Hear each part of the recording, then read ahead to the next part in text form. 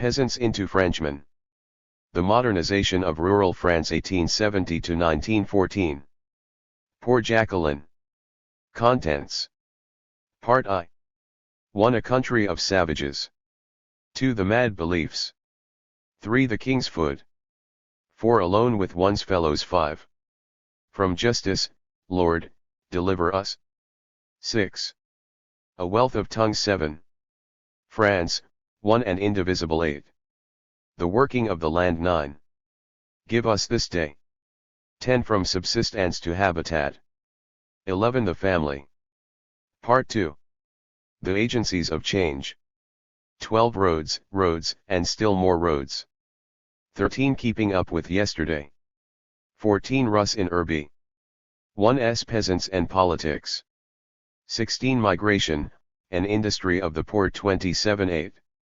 17. Migration of another sort, military service. 29. 2.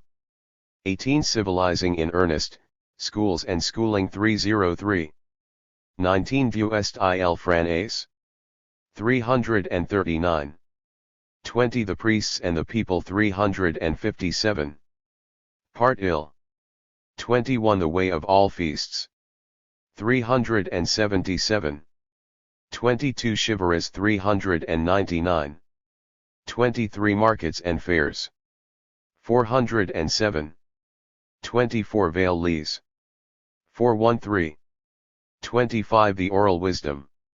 26. Fled is that music. 27. Le papier keeped. 28. Ring out the old. 471. 29. Cultures and civilization. 4. Introduction.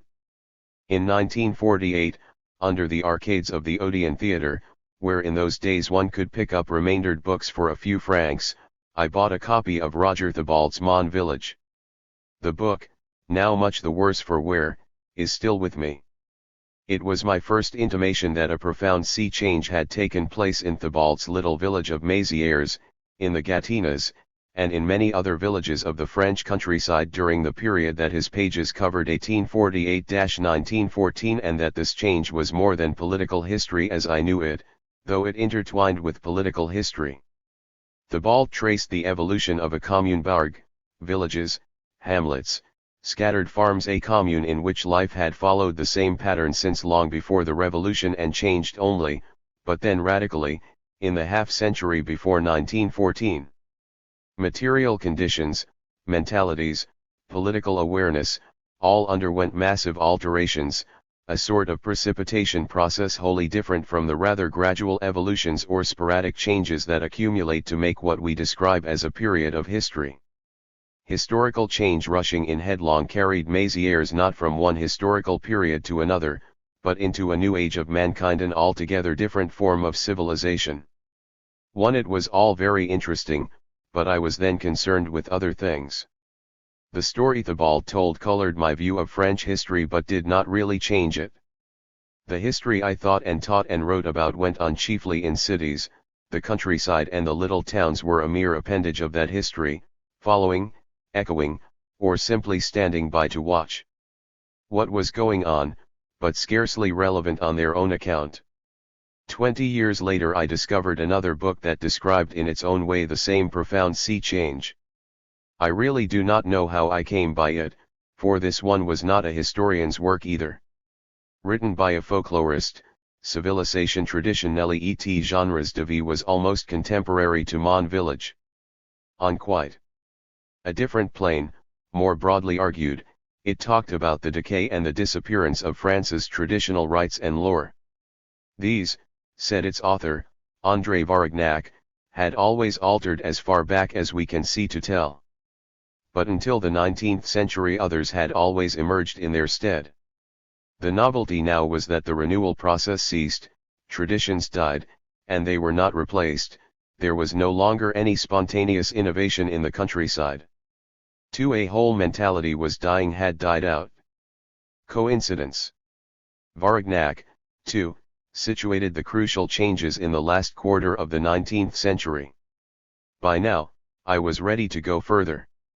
I had begun to sense in my work in political and intellectual history the sort that we write about and teach, the urban sort that I was ignoring a vast dimension of reality. What happened in small towns and in the countryside? Was Varignac right? Was there a culture, or rather several cultures, that carried on beside the official one we knew and studied, and that at some point gave up or were integrated with the larger whole? If so, how did this happen? I went back to Thibault. It was not the first time I had reread him, but when one looks for different things, one sees different things. Thibault's hero, in a manner of speaking, the pivot of the modifications that he etches, was the village school. All French historians knew that much, to be sure.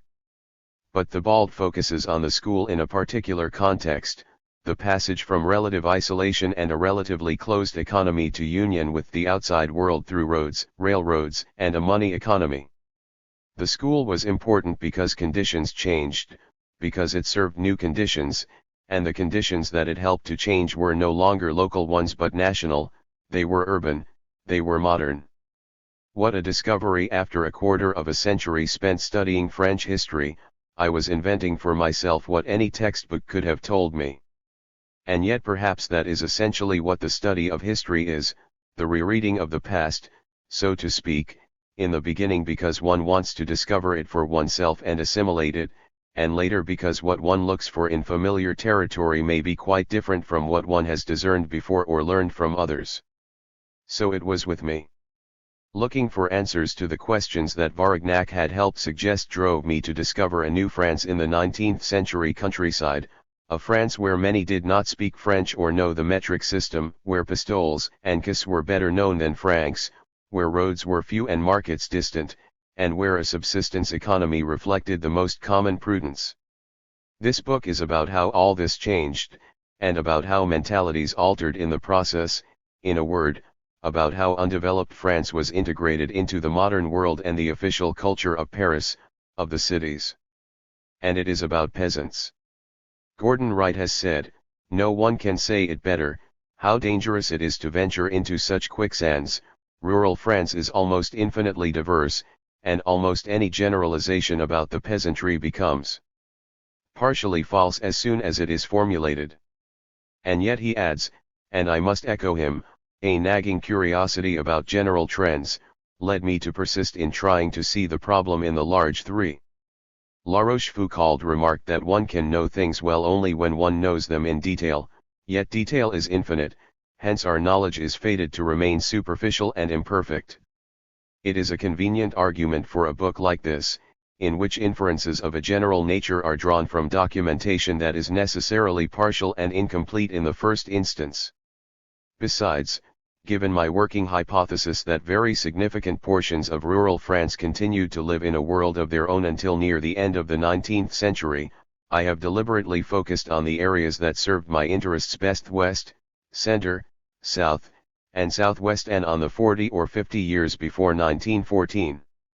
And finally, because my purpose from the start was to be not exhaustive but suggestive, the documentation reflects that approach. The period covered, which is roughly the period encompassed by Thibault, has remained oddly unexplored from my point of view. Among secondary sources, those from which I learned the most, and the most directly, have been the path-breaking articles of Guy Thuillier and Alain Corbin's massive unpublished dissertation on the Limousin during the middle third of the 19th century. The other great studies that cast light on life in the countryside deal with earlier periods or with the first half of the 19th century or with the 20th century. From the mid-20th century on, indeed, there has been a wealth of sociological investigation, but most of it extends back only sketchily for introductory purposes. There are numbers of monographs, many of them distinguished and sensitive, but few of them linger long on the years I am most concerned with, and those that do are chiefly interested in politics. As my pages make clear, my principal interest lies in ways of life and thought, a more elusive quarry. Doubly elusive when documentation is hard to find, still harder to pin down. Special problems arise when one tries to understand the evolution of conditions and mentalities among the inarticulate masses, inarticulate, that is, on those particular levels that provide most of the records on which historians rely. Most of the subjects of historical investigation have been literate and articulate themselves, many have left clear and often deliberate records or have been described by witnesses who were well acquainted with them.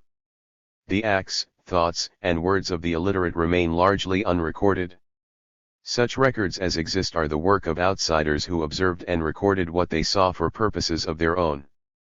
Police, bureaucrats, folklorists, priests, teachers, agronomists, and men of letters looked on, even probed, but whether critical or sympathetic they cannot tell us what went on as true participants. My rule. XLL. With this kind of evidence has been to try to indicate its sources and context, so that readers can take any possible préjudice into account, and to rely most freely on evidence that appears to be purely incidental to the main purpose of the witness, or better still, contrary to his or her apparent interest. Moreover, the illiterate are not in fact inarticulate, they can and do express their feelings and their minds in several ways. Sociologists, ethnologists, geographers, and most recently demographic historians have shown us new and different means of interpreting evidence, with the result that our fund of facts has turned out to be far richer than we previously believed. I have tried to learn from their work, though I have not followed the lead of any one discipline. A particularly fruitful source of evidence, especially in a work whose principal aim is to explore and suggest, is to be found in the songs, dances, proverbs, tales, and pictures of the country folk in the whole broad realm of arts, et traditions populaires. I have tapped this source repeatedly to discover what the rural people used, or said, or did, how these changed or came to be abandoned, and what replaced them. But even research on traditional lines on the social history of the years 1880–1914 presents special problems. There are serious gaps in the Archives nationales for the crucial half-century before 1914.4. This is matched by a corresponding poverty in the departmental archives, which are rich in material right through the Second Empire and emaciated thereafter until the years after World War I. There is considerable documentation even so, and I have minked it for a dozen prefectures.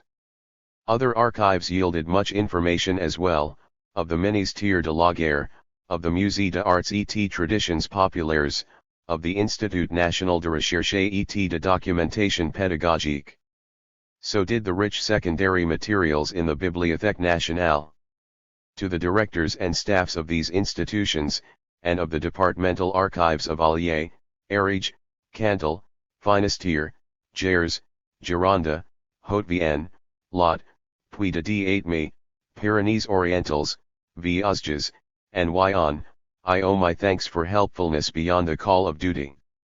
Other thanks are also in order, to the University of California and the National Endowment for the Humanities for a grant of leave and subsidies that made the enterprise possible and helped me to carry it through, to Mr. Robert Rockwell and Miles Anne Grange and M. Revel for resourceful research assistance, to Mrs. Claire Perron for typing and retyping the manuscript with unlagging zeal.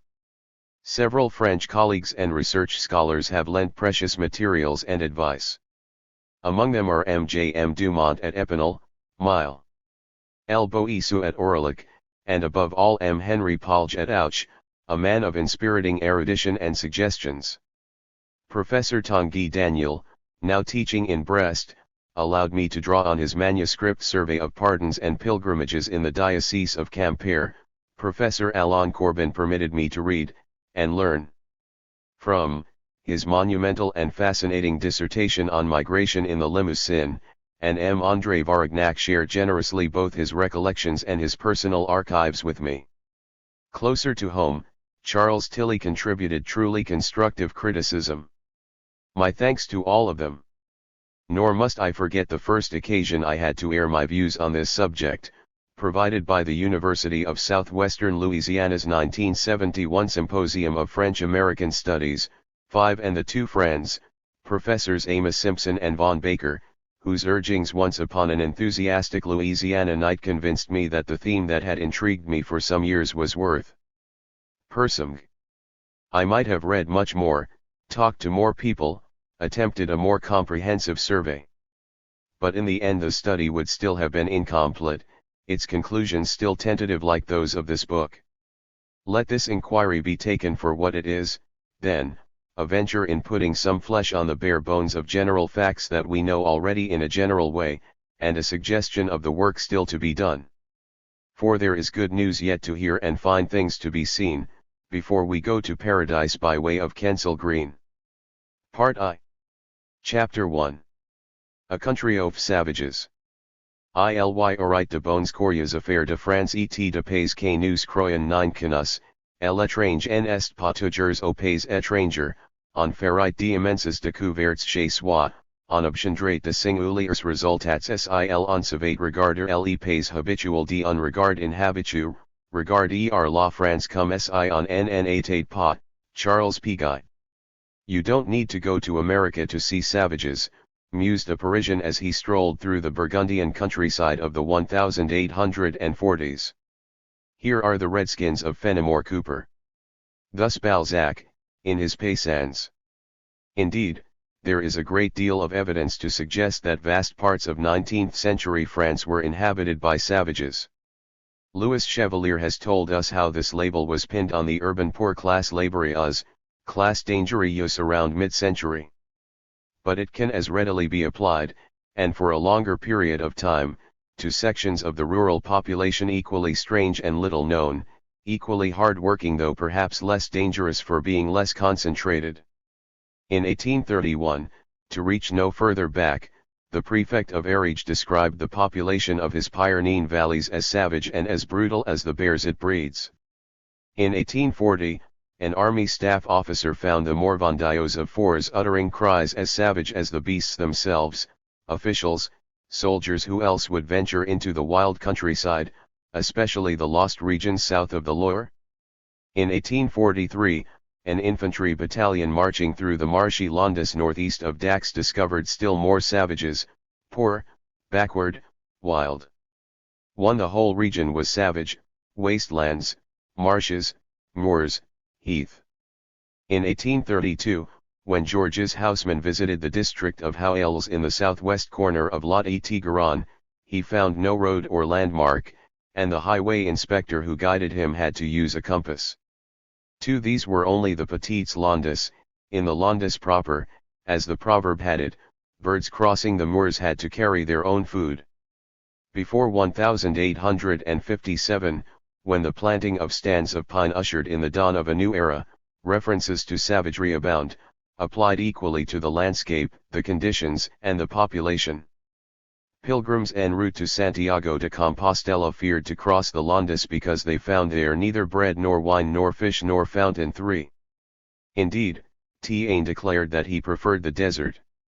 When Edouard 4. Ferret published his massive Statistique générale du département de la Gironde in 1874, the draining of marshy Médoc was still within living memory, and many Bordelais remembered the fevers and stagnant waters that justified its original name in Medio Acqui. As for the great moors to the south of Bordeaux, they still stood unimproved savage, waterless, the home of pellagra and fever among a population as wild as its environment. For from Bordeaux to Bayonne all was wilderness. Savagery also from the Isle d'Yeu, off the Atlantic coast, to the Drôme in the east, where in 1857 a colonel expressed the hope that railways might improve the lot of populations 2 or 3 centuries behind their fellows and eliminate the savage instincts born of isolation and of misery. 5. The burghers of Toul called peasants peccata, and a Curas priest, offspring of a humble family of that prefecture but banished to a rural parish, noted with contempt, the peasant is just that, sin, original sin, still persistent and visible in all its naive brutality. 6. This observation, recorded by Joseph Roux, was probably jotted down at the beginning of the Third Republic, but it reflects a consensus that runs through the first 3/4 of the century. The countryman shows, in his every feature, the face of misery and woe. His eyes are uncertain, timid, his face expressionless, his gait slow and clumsy, his long hair falling over his shoulders gives him a somber air. Terrible ignorance, superstition, dirt. Lazy, greedy, avaricious, and suspicious. Foulness, rags, miserable savagery. Vulgar, hardly civilized, their nature meek but wild. 7 No wonder that in 1865 a Limousin landowner had recourse to terms not unlike those La Bruyere had used 200 years before, animals with 2 feet, hardly resembling a man. The peasant's clothes are filthy, under his thick skin one cannot see the blood flow. The wild, dull gaze betrays no flicker of thought in the brain of this being, morally and physically atrophied s. The popular risings of December 1851 produced their own crop of references: savage horde, a land of savages, barbarians. 9. One does well to remember that to hurl the abusive expression savage at someone was considered slanderous and could lead to a fine or even a prison sentence if a case came to court. 10. Yet the litany goes on. In the early 1860s the savagery is waning in Niever, but it persists into the 1870s in Sarthe, where the savage moorland people live like troglodytes and sleep near the fire in their huts on stalks of briar like cats on wood shavings. L1. It persists in Brittany, too, where the children entering school are like those of countries where civilization has not penetrated, savage, dirty, and don't understand a word of the language. 12 And a musical folklorist ranging the west from Vendée to the Pyrenees compared the local folk to children and savages who, happily, like all primitive peoples, showed a pronounced taste for rhythm.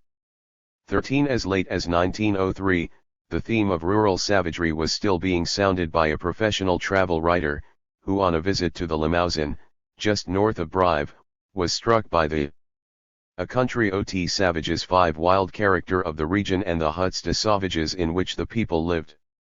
What a relief after the wildness of the interminable chestnut groves to reach a township, however small. Civilization is urban, and so of course is urbanity, just as polity, politeness, politics, and police spring from polis the city again. Civilization is what the peasants lacked.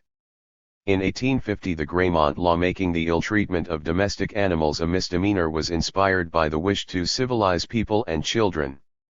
15. The 1850s, in fact, never hesitated to make that point. A Beausy priest felt that his parishioners' greatest need was to become civilized. Ls in Haute-Loire, the boatmen of the Allier River showed a strikingly higher degree of civilization, thanks to the more civilized nations they met on the way to Paris. So did the men of Saint Didier, where commercial relations with Saint Etienne had made for a more advanced civilization. 17. In Morvan, by contrast, an 1857 guidebook noted that the villages were hardly touched by civilization. Military surveys exposed the same state of affairs in Lot and Aveyron between the 1860s and the 1880s. We find repeated references in the reports of primary school inspectors to the progress of civilization and the role of the schools in civilizing the populations in whose midst they operated. What did such reports mean to contemporaries? We shall examine the question in detail in due course.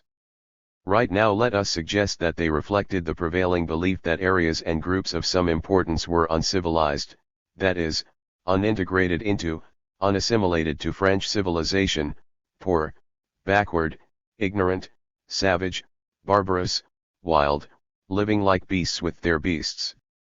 They had to be taught manners, morals, literacy, a knowledge of French, and of France, a sense of the legal and institutional structure beyond their immediate community. Leon Gambetta put all this in a nutshell in 1871.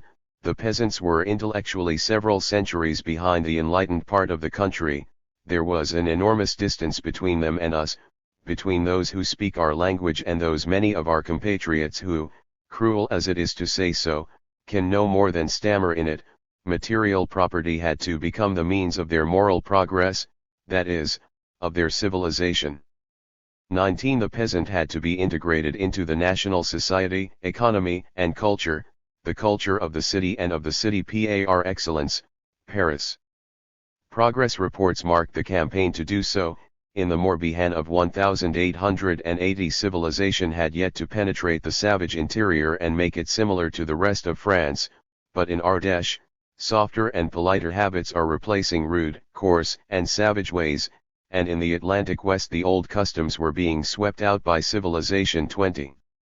Until the final success of the campaign, the countryman would continue to be, in the words of two Southwestern observers, a rough and incomplete draft of the truly civilized man. 21. Incomplete, of course, in terms of a model to which he did not conform, and for good reason, he knew nothing of it. A cultural and political aboriginal. 6. Like to beasts and children, and one whom even sympathetic observers found decidedly odd.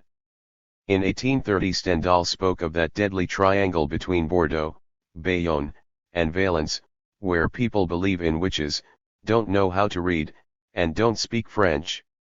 And Flaubert, walking around Rasporden Fair in 1846 like a tourist through some exotic bazaar, noted of the peasants around him, suspicious, anxious, bewildered by everything he sees and doesn't understand, he makes great haste to leave the town. 22. However keen his vision, Flaubert made the great mistake of judging the peasant by the way he behaved in town, a place that he came to only when he had to. Because he finds only people who assume a superior and mocking air with him, explained an observer in Bourbonnais, the peasant was always ill at ease and constrained in town, and superficial observers took this as evidence of savagery and dissimulation. In effect the savagery was dissimulation, enhanced by surliness. This would be worse in an area like Brittany, where the peasant could not be sure who among the townsmen spoke his language. 23. As we shall see, French speakers there and elsewhere needed interpreters, which did not make for easier communication or mutual understanding. 3. At ease in urban settings, the peasant made his urban observers ill at ease, their opinion of him was the mirror image of his mistrust of them. Writing in the 1860s, one observer of the southwestern peasants who, he was sure, hated and feared him could not hide his own fear of them, or his contempt. And a squire near Nantes could not help noticing the way the peasants looked at him, full of hatred and suspicion. 24. Ignorant, full of prejudices, wrote an officer, speaking of the population near Le Mans, they have no scruples in craft or in deceit. Ignorance, apathy, slackness, sloth, inertia, a brutal, grasping, dissembling, and hypocritical nature, are variously attributed to malice, poverty, and undernourishment. 215. We shall hear more of this later. At any rate, what could one expect? The peasant did not reason, he was selfish and superstitious. He was insensitive to beauty, indifferent to his surroundings. He was envious and detested anyone who tried to better himself. 26. City dwellers, who often did not understand the rural language, despised the peasants, exaggerated their savagery, insisted on the more picturesque hence backward aspects of their activities, and sometimes compared them unfavorably with other colonized peoples in North Africa and the New World. 21. In 19th century Brest it was not unusual to hear the surrounding countryside described as the bush, brousse or cambrousse. But colonial parallels were little needed when the armory of prejudice was so well stocked, les pommes de terre pour les cochons, les épluchures pour les Bretons. 28. In the mid-18th century, the famous encyclopedia had expressed the established view, many people see little difference between this class of men and the animals they use to farm our lands. This manner of thinking is very a country of savages 7 old, and it is likely that it will endure a very long time. It did. During the Revolution, writes Jules Poix, the urban National Guard in the main had the most profound contempt for the rural barbarians of their region and even carried back necklaces of ears and noses from their incursions into the rebellious countryside. 19th century historians of the Vendée, in their turn, denied that country people could have any purpose or ideas apart from those suggested by outside sources. 29. This theme, which recurred time and again in discussions of popular culture, perpetuated the notion of the mindless dolt whose thinking was inconsequential, if indeed he thought at all. Early 19th century folklorists were criticized for showing interest in the low class of the population or for recording patois unworthy of attention, let alone respect. The Republicans of 1871, with the obvious intent of demeaning the majority of the National Assembly, had called them rurals 30. The rurals themselves agreed, it was demeaning to be a rural. To walk like a peasant or eat like a peasant was a sin that the little manuals of etiquette the peddlers sold condemned out of hand. Others used the notion of race in this same context. In Languedoc the unprivileged classes were regarded themselves as an inferior species. Country girls, small, black, and wizened, were of another race than town girls. One result of this belief in a difference in kind was that well into the 19th century village midwives kneaded babies' skulls in an effort more symbolic than real to give the little round heads of peasant babies the elongated skull that was associated with the more intelligent city folk.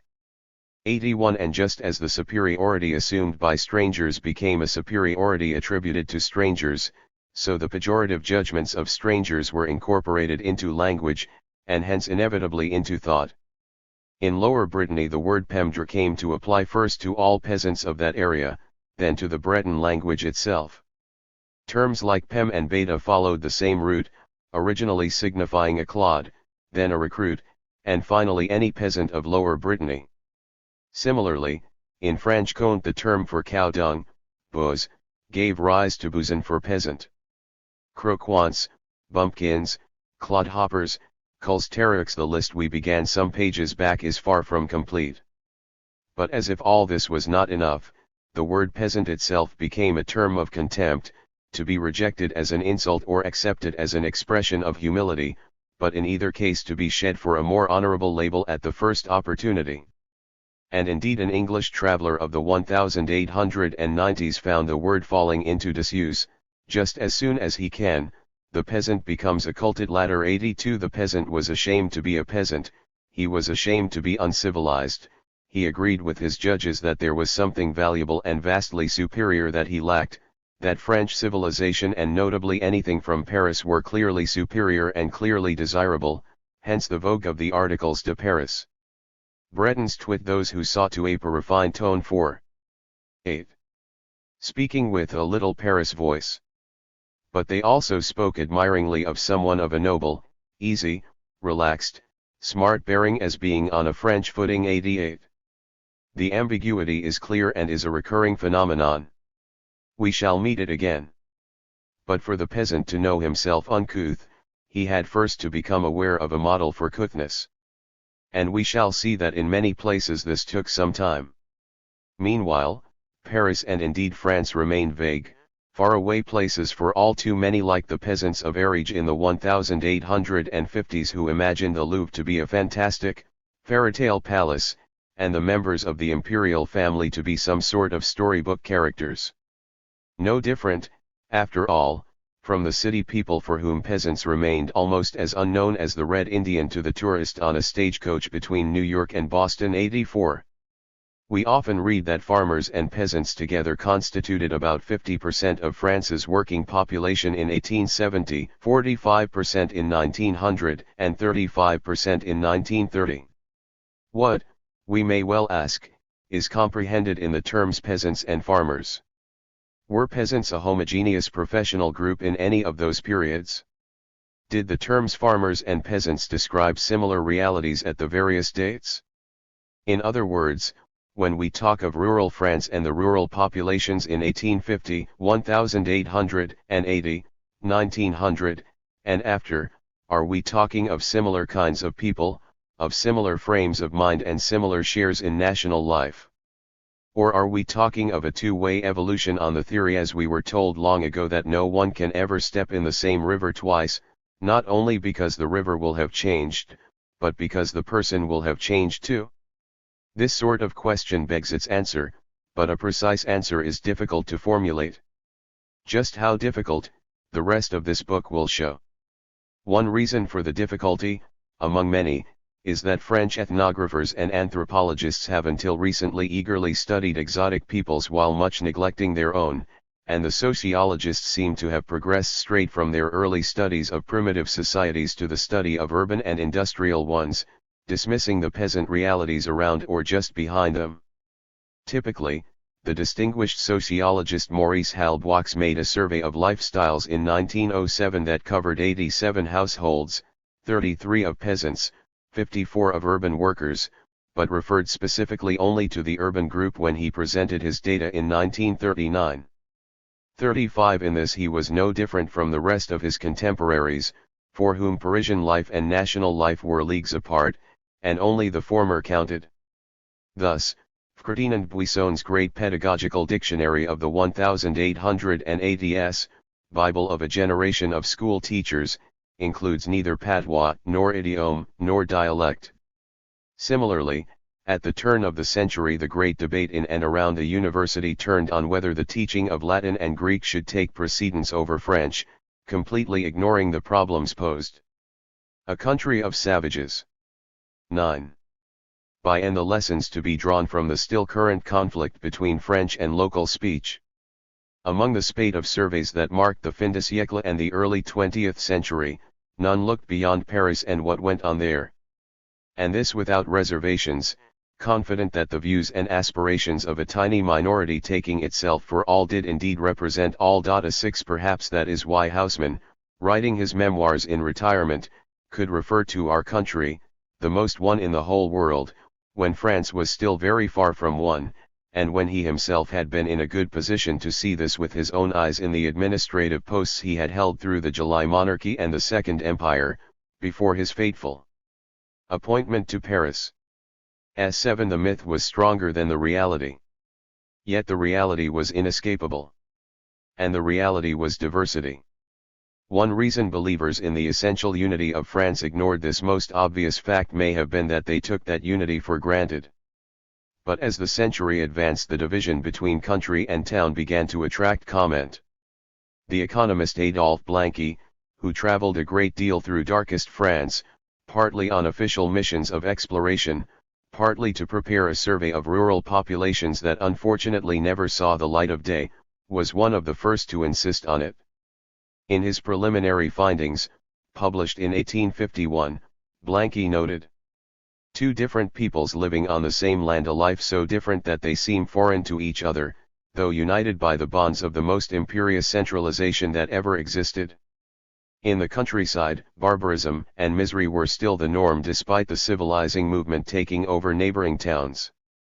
In the high Alps and parts of Var and Isère, a simple wheelbarrow would be as extraordinary a sight as a locomotive. Village and city represent two completely opposite ways of life. Comfort and well-being were found only in a few oases. 3s. And while towns were becoming more alike, country people continued to show a remarkable diversity from one region to another and even from one province to the next. Diversity had not bothered earlier centuries very much. It seemed part of the nature of things, whether from place to place or between one social group and another. But the revolution had brought with it the concept of national unity as an integral and integrating ideal at all levels, and the ideal of oneness stirred concern about its shortcomings. Diversity became imperfection, injustice, failure, something to be noted and to be remedied. The contrast Blanqui drew between administrative unity and deep differences in conditions and attitudes became a source of malaise. In 1845 Benjamin Disraeli had published Sybzz with its perceptive reference to the two nations between whom there is no intercourse and no sympathy, who are as ignorant of each other's habits, thoughts and feelings as if they were dwellers in different zones, or inhabitants of different planets, who are formed by a different breeding, are fed by a different food, are ordered by different manners, are not governed by the same laws. Disraeli was referring 10. To the rich and the poor, and to the reforms needed to knit a people together. His ideas, or very similar ones, were discussed and sometimes applied at the urban level. But they applied as aptly to France's rural situation, a situation noticed only rarely and by those few whose interest drew them to subjects that the dominant center deemed unimportant. Blanqui had found occasion to remark that urban and rural civilization had always moved at a different pace, but nowhere is the distance separating them greater than in France. In the first history of peasants as such, published in 1856, the journalist Eugene Bonnemere predicted the hardening of social lines, culminating in two distinct races, city dwellers and country folk, living in mutual ignorance, and in two distinct Frances, different and hostile, that of the country and that of the towns. S9 and if Gambetta, speaking at Belleville in 1875, felt the need to deny the antagonism between country and town, it must have been there when he spoke. 40 As late as 1893 Henry Baudrillard still spoke of the deep division between cities, which have their life apart, and the countryside. 41 At the same time, it is worth noting that he had reference here to the relatively backward Haute-Garonne, not to the French countryside as a whole, suggesting that changes had taken place elsewhere in the meantime, and that different regions evolved at a different pace. Such time lags and the disparities that ensued from different rates of change are crucial aspects of our story. Most of it deals with regional diversities that have attracted little notice in generalizations made from an urban point of view. If Disraeli concerned himself with rich and poor, it may have been in part because regional differences were of less account in England than in France. Comparing France and England in the 1860s, Léon de Laverne found little difference between rural and urban salaries in England, between the Londoner's way of life and that of the Cumberland man. 42. His statistical approach may be disputed, and his impressions too. But it is certain, as he claimed, that nowhere in England could one find anything approaching the distance that separated the departments of Nord and Seine-et-Fureur, say, from Lozère and Landes. Nor, indeed, could one have found the kind of tribute that the country paid to the capital, and the countryside grudgingly to cities in general. You have voted millions to embellish the cities, complained a deputy of Nord in 1861, you have voted fine monuments and we are still in the mud up to our knees for us.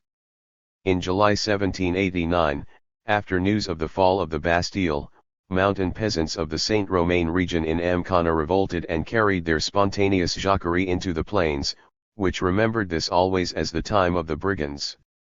The rebels caused great damage, pillaging and burning until finally put down by the urban militias of Ancona, Cluny, and Tournus. Many were hanged at the gates of Cluny or in the town square of Tournus. Tredaille. A Country of Savages. Levention says that those who escaped this summary justice were crucified by mobs on Cluny Common. True or false, tradition is revealing, it gives us the venting of popular wrath on men whom some might regard as popular heroes. And the countryside between Ige and Cluny preserves the equivocal memory in brigands' roads, brigands' crosses, and other tributes to the well-established hostility between mountain and plain, country and town. Writing about the same period, Richard Cobb talks of the soldiers who marched out of Paris and other urban centers to enforce the economic policies of 1793 and 1794, behaving just as if they were in enemy territory. Indeed, many of these urban soldiers said that they were in enemy territory. The feeling was mutual, and it persisted. 44 Country and town, bourg and hamlet, were complementary, but still incompletely so, and hostile. For the peasant, the bourgeois, however humble, was the inhabitant of the bourg, envied and distrusted. The girls who lived on isolated farms or in tiny hamlets traditionally preferred to marry artisans, witness the many Gascon tales warning the peasant maid against marrying a bourgeois like the village baker or hairdresser, or the equally numerous songs in which a farmer or a shepherd is spurned in favor of a miller or a baker. 45 When the song is of peasant origin, it may predict the grief that awaits the girl, the beatings and the moldy bread, but the tone is one of rivalry and resentment. This becomes more acute when the rival belongs to a real urban community. A song of Lower Dauphine tells of a peasant lad who tangles with a Lyon silk weaver and thrashes him, then meets a maiden he likes and wants to impress with his feet. 46 Had I but known how to tell her my tale. Peasants are every bit as good as gents. Of course they were not. And the advantages all urban dwellers seemed to have over them prompted thoughts of revenge. All city people were gents bourgeois, messers, and their hateful superiority contributed to the ambiguity of the peasants' reactions to them and to their influence. Émile Silvestre, who was persuaded of the hatred peasants felt for the bourgeoisie, tells of how, in the peasant siege of Pontivy in Vendée during the 100 Days, the women who accompanied the chouans carried sacks for the loot they hoped to gain.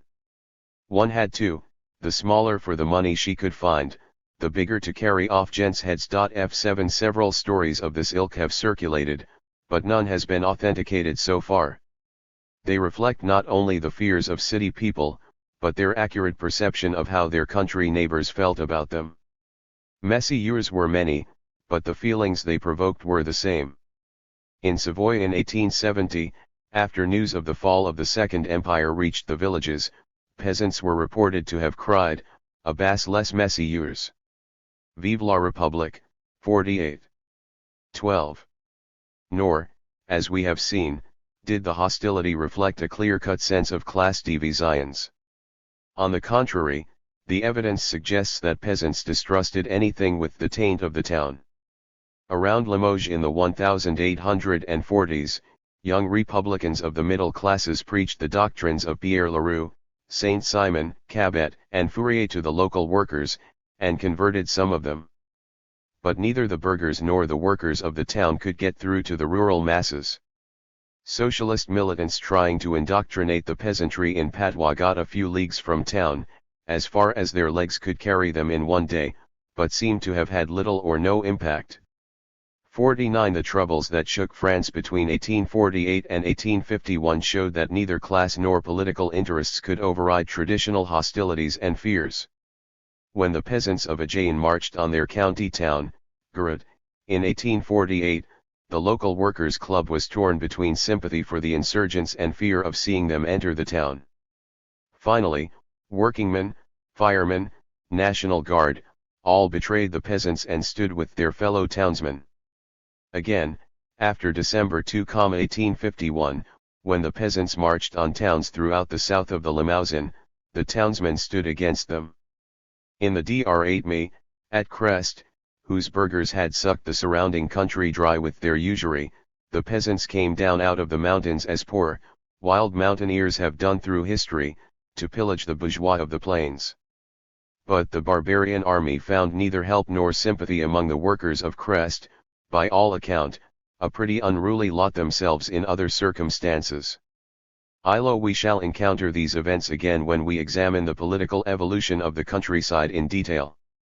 My point right now is that HLD hostilities had changed little, that social tensions remained in their archaic pattern, and that what has sometimes been taken as evidence of class war in the countryside was often the extension of an understandable feud between country and town. From Balzac to Zola, via Maeterlinck, the Abbé Roux, and many others, the peasant appears as a dark, mysterious, hostile, and menacing figure, and is described as such. When he is not a noble savage, as he was for George Sand, he is simply a savage. Those who express regret at the passing of the level-headed, vigorous, hard-working countryman of yore have no idea what he was really like no more, in many cases, than his contemporaries had. As Philip Gaskell observes, of the Scottish Highlander in roughly the same period, he lived not in picturesque, rural felicity, but in conditions of penury and squalor that can only be fairly compared with those of a famine area in contemporary India, and that were tolerable only because they were traditional and familiar. 51. In August 1840, when the Consul General of Loiret considered a series of questions submitted by the Minister of the Interior, their answer to one question was terse: is poverty hereditary in a great many families? Yes. So rare. A country of savages was the incidence of peasant wealth that when a villager managed to grow rich his success was likely to be attributed to trafficking with the devil or to criminal activity. In 1856 one Catherine Raoult of Ally was caught stealing from the mill where she worked, her employers having been alerted by her acquisition of a pair of shoes, an umbrella, and 2 handkerchiefs in quick succession, and the purchase of these items in cash. 52. Proverbs and songs reflect the situation: when one has nothing to lose, says the Limousin, and a patched coat lasts longer than a new one. The tale of Hansel and Gretel, abandoned in the woods by parents too poor to feed them, is told in Auvergne about little Jean and Jeanette.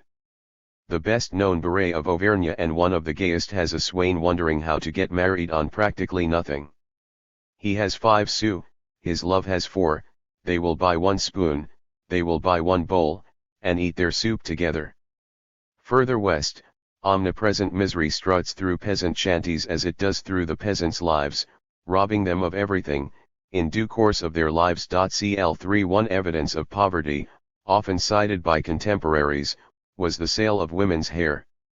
This was particularly widespread in the center and the west, where the hair of country women was periodically harvested to be exchanged in the market for a length of cloth, a couple of kerchiefs, or simply a few centimes. The Midsummer Fair at Limoges was especially dedicated to this trade, attracting buyers from as far as Paris. So did another important center, Trenac, in Cork, about 1 meter high, dry stones, earth roof, a little straw to lie on, a small heap of potatoes, a sack containing half a loaf, fat, and salt. The man carried his wealth on him, a box with 3 or 4 matches and nothing else. As a beret of the Foy country had it, shepherd's life, life of rich fare, skimmed milk in the morning, curdled milk at night. Most shepherds were able to keep body and soul together, but how they managed to exist, they and the many other landless denizens of the countryside, remains an enigma. 58 Of course they worked when they could, and those who worked very hard indeed. It has been suggested that new methods of farming, notably the shift from the biannual to the triannual rotation of crops, created a peasant without leisure. Again, we shall see that new methods of cultivation progressed at rates that varied greatly, and so did access to leisure. But I should think the peasants had enough to do even under the old system. What observers in fact noted was the result of the peasant's new opportunities to improve his lot at the cost of immense effort and with no certainty of success. More simply, the novelty of hope. Peasants in Upper Corsi began work at dawn, ended late at night, often went to work their own plot by moonlight after having worked another's land by day. No more rest and no more easel, lamented a landowner near Nantes in 1856. Everyone scrimps, works without care for rest or food, to buy a plot of land from some neighbor ruined by usury. 1I9. The more ambitious you were, the harder you worked. Benold Malin's father, employed on a forez farm, was free to work his potato patch and his kitchen garden on Sunday after church. He died at 33 of pleurisy, which he contracted as he hurried to get to his freshly planted potatoes. As late as 1908 in the marshlands of the Vendée, a man farming 4 hectares with only a spade left home at 5 in the morning, returned at 7 in the evening, and never saw his children hard labor without chains to which one remained bound by necessity and from which only death could bring release. That the release was often yearned for is attested by the Alpine adage, Heureuse comme un crebat, happy as a carcass. Malin's grandmother entreated the little boy to accompany her in death. His mother envied him because she believed he would die young. There is a Barry song in which a woman dreams of escape, but every hope proves false. Perhaps when she is married she will. René Dumont, Voyages en France d'un agronome, p. 305. 1 hectare equals 10,000 square meters equals 2.47 acres. 1 ar equals 100 square meters equals 119.60 square yards. A country of savages. 15 Work in the fields no more, but marriage comes and still she works. Pregnancy is no better, children are no help, so she yearns for death, and death at last sets her free. No wonder the Bourbonnais peasant holds life as nothing. La vie, one rien de tout. A life of labor is easily dispensed with. 60. So much misery. So much fear. Of menaces known and unknown, and of the known, above all wolves, mad dogs, and fires. Forests were still vast and fearsome around Mid-Inturi. In Mkana the wolves disappeared in the 1840s, and in Orionace one could cross the forest without risk of attack by 1850. But elsewhere wolves ran freely in packs through forests and mountain regions until close to the end of the century. The last wolf in Châteauroux forest was killed in 1877. In Brittany they were attacking animals into the early 1880s, and in 1882 Maupassant recorded that in Lower Brittany sheep were put out to graze with cows to provide la part du loup. Wolves were hunted in the Morvan into the 1890s and in the Vosges, Brittany, the Charentes, and Périgord. In 1883, 1,316 wolves were killed in France, or, rather, official bounties were paid for that many heads. In 1890, 461 were killed, in 1900 only 115. Bounty, gun, and poison were gaining the upper hand. Forests were shrinking, roads made wolves' lairs more accessible, and the noisy new railroads and highways frightened off the beasts. 62 But the tales told over winter evenings and the persistence of the increasingly vague but still menacing image of the wolf show better than mere statistics the grip the animal had on the popular imagination. Evil omen spots were linked with wolves, like the notorious Carroy de Marlou or Merlou in Sansaroy, where witches' sabbats were rumored into the 20th century, and so were the activities of the terrifying meneurs de loups, who could set the beasts on one.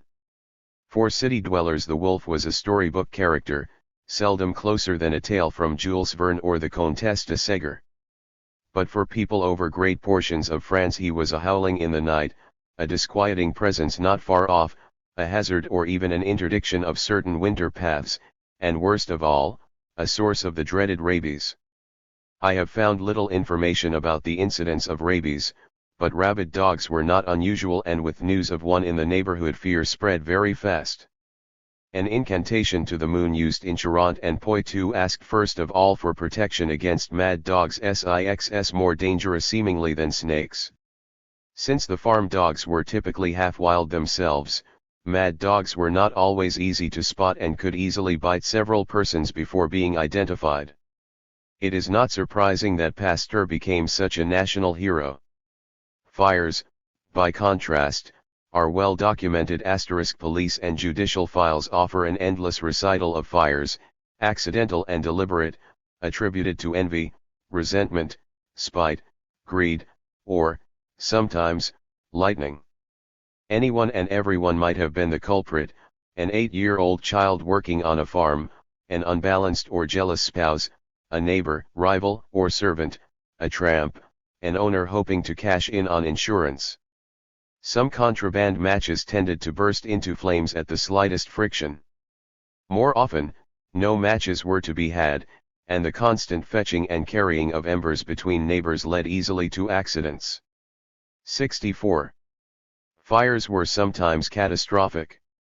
2 such conflagrations occurred in 1857 alone, one destroying 2 dwellings in the little village of Fresnes-sur-Apence, and the other consuming all 17 houses in the hamlet of Fret-Durans in Bresse, leaving 100 persons destitute.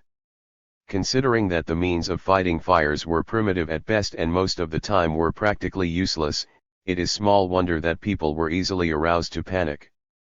In October 1861, as the result of a series of fires around Nerac, a wave of fear spread through the department and neighboring cantons of Gers, a fear so deep, thought the imperial prosecutor, as to invite comparison with the great fear of 1789, armed patrols, shots fired in the night, people barricading themselves in their homes, beggars and tramps arrested or run out of villages, even a mass levy on the rumor that clerical and legitimist bands were setting the fires in retaliation for the emperor's papal policies. Such notions proved contagious, and one poor man set fire to a mill because he heard it said that it was the thing to do, and that he would be richly rewarded. Finally, the alarm abated just as it had swelled, like other waves of panic in anxious times. 611. The greatest fire hazard lay in the thatched roofs that covered so many structures. If covered with straw, went the Gascon saying, "Don't let fire come near it." 66. Authorities and insurance companies waged bitter campaigns against thatch. But many factors worked against change, above all the cost of a suitable substitute until improved transportation made slate or tile more readily available. Furthermore, in the mountains and other areas the thatch nicely insulated the huts so that food could be stocked in quantity. More important, perhaps, the walls and timber work of the peasants' huts were too weak for heavier covering and had to be strengthened, if not totally rebuilt. This helps explain the obstinate resistance to outside pressure where building and roofing materials were not easily come by. And it almost certainly explains the strange thatched roof rebellion that shook the Angevin countryside in 1854, when the prefect of Maine-et-Loire, eager to eliminate the source of too many fires, decreed that all thatch had to be replaced by slate or tile. Many peasants too poor to bear the cost of a new roof, let alone the cost of rebuilding their houses in stone rather than clay and wood, resisted the order and were evicted. They marched on Angers, several thousand strong, and the army had to intervene and disperse them.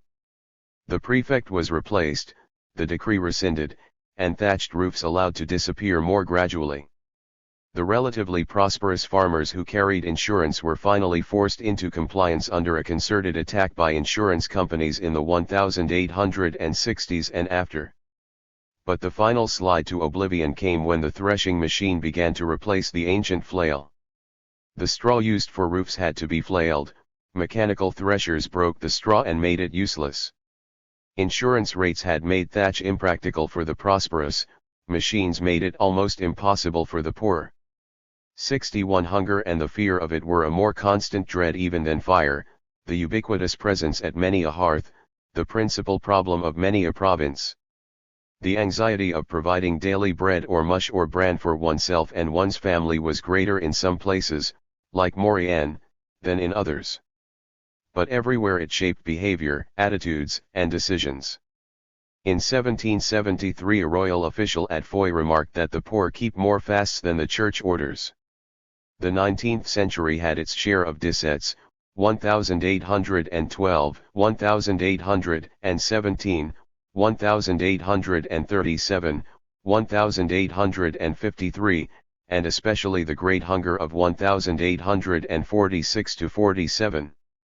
In Ariege families ate grass, hungry peasants were eager to get into prison, mendicancy was chronic, armies of beggars descended into the plains, and to the end of the century, travelers were beset by legions of children seeking alms. G8 songs and sayings record the wisdom of dearth, year of beechnut, year of famine, year of acorns, year of naught.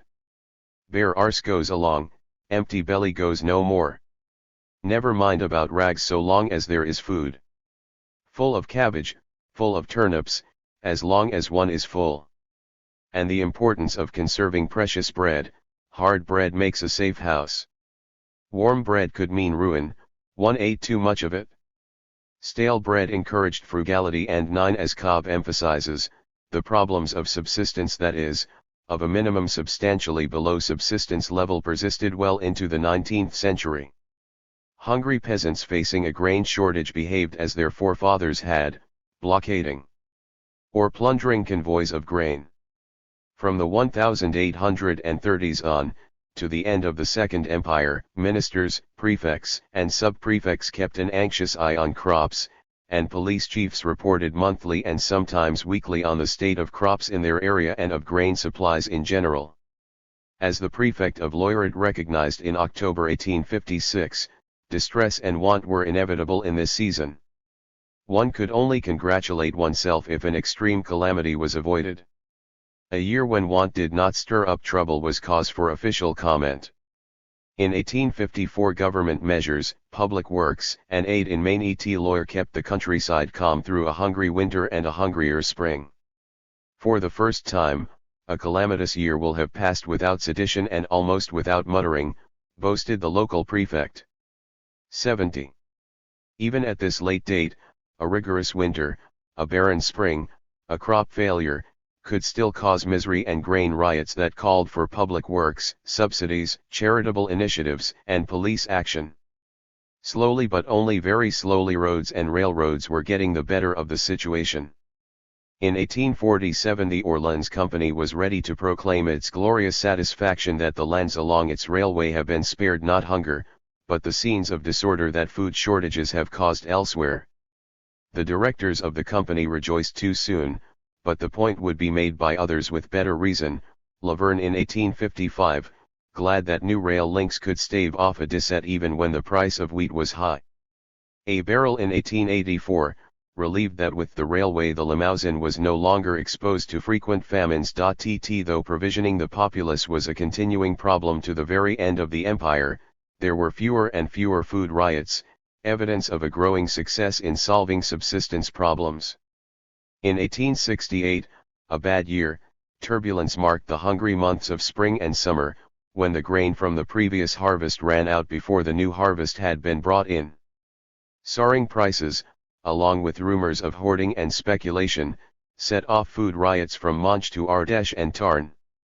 Serious disturbances broke out at Gallup and Albi, and magistrates in Toulouse reported the tensest situation in 15 years.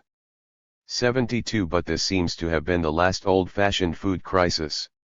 Increased productivity and improved communications together banished the fear of hunger from the public to the private sphere, from the general to the particular level. Dearth, which had ruled social life for thousands of years, became an exceptional event.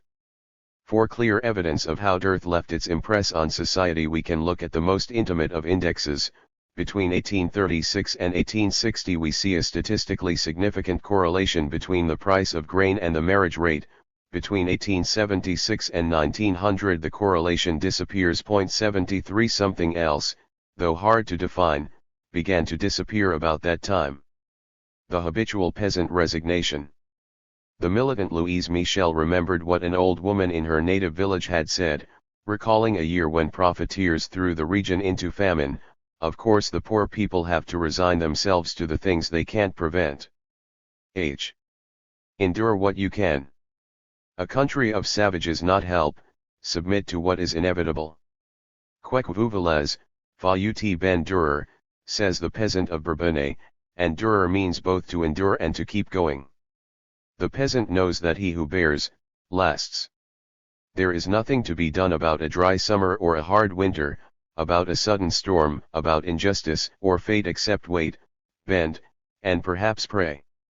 The poor will always be poor, and always oppressed and exploited, teaches the wisdom of ages. All they can do is remember and act accordingly.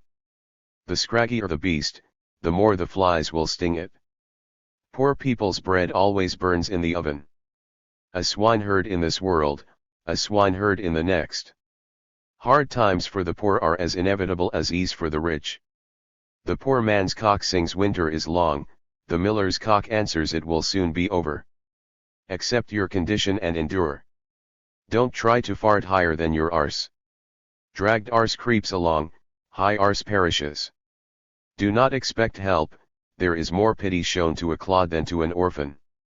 And watch out, for pride, no matter how little, goes before a fall, who has no trouble must expect it.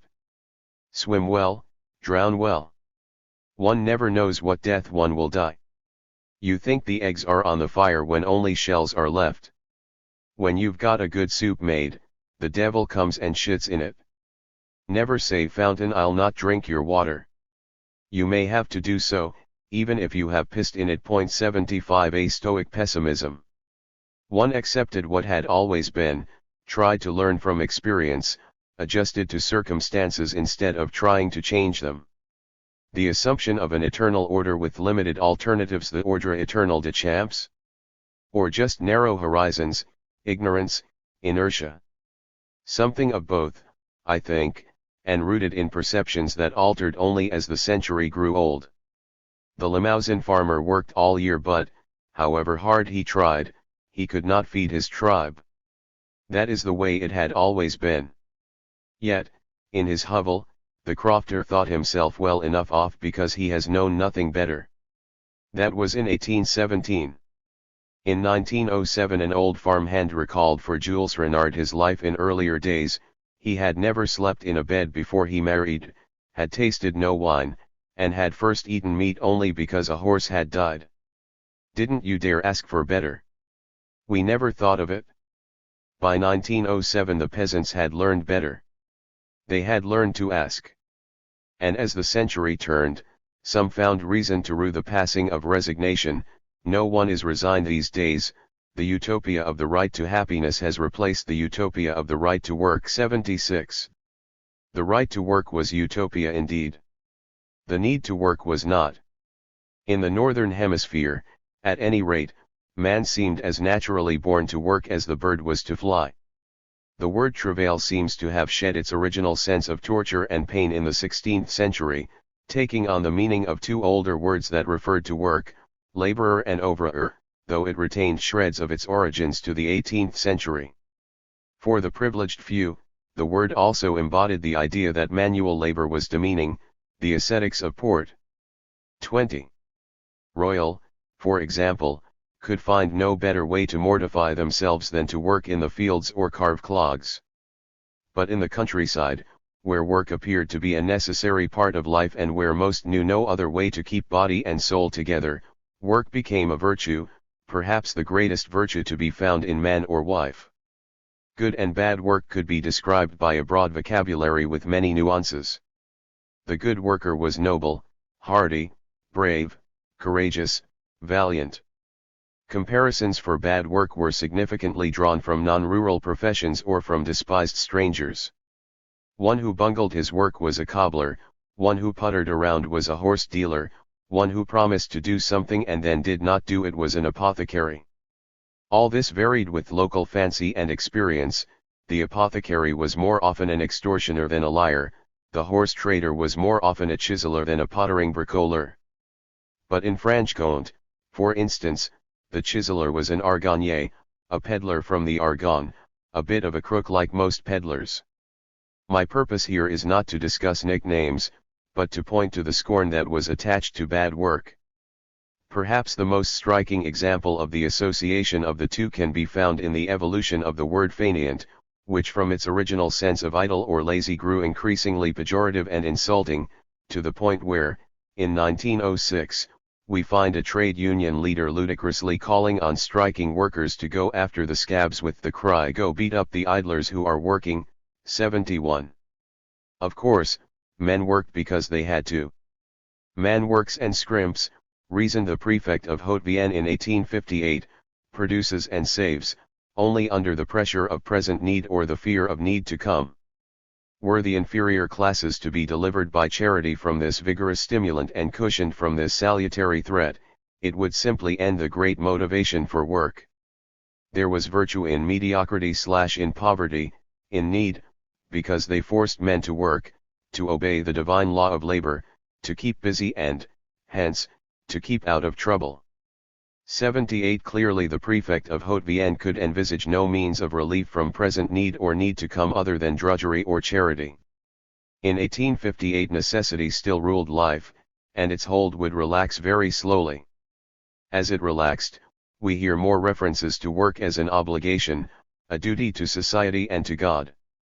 Mandatory labor requires increasing justification and defense as it becomes less truly mandatory. Or, rather, as need becomes less ponderous and the obligation to work less stringent. Once it was clear which way the wind was blowing, there was a veritable chorus of comment from outside observers, all in praise of sobriety and the simple life, and deprecating what was most often described as luxury, which is to say, the tendency to live above one's station, trying to eat, dress, act, and even relax as the upper classes did. The earliest references to this regrettable trend were aimed not at the peasants but at the urban workers, too quick to adopt the ways of the idle class. A Country of Savages 21. Though untypically early, 1848 may serve as a symbolic landmark of the rot spreading in the countryside. We find a Limousin priest chiding his flock for frittering their time away at pubs and fairs and wearing clothes not of your condition. 4 years later, a landowner of Bourbonnais echoed the criticism. Too much leisure, too many holidays despite the opposition of the church, too much going to fairs to satisfy idle curiosity, above all perhaps too little abstemiousness. The more the peasant grows, the more he consumes. 79. What good was greater productivity if its results served mainly to bring the peasant up from the low water mark of traditional shortage to a subsistence level? A middle class growing rich on the expansion of the market exalted virtues external to the market and to an industrial economy. Like dogs in an anachronistic manger, they wanted to see the poor as producers for the market, not as consumers. Thus consumption was deprecated, and the traditional values of sobriety, economy, and industry were extolled. Few critics were as clear or as explicit as this about the reasons for the disapproval. but the trickle of criticism became a regular flow after the late 1860s, when conditions perceptibly improved. Most of it reflected simple outrage at the lower classes' unheard of behavior. Too many women dressed like their betters, too many working men indulged in luxury and intemperance turned to pipes, cards, kerchiefs or cravats, often even books, expected to wear hats, boots, and broadcloth suits, grew accustomed to high living, dressed their wives and children in finery, and drank more than was good for them. So as the earliest and most visible evidence of improvement, dress drew the most criticism. The numerous teachers' monographs on village life in 1889 refer to the growing extravagance and suggestiveness of girls' attire and sometimes hint at some deeper motivation. Clothes, suggested a teacher in the Mirth, were used as a status symbol, designed to demonstrate an equality of rank that did not in fact exist. But the often noted unbridled longing for material possessions was really no more than the simple perception of new possibilities, the satisfaction of newly discovered wants. What used to be superfluous has become indispensable, we suffer deprivations of things our ancestors never heard of. Was this development entirely bad? Even some teachers who condemned it in one breath could see the progress that it reflected. A teacher in the Vosges, after expressing the ritual regrets over the growing luxury, expenditure of money, and drinking, admitted these were coupled with comforts that none could have imagined a few short years before. Our grandfathers would find it difficult to recognize their village, and wouldn't believe our natty youth to be of the same race as themselves. 81. By the 1890s Baudrillard had to marvel at the luxury and rising standard of living of the lower classes of rural Provence, who were fed, lodged, and dressed pretty much as bourgeois and property owners used to be. 82. This last gives 22. Us a clue, for by this time the standards of mid-century had so changed that what had once constituted a comfortable living was now felt to be a relatively spare and Spartan existence. Theron de Montache saw the point clearly as early as 1869, the more the general well-being improved, the higher the poverty line. If poverty is defined in the most basic terms as the inability to satisfy one's needs, there could be little sense of deprivation so long as the perceived needs were sharply limited and the aspiration for something more abnormal. The absence of an unknown good, Calmar de Lafayette told the Agricultural Society of Puy in 1854, cannot constitute a need, or, consequently, become a deprivation. Or as Thuan de Montache put it in 1869, poverty is measured by comparisons. One cannot feel deprived of possessions and pleasures one is unaware of. 8s. This is what urbanization, or more precisely, the spread of urban values through the countryside, was going to change. New expectations, and new frustrations when they were not met, desires that became needs, the fading of the ages-old resignation and passivity. How these changes came to pass, and how slowly they passed, that is what this book is all about. Chapter 2. The Mad Beliefs. There is a superstition in avoiding superstition. Francis Bacon. Do not believe in witches, warned a widely used elementary textbook of 1895. You people who say they can steal or work harm by muttering certain words, those who claim to know the future, are madmen or thieves. Do not believe in ghosts, in specters, in spirits, in phantoms. Do not imagine one can avoid harm or accidents with amulets, talismans, fetishes, such as herbs gathered on St. John's Eve. If Ernest Lavis warned against such beliefs, it must have been because they were widespread. Others agreed. For the least little reason, the peasant thought a spell had been cast on his cattle or his field. He bought talismans and wore them around his neck like a scapulary. Medallions, magic rings, a piece of hangman's rope, saw the devil's hand in anything out of the way and ran to a sorcerer too.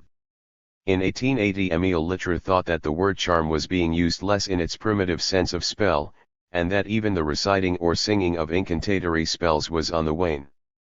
But spells and prayers for protection against devils or storms, snakes or mad dogs, seemed in no hurry to disappear. As late as 1908 we find the belief current that a hunter's gun would be charmed if he shot at a cross and drew blood from it. In 1892 an agricultural commission visiting Roquefort in the Landes was shocked at the hold of superstition there. The small farmers did not want beehives because they brought bad luck. Branches of fern to ward off the evil eye hung from the roof of every sheepfold. The Bourbonnais had long believed in the efficacy of the marcou, the eldest of 7 sons born consecutively, who was supposed to be able to heal scrofula by simply touching the victim before sunrise on the night of St. John. Marcous drew great crowds in Bourbonnais until the end of the century and were paid for their help in kind. They continued to be called on Sti 11 later in Beaussy. 8 Well into the 20th century, in Berry, everything was of fearsome or fantastic portent. The buzzing of insects announced a ghostly hunt, the ribbons of mist above the marshes were mysterious drivers of clouds, newly pruned elms. Shadows, or haze turned into sinister fancies. The moonlight was crowded with goblins, sprites, elves, imps, wraiths, will-o'-the-wisps, werewolves, leprechauns, trolls, bogeymen, white ladies, ghostly huntsmen, and occasionally even giants, offspring of the prodigious creatures who had left the looming menhirs and dolmens where they now stood. Fairy rings marked places where would sylphs trod. The pack of the black huntsmen bayed in the wind. Penitent souls roamed the fields or waited at the crossroads, forest guards or gamekeepers to whom St. Peter closed his gates, as he did to bailiffs, or priests condemned to wander until they said every last mass they had been paid to say during their lifetime and had left unsaid. For many local spirits had been helpful, playful, and occasionally mischievous beings until the church spread the notion that they were evil. They could turn dangerous if surprised, but peasant tales also contain fairies who build castles, open roads, and repair broken tools. In early 19th century Nivernais, when a plough broke a peasant could still invoke the fairies' aid and leave 12 souls by their rock to pay for it. In any case, they were a familiar part of life. So much so that in the Morvan Miocene was known as La Mere Louis sign. Interwoven with current experience, the supernatural was adapted to it and sometimes in a very purposeful way, as in 1842 when robbers in a village of the Doubs Valley disguised themselves as devils to cover their foray into the night to rob a cattle dealer. Breton fairies seem to have worn the same grey canvas that salt smugglers wore, and dwelt in the same cliffside caves. In the Alps, too, mid-century smugglers used local superstitions to explain their mysterious lights and keep the curious at a respectful distance. In Wyon, the Puissé long remembered the sinister Barrettes, who in the guise of werewolves, covered with skins, howling and dragging long chains, devastated fields and gardens into the 1880s. And various mythical ogres personified the devastating brigands of living memory. 5 Superstitions survived for a long time. In the Limousin of the 1880s, though the peasants' dread of ghosts and werewolves had dwindled, they still feared the effects of the stranger's evil eye on the cattle in their stable, and still scared easily at night. People sang on the way to and from a valley probably to scare off spirits. In the 1860s Prosper Mérimée noted the peasants' belief that the levels and other surveying equipment used by engineers in the building of canals and railroads caused droughts. In 1895 the inhabitants of Plowny-Our-Tres in Finistère found a siren dying on their beach and gave her a Christian burial, only to have the priest disinter the corpse and throw it in the sea. When, in the trenches of the First World War, a Vendéan soldier told of his father's seeing a gobbo, in this case a man changed into a sheep at night and back again at dawn, his fellows from Mayenne doubted not that there was such a thing, but that the father could still have seen one. These are things from the olden days. It is a good 60 to 70 years since they have been seen 6. For all that, the old folk tales still had sufficient force as late as 1906 to frighten the 12-year-old brother of Jacques Duclos, who thought he saw something in the yard in the dark of the night and came in trembling with fear, to be sick forthwith. The dark was literally fearful. Revealingly, in Languedoc the ghosts and other spirits that were cloaked in obscurity were known by the generic name frights and, as a Tarn proverb declared, but for the frights, the priests would die of hunger.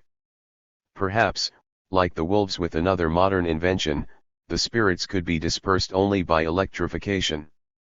But it does seem that as old people died, imps and trolls and fairies deserted the countryside. 7 sorcerers held fast. Kings and priests pass away, mused Émile Silvestre after 1848, but witches survive. Cases of witchcraft appear in the courts at least into the 1870s, some serious, as when in 1863 an Ardennes brickmaker had a sorcerer murdered for having cast a spell on his brick kilns, or when a young couple of Solognots were executed in 1887 for murdering the wife's mother on a sorcerer's advice, then burning the corpse to eliminate her evil spirit. Less tragically, in 1883 the priest of Nung-sur-Beuvron recorded the encounter between one of his flock and a coven of witches at a Sabbath bed at the sign of the cross. Everyone could be a witch, anyone might be one, especially strangers and those who lived on the fringes of the community, like shepherds. Above all, though, the sorcerer was a person who had books, or notes taken from books, with esoteric formulas and incantations. Grimoires were still sold in Bourbonnais in 1908, in their characteristic sextodecimo format with colored paper bindings and illustrations. Country people would ask the small-town bookseller for livres de sorcelage, especially those whose magic was strongest. 0 Vaudreau avouer tout ce que sont les plus forts. 8. The most powerful books were popular corruptions of the medieval science of Albertus Magnus, Legrand and Le Petit Alhert. Copies of these works were rare, sorcerers were proud to own one, and, of course, the big was more powerful than the little. People were terrorized by those known to have a copy, though ownership had its hazards, since one could not die until it had been passed on to someone else. In the mid-20th century in the Tarn a man remembered his parents' warning never to accept a Grand Alhert, because you will never be able to get rid of it. The prediction had a way of turning out to be self-fulfilling. In 1951 at Rézy a family found a copy of the dread work in the loft and tried to burn it. Damp and moldy, it would not catch fire, from which miraculous preservation the conclusion was drawn that it must not be touched again. 9 On the other hand, a book of spells brought good luck. Even today the Morvandios will say of a man for whom things work out well, he has the Petit Albert in his pocket. Priests, perhaps because they had even more books than sorcerers, were more powerful still. In the 1850s a Limousin priest reclaimed his parish from the slough of indifference and Protestantism into which it had fallen by patient argument and hard campaigning, but also by miracles and healings that reinforced his reputation for wisdom. Priests could bring rain or fine weather, and through the 19th century, cures were required to participate in the rites designed to secure these, at least in the dioceses of Autun and Nevers.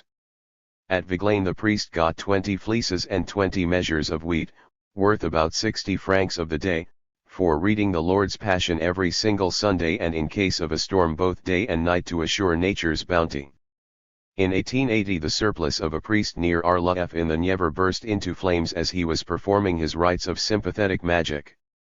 Of Bourbonnais, where faith in tarot cards ran strong in the early 1900s, a folklorist noted, in many parishes people are certain that their priest carries the great tarot game in his long sleeves, and that he knows how to tell fortunes from it.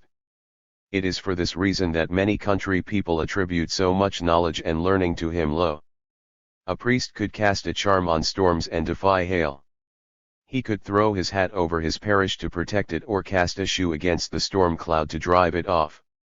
Some priests were good for hail, many were not. Though priests who refused to use their powers to drive off a storm or make one break risked a beating, people understood that a young priest might not be wise enough to know these secrets and generally sought an older, experienced man for their parish. At the same time, it was important to beware of a cure who had the gift but whose powers had been worn down, so that his masses had no force. Masses and other religious rites played a role in several kinds of magic, designed to bless, to exorcise, to heal, to put an end to a torment or bring one on. The most effective measure, if one could bring it off, was said to be the triangular mass, in which the priests of 3 churches forming a triangle all recited the mass at roughly the same time. Most priests were reluctant to lend themselves to such practices, but they generally could be maneuvered into taking part in them unwittingly. In any case, just touching a priest or his vestments was often sufficient to bring results, and of course the higher his rank, the greater his power. In 1881 the new Inspector General of Primary Education in Lazaro was shaken to find the supreme importance the people in the region of Mende attached to contact with the robe of a prelate on circuit for healing the sick. Most peasant cottages kept a reserve of holy water brought from church on Easter Eve or Candlemas in a special basin or pitcher to use as a protection for buildings and crops, and in an emergency, to baptize a stillborn child or sprinkle a corpse. An English wayfarer through the causes of Corsi in 1894 was intrigued to see bottles of holy water placed on top of chimneys as protection against lightning. Crosses, often woven of straw and wreathed with flowers, or palm leaves, or both, surmounted the door, after having been passed 3 times through the flames of the midsummer pyre or been blessed on Palm Sunday.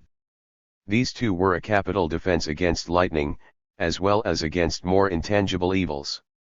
And where, as in most places, hatred of the Lord's hunting survived in tales of satanic riders red, black, damned gayer that passed at night and that charcoal burners had special cause to fear, the priest made a point of going out to bless their lonely huts.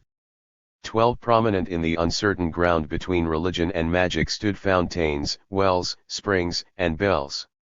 We shall meet the watering places presently, when we turn to religious practices, for now let us say simply that in general they played a crucial role for people who found it difficult to understand and dominate their bodies, minds, and physical surroundings. The fame of various spots waxed or waned, a few were even forgotten, but miraculous fountains as such retained their popularity throughout the 19th century. Some must have looked like Japanese temple groves, with votive rags, ribbons, and articles of clothing draped over them and over all the surrounding growth. And some clearly benefited from the growing prosperity of their devotees, reflected in more convenient installations or monumental decorations such as those contrived in Brittany. This cult of good fountains declined at least in the center, the west, and the southwest after the turn of the century, and most notably in the First World War years. Only local residents and old people still used them after that. As an old woman told an inquiring visitor to the healing springs at Sanguinet, since the war began, no more rags on the bushes, the war stops everything. L3 It did not stop the ringing of church bells against storms. The carillon de tonnerre was banned by civil and ecclesiastical authorities in the 18th century and condemned by all public powers throughout the 19th. In Jares prefectural decrees followed one another, in 1813, 1839, and 1855, and so did the official requests for still more decrees, indicating how ineffective all the decrees were. An official ecclesiastical survey of the 500 Jares parishes in 1840 found the practice in all but 14. Another, carried out in 1956, showed that in 194 of the 337 parishes responding, the custom had been abandoned, but that 143 still sounded the bells whenever storms threatened or broke. One important reason why priests and public powers opposed the practice was that it threatened the life of the ringer. In 1783 alone lightning struck 386 belfries in France and killed 121 bell ringers. With lightning rods the massacre diminished, but not in isolated departments like Ardèche, where one bell ringer was killed by lightning at Balbiac in 1874 and another at Gros-Pierres the following year. Yet in 1878, when the bell ringer in a parish near L'Argentière refused to do his duty in a storm, 2 drunks took his place and saved the fields from the hail that devastated neighboring parishes. Like the bell in Montmorillon, which was still rung before the First World War and perhaps after, many church bells spelled out what their major purpose was, plus a fulguribus et tempestate libera nos domini plus 1743 plus j, LLL throughout Maconnais and Bourbonnais. As in other regions, mayors hesitated to enforce the official injunctions against bell ringing, well knowing that their people would turn against them as readily as they turned against priests who tried to prevent the practice. In the 1890s, Edward Harrison Barker referred to the ringing as an old custom that was dying out, yet he encountered it in the Drome Valley as he passed through. And Henry Palge tells us that in 1908, in order to get back at the regular bell ringer who had refused to ring the church bells on July 14, the Municipal Council of Lygards appointed a second man, specially charged with ringing in case of danger from hail 16. The ringing bells brought comfort to those who heard them, allayed anxiety, made them feel less helpless. They gave people something to do when there was nothing they could do. The logic behind appealing that evil might be frightened away made sense even if it did not work. Impotence devised its own defenses. The strategy of impotence was based on a primitive unity of objects and beings. That obscure and profound unity Baudelaire sang of in his correspondences. Nature is a temple wherein living columns will sometimes let slip a confused utterance, man crosses it, with great hosts of symbols casting upon him a familiar glance. The mad belief I. Modern thought isolated and segregated objects and beings. Objective units had served as substitutes for subjective conceptions of vaster wholes formed on anthropomorphic lines and hence susceptible of symbolic manipulation. A linear vision of space and time replaced the maze of privileged places and moments that concentrated in themselves the very forces of life. Modern man could no longer communicate with the world by proceeding through ritual form to magic essence. Experience now taught, and school taught too, that magic specificity and totalism were misleading. They would be replaced by abstractions far, far removed from limited everyday experience. But only when everyday experience ceased to be so limited. Is the supernatural that life behind to which the Auvergnat Pascal referred la vie de derrière, where men seek refuge from the visible life before them? Or is it simply a reflection of the conditions of that prosaic world, a collection of suggested solutions for the problems of everyday life? Lightning came to be tamed, cattle healed, health improved, remedies were found for snakebite and for rabies, weather bulletins proved more reliable than astrological formulas or ancient spells, and fields were fattened by chemicals, but old practices survived, and especially where marriage, childbirth, and death were concerned. Fountains that promised love or marriage lasted longer than those with healing waters. Fertility rites and funeral customs persisted beyond the First World War. 17. Those parts of life that are the most difficult to dominate, that are the most contingency prone, retain their magic aspects the longest. Chapter 3. The King's Foot. The invention of a barbarous age, to set off wretched matter with lame meter. John Milton. In the mid-19th century one Charles Gill wrote a carpenter's song, My Plane, whose last verse alluded to the metric system that the Revolution had introduced, one challenging routine and hatred, taking its stand on useful things. The measure of the Republic has overthrown the foot of kings. Actually, kings proved easier to overthrow than the measures associated with them. A law of 1837 had made the metric system the only legal measure of the land, effective January 1840, but its fate, like that of the franc germinal introduced in 1803, remained uncertain for several generations. Public archives and private transactions alike bear witness that ancient measures survived and thrived into the 20th century, above all in the poorest and most isolated areas, where life and work were slow to enter the broader national market. There, as in the old regime, people proved reluctant to abandon measures based on familiar experience for abstract ones with universal pretensions. Land measures mostly related to the day's work or to the kind of labor. The journal and the hummy represented the amount of land a man could work in a day, and were thus sometimes equivalent to the size of the average field. These workday units varied according to regional differences in ground, tools, and methods of cultivation.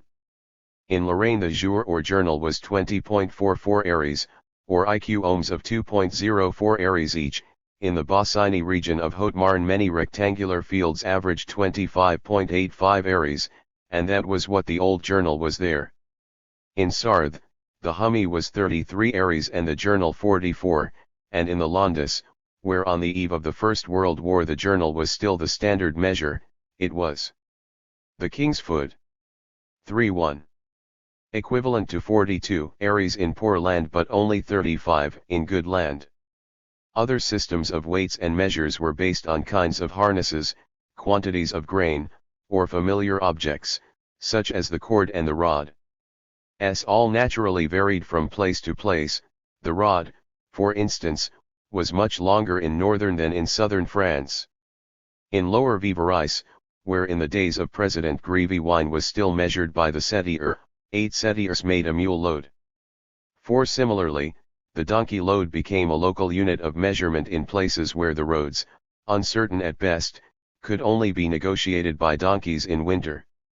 The enormous diversity of measures and of systems of measurement is less striking than the persistence, indeed the insistence, with which the state officialdom ignored their existence except in its effort to stamp them out.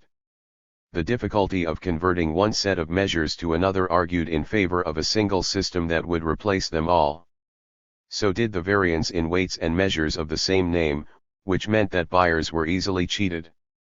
Suggestively, the number of trials for the unlawful possession of false weights and measures dropped markedly in the 1860s.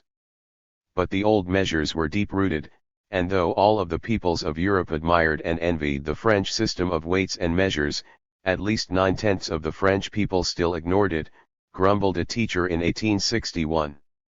11. The official agricultural survey of R 866-67 emphasized the awkwardness of the great variety of local measures and concluded with a list of priorities that reflected how much remained to be done, to rigorously impose the use of legal measures, to standardize the weights and measures used in markets, to establish official weighers, measurers, and gaugers in the countryside. 6. Homogenization crept on at a snail's pace, and partly for the reason that an army officer reconnoitering the Isere in 1843 had given for its backwardness. Commercial relations were limited to one city and its immediate surroundings, beyond, they were almost non-existent. Homogenization went fastest where the proximity of a city encouraged trade, as at Lyonnais near Tours, whose peasants soon learned to consult the mercurials and set their prices by them. Oil, in the Pas-de-Calais, between Boulogne and Calais, though some of the older usages survived, the metric system was in fairly general use by 1874. In the center, west, southwest, and south, by contrast, measures and coins remained what they had always been to the end of the century. In Tarn in 1893 Henry Baudrillard found the decimal system in its infancy, the hectare unknown, and measures varying even from one parish to another. A few years later a priest could aver that the metric system was non-existent in nearby Curas. 7. Passive resistance scotched official initiatives. The prefects of Ardèche constantly complained that they could not get the new weights and measures adopted in the county seat, Privas, and the village mayors excused their own inaction on the inaction of Privas. When a prefect pushed local police into nabbing violators in the markets at Privas, the peasants took their produce to Aubenas, where surveillance was not so tight, the merchants of Privas promptly complained, and the prefect then turned his attention to Aubenas, which showed little inclination to comply with his orders. So fathom and foot, ell, and bushel, quart, pound, and ounce, poids de mark and poids de table persisted into the 20th century. In the early 1900s in Bourbonnais, though the hectare was half-heartedly employed at the notaires by force of law, people still went by rod and acre, ell, and boisei. Milestones showed kilometers, but the countryside knew only leagues, iron sold by the inch and the line. The king's foot that Gill had spurned was still in general use, and ironmongers, who were bound by law to use official units, hid measuring sticks in the back of their shops that showed the pouce, ligne, and pide their clients would recognize.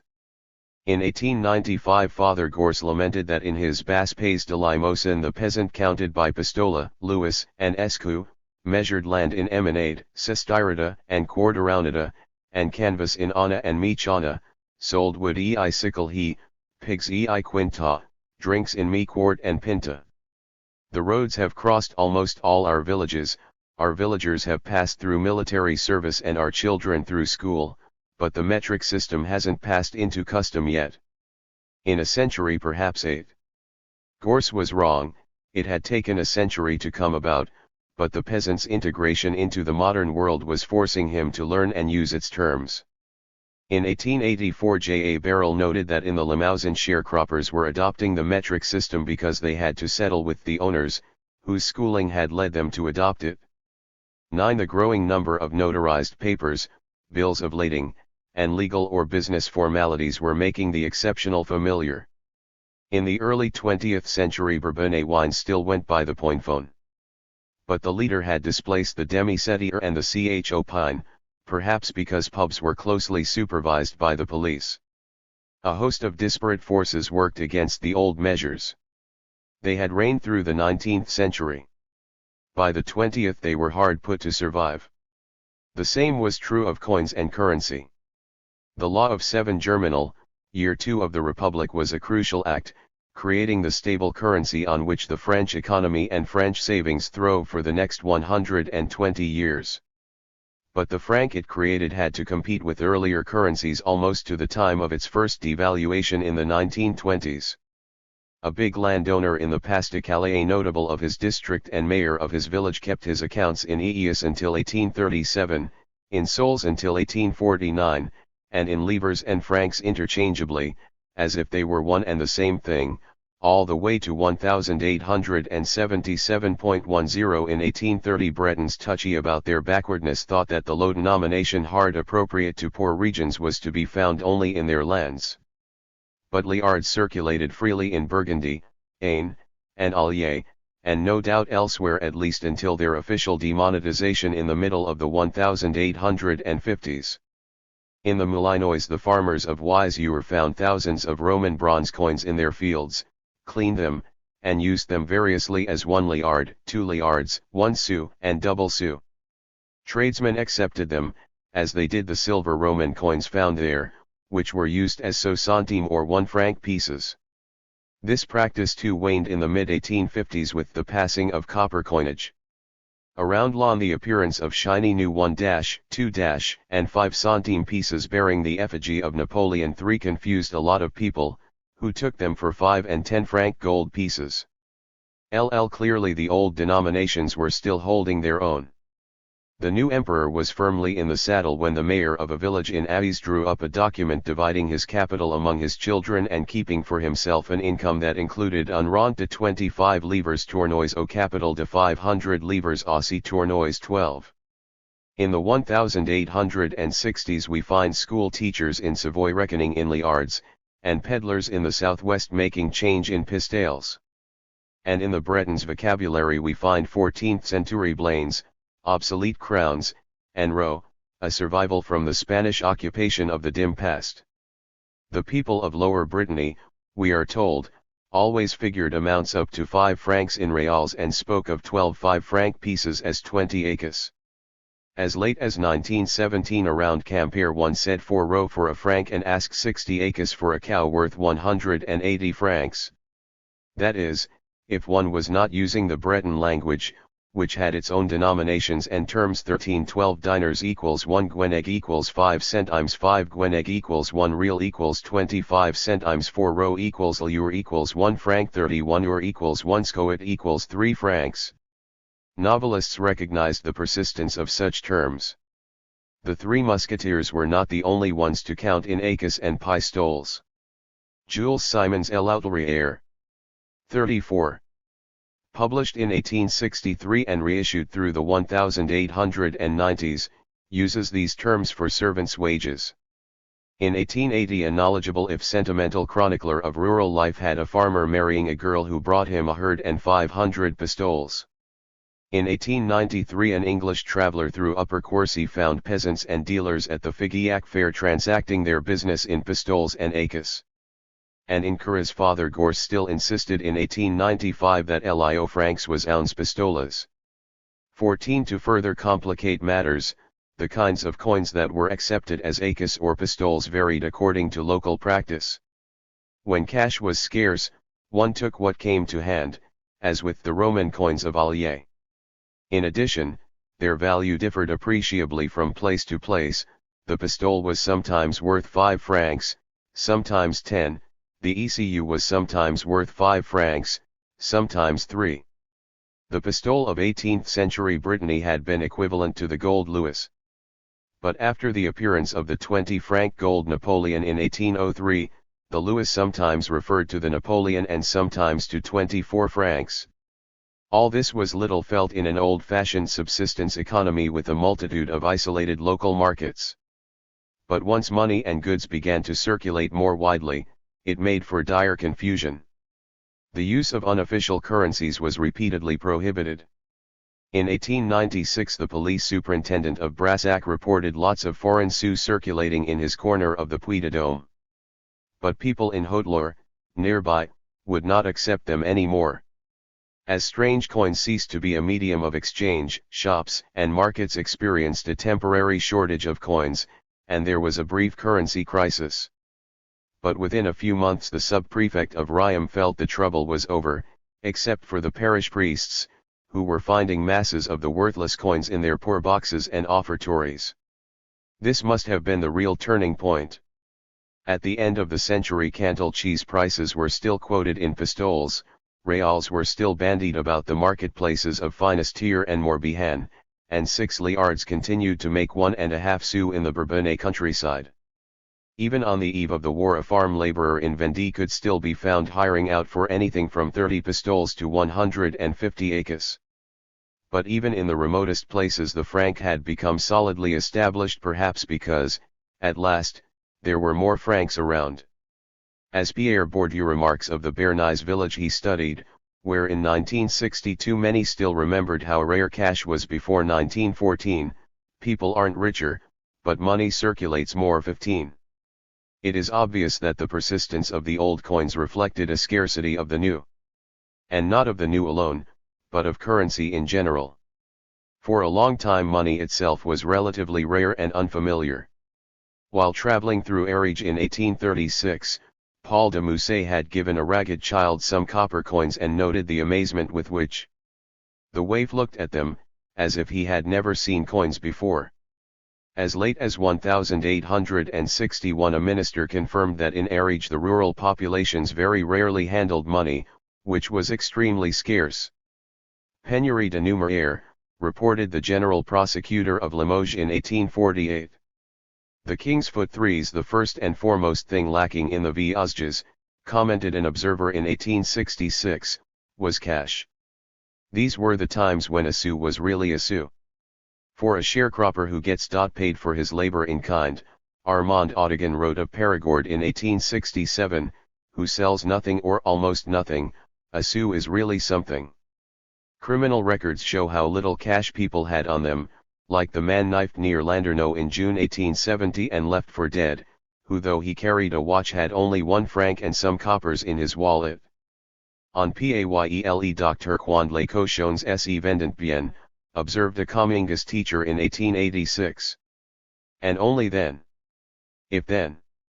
16 cash was scarce, precious, every bit of it counted, even a few centimes unexpectedly added to the budget could cause anxious concern. The inability of peasant households to meet their cash needs is reflected in the vast numbers of official arrangements that were never carried out, the pension promised to old parents that was never paid, or the nominal sum an unmarried son was supposed to get for contributing his share to the family farm that he never got.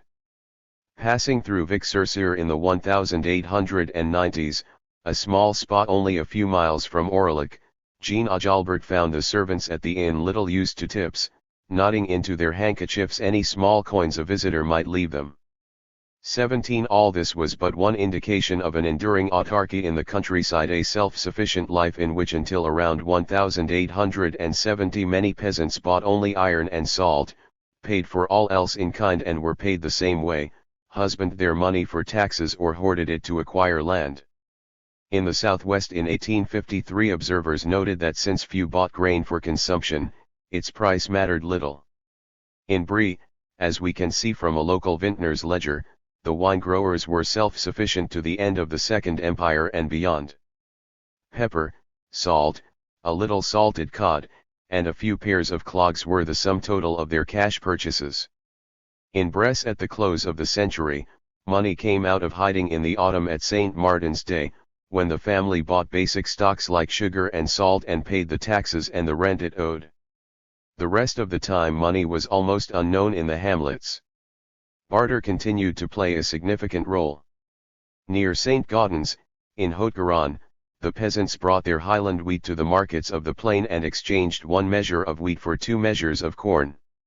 The muleteers of Gévaudan carried on an active trade between the grainlands of Villers and the Vivarais wine country, exchanging wheat, beans, peas, barley, and the famous lentils of the Puy for goatskins of Ardèche wine. As roads replaced trails, wagons took over from mules, but the scale of this trade diminished only in the 1880s, when the lowland vineyards were devastated by the deadly phylloxera. In 1902 in impoverished Corrèze the women of the Mondiers still came down to the markets and fairs of Tiranac to exchange their hair for cloth or other articles. All over the Limousin at that time, and until the war at least, most village artisans accepted payment in services or in kind. 18. André Armengaud has noted, as Audouin has of Périgord, that the agricultural workers of 19th century Aquitaine were seldom paid in cash. Similarly, in Henry Bachelin's Limousin a miller's servant got 2 doubles of grain, a dress, an apron, and 1 pair of clogs a year. In Lower Dauphine migrant harvesters were paid in kind until 1910 or so. So were shepherds in Aubrac. In some regions, like Bresse, the farmer seldom hired any help at all. When extra hands were needed, as at harvest or haymaking time, neighbors relied on one another. In other regions, like the Landes, where currency was scarce until the First World War, sharecroppers continued to be paid and to make their purchases in kind.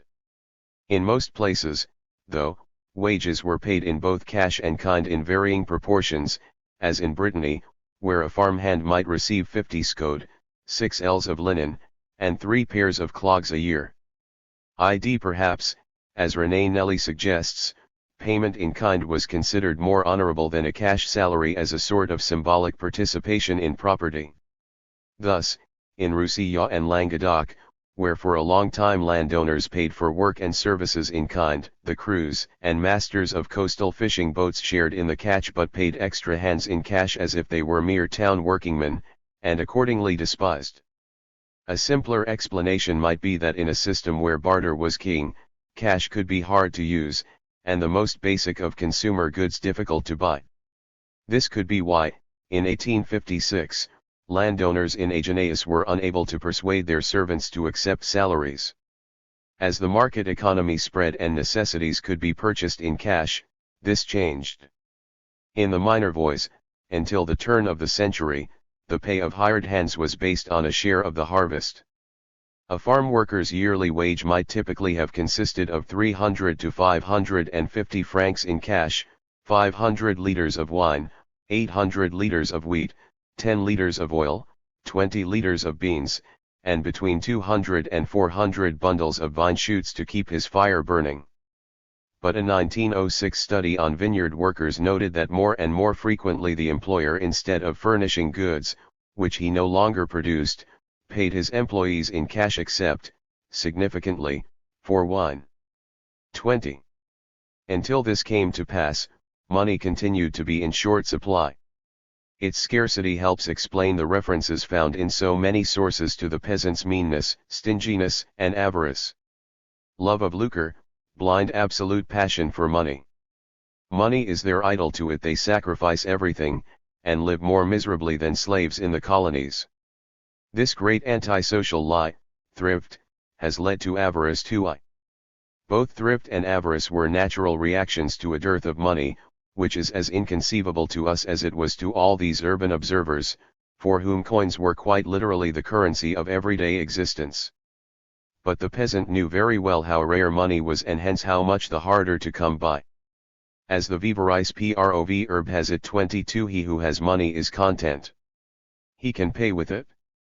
Better hang on to it. The King's Foot. 37. Venality, rapacity, are natural to men arising out of need, as the impulse to gorge arises out of want. Limousin peasant stories attribute a sense of justice to birds, cunning to animals, and greed to men, above all a vast love of gold. Peasants were seldom heroes of the tales they told, which were mostly about castles and palaces, princes and kings, with little attention paid to the humble life. But when the peasant showed himself, what he most revealed was an incredible lust for riches, for silver and gold, essentially for cash. 23 Cash needs reflected aspects of life that went far beyond salt and taxes. There was first of all the hunger for land, sharpened by the fact that social standing was measured by the size of the family holding. Non-economic considerations, duty, pride, prestige presided over the desire to preserve and increase one's patrimony, over the dowry without which few girls could find a husband and no clans in alliance, over the practice in certain regions of settling on one heir for the family holding, which required the chosen one to compensate or buy out the other heirs. All this made important calls on capital, and often as not, as we shall see, resulted in properties encumbered with mortgages and usurious 10 ans.24 l'argent money, or rather the lack of it, reigned over the countryside as much as or even more than it ruled in the towns. Usurers, notaries, the village bloodsuckers Balzac has painted, were part of a landscape all peasants knew well. There were few peasant families that did not drag along, like fetters, generations-old debts they could not cast off. Since credit was scarce, usury was rampant. This stemmed in part from archaic banking structures and credit institutions ill-adapted to local situations. The peasant's hunger for land has come under heavy fire. But what could be done with savings besides buying land? So long as money remained scarce, opportunities for investing what there was of it, or even of saving profitably, remained scarce as well. The famous woolen sock had few alternatives. The first ordinary savings bank had been founded in Paris in 1818. Its successors were few until the 1830s and, of course, were restricted to the towns. In the mid-19th century most savings depositors seem to have been soldiers and domestics. In 1874 French urban savers had access to only 1,142 savings offices compared with 5,000 in England at that date, and even then they were open only 1 or 2 days a week. In the countryside, county seats and the chef-lieu d'arrondissement were served, but 1,775 towns had no facilities at all. There were a mere 16 savings banks and 164 branches to serve the residents of 34,039 rural communes. To take one rural department as an example, in the Tarn the first 2 savings banks were founded in 1835, followed by 2 in 1857, 3 in 1861-62, 1 in 1868, and 1 in 1879. But the real rise in deposits came only after 1870. In 1860 depositors numbered 4,102, and deposits amounted to 1.5 million francs. By 1870 the figures had risen to 17,469 depositors with savings of more than 6 million francs. The figures doubled again by 1880 and once more by 1900. The proportion of depositors in the total population was negligible until about 1866.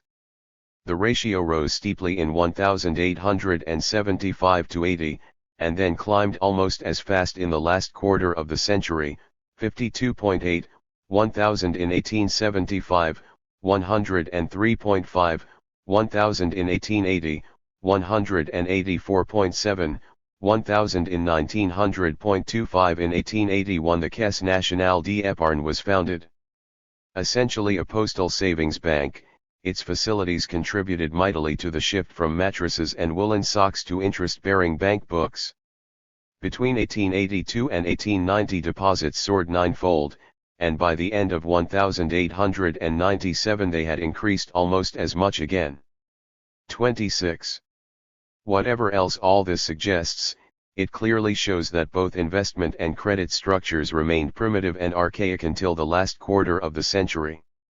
And the awkward effects of the money shortage were most strongly felt in poorer regions like the Limousin. It is not that the problem went unrecognized. In a poem that was probably written in 1848, a wine grower from Douze-Gvres, Claude Durand, had spelled it out for all to hear to one en écoute plus cette aristocratie qui convertit tes soeurs en ECU, quand tu voudras, jour et tyrannie dans un seul jour tout aura disparu. Dans tout hameau de banques agricoles. Existeront pour toi, bon paysan. Gratis aussi en aura d'écoles. Et de l'argent à 2%. But money at 2% was even more utopian than free schools. And agricultural banks took their time in appearing, and longer by far in serving the interests of the good peasant. The Credit Foncier, founded in 1852, was ill-adapted to small and middling properties and could not help the rural public. It accepted only first mortgages and insisted on complicated formalities and paperwork that were bound to be discouraging to simple applicants. In any case, many peasants had no title deeds for property they might offer as collateral, or at least none acceptable to official institutions. Additionally and hardly surprisingly, the credit foncier was stoutly opposed by the usurers, notaries, and small loan sharks who dominated the local situation. By the 1860s its operations focused largely on urban real estate. Its offspring, the Crédit Agricole, was little better.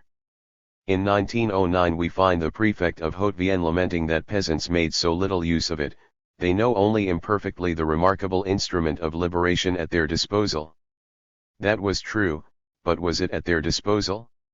Or was it, like its predecessor, largely a source of loans to towns and to the minority of prosperous and knowledgeable farmers in a position to use its services? 28 The chief source of credit remained the usurer. When resources fail, the sub-prefect of Brive-Gallard. The King's Foot. 39. Wrote in 1852, the farmer begs and the owner has recourse to usury. What begging was for the poorest classes, usury was for the less poor, who might well end up destitute in turn. Most historians of early and mid-19th century France insist on the crucial role of the peasant's burden of debt. Contemporary accounts do too. Usury is the malady that undermines the countryside, noted an army officer in Haute-Vienne. Far from all supervision, cut off from the outside, explained the prefect of Bases Alpes in 1856, most of the people of our district are the prey of petty tyrants who make money out of everything. Usury, the plague of poor regions, was one of the calamities of the Lorraguais, declared M. F. Paraset in 1867.29. 19th century economists were less concerned about the evils of usurious credit than local officials or notables. To give credit is to give time, explained Frederick Bastiat. To give up time to another is to give up a precious thing to him. The conclusion is obvious. Balzac's Crozet lends 10 francs on Tuesday and expects 12 back on Sunday morning. At 20% a week, he doubles his investment in 5 weeks. The usurer gained power as well as money. His hold on his debtors was immense. It could be, and was, used for political ends. But more often creditors demanded all sorts of extras, forcing their victims to pay for drinks, meals, and legal costs, subjecting them to various kinds of exploitation and humiliation the more maddening for people to whom every cent, every piece of bread or jug of milk counted. Many have denounced the evils of usury, the accumulating payments that could easily drive the interest rate to 25 and 30%. But no one has made a study of the psychological strain that rural money lenders, most often peasants themselves, imposed on their debtors. Clearly, the revolt against usury was one of the great themes of 1848-52. It may also have done its share to spread anti-Semitism in the rural areas. Certainly, the strong identification of the Jew and the usurer was a significant feature of the nationalist politics of the Third Republic. Yet, apart from the cities, where the equivalence seems to have been firmly established in working-class myth, and Alsace and Lorraine, where Jews were hated even more than forest guards, so I have not found any reference to Jewish usury. Most lenders were, as already suggested, local men, various notables, including landowners, well-to-do farmers, millers, innkeepers, and artisans, priests, who sometimes had a host of debtors. 31 And of course the notaires who invested both their clients' money and their own, and certainly not all charged usurious rates. But whatever their social or economic position, the money lenders and usury continued to be an integral part of the rural economy and a major source of rural anxiety until the money shortage eased and interest rates fell in the 1890s. Final liberation came only from the profits peasants made during the War of 1914 to 18.32. All this suggests that the shift to a money economy was telescoped in a number of regions into a fairly short period that fell roughly in the last third of the 19th century. The start of the process coincides roughly with the beginnings of the Third Republic. That was when, very slowly, country people learned the gestures involved in handling coins, weighing them in the hand, testing how they rang on stone, and so on, before passing on to the intricacies of paper money. 33 Though little used in the countryside before the war, paper money too had seen a tremendous jump in circulation between 1887 and 1895. It had been a stranger to great parts of France at the end of the Second Empire, and by 1887 the amount in circulation had scarcely doubled. In the following 8 years, however, the quantity increased sixfold. The pace slackened thereafter, and by 1913 it had taken 26 years for the volume to increase tenfold. The triumph of paper money came only after the First World War, but its advances in the preceding quarter century had been significant. 34 Whatever indicator we turn to, therefore, the 1880s and the quarter century that followed them appear as a watershed in this as in other respects. The circulation and the use of money, the accumulation and the reliance on savings, the payment of wages in cash, eventually the circulation figures of paper currency, all testify to it. The traditional economy was clearly giving way. Cash in the traditional economy was saved with great effort as a reserve and as a sort of insurance, like grain in a barn. Its uses were as limited as its quantity. Once the subsistence stage had passed, once the closed circle in which it did not matter what coins one used, and most of the time one did not use any, broke open, money became of great consequence, not only as the means of exchange, but as the means of measuring everything, a universal language that all understood and all now wanted to speak.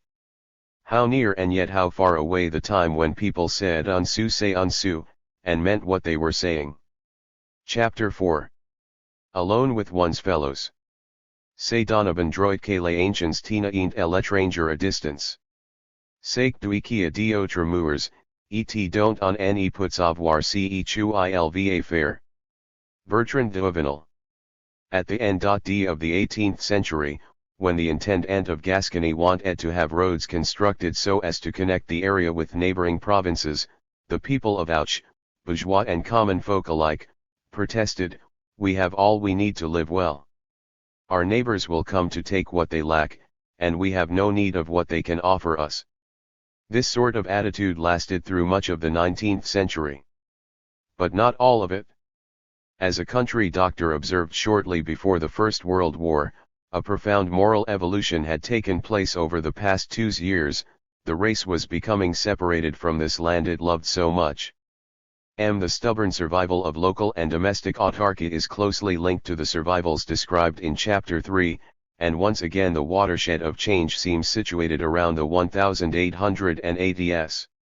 In 1794 Saint Just had shrewdly pointed to the connection between private selfishness and local isolation, linking geographical and political detachment from national affairs. Departments and parishes, he complained, lived in autarky. Everyone kept his own commodities for himself, all output and produce were shut up at home. In 1827 an officer riding through the western Puy-de-Dôme, in the area of the highway from Limoges to Clermont, noted a lifestyle that was largely self-sufficient, including the weaving of wool shorn from the local sheep, whereby the inhabitants are not forced to look to neighboring towns for their garb. In a passing reference to the whole great centre of France at mid-century, Adolphe Blanqui spoke of it as sui generis, separated from the rest of the country by difficulty of access and long-standing isolation, living its own life, having an appearance apart and traits distinct from the great national physiognomy. Naturally its inhabitants have preserved, their original character in face of the general movement toward assimilation that civilization generates throughout the rest of France. Commenting on the effect of the grain shortages troubling many places in the hard winter of 1847, the prefect of Yonne, much closer to Paris and to civilization, remarked that since everyone there grew his own supplies and journeymen were generally paid in grain, no one really noticed the state of the market. 2. As long as communications remained primitive and few, no market other than the local one mattered. Peasants grew what they needed or learned to need only what they could grow, kept what they could store, and sold what they could as best they could. Economists inveigh against the narrow spirit that makes every family, every locality, every pays, live on its own resources, asking nothing of trade. But the farms and villages of areas like the Savoy of 1864 and the still isolated Lorigues of 1867, remained wholly self-sufficient, each a sort of oasis. Only decent roads and railroads could alter this, and as we shall see, much of France had neither till after 1880. For until then, villages and hamlets in Savoy or Lot remained inaccessible, turned in upon themselves, and the mentality this created survived well beyond the fact. Toward 1905 the old women of the lower Limousin kept on spinning the local wool even though sartorial self-sufficiency had by this time been abandoned. Yet the ideal farm continued to grow all its own provisions. Even after the First World War peasants tried to buy as little as possible and faire de tout pour que marche. Predictably enough, the mentality and the practices it bred survived longest in areas whose isolation was slowest to be disturbed: the West, the Center, the Southwest, and the Pyrenees/El material self-sufficiency has always been a model rather than a reality. And the more significant aspects of self-sufficiency in the peasants' universe were psychological rather than material. Paul Bois has shown that involvement in the market in pre-revolutionary Sarthe did not necessarily mean integration in the urban world.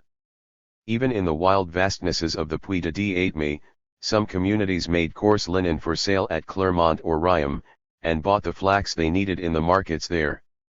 6. Where such economic and human interchanges occurred, and especially when they involved temporary migrations, new ways trickled in a whit faster than elsewhere, but even then their adoption was slow and highly selective. Indeed, all societies at all times have adopted new techniques, or practices, or tastes. The question is, in what degree, at what rate, and how long did they remain the masters of what to leave or take? A society can apparently maintain its cultural isolation even if it has regular economic relations with other societies.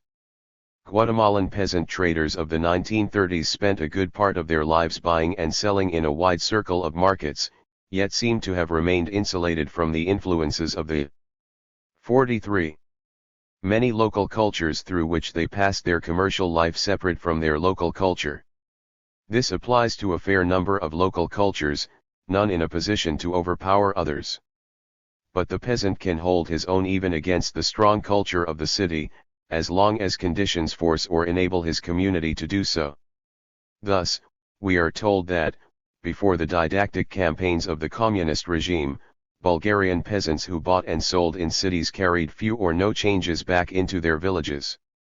Tacit consent kept rural and city worlds apart. Even in town, peasants talked mostly to other peasants, not participants in urban life but spectators of it. 7. This sharp division is easier to conceive of if one remembers the immense cultural distance between the peasants' universe and that of the city dwellers. Draft boards in Dordogne just before the July Revolution found many young recruits who did not know their surnames and could only mutter their parents' Christian names.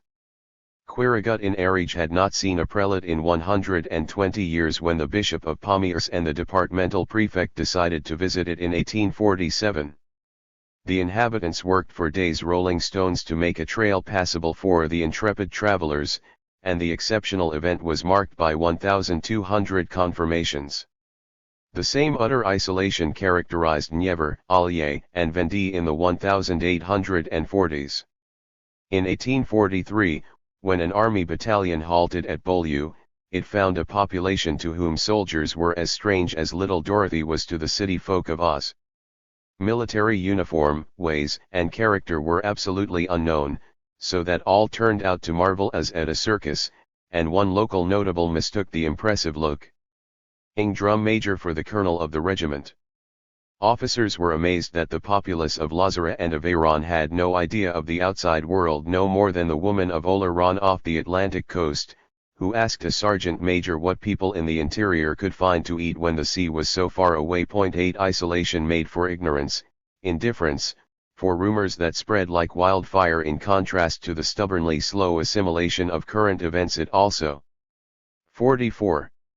Made for local solidarity, which was reinforced by mutual aid, a practice that may have arisen out of sheer necessity in the absence of other alternatives but that had generally become ritualized by tradition. Villages accepted their local madmen and beggars, but those foreign to the parts were feared and rejected. Both local wisdom and local vocabulary stressed the importance of mutual aid and disapproved of those who refused to live up to the traditional demands in the pejorative proven, al attributus solet, meaning a lone eater, one who does not share. 9. Sharing might go a long way, as in the solitary settlements of the resin workers of the Landes where, noted a visitor in 1902, life was carried on almost in common, even to sharing any letter a neighbor might receive or any visitor. This of course applied to all places where letters and visitors were things to wonder at, events among the few that broke the monotony of everyday routine. As a gendarme at Lourdes explained in 1858, anything out of the ordinary is rare and causes interest when it occurs. Curiosity suddenly urged from its fast feeds a long time on the occurrence, since its menu rarely varies. This is exactly what Émile Guillaumin would say about life in his Bourbonnais half a century later, and J. H. Ricard about the people of the lonely Landes he visited about the same time. It explains the interest a stranger aroused, the hospitality he enjoyed, and also the suspicion he invariably encountered. Low on this score the evidence, particularly rich, reflects the shock and incomprehension of travelers unable to see why their countrymen as a rule should react so negatively to what seemed to them natural activities or requests. A staff captain reconnoitering the road from Nantes to Vannes in I-822 regretted that he could report no positive information, having been unable to elicit any from the inhabitants because of their suspicion of those who ask them questions, if the questioners are unknown to them. Under the Second Empire we hear the same song in Lot, and we are told things were even worse across the Lot River, in Aveyron. In I-877 at Palan the people were ignorant and suspicious. And on the eve of war, still, the Perigordin appeared suspicious and close with strangers LL. But the clue comes very early, if one is willing to pick it up. The peasants of the Puy de Dame, said an officer in R-827, were unwilling to furnish information for fear it would be used against them. 12 In Aveyron the natives either refused to provide any information at all or gave misleading answers because they inevitably took a questing stranger for a fiscal agent or some other government representative. Their suspicion was such, complained an R-836 report.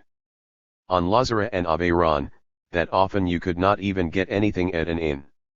In 1840 an officer described the inhabitants of the area around Clamecy as stupid, for they could never give him a straight answer when he asked where the roads led. In the Mazin area near Saint Agrève any stranger in city clothes could only be there to serve a writ or collect taxes. The peasant is extremely suspicious, a stranger can expect no help from him even for money, and the most insignificant questions seldom receive an answer. The writer of this particular report was taken for a sorcerer when he drew a plan of Castelnau in Lot et Garonne, was arrested by a group of armed men, and was released only after a deal of tribulations. Did the hostile yokels really take him for a sorcerer? Half a century later an artist sketching near Sarlat would be asked by an anxious peasant why he should take an interest in his house. Is it for the revenue you are working? 13. In Brittany the natives, as they were still described until the Third Republic, appeared amenable enough but unforthcoming. They do not speak French, and do not want to speak French, and you cannot get any information out of them, reported one officer from Morbihan in I-873. Even in the Dinan countryside of C8 du Nord, where only French was spoken, the natives greet strangers with suspicion and nearly always refuse to give them whatever information they may need. As late as the I-890s, an English traveller in the Tarn Valley was repeatedly taken for some sort of spy and asked for his papers. He found people between Albi and Saint-Affrique, and especially between Arths and Millau, exceedingly rude, treating all strangers with suspicion. Suspicious and closed with strangers, open and frank only with his peers, was the way a local scholar described his fellow Perigordans, yet only speak his language and acquaintance is made. But this was easier said than done. No wonder, since the difficulties of communication were so great, that all strangers, French or English, remained foreigners. 14. The least of our villages, wrote a local historian of the Var, considers itself a pays in its language, legends, customs, ways. 15. The awkward and untranslatable term pays has the fundamental significance of native land and applies more properly to local than to national territory. It is in this sense that most Frenchmen use it, applying it to greater or to smaller regions, sometimes a province, sometimes a limited valley or plain, as well as to fellow countrymen sharing this limited fatherland. The pays may be an administrative division, an entire region, or simply a parish or village. R. Wonmutz explains that the canton of Vaud is also and foremost pays de Vaud, however small, because it is a whole unto itself and if need be self-sufficient. Above all, the pays is an entity whose members have something in common: experience, language, a way of life that makes them different from others. That may be why journeymen guilds used the term for all fellows of their societies. The notion of common belonging and fraternity, which makes the offspring of the same pays call each other pays as well, was transferred from the local to the professional group, so that members of the same guild were also pays within a restricted entity. The sense was clear. That was why, too, most Frenchmen for a long time did not think to describe France as their pays until what they were taught came to coincide with experience. Ls. For a long time, that experience verified differences rather than similarities. Each land its war, each pays its aspect, each village its tongue, each place its speech, each house its ways, runs a southwestern song.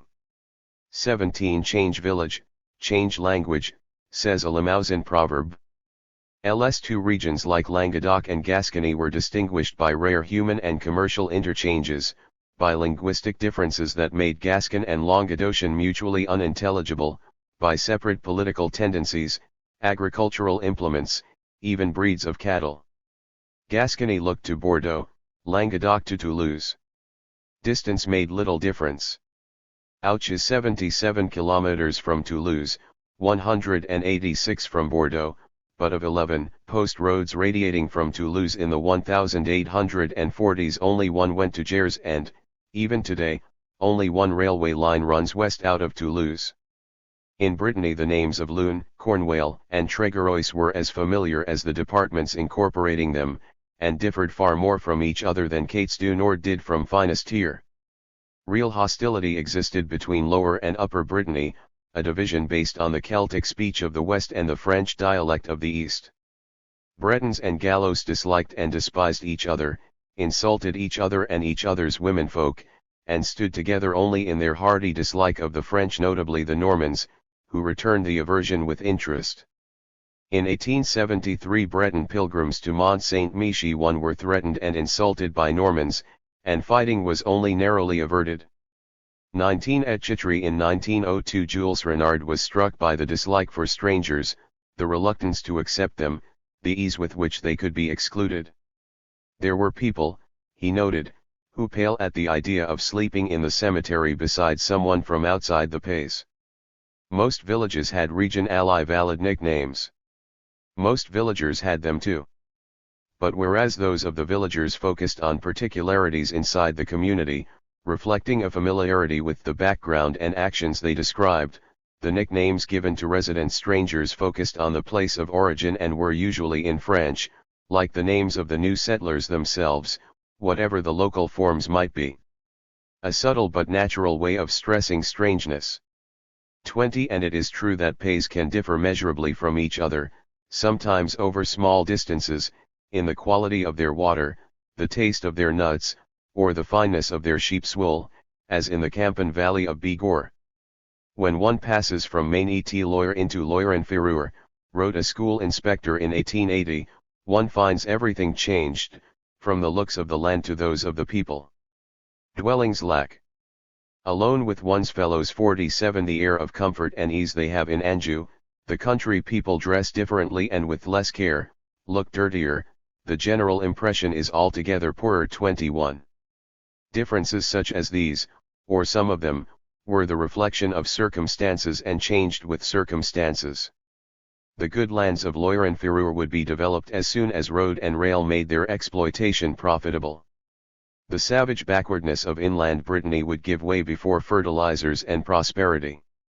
The prevalent beggary at Enmes was considered a natural consequence of the city's southern clime, until Garde prohibited begging and eliminated it, just as Rh8Ne had in Lyon. Elsewhere, we observe that the miners of Saint-Étienne were notoriously ill-kept and lived in ill-kept homes, while those at Rive-de-Gier, not far away, were conspicuously clean and lived in neat, clean houses. In Saint-Étienne we hear the women worked, at Rive-de-Gier never, presumably because opportunities for employment were lacking.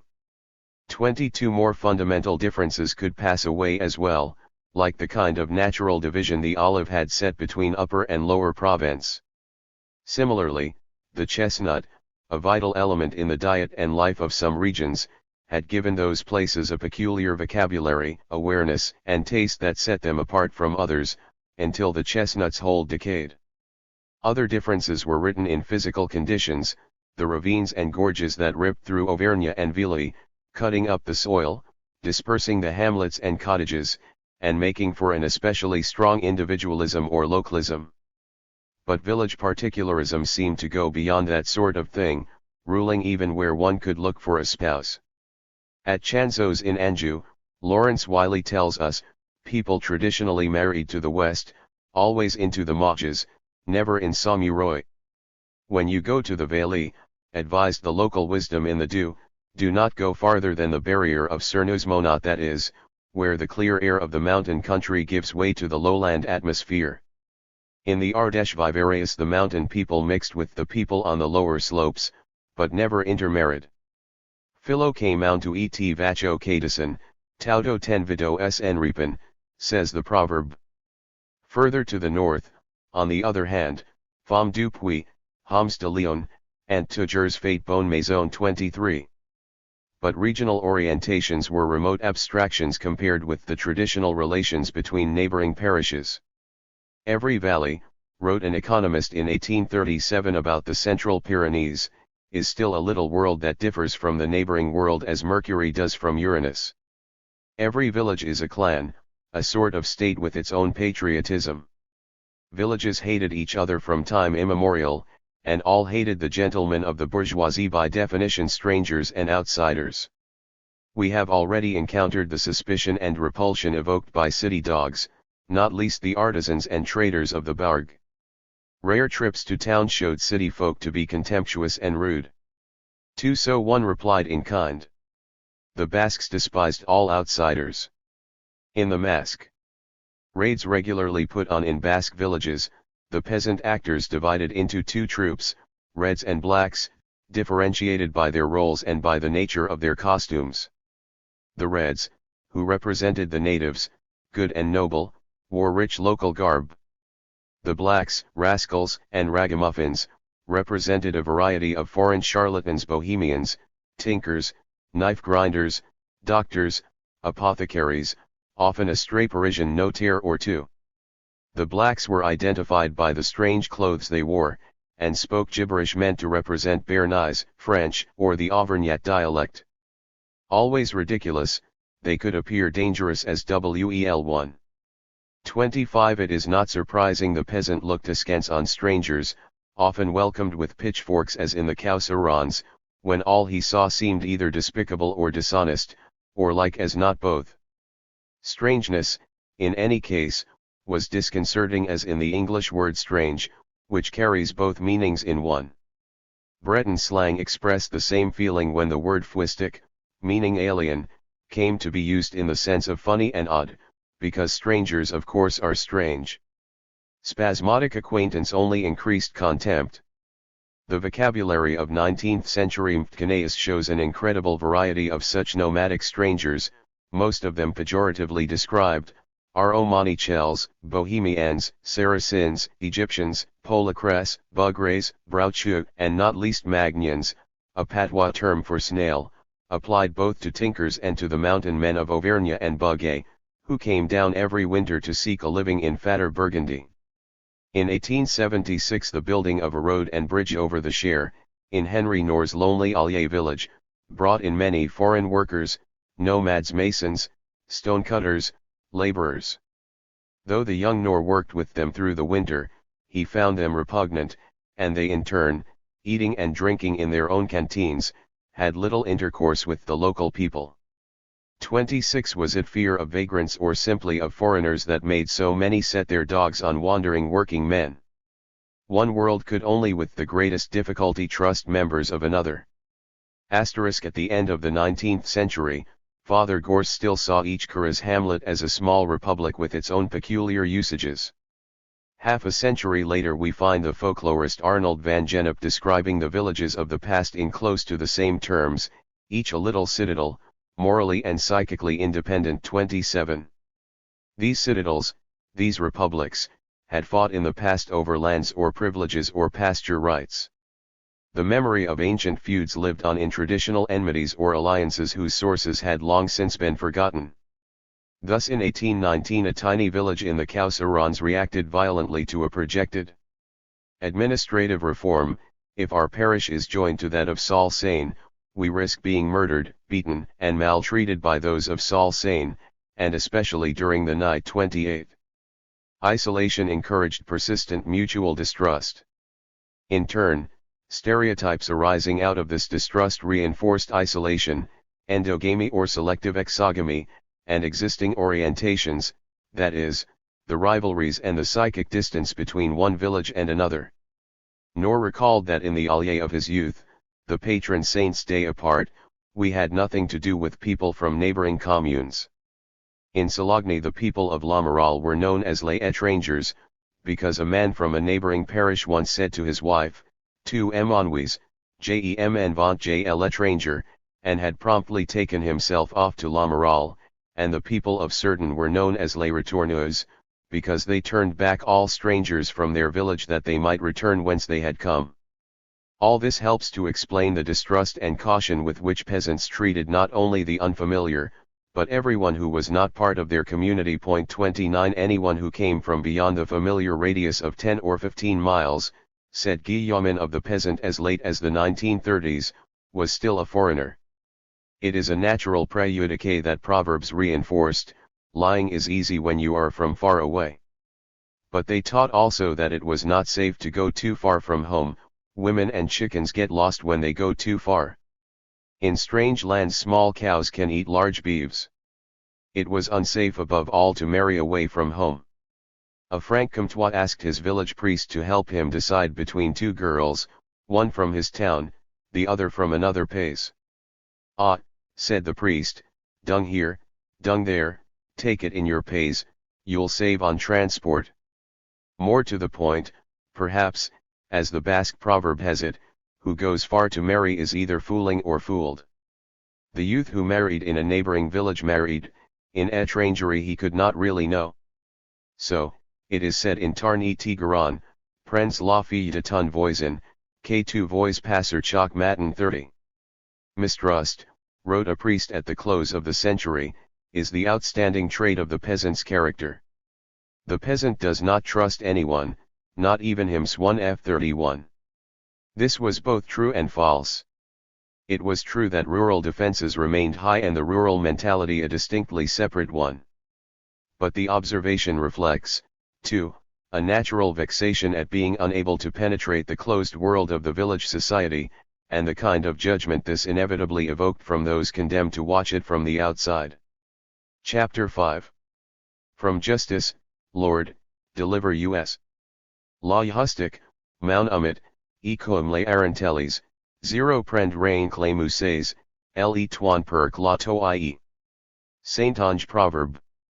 One solid reason for the peasants' abiding suspicion of all corners lay in the devastating intrusions of the alien law and its representatives into his world. Adolphe Blanqui, very far from a radical, called lawmen the true scourge of rural populations. The rural populations evidently agreed. In the Limousin the farmers' evening prayers would long include the tagline "Deliver us from all evil and from justice." The same formula survived in Charente into the 1930s, "My God, deliver us from all ill and from justice, L." When asked what was meant by justice, the peasants' answer inevitably included some reference to the cornered hats or the bluecoats, not just the gendarmes, but all those in their train, from the bailiff and the tax collector to the lowliest forest guard and gamekeeper. All that had to do with justice was a cause for fear. The countryside was full of lieutenants with ominous names like La Potence, La Justice, and Le Gibet, all synonymous. Breton fishermen called a certain bird sergeant after the bailiff sergeant de justice because it stole sardines from other, smaller birds. Similarly, the notorious brigands who haunted the Morlaix-Alagnon road in the 17th and 18th centuries got their name from the official collector of tithes and tolls. The royal archer, predecessor of the gendarme, survived in Burgundian lore as a bugbear, and in the description of a naughty child, wicked as an archer. Machinized tales of the 19th century even present jurors as doomed to eternal remorse, ashamed to face the light of day and hiding their faces from any passing stranger. The man of law was not necessarily an officer of the court or the state.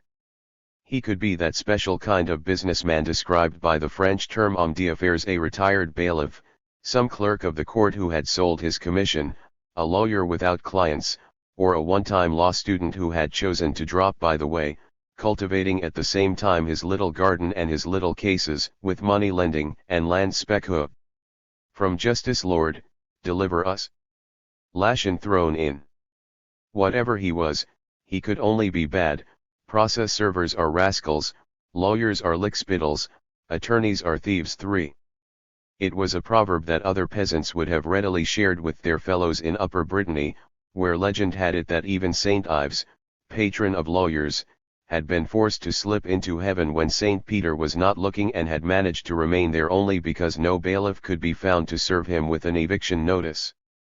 The countryman, so often illiterate, always believed himself diddled by the educated or semi-educated men with whom he had to deal, and he very often was. The legal costs of settling an inheritance might amount to 3/4 of the estate. Loans were surrounded by a vast and intricate array of legal fees, which were generally inflated by clever manipulation. The same was often true of land sales. Court costs alone, even of the most modest proportions, could appear astronomical to men and women who hoarded every copper and paper. Official documents, few as they were compared with what we must contend with, baffled and overwhelmed the simple man. Negligence on the part of mayors or their assistants could lead to the loss of a birth certificate, and to a costly but unavoidable verification of civil status on the eve of a marriage. Through ignorance or inertia, a would-be seller could find himself faced with a demand for a deed of property that he had never dreamed existed. No wonder that in 1848 so many peasants would have loved to massacre magistrates and their like, for these, the bailiffs, the tax collectors, the gendarmes, were the principal intermediaries between the country people and the wider community of the nation. For the peasants of I-11 Eetvelan, as a passing officer found reason to deplore in 1875, France was taxes. Or as a country doctor put it, France was the agents of the state. 1. Little as they were loved, the agents of the state had their work cut out for them. Rural crime was far more prevalent in the 19th century than has been generally conceded to date, a vaster problem certainly than I can fully cover here. The War Ministry archives fairly bulge with reports of thefts, rapes, robberies, fires set in vengeance or out of spite, infanticides, parricides, and suicides, with fights, scuffles, brawls, frays, even pitched battles between poachers and gendarmes, poachers and gamekeepers, smugglers and customs men, peasants and forest guards, rival villages, youth gangs, and conscripts, and with countless homicides, premeditated murders and attempted murders, by pistol, revolver, gun, rifle, fowling piece, knife, dagger, axe, club, staff, cudgel, hammer, adze, rock, compass, iron bar, or by a sharp weapon or blunt instrument that defied further description, or quite simply by foot or fist. Still, criminal records can mislead the student and make him take the exceptional for the commonplace. Figures are not very revealing when we know that statistics continued to be poor until the century was nearly gone, and that much slipped through the official net besides. The judgment of contemporaries is no more trustworthy, but it is suggestive. Their attention, as we might expect, was focused on what went on in towns, at first because that was where civilized life was centered, later because that was where the dire side of modern civilization showed itself. In 1833 Amgari saw cities as improving men's behavior and restricting their ability to escape justice.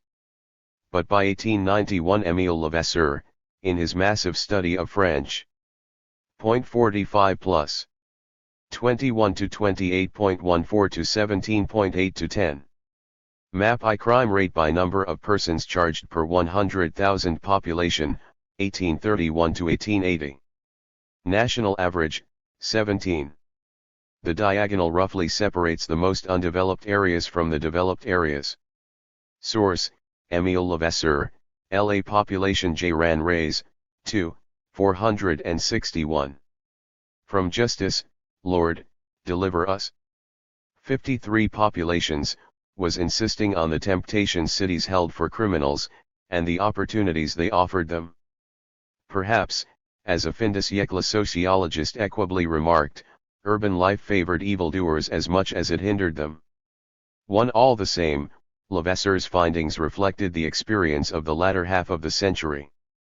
Whereas in the 1840s some 60% of all the accused criminals lived in rural parishes, in the early 1880s over 50% were urban. Given the slow rise of the urban population, its share of crime had grown markedly in 20 years. During the 1880s and 1890s criminals were more than twice as numerous in towns as in the country. 8 They also, on the whole, committed different crimes. Crimes against property, notably theft, were more frequent in cities than in the countryside. Homicide, on the other hand, was more of a rural crime. In 1880 there were 2 murders per million population in the countryside against 9.3 in towns. By 1887 the gap had widened, to become 11.1 to 8.6. In general, crimes against persons, especially assault, accounted for a great proportion of rural criminality*, but certain offenses against property were also characteristic: arson, vandalism, poaching, and trespass. Unfortunately we have no rigorous analyses of court records to give us a view of rural crime in its specific details. Obviously, when we find offenses like bris de clôture increasing 6-fold and the destruction of crops increasing 4-fold in the half-century before 1880, we know that these crimes scarcely refer to towns.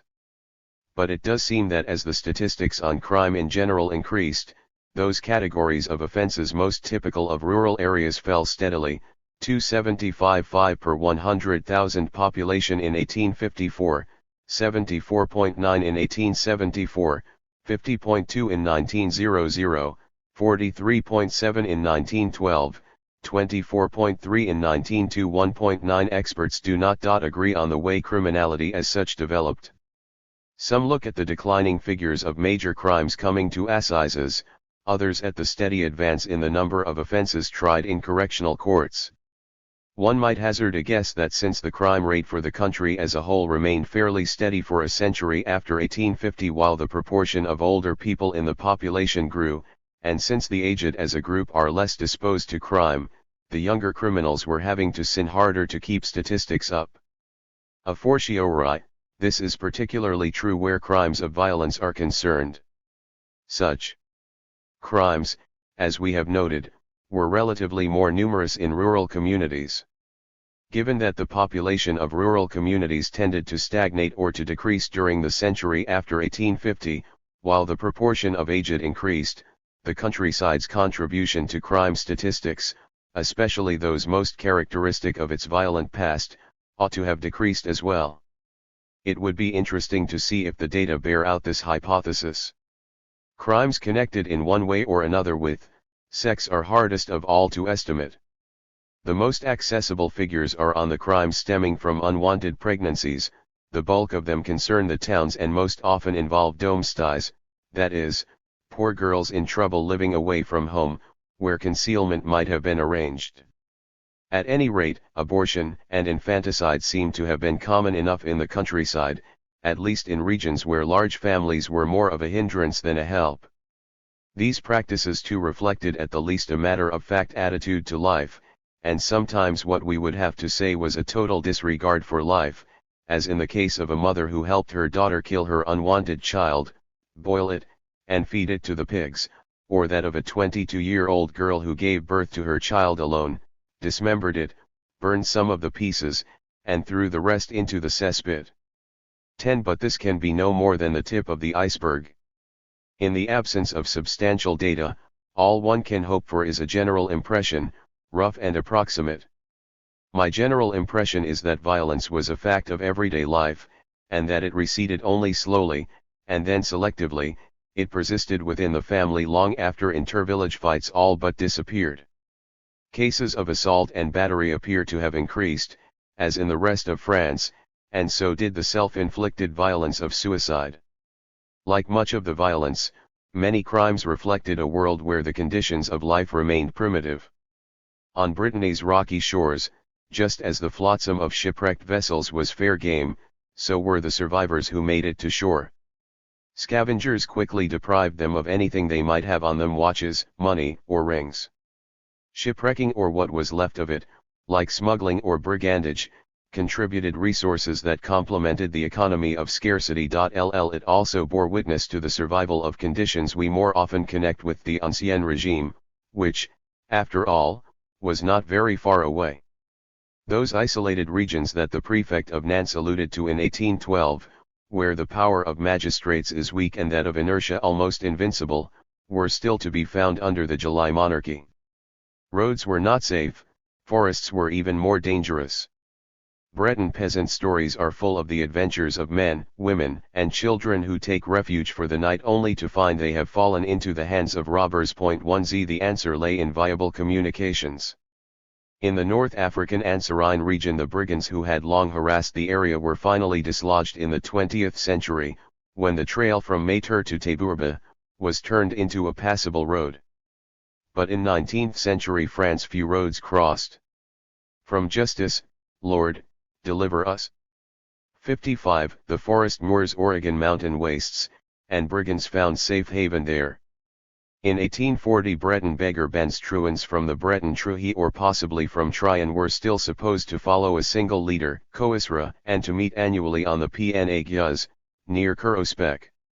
In 1858 Princess Bachochi had them driven out of Kalpo, on what is now the route from Lochmeen to Van, but they set up quarters in other parts, and only the 20th century saw an end to their organized crime. In 1844 the military reports TU spoke of outlaws taking refuge in the wilds of Gavaudon, as they had done a generation or two before. In 1853 the commanding general at Bourges reported a criminal who remained beyond the reach of the law in the vast perimeter of forests between the departments of Nièvre, Saône-et-Loire, and Côte d'Or, and the Minister of Justice appealed to the Minister of War to help clear the area around Golu in Nièvre's arrondissement of Château-Chinon. The forests still stretch over the area today much as they did a century ago, but they are crossed by roads. Golu itself, released from the close embrace of the forests, is now a crossroads on the east-west road from Burgundy to the Loire. Brigandage persisted longest in Corsica, and in its most remote and least developed areas, at least, the island bore little or no resemblance to the rest of France. Still, it is interesting to find the sub-prefect of Bastia boasting in 18G6 that bandits had disappeared from his arrondissement. The ease of travel, the low mountains, the ever more numerous farmlands, would prevent an armed band from hiding for long from the gendarmerie. Yet, Corte and Sartine continued to be infested with bandits, armed robbery, plunder, robber bands, stealing, pillaging, holding up travelers. Read the reports. Gangs ruled the countryside, levied taxes, condemned people to death and carried out their verdicts. But then, as the sub-prefect of Sartine explained in 1908, his arrondissement was the most mountainous, the poorest, and the wildest section of the island.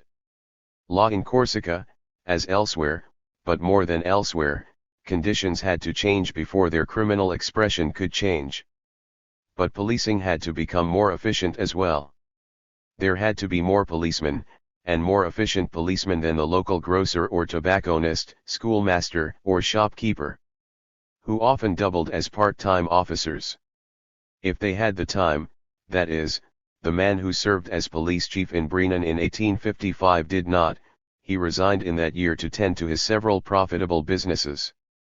And they had to speak the local language, unlike the commissaire Flaubert found at Pont-l'Abbé in 1846, who had to use the local gamekeeper as interpreter. 14 Even the makeshift services of a garde champêtre were wanting in some number of places. In 1856 1/4 of the communes with rural territory had none, and many of the others would have been better off without them. But the Second Empire did preside over a great expansion of the forces of law and order, installing police superintendents in rural areas * and increasing the number of gendarmerie brigades whose special province was the countryside. One result of this expanded police power was a steep rise in the quantity of reports and charges drawn up annually by the gendarmes. By 1880 these numbered some 189,000, nearly quadruple the yearly average of 56,000 in the 1840s. 15 Another result was a similarly steep decline in the activities of such anachronistic criminals as highwaymen and brigand gangs. Brigandage in fact was soon stamped out in all save the most isolated places, but smuggling, which played a real part in many a local economy, especially around the periphery of the nation, proved much hardier. And understandably so, since all recognized the smuggler's usefulness and few thought his work a crime. Indeed, he was regarded with much favor. The legendary fame of Mandrin, the 18th-century bandit, undoubtedly grew out of this view, but also from the general feeling that avoiding tolls and taxes, though clearly illegal, was not necessarily immoral. For that matter, members of the Basque clergy explicitly taught that since indirect taxes were contrary to canonical and social justice, smuggling was not a sin. Their flock certainly agreed. Something 1g of the same lesson was taught in a vastly popular children's novel of the 1830s, which went into a 15th reprinting in 1889. It presented smugglers in the friendliest light, and even had the hero and the local mayor lending them a helping hand against customs guards without a second thought. But then, as military observers explained, for the inhabitants of the Pyrenees at least, smuggling was their only resource, the only trade they had, part of local customs. 16 In time the mountain men found new resources, and smuggling ceased to be the chief occupation in even the poorer valleys. But the state monopoly of match production created a new crime, the making and sale of contraband matches, the resource of poor people, catering to poor people, to the turn of the century at the very least. 17 The strongest evidence of archaic survivals, among the most ancient and certainly the most violent, comes from the records of the affrays between villages, which continued in some places to the First World War, but whose golden age seems to have ended with the stricter police methods of the Second Empire. The Statistique du Déperoutement du Lot, published in 1831, refers to the bellicose temperament of Corsi men, apparent in those wars that break out between parishes and that give rise to real battles. And this was no exaggeration. The Lot archives contain a very fat file on the subject: bloody scenes, combats, disorders, serious wounds, treaties of peace, and rumors of war, with the local National Guard playing its part, sometimes fighting other National Guards or gendarmes, sometimes intervening to restore order. Similarly in Provence we hear of two villages near Nice whose inhabitants agreed to settle their differences in pitched battles with no recourse to the law whatever happened, only to become enmeshed in endless litigation when they ignored their mutual promises. 18 When traditional warfare of this sort died down, the tradition lived on in clashes between gangs, generally youthful, representing rival wards of the same village, rival hamlets of the same parish, or rival villages of the same district. A typical instance among many occurred at Plogastel Saint-Germain in Finistère, where in March 1866 the canton's draft board met for the annual drawing of lots that would show who would perform 7 years military service and who would escape duty. When the contingent of draft-age youths from Plazavette arrived, everyone else fell on them, and the tiny village square of Plogastel became the scene of a frightful struggle in which more than 300 participants of all ages, using staves, stones, and cudgels, gouging and biting, fought themselves out, the authorities finding it impossible to separate them. Before it was over, all had been wounded more or less lightly, though none complained, va rancune qui vint de s'étredur par une rise nouvelle. What happened was this. The lads of Plazavette, marching en corps behind their banner, were determined to march around the village cross, a practice started in 1848 that was supposed to ensure good draft numbers, and the rest of the youths were just as determined that they should not. In previous years the mayor of Plogastel, who knew what to expect, had managed to keep the peace by insisting on general disarmament and seeing that all conscripts who came into town were barehanded. In 1866, however, the gendarmes had pooh-poohed his fears of trouble, and everyone had been allowed to keep the cudgels that the Breton peasant seldom laid aside. The copious correspondence this affair gave rise to is revealing. We find superstition at work, and moreover, surrounding a practice of very recent origin, a long-standing hostility between rival hamlets, a natural recourse to violence, and the irrelevance of outside authorities to local practices. Try to understand the ways of the peasant young, the mayor of Plogastel wrote to the prefect, and their need for violent contrasts to their agricultural labors. 19. The mountains of Auvergne, where miners fished with dynamite and gangs of toughs roamed the countryside, seemed to have been another center of violence. Endless brawls and squeresses, between men who wielded axe or pick as easily as knife or gun, tended to end in stabbings, shootings, and other forms of massacre reminiscent of the American frontier. The slightest squabble could end in murder and mayhem, men were shot or battered to death following an argument, blows were exchanged, shots fired, picks brandished, because of a futile discussion, a futile wrangle, for the most futile motive. A son shot at his mother, killing his young sister, 2 lads hunting together fell out over a jay, and one shot the other. And so it went. 21 Wonders whether in a stark world this was not a form of relaxation, of rough entertainment, among the few available. But the frequency with which judgments for coups et blessures show violence occurring without apparent cause also suggests the pent-up anger and resentment of the hopeless, which too long contained finally broke out in a blind violence that offered some relief. 21 Thefts were among the most common and revealing breaches of the law. Most of them were pathetically small, like the 2 sous that were taken as booty from an old woman in a forest near Lombez, or the jersey, knife, and 50 centimes extracted from an old man of Saint Cernin, or the rich haul of the housebreaker of the Lectoure region who made off with a net, a pruning knife, a candle, a towel, and 1 piece of bread. One guesses that the ingers et voies de fate relative au partage d'un morceau de lard vol, noted at Saint Manhould in the year 13, were reproduced under subsequent regimes. There are several instances of girls who seem to have been tempted, or anyway were alleged to have been tempted, by kerchiefs. A typical case involved a young girl in the employ of an ironing woman at Elne, who was accused of stealing a small cambric handkerchief worth 1 franc. Her vehement denials availed her no more than a suspended sentence. 22 Petty and pitiful, cases such as these bear witness to a world of small possessions and great need. The police were less welcome when they intervened to establish or restore a public order alien to the populations. Some felt their liberty increasingly restricted. More so, complained the men of Tarascon in 1848, than before 1789.23. Historical memory may have been faulty, or the representatives of public order thicker underfoot. Whatever the case, two jurisdictions in particular created endless trouble: hunting and forests. Each deserves a study of its own. And each testifies to the fact that the country people did not allow their traditional practices to be upset easily. Our populations, as you know, wrote the sub-prefect of Ch. Tolan in the summer of 1853, hold the figure of the gendarme sacred.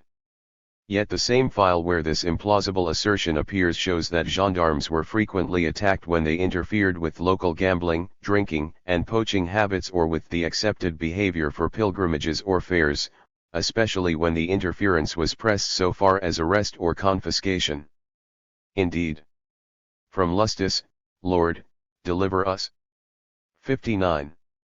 In Ariege the attempt to arrest local men could set off what were described as insurrections. 24. But Ariege, like most of the Pyrenees, was of a particularly inflammable mood because of the incessant friction over forest rights. The legislation introduced in the late years of the Restoration limiting access to the forests fed violent hatreds wherever free range had been a way of life and the forest's resources indispensable to even a marginal living. The Forest Code of 1827 gave broad powers to the French administration and the rather surly foresters, rangers, and guards it recruited among populations plagued by underemployment. This authority was used at the expense of the local population to preserve great stands of trees and foster reforestation, largely for the sake of a wooden navy that would no longer exist when the new plantations reached maturity. The peasants knew little and cared less about such coibertian aims. They knew only that arbitrary and incomprehensible decisions meant that their animals could no longer graze, and that they could no longer gather kindling or firewood, as they had done as far back as memory could stretch. Maurice Agulhon has recorded the bitter conflicts to which this gave rise in Provence. From the Restoration right through the Second Empire, the records show similar, and similarly violent, reactions from Burgundy and Dauphine to Anjou, Gascony, and the Pyrenees. The number of offences soared, not only trespass, pilfering, and theft, but acts of vengeance against guards and against the prohibited forests and plantations themselves. The poor rose in wrath and cut down thousands of trees, and army or National Guard units had to intervene to quell riot after riot. Strange rumors ran wild, such as the one in 1851 that spread through the villages on the outskirts of the Ambery forest in Anjou with the false news that the people could gather wood at will.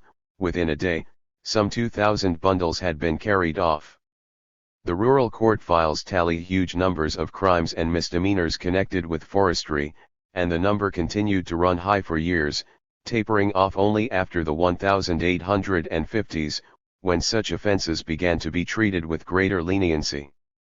But the preceding period left its mark on popular thought, and many a folk legend doomed the forest guard to eternal damnation, condemned after death to haunt the forests he used to patrol. In Ariege, however, the conflict maintained its intensity well after it died down in other areas. There, large-scale violence had erupted as early as 1829, when the demoiselles' bands of peasants disguised in long shirts and bonnets, often with blackened faces, armed sometimes with guns but mostly with woodsmen's axes, ranged the countryside to strike suddenly and by night against gendarmes, forest guards, jails, and restrictive landowners. The War of the Demoiselles reflected the resentment of people to whom the law, almost any law but forest legislation particularly, appeared alien and destructive. Their sense of injustice was overwhelming. In 1848 the General Council of Ariege explained that the peasants had come to hate the 60 forests themselves, and hoped that if they ravaged them enough they would get rid of their oppressors. That same summer the chief government prosecutor in Toulouse, reporting the forest fires that were being set in his jurisdiction and the raids to mutilate the trees, recognized that the rural populations of these areas are imbued with the idea that they have been unjustly despoiled of property rights they have held from time immemorial. They said as much in one of their songs, one of many, Nous hulen exulp acquisto montano, he que nos dehen, et que nous apparten. They want to steal our mountain, which is our good estate, and which belongs to us. The situation was aggravated by the overbearing and corrupt nature of the personnel who were entrusted with enforcing the law. Many of the reports of mayors and other officials over the period 1843-9 speak of foresters and forest agents who were strange to the region, ignorant of local practices and rights, let alone needs, and worse yet ill-paid and hence usually corrupt, crushing the local people with their exact ions. No wonder that smoldering resentment flared into open rebellion over and over, in 1829-30, 1842, 1848, and again, though less intensely, 187 RJI. In 1879 the sub-prefect of Prades noted with relief that friction had diminished and that disturbances were fewer.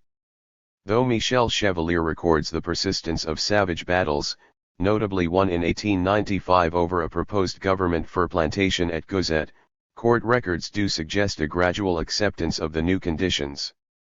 25. In the arrondissement of Saint-Paul-de-Slash its forestiers numbered 145 in 1856, far ahead of the next most common categories of offences, theft and begging. But they fell sharply thereafter, to 29 in 1866, 32 in 1880, and a mere 7 in 1905.26. A draining of the population, new sources of revenue, and, quite simply, time had finally turned past injustice into present usage. The right to hunt was another source of friction. In Gers a huge set-to at a village festival, in which 2 gendarmes were seriously manhandled and for which 15 men were eventually imprisoned, was attributed in the first instance to popular resentment over the imposition of a higher fee on hunting permits. The measure was patently undemocratic, cutting into the food sup. From Iustus, Lord, deliver us. Ply and into a major source of revenue or pleasure of all but the wealthiest peasants, and it made for constant trouble. Not thefts but hunting offences were the commonest cases brought before the rural courts of the Second Empire. At Bazas the year 1856 saw 45 hunting violations against 43 thefts, the year 1867, 92 against 41. Similarly, at Ch-Tolen, 1856, 86 against 71, 1867, 95 against 72. The number of cases seems to have fallen with the easier laws of the Third Republic, at Bazas from 92 in 1867 to 53 in 1909, at Ch-Tolen from 95 in 1867 to 52 in 1880 and 31 in 19Q6.27. Legislation of course created crime, such other familiar practices as begging, drunkenness, gleaning, gathering wood, and peddling without a permit also became offences. Modernization created crime too. Conscription brought with it failure to report, desertion, and self-mutilation to escape the draftal criminal offences. The use of traditional weights and measures became illegal. New hygienic regulations governing the practice of medicine or midwifery, the sale of drugs, and the control of contagious diseases in cattle and humans found their reflection in police records and in courts. Improved diet encouraged the enterprising not only to sell adulterated milk, but to circumvent the controls placed on pepper and mustard as well. The introduction of postage stamps was followed by a law making the reuse of cancelled stamps a crime. Here we find a particularly striking example of how novelties became the ordinary. The civil court records of St. Manhould list 18 offences on this score in the 1850s, 4 in the 1860s, 4 in the 1870s, and 2 in the 1880s, the last in 1886. The Court of Bazas tried 12 such offences in 1856, none in 1867, 1 in 1880, and none thereafter. Among the first 4 transgressions 2 were committed by girls who were released for obviously not knowing what the stamps were all about. Railways also brought regulations and infractions thereof. At Bazas these rose from 2 in 1867 to 19 in 1909. At Châteaulin in 1886 an 11-year-old boy was fined for throwing an apple on the right-of-way of the Nantes-Landerneau Railroad. 28 But if modernization could create new crimes, or at least legislate them into being, it also worked to eliminate or alter the old ones. Thus, at Châteaulin the number of offences for coups et blessures almost tripled between 1856 and 19Q6,29 but far from indicating a rising tide of violence, this change was due to a greater readiness to lodge complaints for actions long taken for granted. The nature of the charges clearly changed. One finds fewer brawls, and more complaints by women, especially wives, for whom the occasional or regular thrashing had once been a matter of course. Certainly, the consideration of legal costs helped to stay many an eager hand. The little boy who threw an apple on the tracks was fined only 1 franc, but with legal costs his parents paid nearly so francs in all. Beating one's wife might cost as little as 5 francs, beating a strange woman 4 times as much, and a good fight between men could bring some days in prison with work left undone and wages unearned plus fines, of course. But these costs were at the low end of the scale. In any given case the costs could climb as high as 20 or 30 francs, an astronomical sum for families with only a tiny income.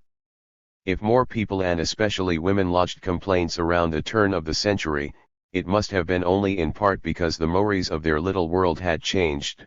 The family budget must also have allowed it. Wives and children continued to be beaten, to be sure, but more of them seemed to have revolted. By 1906 one even finds the Châteaulin court handing down a judgment on the specific charge of ill-treating children. Offences against minors, mostly sexual, were common enough, they are a running theme through the legal files from one year to another. But at the turn of the century a new note sounds. At St. Menehould, for the first time in the records, the court held that the abuse of a young child was a crime. The earliest judgment was brought in 1900, another followed in 1902, 2 in 1905, 1 in 1913. At St. Belin 9 cases of this sort came to court in the year 1905 alone. And Châteaulin followed suit, as we have seen, in 1906. They did so under a law passed in 1874 for the protection of children. It had taken a quarter of a century or more for urban values and urban legislation to penetrate the more isolated parts of the countryside. It would have taken longer at an earlier time. Now tentatively, reluctantly, but relentlessly nevertheless all parts of rural France were being drawn into the modern world. And yet a measure of just how long the old order, or disorder, took to pass can be found in the persistence of beggars and of begging vagrants as one of the major social problems of the 19th century. Extinction de la mendicite was a separate rubric requiring specific mention in the weekly and monthly reports local officials submitted to their superiors. The cahiers of 1789 are full of complaints against vagabond beggars, of references to the fear they spread and the extortions they extracted in the name of charity. Misery did not evoke sympathy, only unease and fear. The Revolution and the Empire set thousands adrift who had little hope of haven. Even when the worst had settled into normal want, poor regions like Brittany went through horrifying famines. In 1814, a priest tells us, the starving poor gathered in hordes of several thousand on the beach at Cesson looking for shellfish, which they devoured raw, so great was their hunger. Physically weakened to the "From justice, Lord, deliver us" point where they could not even cope with the cooking fire, several still tried to carry something back to their families, only to fall along the roadside and die. Other hordes of starving peasants swarmed into the towns and tried to intimidate the city folk into charity, but the burghers barricaded themselves behind their doors and left the starving yokels to die in the streets or to be driven out by the military. 30 Mass suffering of this order was exceptional, or would become so. Indigence was not, indigence, vie précaire, mendicite are a triple and recurrent theme. In Loire et Cher begging was the only obvious recourse when the scourge of indigence struck the rural proletariat. In regions like Beaussy even poor laborers generally managed to tread the fine line between poverty and destitution. But in the Perche, explained an agricultural survey of 1848, begging was as chronic as penury, people were so used to it that they did not feel the least shame about it. There was the precarious economic situation, always on the point of collapse. There was the unexpected disaster, like a fire or flood, which sent its victims begging by the roadside. There was, quite simply, perpetual want, under whose merciless rule beggars, permanent or occasional, were unavoidable. During the hard winter of 1847 the prefect of Cantal reported that the poor had to resort to begging. That was their only hope, and, after all, those who begged from door to door found bread. 31 The city poor, of course, had certain forms of organized charity to fall back on. Beggars accordingly crowded into cities whenever they could, and especially at times of famine, attracted by these resources, the concentration of private charity, the bureaux de bienfaisance, the food and alms that the rich and pious distributed on regular days and hours. This may be why a city like Toulouse was full of beggars through the 1840s and 1850s. One couldn't take a step or complain the Annuaire de la Haute-Garonne in 1848 without being assailed, importuned, and often insulted by these wretches who laid bare to all eyes their sores, fictitious or real. They even invaded our homes, and one could rid oneself of their importunities only by yielding them alms. 32. Many of these wretches came from Ariège, especially from the mountainous areas, where begging was an ancient tradition, every winter precipitating a seasonal migration into the more fertile plains or even further afield. Solidly anchored in custom and an essential part of the normal subsistence pattern, such begging migrations endured to the very end of the Second Empire, even though conditions had by then improved. As the prefect of Ardèche correctly observed, the migrations persisted because of the sheer inability to break with established habits. Some of those who went down into the good country, while snow covered their barren lands, were not even poor, and many of the migrants were encouraged by village authorities, who could have ended the flow by the simple expedient of withholding the passports that were essential for travel. A testimonial to the beggars' enterprise was an annual beggars' fair, the Fère de Montmerle, held every summer near the hamlet of Chargrand. The War of 1870 seems to have marked its end. At Montmerle the begging folk of Bourbonnais sold the rags, used clothes, and linens, household goods and junk that they had gathered from as far afield as Rouen and Rena-Isen in Loire. 33 Few beggars were this organized, to be sure, but most traveled far afield. In Maine-et-Loire we hear that in 1865 most of them came from the depths of Brittany, and indeed the peninsula always had a rich crop of indigents. The sponsor of a traditional marriage feast in Cornwall or Morbihan, which into the late 19th century included a special dinner and dance for the poor, had to count on an attendance of 200 or more at the event. Not all of these, presumably, were regular beggars, but it is hard to draw the line between regular and occasional beggary. In the Aube of the late 19th century, when hard times struck, whole families turned to charity, with the young, the old, and the sick begging for bread from door to door. These were clearly not professional beggars on the order of the familiarabonds with their regular rounds. But in the ports of Brittany, cannery workers and fishermen worked when they could, and begged or sent their children to beg when they could not.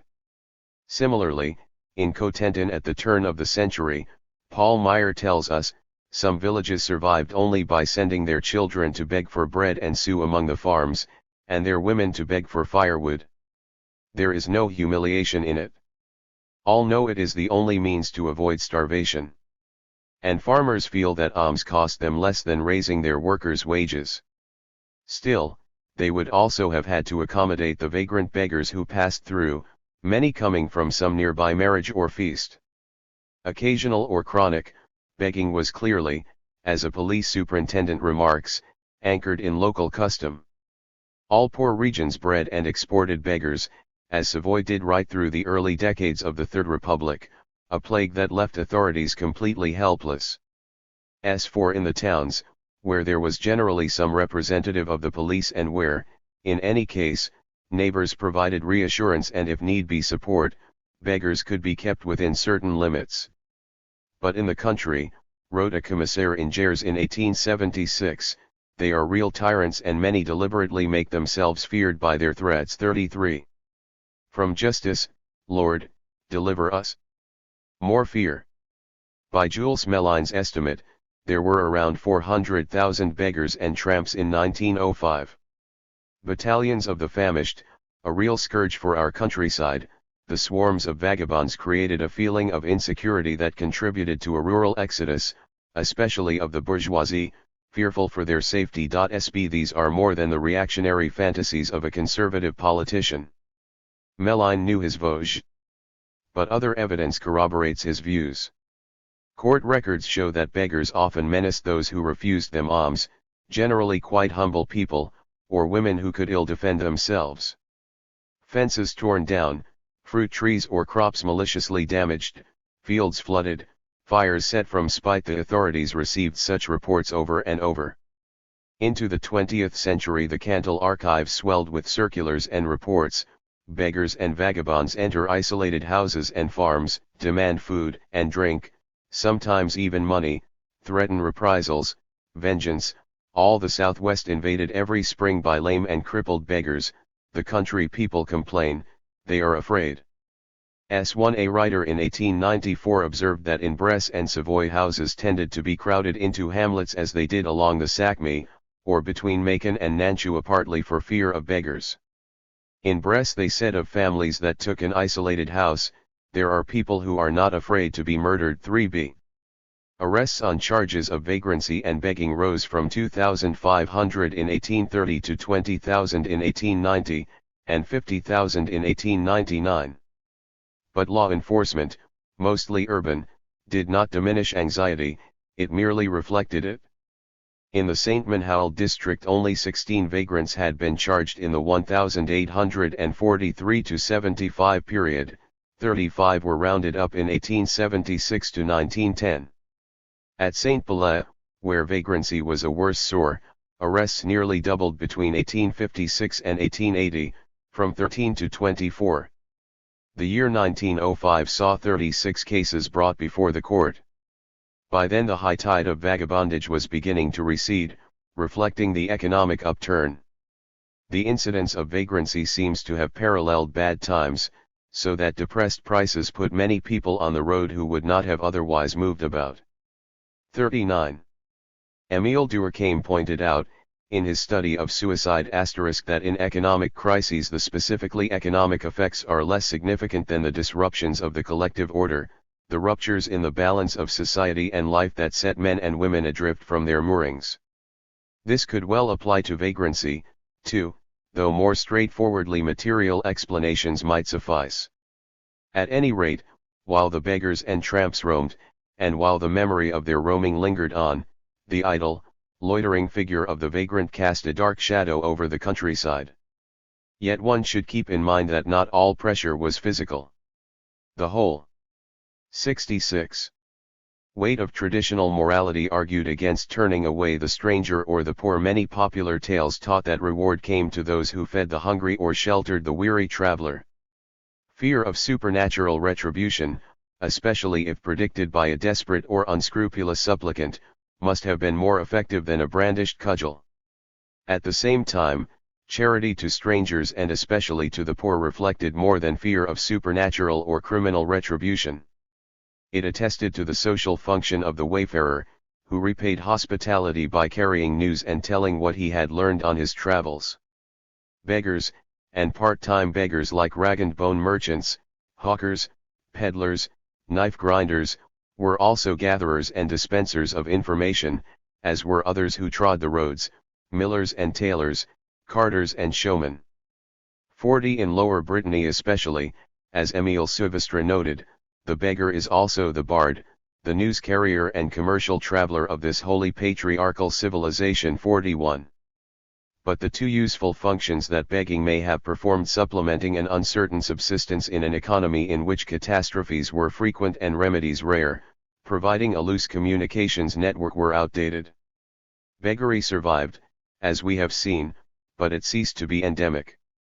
What is perhaps more important, it was no longer taken for granted. It became an anomaly. Beggars themselves grew ashamed to beg. The Fergonans of the Pyrenees Orientales wore a mask so as not to be recognized when they came to the door.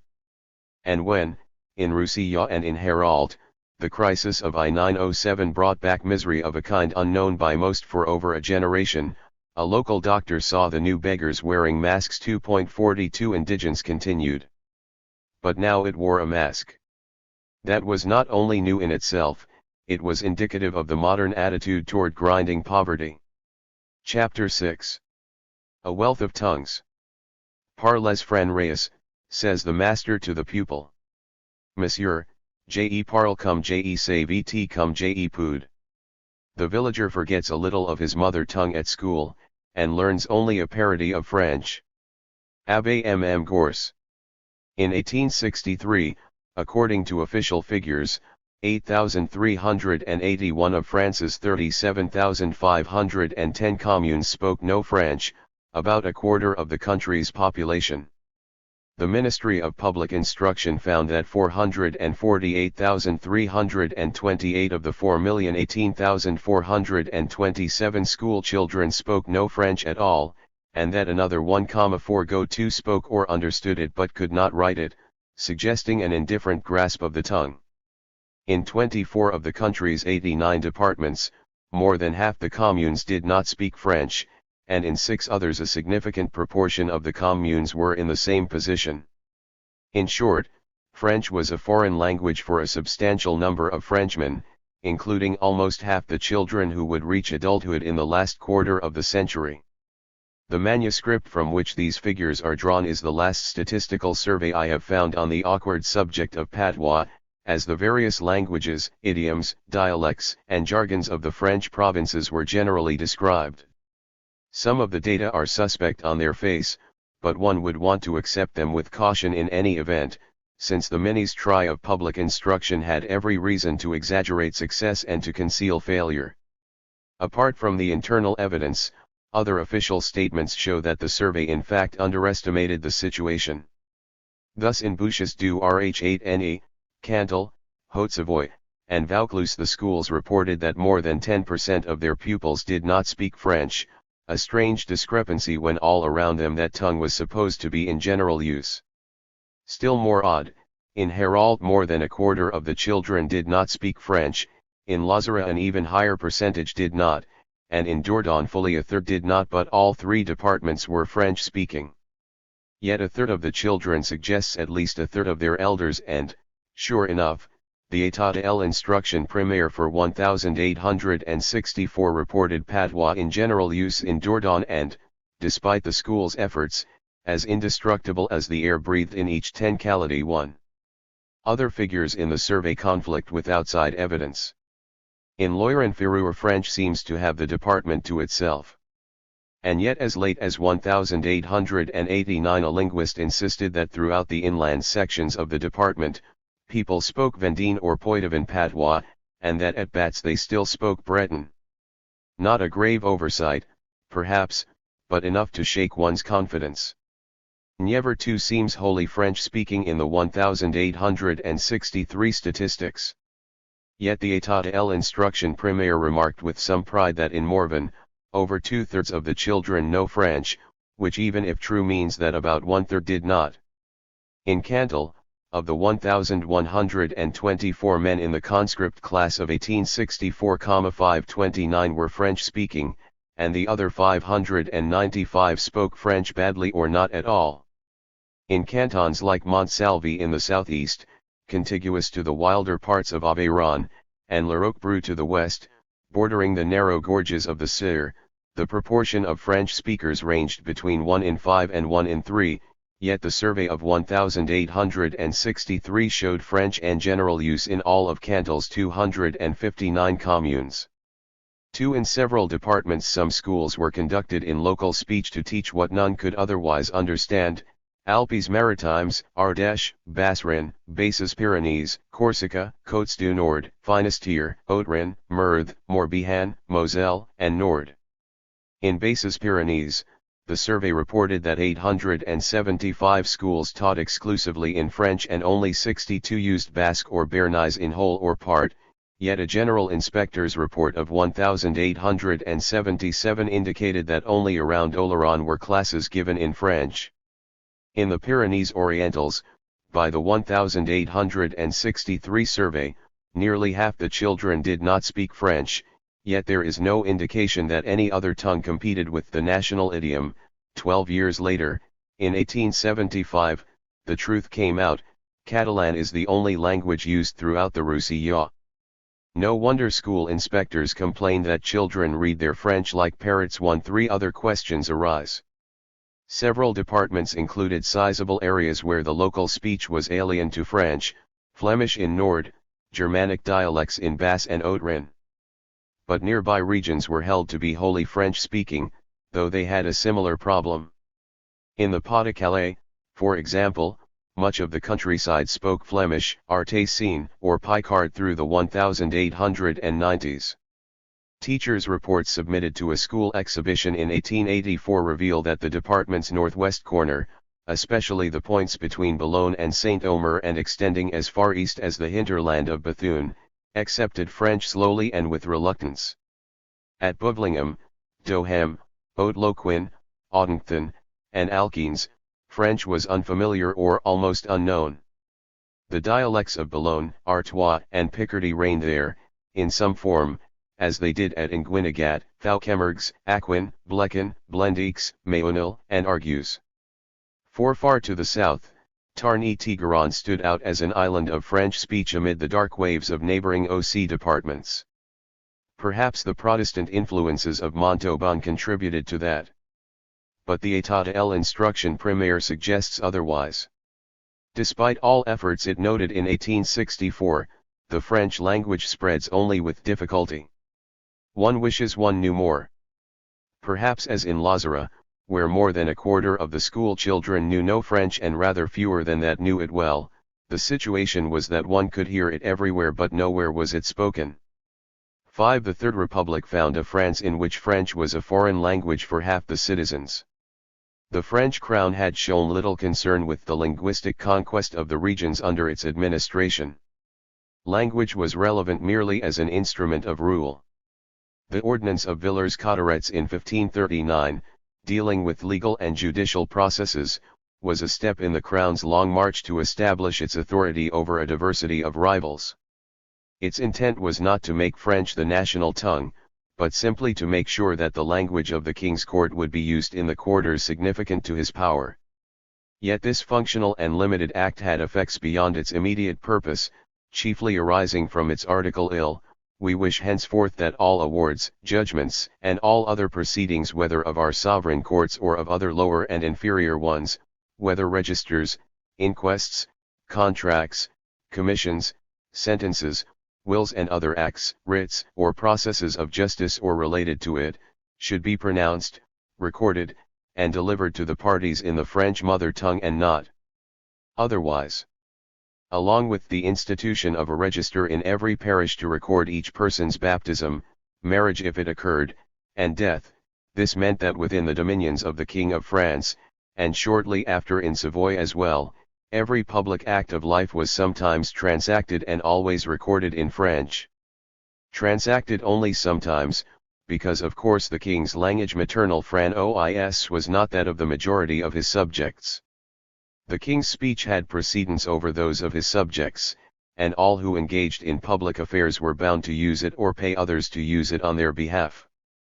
But linguistic unity hobbled far behind even the incomplete administrative unity of the Ancien Regime, nor does it seem to have been a policy goal. In the Treaty of the Pyrenees, Louis XIV guaranteed his new subjects the right to use the language they wished, whether French or Spanish, whether Flemish or others. The treaty was in French, Europe's new diplomatic language. But the king's subjects were slow to learn it. Jean Bart of Dunkirk, greatest of 17th-century French privateers, wrote his ship's logs in Flemish, and fumbled his rare brief reports to Louis XIV in a language he hardly knew. All the same, French was spreading through the areas most accessible to Paris, Champagne, Burgundy, Normandy, the Loire Valley. South of the Loire, La Fontaine found that French was not 7 I spoken beyond Montmorillon in Poitou, and Racine, at Uzes in Darkest Guard, needed an interpreter as much as a Muscovite would need one in Paris. 6. Burghers of the bigger towns, men of law of course, nobles and clerics became bilingual or multilingual. Universities and colleges continued to teach in Latin through the 17th century and, in many cases, to the mid-18th century. So in a fashion did many rural schools, as we shall see in another chapter. It was only in the 18th century that the speech of Paris made headway among the rural populations of all and in the Lyonnais. Everywhere else, it remained a preserve of city dwellers, adding still further to the growing gulf between city and village, and, in the city itself, creating a linguistic division between rich and poor. Devoted as were the many academies, provincial counterparts of the Académie Francaise, to the propagation of the French language, they functioned in the midst of populations that knew little or no French. In 1726 the Academy of Marseilles held no public sittings because the public did not understand the language in which they were conducted.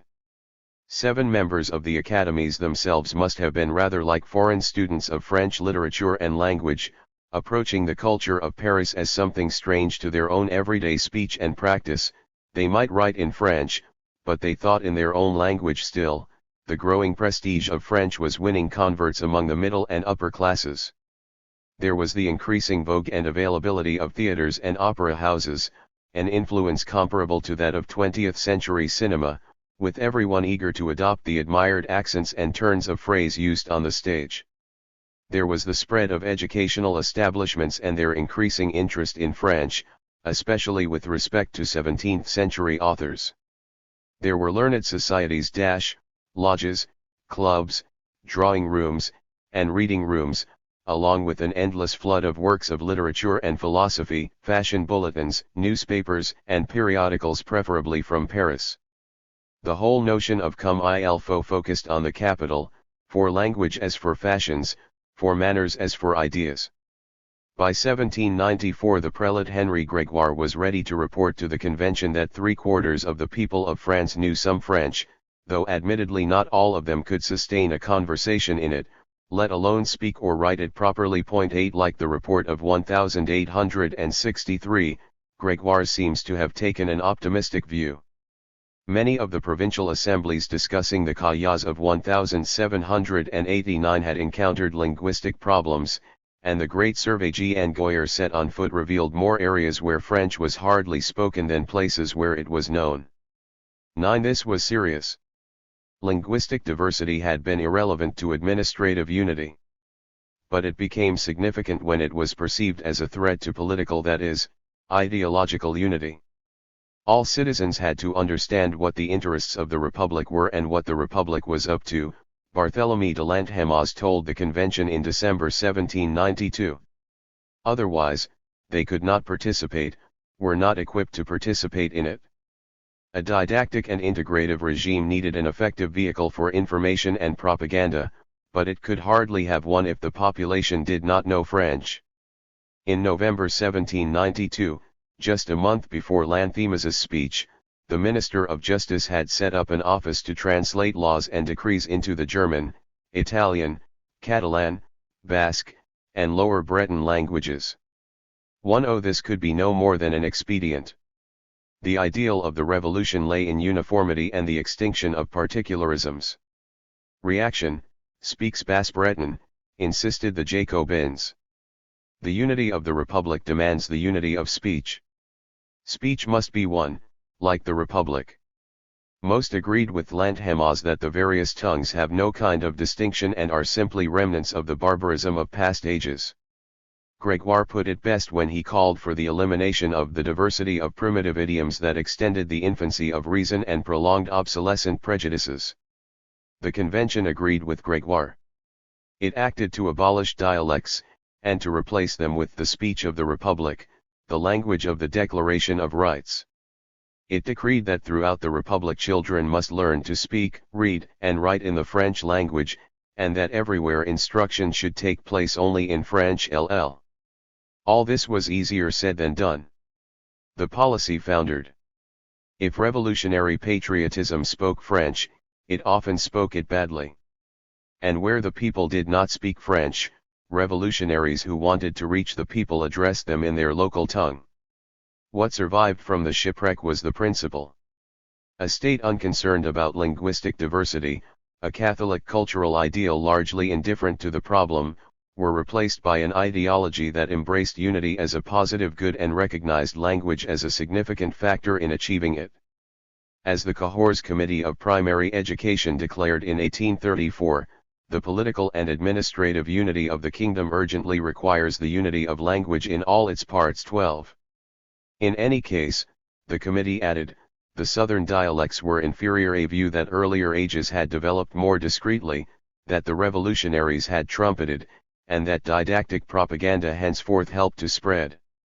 Teaching the people French was an important facet in civilizing them. 73. In their integration into a superior modern world.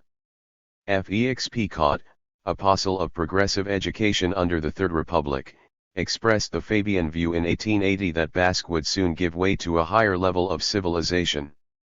And the literary critic Francisque Sarcey had even greater pretensions: the French, all the French, must come to speak the same language, that of Voltaire and the Napoleonic Code, all must be able to read the same newspaper, published in Paris, which brings the ideas worked out in the great city. There can be no clearer expression of imperialistic sentiment, a white man's burden of Francophonie, whose first conquests were to be right at home. That they were seen as conquests can be perceived in Henry Baudrillard's remark that OC was giving way to the ascendancy of the victor's speech. The local folk agreed, French is for us a language imposed by right of conquest, declared the Marseillais historian Fran, Ois Mazui. Yet the conquest was slow. Unity was still an aim and a source of concern a century after Grégoire. Witness the fears expressed by the Minister of the Interior in 1891 that by continuing to preach in dialect priests may endanger French unity. The French God has always been a jealous God.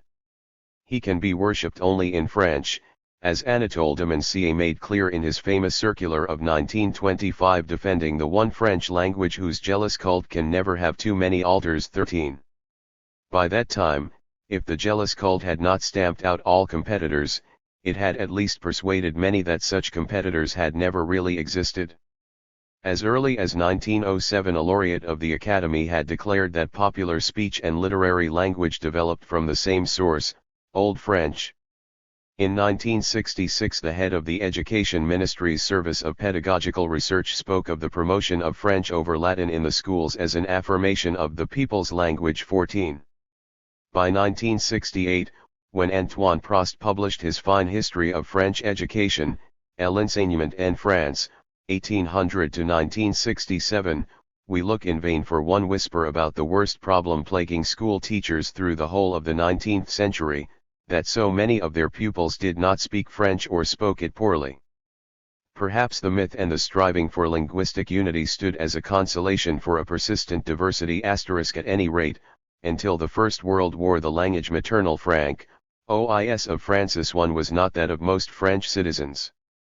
As Arnold van Gennep wrote in 1902, for peasants and workers, the mother tongue is patois, the foreign speech is French. 15.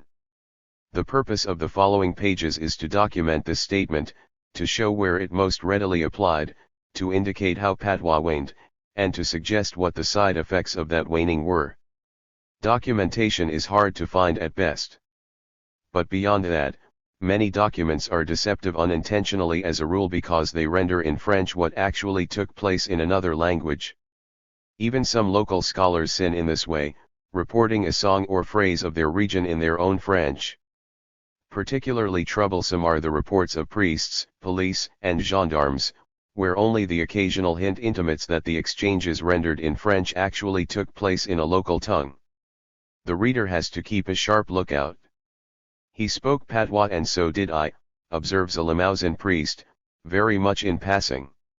How else, indeed, could he have communicated with a villager in the early years of the Second Empire? A new sub-prefect posted to St. Flour in 1867 complained that though he could communicate with the village mayors in French, He could neither understand nor make himself understood by anyone else in his area. 16 Policemen sometimes admitted they could not understand what they heard. In Gers they often were unable to follow the sermon in the church, and one police superintendent in 1875, reporting on a home search for contraband matches, noted, "It's true that I have great difficulty understanding the local speech." One wonders what Flaubert's police superintendent of Pont-Aven, who needed a translator to deal with his charges, wrote in his reports. The occasional clue appears when an officer of the law quotes some untranslatable local term. 17 There is some indication that many of the accused and the witnesses called before the court spoke patois, some translating what they could themselves, others having their testimony translated by sworn interpreters. As late as 1890 the Ariège Assizes tried a man for homicide who spoke for himself in patois. But the hard evidence on this point is scanty. So are the true facts about what went on during the Great Christ du Midi in 1907. The copious testimony on events in Narbonne, Béziers, Perpignan, Agde, and other rebellious centers says not a word about the language that the rioters and their leaders used, silence the more revealing when witnesses stress the social class or garb of their interlocutors or assailants. I do not think the silence was deliberate, likely, the information was not on-side pertinent. But it does mean one has to rely on rather restricted sources. The reports of officers reconnoitering the French countryside from the Restoration through the Second Empire swarm with references to incomprehensible local speech. In predictable areas the soldiers employed or called for interpreters, just as the doctors who were sent to Ariège during the cholera epidemic of 1854 had to do. 19. In Lozère and Cantal, remarked a distraught soldier, the speech was unintelligible. As difficult as it is to make oneself understood, it is even more difficult to understand an answer. But that was in 1844. In 1858 the Virgin who appeared to Bernadette Soubirous needed no interpreter, but she did. 75. Find it necessary to address the girl, at least in part, in the Pyrenean dialect of Lourdes, where her words are now engraved, Que soy era Immaculata Concepción. By the end of the Second Empire many country people understood French even if they did not speak it. But familiarity with French in the countryside was still cause for comment. And there were those like the old Auvergnat who, sent as a prisoner to Hesse, in 1870, had married and stayed on. When Jacques Duclos met him, in 1917, the old man got by in local Hessian dialect. After half a century, he still knew neither French nor German. 20 The state of affairs did not change significantly until the Third Republic. In 1874 an officer reporting on the area near Azay-i-Irido. Map 4. Documented entrenched areas of patois under the Third Republic. Sources, various documents cited in the text. Note that this map and others of the kind that follow are not to be taken as exhaustive. Found it worth mentioning that all speak French, so that though the people used the patois of Touraine, he was able to make himself understood. In 1877, reporting on the itinerary of a convoy through Hautes-Pyrénées, an officer complained that since most of the inhabitants hardly understood any French, one was often forced to have recourse to an interpreter to get any information at all from them. That same year in Périgord another officer noted that while the residents of Périgord could speak French, though they preferred patois, it is almost impossible for the stranger to understand the peasants or to make himself understood. In 1879 a folklorist could still publish the parable of the prodigal son in 88 different patois. Walking through Lower Brittany in 1882, Maupassant found the linguistic situation little changed since Flaubert's visit 20 years before. Hospitality was as ready, but information was still hard to get, for often during a whole week, while roaming through the villages, one does not meet a single person who knows a word of French. 21. And at the Paris Exposition of 1889 the operators of one of the attractions, the little narrow-gauge Decauville Railroad, thought it worthwhile to print their warning posters in Breton and Proven, as well as French. Of course, anyone who could actually read Breton or Proven, could probably read French too. This is where teachers and school inspectors, whom we shall meet again in a later chapter on education, furnish useful information. The picture that we get from their reports is of shrinking but still significant areas where patois prevailed. In Tarn, patois was still heard everywhere through the 1870s. This was the case as well throughout the Limousin, one of the most stubborn holdouts. In Haute-Vienne even the teachers used patois for business activities outside the school. There, noted an inspector in 1881, French was not the normal language for most inhabitants, and those that used it mangled it. French continued to be an uncertain thing for the inhabitants of several regions into the 20th century, as we can see from a police report of 1910 on a union meeting noting that a labor leader from the Tarn addressed his audience in bad French 22. In Lot-et-Tigeron and Basses-Pyrénées the children spoke French only during school hours. Mediocre results, reads Picot's report, because the child, outside school, thinks and speaks in patois. Same song in the 1881 inspection reports, in those departments and in Aveyron and Alpes-Maritimes, where even at the junior high school of Caen, the difficulty is to get the students who think in patois talking in French. In Dordogne the obstinate indifference to French would probably not be overcome for another generation, in a school inspector's judgment. In Haute-Loire the child studies a language that he never uses outside school, and that he finds very difficult to understand. 23. There, a tourist guide of 1886 advised travelers that patois was in general use. As it was in Ariège, where in 1887 we find a teacher having real problems with her little charges, who could speak nothing else. 24. 77. After the 1880s this kind of negative evidence runs out, which is what we might expect once Jules Ferry's school laws began to work. I shall argue that several factors besides the schools were working for French and against local speech. But that is not the point here. Whatever the cause, the progress is evident. Any degree of schooling had always given its beneficiaries a notion of French, a touch of bilingualism, however slight. Bernadette Soubirous had used patois in recounting what the Virgin did and said, but when another little girl translated the account into French for the benefit of Sister Damien, Bernadette was able to vigorously correct her mistakes. Similarly, when she was interrogated in French by the imperial prosecutor about her vision, she understood him well enough, though she answered in patois. 25. There could be few occasions in the mid-19th century for simple peasant girls like Bernadette to engage in even such primitive exchanges. The 1870s and 1880s created more of them. In non-French-speaking areas more and more people came to understand the national language, and in due course to speak it. In Lower Auvergne the last of the old people who could not understand French died around 1880. In parts of Upper Auvergne they survived a little longer. Only a few adults spoke French, noted the schoolteacher at Vicolcomte, 15 miles from Clermont, in 1899, but it was beginning to be used off and on by the young, who picked the habit up in the schools, where patois is strictly forbidden. Bilingualism thus became almost general.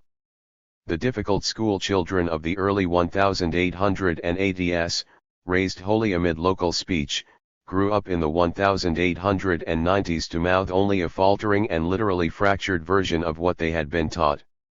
A lot of water will flow under the bridges before we get the peasant to speak French, wrote Father Gorce in 1895 of the Curas, where he still preached and explained the scriptures in Limousin dialect.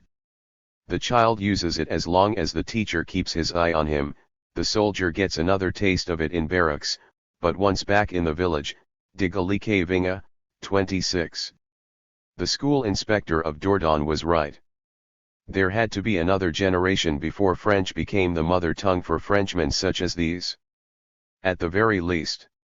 More likely this was only generally true of the offspring born to those who were educated in the late 1880s and married in the 1890s. That was the generation that manned the trenches in 1914 to 18. This slow, hesitant process, and the way its stages overlapped between different classes and generations, explains how travelers could still find themselves unable to communicate in French until the end of the century. The Cosy en Basse-Breton Morvondile, remarked an English traveler in 1892, will in these days shake their heads if interrogated in French. Jean Ajalbert described a more typical situation for that period, a man in Cantal who understood questions put in French but could not answer in the same language and had to fall back on patois. That was Edward Harrison Barker's experience in the Londis about that time, where many could not or could barely understand French, and spoke only a few mangled words. In Roussillon, too, Catalan remained the everyday speech, but their French was mostly understood. Barker wrote of another occasion, in 1893, when he asked his way of a shepherd boy in Dordogne and was not understood. But he added that this was a rare occurrence, especially among the young, in the Haute Corse, where patois is the language of everybody, even in the towns. One soon learns the advantage of asking the young for the information that one may need. 27. School and military service were at work. Only women and the old escaped their influence.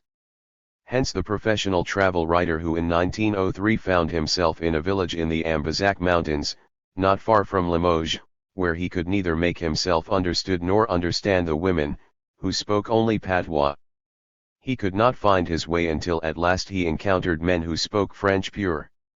In the decade preceding 1914 such blank spots must have become exceptional indeed. As a 1911 survey of rural speech in Savoy indicates, the peasants now made a point of speaking to their children in French, something they had refused to do only a few years before, so that the child had less trouble at school learning the new language. The generation gap stands out. An old peasant addressed by a city man answered in patois, a young one answered in French. The old peasant spoke patois to priest and teacher, the young one spoke to them in French. In workshops and factories patois was hardly heard at all, because so many of the workers were foreign immigrants from Bresse and other provinces. French had to be used as a lingua franca. Increased mobility and social exchanges played their part in the spread of the national language, as they had in the spread of the national currency and measures. Industrialization also helped speed the process. In Vosges, for example, the installation of a cotton industry in the 1870s and its expansion after the 1880s all but wiped out the local dialect when country people moved into small industrial centers where French or an unfamiliar dialect obtained. They also worked alongside Alsatian immigrants, whose speech was different still. As a teacher noted, the mixture of patois favors a common language. 28. The War of 1914 saw the culmination of the process, though not its end. With vast numbers of refugees set in motion and soldiers from every part of the country serving together, millions were forced to use French on a daily rather than a sometime basis. Jacques Duc-10s, mobilized at Pau in 1915, met a Basque soldier who did not know a word of French, but events would force him to learn it. At the start men were mustered into local units and so could rely on their familiar patois. But as the war went on, new units were set up with the survivors of decimated ones and old units were bolstered with recruits from every corner of the country. Men had no choice but to speak French. And they did. Many continued to do so home on leave or after demobilization. It was a giant step. In Isera, Pierre Barrel tells us, the old patois was completely abandoned by the young after 1918. In the Vosges it became increasingly rare, rather despised. The situation in 1920 was just the reverse of what it had been in 1880, bilinguals were more awkward in patois than in French, the majority and, most important, the young were on the side of the national language. 29. The same departments and regions keep coming up in this account, but scattered bits of evidence suggest that patois was spoken in many other areas. In Maconise, for example, patois was in general use until 1880 or so, and disappeared only after the First World War. The same seems to apply to the Vosges, the Jura, Dauphine, and Franche-Comté. In Marche and Berry, villages continued to use Barricon or Marquois at least until the turn of the century.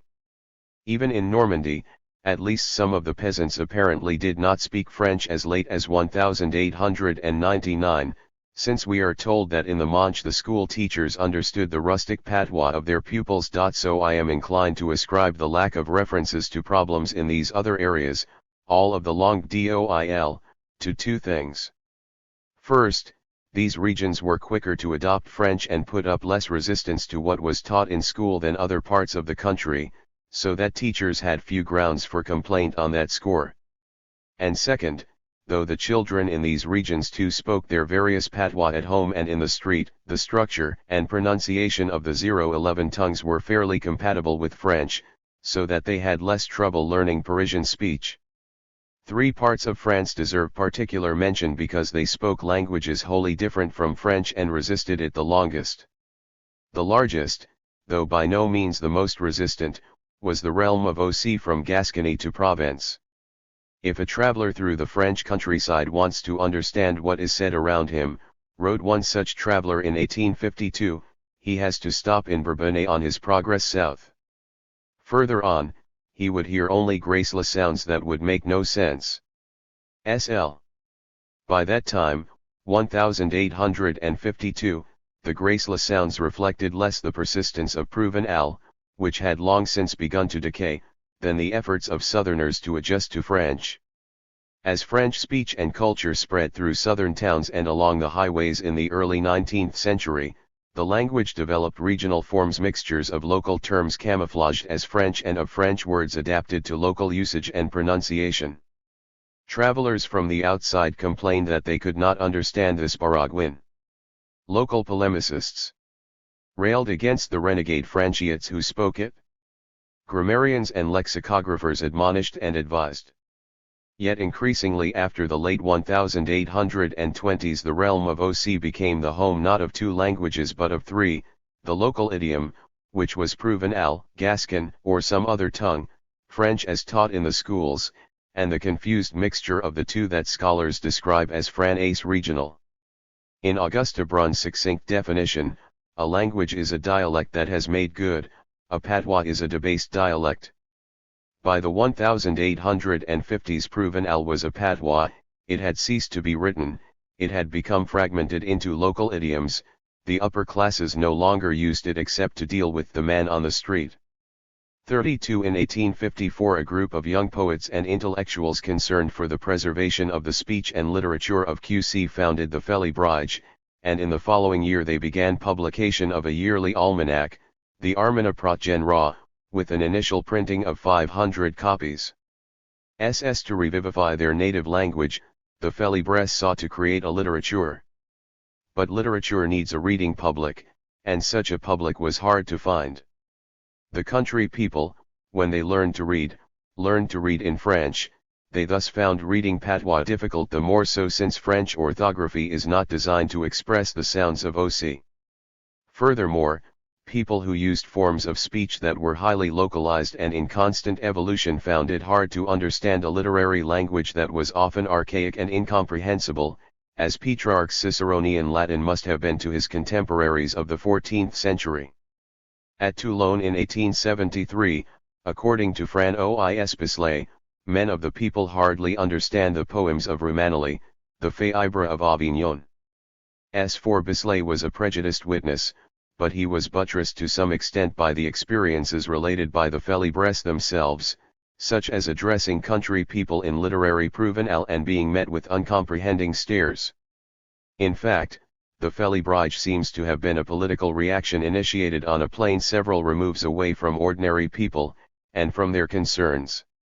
Its populist ideals had originally been set forth in French, because French stood for liberalism and emancipation, and because already in the 1840s fashion and school made French the favorite vehicle for poetic and political expression. In 1848 the 18-year-old poet Frédéric Mistral had composed an ode to liberty in French. But after 1848 and, even more, after December 2, 1851, he turned to his native Provençal to express the sentiments that had once seemed best said in French. But the circumstances that had first suggested using French were not changing, and the Félibrige fell between two stools. By the time its masterwork, Myrio, appeared in 1859, the literate upper classes in the South had been Frenchified. Their reaction was reflected in the words of Monsieur de Pontmain: "What a pity that this masterpiece should be written in the language of our servants."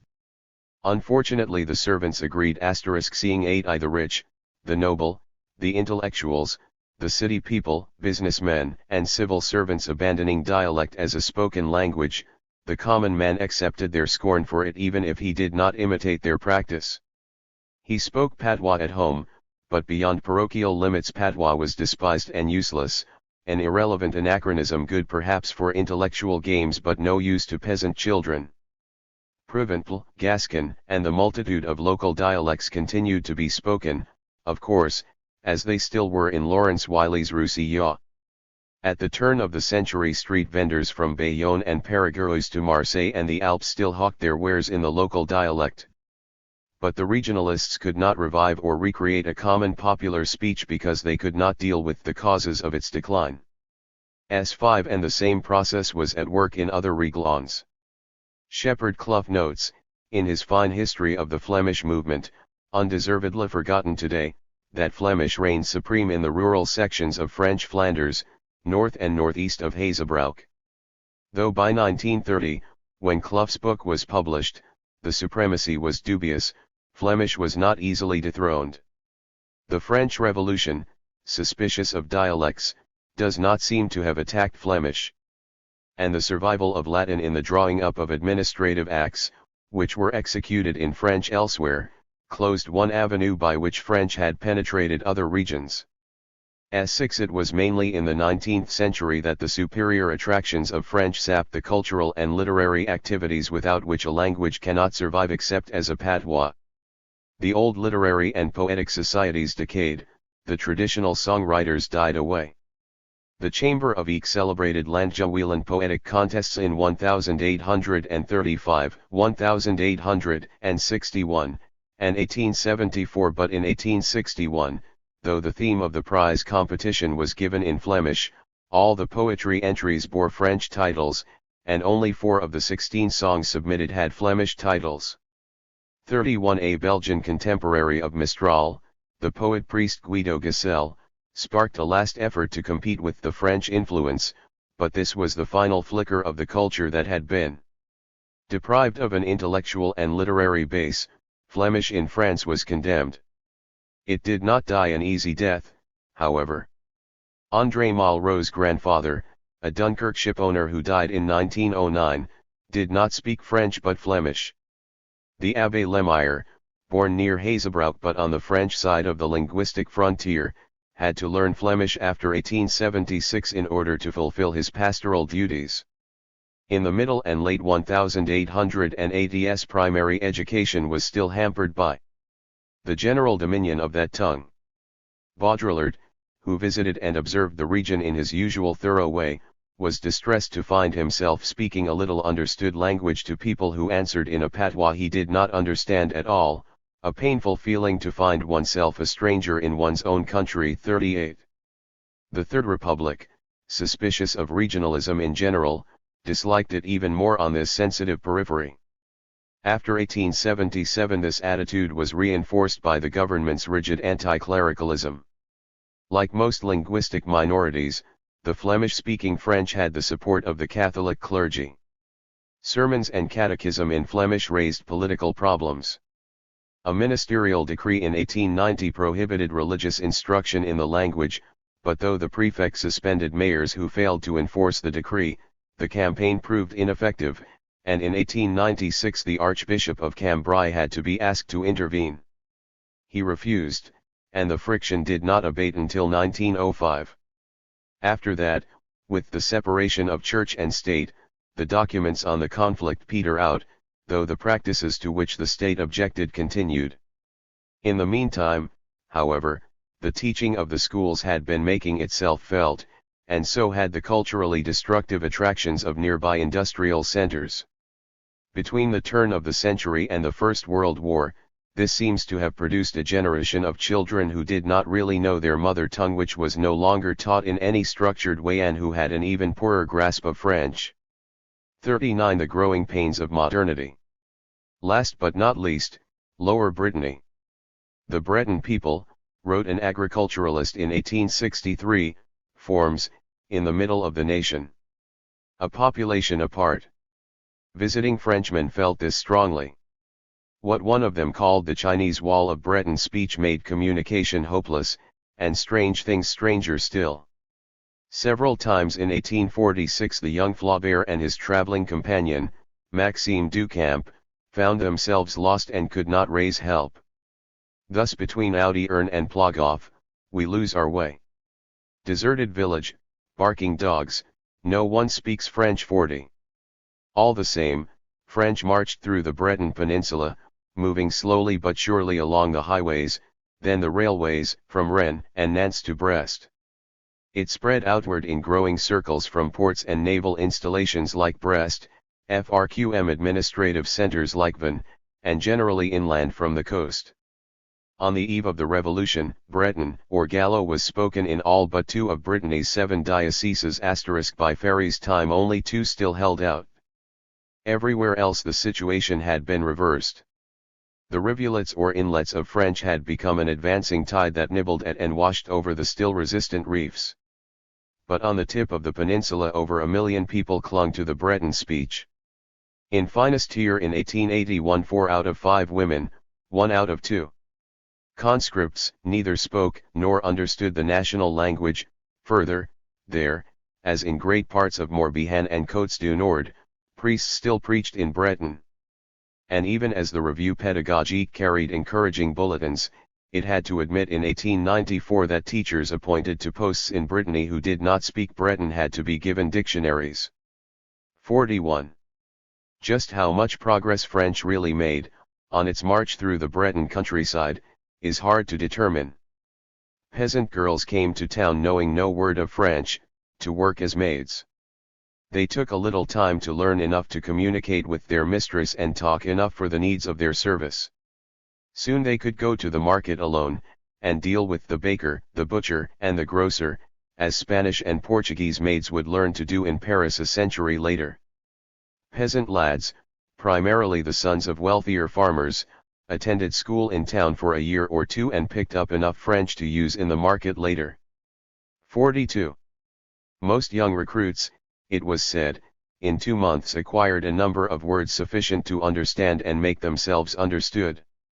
Back in the village, though, those using French were mercilessly kidded back into line. Even in Upper Bretagne children knew that French, good when one is at school, was better dropped outside where on repreachy come tout le monde for s.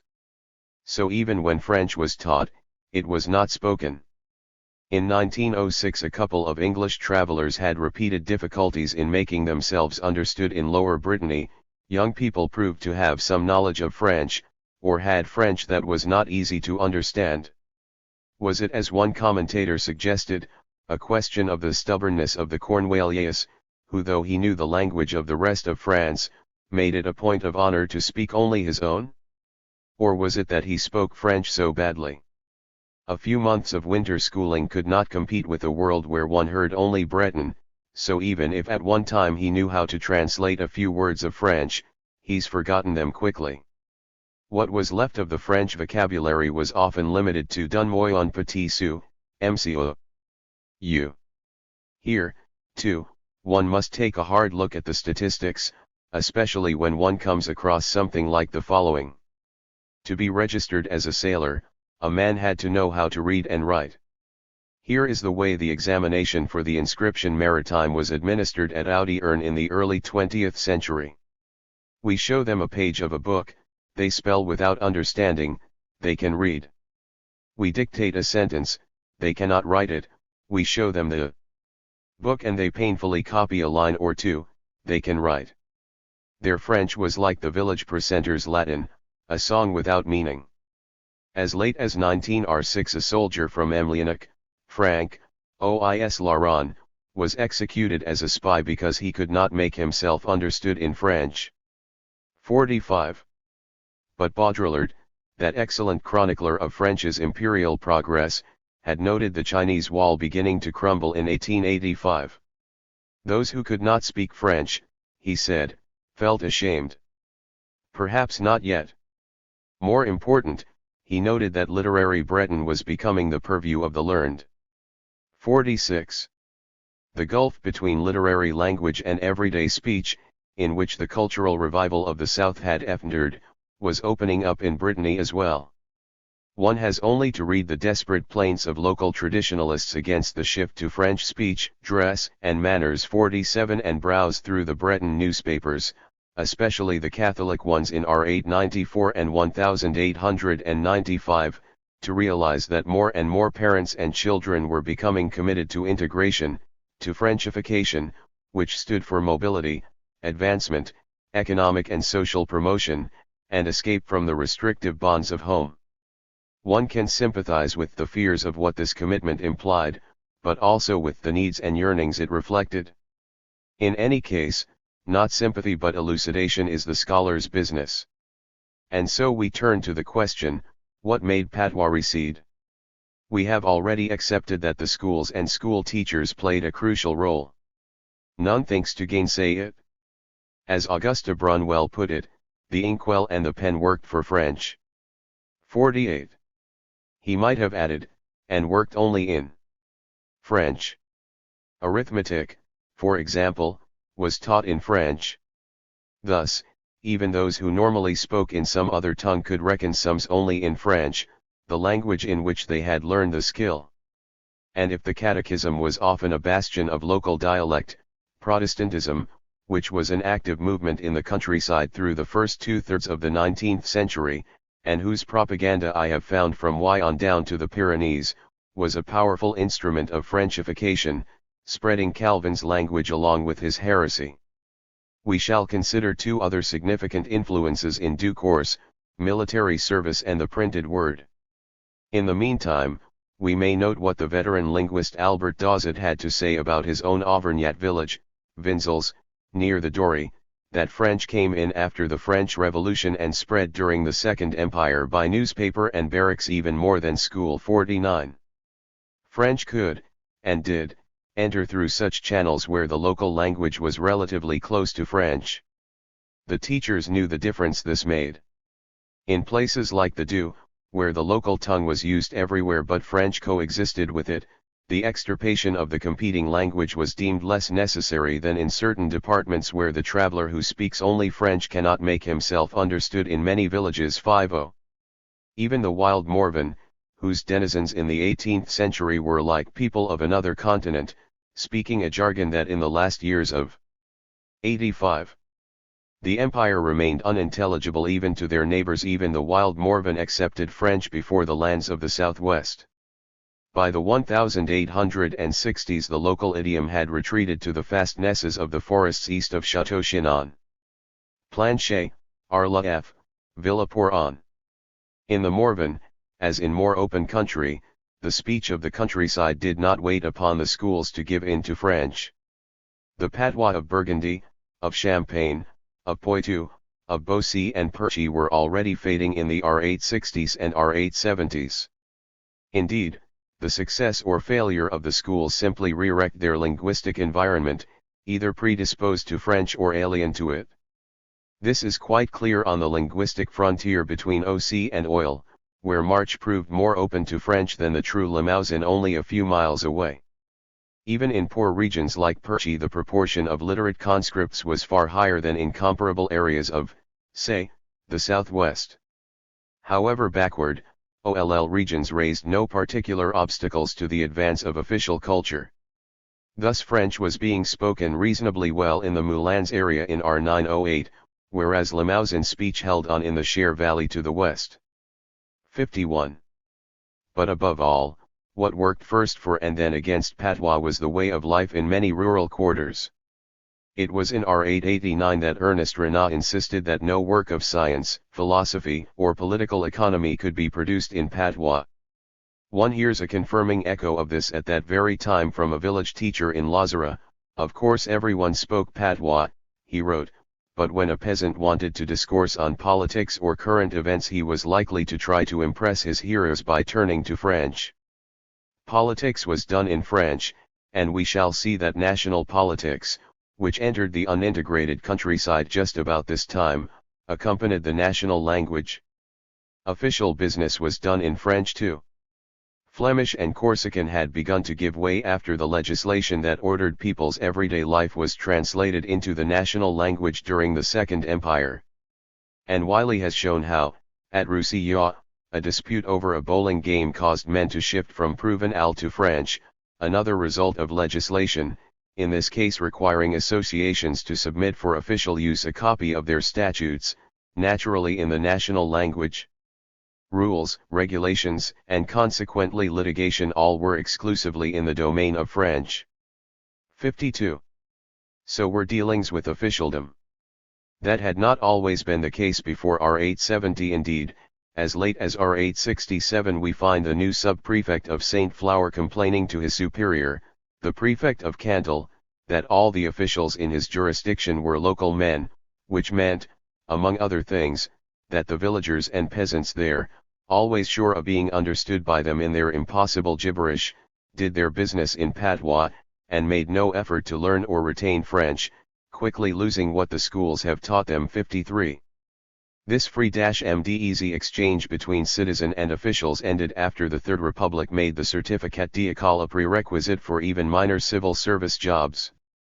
The minor public servant became a man who had learned French, often. 86. With much pain, in the midst of populations who had not. The consequent sense of superiority on the part of such petty bureaucrats and its effects on relations between officials and the public can still be felt today. One of the greatest enemies of patois was simply its own parochialism.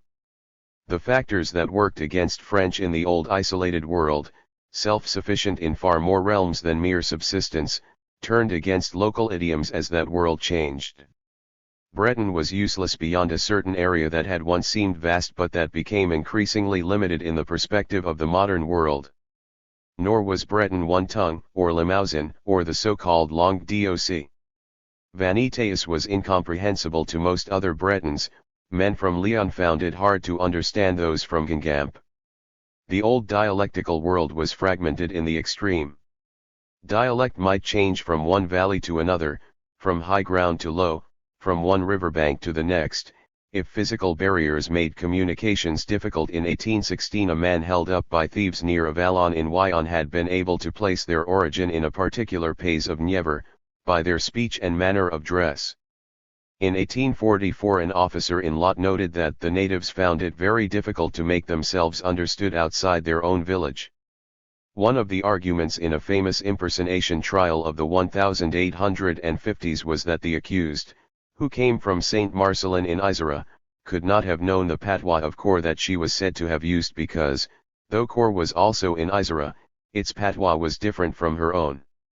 And when, at the end of the century, pork butchers from southern Creuse went north for the fairs in the Creuse districts close to Berry, no one could easily understand their speech. 0 at pas de besoin de faire trotter in chrétien, declared the Charentais, pour commuter de la vour I sort. If the wisdom of Saintonge said that you did not need to make a man trot around in order to know where he was from, it was because his speech would tell you I forty as time went on, and especially as more and more people moved about, the advantages of knowing French became increasingly obvious. Recognition of the fact spurred the decay of local speech. As we have noted, industrial development worked for the linguistic unification of the polyglot labor force that migrated to the cities. Market changes worked more slowly but to similar effect in the countryside. Le Français rapport, le patois ne rapport rien, was Arnold van Gennep's response to a Savoy linguist who deplored the trend. Even children, especially children perhaps, had come to despise patois. When, on the eve of the First World War, the schools became somewhat more friendly to local dialects, it was the country people's turn to reject them. 1I5. Knowing French had become a matter of pride for them, just as one's dialect had once been a matter of pride. For people who lived in coherent communities with their own life, patois retained its earliest sense of a language one did not understand. It was not they who spoke patois, it was everyone else, the strangers. and the language strangers spoke was part of their strangeness and their ridiculousness, something that was likely to be derided rather than imitated, let alone admired. Basque peasant farces, as we have seen, often used strange jargon for the blacks, always with satirical intent, Latin or French for lawmen, Béarnais and Spanish for barbers, tinkers, vainglorious odd bodies or giants to be bested. 66 and later, when the prestige of French began to be recognized, most peasant communities still felt that its use was inappropriate in their midst and acted to discourage chiefly by ridicule those who tried to use it when a particular function or situation did not call for it. French was a language de parure et de cérémonie, and country people knew quite well the difference between exalted speech and their own usage. As a basket maker recently explained to a folklorist to whom he told his tales, il y a bien de mots en grandeur, il y a bien de mots en mayonnaise aussi 57. One used French forms, which were considered more noble, to show respect. Ti equals a Gascon peasant speaking to a bourgeois would not use the homely pay and may in referring to the man's parents, but would say bost pero, bosto mero. The use of French could also emphasize quality. Gascon for hat is capet, but for a gentleman's top hat or a lady's bonnet one preferred chapeau. In Lower Armagnac the shepherds called the strawberries that were theirs for the picking aran, but in Auch and Upper Armagnac, where strawberries did not grow wild but were cultivated as delicacies for a rich man's table, they were known as frezos. 68 Aime Giron's novel of 1884, La Bête, about life in Velay, opens with a peasant couple visiting a convent. The man addresses the Mother Superior in French, a mark of respect. His wife would do so if she could, but she has no French. The Mother Superior, a very distinguished woman, naturally speaks French. In the Loire country, where patois was still used in general conversation down to the Second World War, polite usage called for French. At a dance, for instance, a lad invited a girl to dance in French, and they preserved that formality through their early exchanges. 59 The pulpit, too, so often represented as a fortress of patois, was often the chief stage for recitals in the honored language as it was expected to be. There was nothing a popular audience liked so much, remarked a priest at the end of the century, as to be addressed in a tongue that was not its own but was understood. For that matter, understanding was not always reculsloed. As early as the 1820s, we are told, the villagers of Morières near Avignon, who spoke no French, were resentful when the priest chose patois for the sermon at a First Communion ceremony. It struck us as common, trivial, grotesque, unworthy of so great a solemnity, Agricole Perdiguier remembered many years later. 60 What language to use in church was a thorny problem for the clergy, though perhaps no thornier than the authorities' problem of what to do about a recalcitrant priest. True, political orientation, as well as sympathy, may have been a factor in some cases, but my own impression is that in general the priest's resistance to calls for him to use the national language reflected rather than led local resistance. Priests, after all, were trained in French. They too thought French superior to the debased idioms of their charges. Many might have preferred it. Beyond mere suppositions, one finds cases in Ardèche, Allier, the Limousin where a priest simply declared that he had to preach in patois if he wanted his parishioners to understand him. Some priests had trouble mastering the local tongue but were forced to use it. Oblates sent out on preaching missions seem to have run up against that problem, too. Even the ministères de cultes recognized that there were parts of France where a priest might be forced to use local dialect. Father Lemire, we recall, had to learn Flemish in order to do his job. He might well have preferred to save himself the trouble. In any case, where there was a public for French it was catered to, people were given a choice of masses, with the sermon in French or patois as suited them.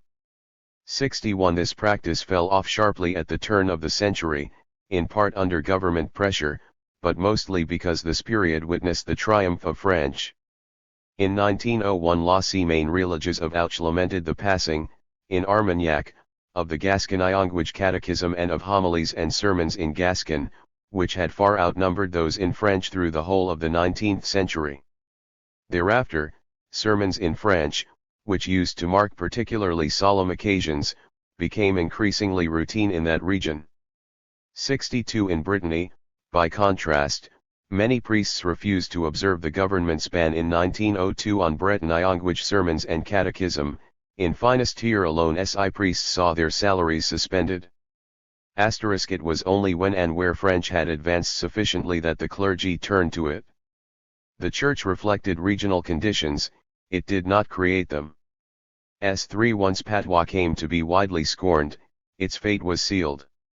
It was increasingly rejected after the 1890s by the young and especially by girls and women, who were to become strong carriers of a language that was seen as a badge of refinement and of emancipation. A similar scorn of patois grew among those who had improved their condition or were eager to do so. A perceptive officer of the Restoration had predicted, le discredit du patois est l'effet naturel du progrès du luxe et de la civilisation de capitales. Qui est attendant peu à peu jusque leurs extremités, 64 The little by little was slower than some expected. At Lantin, an agricultural village 21 kilometers from Besançon, we are told that in 1896, 177 of 195 men and 163 of 197 women still spoke patois. During the 1914 war all the Lantin boys at the front spoke only patois. Still, a century after the officer quoted, Augusta Brun could note, one dresses as in town, one will speak as in town. New way of life, new way of speech. 65. What did all this mean, what did it do, to the people involved? Local tongues had not endured unchanged until the 19th century. They had evolved under the influence of fashion or need, or both, however isolated the regions where they were spoken. When, after the 14th and 15th centuries, local ruling classes ceased to treat the speech of OC as a literary language, when the cities, lost for OC but not yet won for France, ceased to act as unifying centers for rural speech, particularism took over. The more self-sufficient a region, the more likely it was to develop its own dialect. Relative wealth could work this way as easily as poverty and isolation. The rich Limagne, where every village was virtually self-sufficient, kept its own speech and ways longer than some poor mountain areas whose people were wont to move from place to place, and carried in the culture of the outside world. 66 By 1848 many erstwhile languages had been let loose from all the disciplines that maintain a language, to become what the revolutionaries called jargons, unfixed by writing, ignored by literature, without formal structure or grammar. That was when they caught the eye of intellectuals, poets, and linguists, who sought to regulate and revive them. But by then it was too late, conditions worked against the dialects, just as the official campaigns against them could succeed only when conditions were right. The social function of language is to permit members of a society to understand each other. When the national society became more significant than the various local societies, national language was able at last to override its local rivals, and other particularisms as well. Yet what developed was not always truly national. Notably in the center and the south there developed a whole series of compromises between official or school French on one hand and the local speech on the other, buffers between patois and French, drawing on both, applying the structures and the accent of patois to French, changing the meaning of terms in order to use them in vernaculars that ran from Frenchified patois to patoisant French, a hodgepodge that its users accurately described as 90. Caroune, the mixture of wheat and rye the French call m'hile. This regional or local French contained expressions that disconcerted strangers, but that all natives used naturally and considered to be French. 60 It characteristically included patois terms referring to activities and objects peculiar to the area, measures, games, and trades, and their articles of equipment. It performed, in a word, the crucial service of all vernaculars, which is to represent the local reality. 68 The very aspect that made local French opaque to strangers made it luminous to those familiar with the experience it reflected, and placed it in a broad context of related meanings. In Forez, for instance, where nail-making was an important industry, the bellows appeared in locutions that made sense only to those familiar with their broader meaning. Sickness, for example, became the haft is not doing well. Since bellows were made of leather and rats were their worst enemies, rat infestations were particularly dreaded, and rats play a greater part in Forez sayings and folklore than they do in that of other rat-infested regions. Other regions, other conditions. In the Morvan 69 south-southeast and west winds are two good lads, dry and cold north winds are two bad gendarmes. Solar edn, van. Sun du bon enfant. La busy galarme. Du move gendarme. Where, as in much of the southwest, nuts were both eaten and made into oil, nuts on the tree that were to be picked for oil had one name, those that fell or were knocked off to be used for food had another. 70 terms such as these would fall into disuse, along with the practices they mirrored, as did the vocabulary of pastoral life in the Pyrenees, very rich and old, expressing the detailed care lavished on sheep when wool brought good returns. When the poor quality Pyrenean wool could no longer compete on the market with wool from other regions, and especially with imports, sheep came to be bred primarily for slaughter and the shepherd's vocabulary was lost along with his now unnecessary skills. L1 Because local vocabulary was firmly rooted in local practice, there were many blanks that had to be supplemented as the need arose, by borrowing from elsewhere. Thus, at Vinzels in Lower Auvergne, where cows drank their fill at the local brook, the village had no drinking trough and village speech no name for one. At need, the villagers used the term current in a neighboring town. This situation offered plenty of opportunities for the penetration of French as lifestyles changed. Thus in Franche-Comté, where garden flowers were no doubt rare, as they were in many rural areas, most ornamentals carried French names. Similarly, horses, which were not in much use there, had most of their anatomy described in French. Often a new word was adopted for a new form of a familiar object, as when Lampeau edged out the old caleu. Sometimes the adoption of new words in French relegated old terms to an inferior function, as when Savoy's père and mère, bending to père and mère, came to be used exclusively for animals. 72 Of course words related to agricultural and technical innovations, to changes in furniture, dress, and dwelling, to administration, and to newly identified maladies were borrowed from French. As were all the many terms related to moral and intellectual life. The patois of Auvergne had no words for poet, musician, painter, or artist. It had functional terms, to be sure, for men who made music with certain types of instrument or who made up songs, but it had no way or need to deal with art in the abstract. French supplied such words when the need arose, but those who found them relevant used French anyway. Some abstractions, though, were very relevant indeed, and so, little Janet of the Breton song, who is tired of service and wants her freedom, sings. Mes oscoas zero cervica, la mi halva libertel. Altogether, the evolution of local speech looks less like decadence than like adaptation. All language is connected to the needs and interests of its speakers. As these changed, language changed, more slowly, of course, but revealingly, and in good part responsively. Necessity created the expression. Waning need laid it away. 73 This does not mean, however, that mentalities were quite unaffected in the meantime. On the contrary, the simple shift from a spoken language to one based on writing alone was an immense change. The stilted style of official reports bears witness to the awkwardness of the adjustments involved. The music of discourse, once spare or lyrical, became coldly didactic, swollen with the terminology of administrative French. The very notion of language, like the term, refers to speech not writing. 74 An oral style has little in common with its literate neighbor. The rhythm of the phrase in the spoken language models the idea and its nuances repetitive, melodic structures frame the fleeting thought, punctuated with sonorities, with striking images, with inflections of sound that convey inflections of meaning.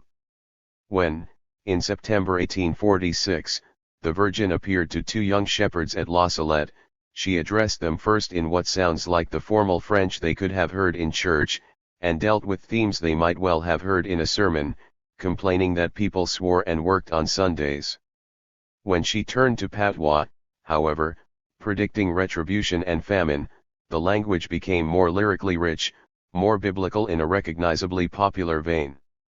Let him who has wheat not sow it, the cattle shall eat it, and, if any should sprout, it will fall to dust in the threshing. There will come a great famine. Before the famine comes, the little children under 7 will be taken a trembling, will die in the arms of those who hold them, and the grown-ups will do penance by hunger. The grapes will rot and the nuts turn bad. If they reform their ways, the stones, the rocks will turn to wheat, and the potatoes will be restored by the earth itself. Simple, concise ideas full of images, specific and based on local experience. That was the nature of rural speech, poor in abstract terms, rich in concrete ones, and in pejoratives. And then, of course, it was local. The way of life affects speech in its purely physical aspects. The breathing of people operating in different terrain affects the rhythm of their speech and their pronunciation. A doctor traveling through Ardèche in the 1870s noted the sonorous endings of the local patois, which made the voice carry further. A Corzine today has similarly pointed to the preponderance of consonants in his native Occitan, which helped to make speech more audible so that it carried further in difficult natural circumstances. Audibility was also served by the hard R of the old pronunciation, abandoned in school and in Paris French but retained by actors whose voices must carry a long way. Modern French falls lightly on the ear. Popular speech is harsher, more abrupt, more perceptibly rhythmic. French, meant to be spoken in a relaxed manner with a relaxed body, has more open vowels and fewer diphthongs. The phonetic evolution from a wealth of rude diphthongs to more delicate sounds is clearly related to changing conditions, or, at least, to the triumph of values related to such conditions. T6 Modern students of rural language have stressed how important body language gestures and posture is for the peasant. This, too, reflects a society where all share in a common fund of knowledge that makes much explanation superfluous. As Henry Mendres says, the peasant shows what he does or is about to do in forms of behavior that are wholly familiar to his fellows and so are easily interpreted by all of them. If one sees a man in such a place, at such and such a time, one can generally tell what he is up to. Deduction based on concrete observation is what counts, and speech adds little to this. It is used more often to conceal the true sense of an act or gesture than to express an attitude. L1 writing sets up a screen between practice and our inner selves, and so does the mentality that is based on it. This is perhaps why patois clung on longest where practice and thought were closest. Quand il s'agit de la terre, wrote Emmanuel Labat in 1912, on pense en patois. M6 It would take time before one ceased to think in patois. The patoisant child. 93. New birds, trees, and watercourses under their local names. The French names he learned at school were never attached to familiar things but remained detached, evoking a distant realm and abstract images. This tended to two results. In the first stage, newly bilingual people had difficulty understanding ideas conveyed or developed in French. A little girl of above-average intelligence and able to read well, might follow every turn of stories in OC but stumble over French stories with language that departed from the patterns taught at school. French stories called for great effort, the individual words might be understood but not the sense of a phrase. Older persons, similarly limited to a schoolbook French, would mostly have the same problems interpreting, say, a news item. Intelligence is not enough to ensure mastering ideas in an alien medium. All the signs we read, whether they are letters, words, or simple images, are symbols whose reference is more or less familiar, hence more or less easily registered and comprehended. The peasant reader had to master not only the elusive French alphabet, orthography, and grammar, but also the references that these were meant to serve, that is, the symbols of an alien culture. A word calls up an image, or a whole covey of images, and there can be serious problems of adjustment when a word familiar in one's own speech carries quite different connotations in another, as was the case, among others, with the word rentier, which in the South denoted not a man who drew a rent and lived on it, but a man who paid it. Even on the level of sheer practicality, difficulties of mental adjustment may arise when an object endowed with a particular gender or personality in one frame of mind has to be given another in translation. Gaston Bonner cites a striking illustration of this problem involving the river Aude. In the local patois, the river was treated, not as an object, but as a person. The article was accordingly never employed in referring to it. One went to Aude, or said that Aude was high, that Aude growls, and so forth. A whole mentality had to be bent for a small article to be added. Small wonder children and adults both had difficulty in coping with a language that was not only alien in itself but also represented an alien vision. A schoolteacher writing about teaching French in his rural school of Ariege remarked that people tended to think city children were cleverer or quicker on the uptake than rural children, when it was just that the city child heard French spoken all the time, and the country child heard it not at all. One might add that the entire frame of reference was also different. 79 In the second stage, when French had become more fully assimilated, the effect could be more alienating still, because the novice passed from a point where words were close to the things they stood for, to one where they were far apart. French, which prizes abstract terms over concrete ones, abandons pointed reference and analogy for tenuousness. It refines language by eliminating the details that count so much in popular speech and the great variety of specific and descriptive terms that flourished in patois. It prefers to interpret. 94. Rather than describe reality, to express ideas, not just to relate facts. Accordingly, it tends to lead its user to attribute less importance to the what of things, acts, or events and more importance to the why. A cultural equipment that makes words triumph over things may be appropriate to a society in which necessity and immediate experience play a secondary role, or which has learned to adjust its ideas to that way of thinking. So for simpler minds operating in a harsh, concrete world, such implicit values can only be confusing if not totally alienating. Language is one technique for mastering reality. Local dialects had mastered the everyday world of the peasant's experience, personified it in its details, coped with it. As urban speech edged those dialects out, the familiar became alien. New speech, new words, new forms did not permit the same easy, immediate participation in situations that time and habit had made familiar and that words had, so to speak, domesticated too. The new words were more abstract. The values and ideas they reflected were more distant. Intellectual effort was required to re-establish contact with objects and experiences. This need to readjust made for a certain timidity the savagery that we hear about not only in public expression but in the private acceptance of a new world that was very different from the old. Right now, said Father Gorse of his Fin de siècle Curas, the peasant has no language to serve him. Patois he has unlearned, he even lacks the words to express his thought. And when he uses them it is absurdly. He does not know what they stand for. The French into which he is brutally thrown makes him forget his Limousin language, but does not get through to him sl. Not all French peasants lived through such painful transitions, to be sure. And if, in certain parts of France, the transition did cause pain, it did so only for limited periods, though longer than in a land like the United States, where the adjustment was less long drawn out, more forcibly sudden. But the experience marked the minds of generations. Its high water mark, around the end of the 19th century, was also a high point of political and social torment. And its products, like the daughters and sons of the American immigrants, would face the great challenge of the First World War with the resignation born of their condition, but also with the firm certitude of neophytes. Chapter 7. France, One and Indivisible.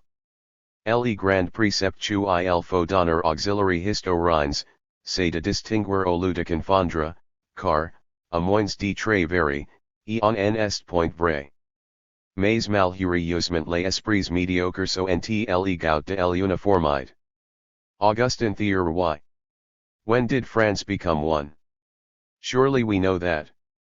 40 kings worked hard at the task, but it was the revolution that finished the work in the end, abolished local particularisms, perfected a national unity stronger and more compact than any other nation ever knew.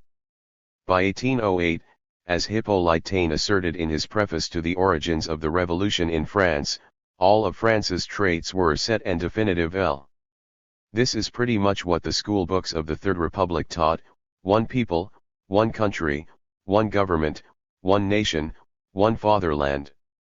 This is what historical studies expounded and still expound, an axiom most recently repeated by Albert Sobol: the French Revolution completed the nation which became one and indivisible.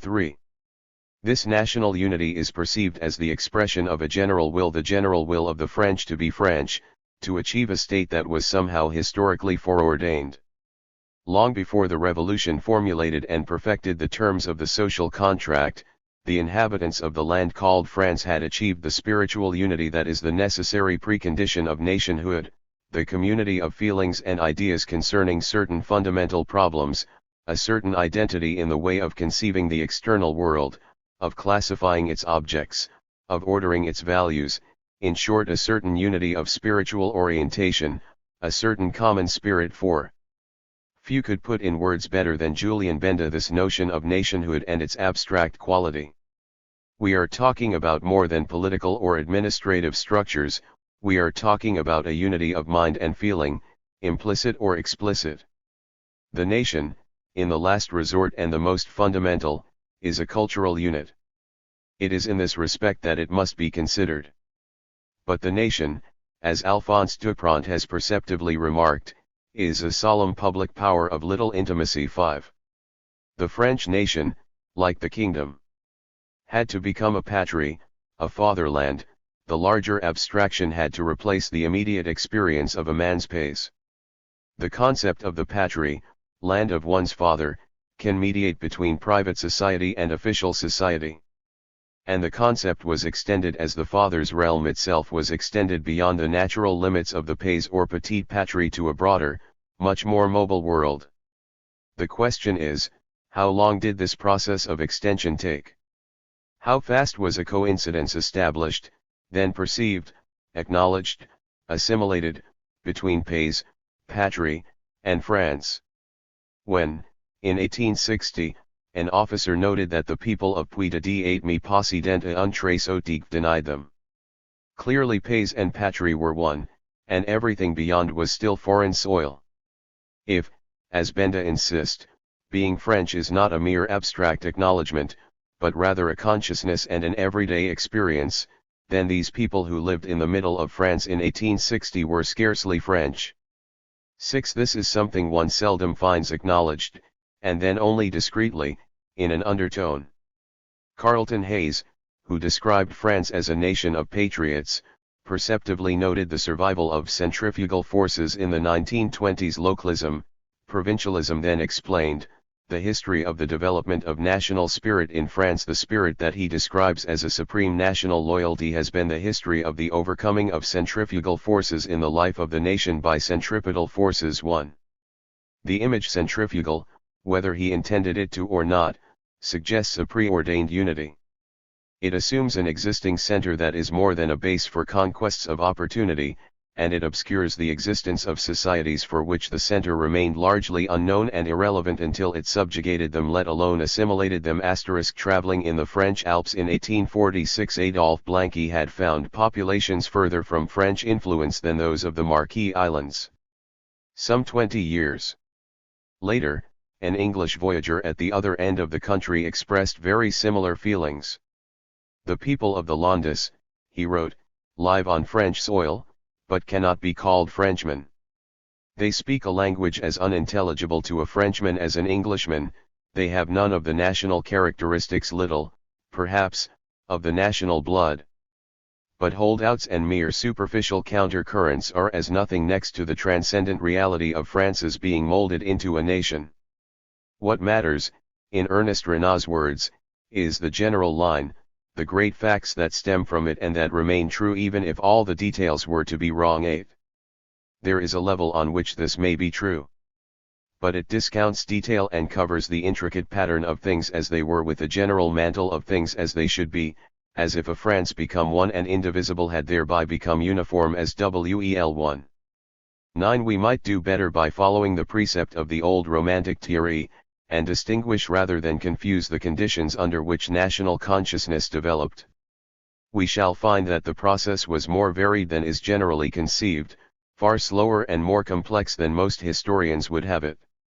To begin with what is least disputed, but at the same time is little acknowledged, the state astride the revolutionary watershed the kingdoms, republic, and empire called France was at best loosely integrated.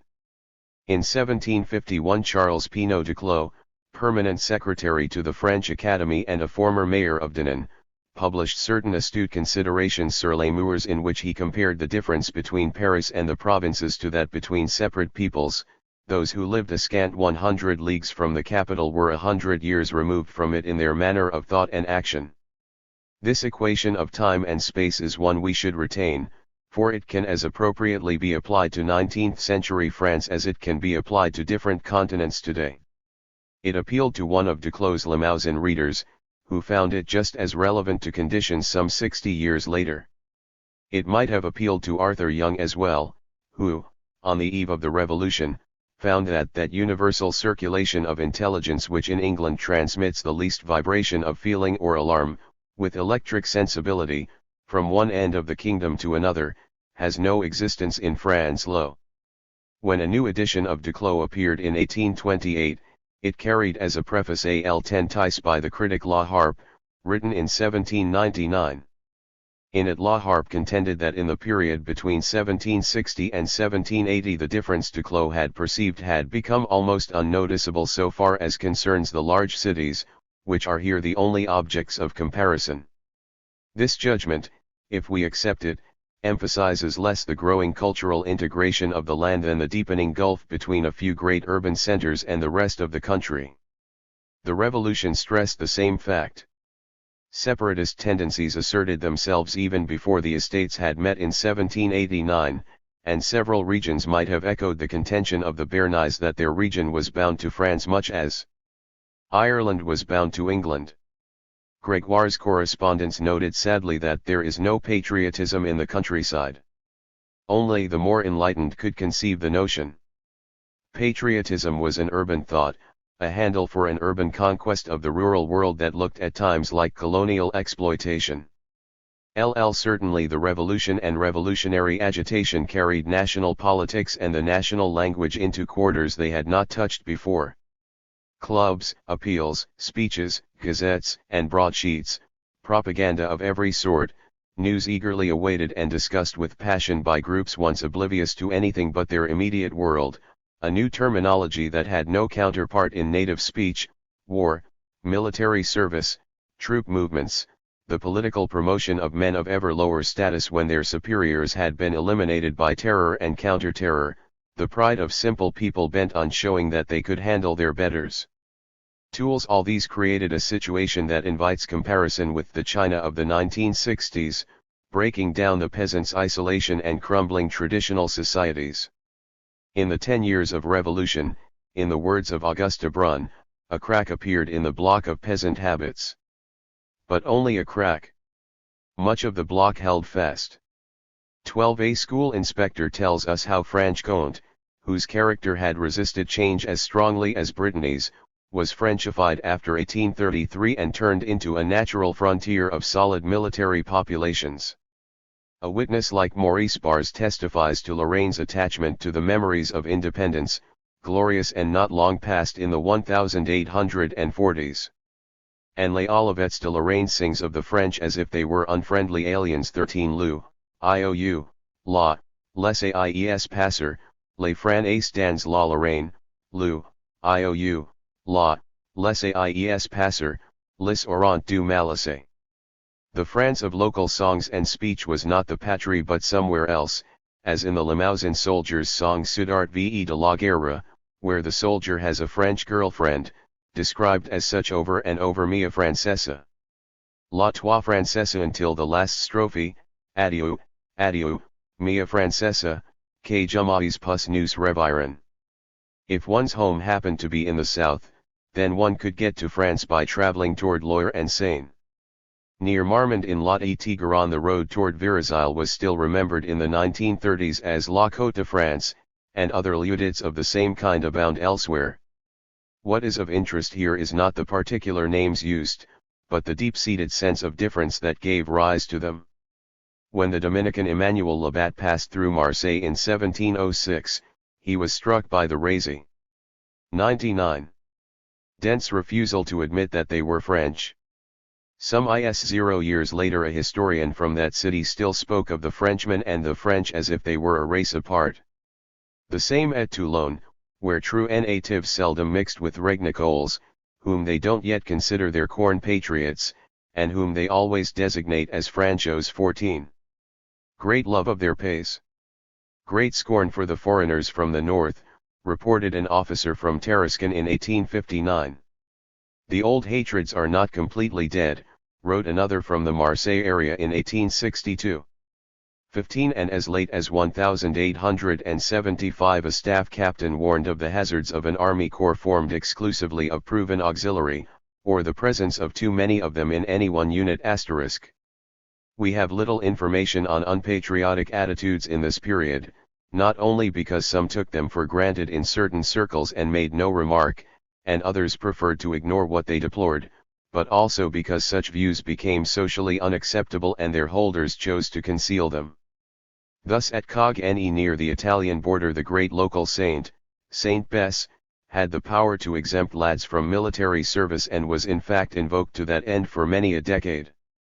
But on the eve of the First World War, though people still sought his intercession, a visiting folklorist found few who were willing to admit that the practice continued, and some who flatly denied it. 16 Accordingly, one's sources are bound to be patchy and impressionistic, and one's argument simply tentative. No one in the 19th century undertook any sort of broad survey of national consciousness and patriotism. And discussions of the subject in the early years of the 20th century focused spottily on urban mostly student groups. Later ones, for that matter, do not seem all that thorough. The rather thin evidence I am able to marshal should suggest the need for more systematic study.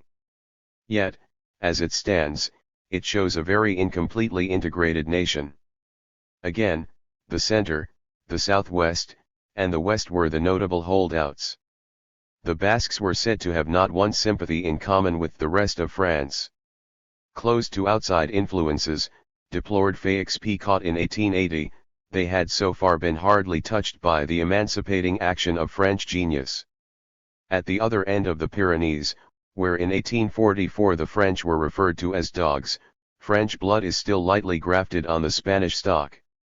It was quite clear, during the 1907 crisis, that the French conquest was readily recalled by many in the areas most affected Gard, Hérault, and Aude, as well as Pyrenees Orientals.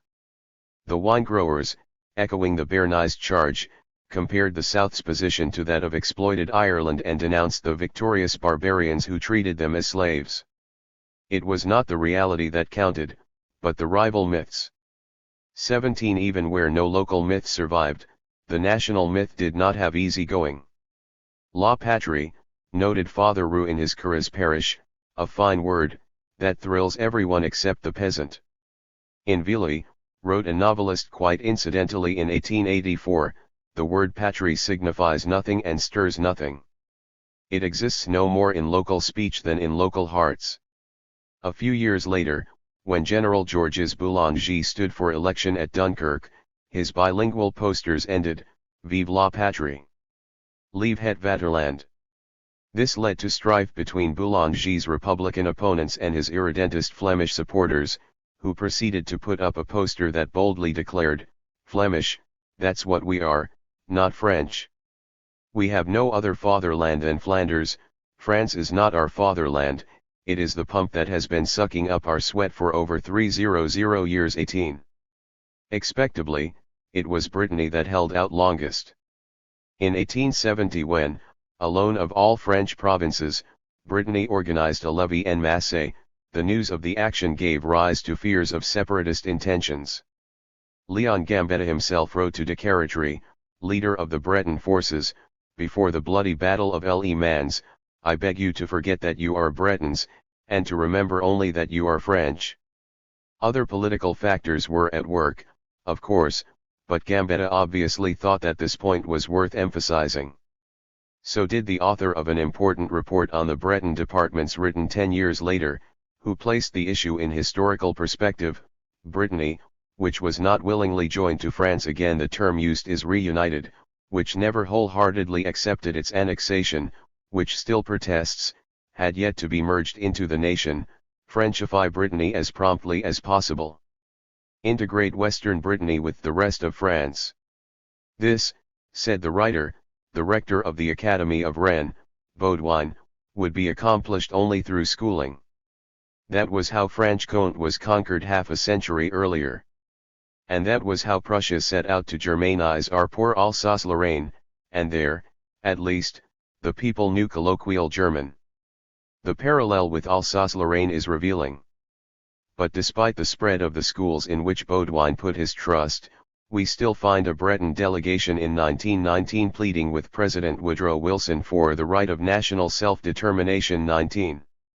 Even the War of 1870 had not evoked a universally patriotic reaction, assertions to the contrary notwithstanding.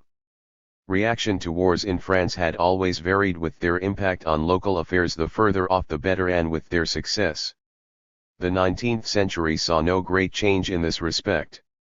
A good war aroused enthusiasm as long as it went well, made few demands in terms of taxes and recruitment, and furnished occasions for excitement and 101. Celebration. Thus the Crimean War was greeted, in the beginning at least, with a military spirit, warlike songs, enthusiasm, and a festive air, according to a newspaper in Franche-Comté*. But the newspapers of the period are uncertain sources, first because they expressed the kind of emotional response he would expect in the circumstances, and second because they tended to reflect urban attitudes which in this case were somewhat ambivalent. The cities had their own way of seeing things, as can be seen from an editorial of La Franche-Comté, "Better get it over. Business has not been the same since 1866. And though, in the Du, for instance, all local papers of every imaginable tendency were unwavering through July 1870 in their warlike enthusiasm and national indignation, they also continued to publish the advertisements of companies that provided substitutes for reluctant recruits. Such scenes as were reported in July and August 1870 almost certainly took place, suggesting that a remarkable patriotic excitement probably could be found in the little towns, where the local band often played. The recruits out of town, old men, women, and girls escorted them to the next village, and people readily drank to La Patrie. 20. But, first of all, how many scenes to the contrary would have gotten into print? And second, how far beyond urban limits did such sentiments extend, even at the height of the war fever? Arthur de Gobineau's iconoclastic views on the events of the period reflect strong prejudices, but also his personal experience of what he saw around him. By his account, the government tried hard to convince everyone that the French people as a whole were burning to drive back the invaders, but the masses persisted in believing that it was not their business. George Sand in Her Country Retreat recorded the contrast in July 1870 between Paris, braying with enthusiasm, and the provinces, in which the overwhelming feelings were consternation and fear. In Ardèche, little enthusiasm, poor reception for conscripts, general negative attitude. In the Limousin, though the bourgeoisie and the city workers were for the war, the peasants quickly turned against it, against recruitment and taxes. Riots broke out when the war continued. Down with the Republic! Long live the Emperor! Long live Prussia! By September, in the center, what people wanted was an end to war. Peace at any price. In more exposed regions, Soissonais, Beauvaisis, Vexin, the villagers had stubbornly refused to join the local National Guard. If Gobineau is to be believed, everyone in the 37 communes of his rural canton of Chaumonten-Vexin insisted that under no circumstances would they go to fight the Prussians. Indeed, French villagers even were known to refuse food to the French TRQops and to give it to the Germans, of whom they were more afraid. The peasants resented anyone and anything that threatened their security and homes, and perhaps most of all the Franctireurs recruited in the towns, whose depredations they feared and whose foolhardy threats to resist the enemy provoked ever more hostile reactions. By September, villagers fearful of German reprisals were denouncing the guerrillas to the enemy, leading enemy troops to their hideouts and places of ambush, or arresting them themselves and handing them over. Even if Gobineau stretched the truth for his own purposes, a recent doctoral dissertation supports the general impression of his account, and the officers who reconnoitered the countryside through the 1870s clearly despaired at the thought of what the army might expect in case of conflict. 21 As Léonce de Vogue made his way to Versailles after the preliminary peace settlement at Bordeaux, he noted the relief and happiness of the peasants in Périgord and the Limousin. It would take some time to teach the peasantry that Alsace and Lorraine mattered to them. Perhaps, as an Englishman suggested in the 1880s, the patriotic reaction was in direct proportion to the German presence, feeble where the Germans were far away, strong where they came close. It is certainly true that in some regions the German threat had virtually no effect on the tempo of life. From an village, for example, we have a family journal that carefully noted the year's events, crops, prices, and conditions, yet made no mention of the war. Neither did the diary of a retired magistrate, who simply noted, "They say that the Republic has been proclaimed in Paris." But what of the evidence of out-and-out anti-patriotism? We find some cases that fit the bill, or come perilously close to it. Madame de Gobineau in Oise seemed more in fear of French looters than of the Prussians. And her husband did not hold too bad a memory of the German occupation. In Normandy, Flaubert noted with disgust the bourgeois universal cry, "Thank God all the Prussians are here." At Nancy it was the laborers who, when the town surrendered, cried, "Down with the French." Long live Prussial. And when German troops were quartered in a girls' school at Bar-sur-Seine, they received constant visits from the children, who taught them the Marseillaise and even bought a German-French dictionary the better to communicate with the soldiers. Apathy, collaboration, or simple human nature. 3. Uncomplicated by abstract considerations, in the end we have a mixed bag of evidence, and probably other instances can be adduced to show deep patriotic grief or, at least, shock, particularly among urban populations. Yet there is one impressive clue to how little impact the war had on the popular mind in the countryside, a Holmesian one of the negative dogs not barking variety. Practically no folk songs have survived to preserve the memory of the Année Terrible, and no episode of 1870-71 seems to have so caught the popular imagination as to be preserved in legend. 22.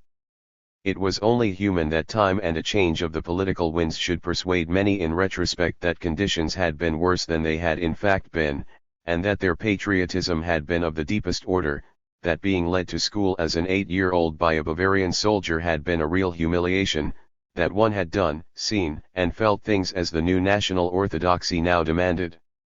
In the event, most people seem to have seen war as a nuisance, to have greeted its end with relief. What is more surprising is how quickly separatist movements grew in newly annexed territories. Savoy, which had voted to join France in the 1860s, had hardly been assimilated by 1870 as soldiers and officials, treated as carpetbaggers and smarting under the Savoyards' unjust hatred for all that bears the French name, well knew. Men of Savoy fought bravely in 1870-1, but apart from the departure of a few soldiers, the unexpected war, the rapid and still less expected defeat, had little effect on local life. Everything took place as if in a far-off dream. When the dream turned to nightmare and a German occupation loomed, some Savoyard groups urged drastic measures. An occupation by Swiss troops, a separation from France, a declaration of neutral autonomy. At Bonneville in February 1871, the local Republican committee discussed the possibility of annexation to Switzerland. The historian Jacques Lovy has charted Gambetta's difficult struggle to persuade his own Republican supporters that the notion of France overbore any one regime, and so, though they might dislike a given regime, they could not just reject it and go their own way. Gambetta's efforts to instill this notion of a permanent fatherland that would be more than a target of opportunity may have succeeded in educating some, they left others untouched. Like the radical of St. Julian who was heard to shout in 1873, "Down with France! Down with the French! We hate the French! We have to make a revolution to get rid of them." Brought to court for insulting a gendarme, the man was merely fined by sympathetic local judges.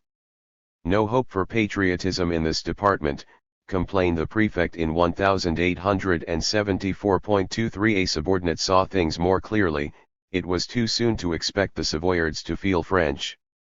* We have seen that this could apply with equal justice to regions beyond Savoy. There too, as the authors of a recent study of rural change in Maurienne perceived, these people had not yet reached a national consciousness.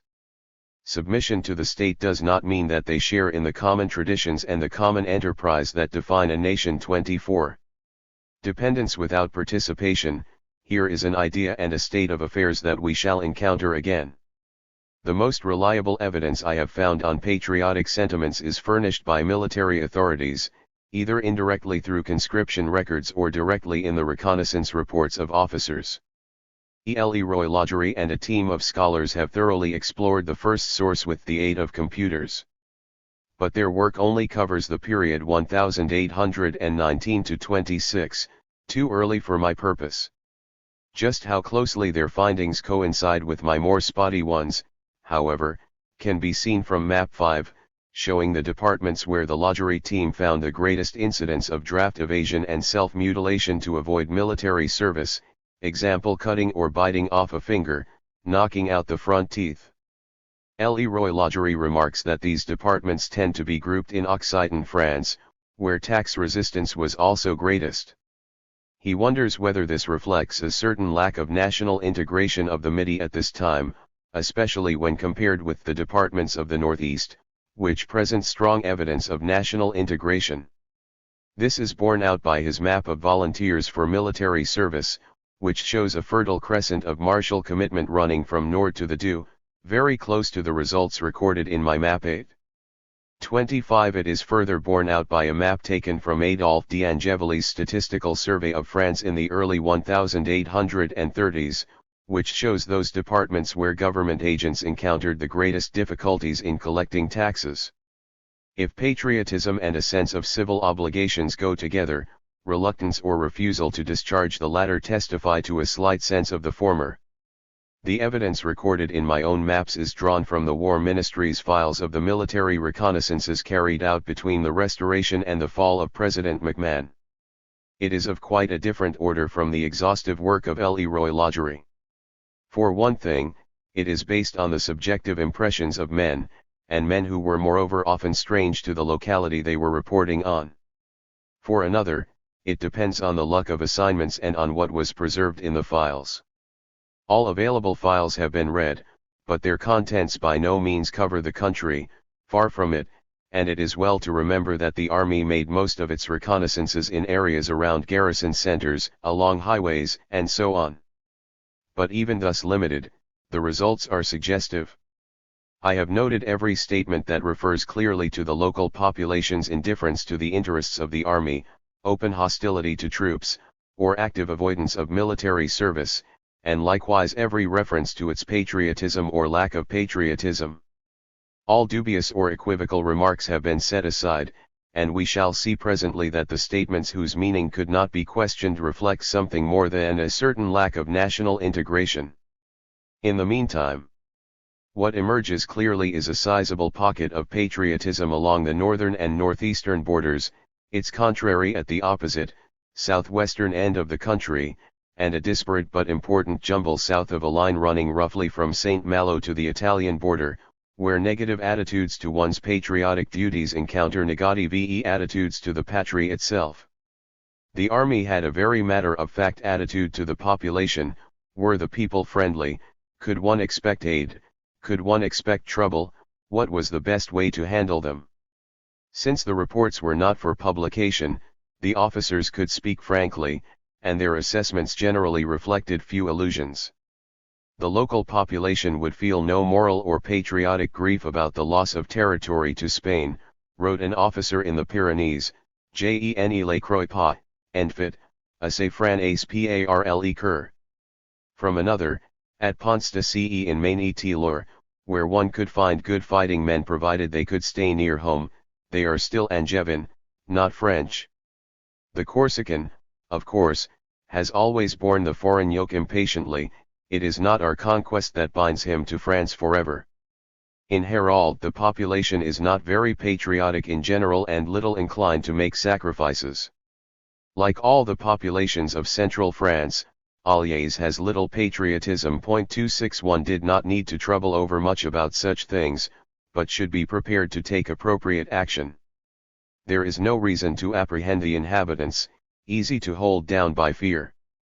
The peasants of Brie are timorous and have little guile, and all resistance on their part would be easily put down.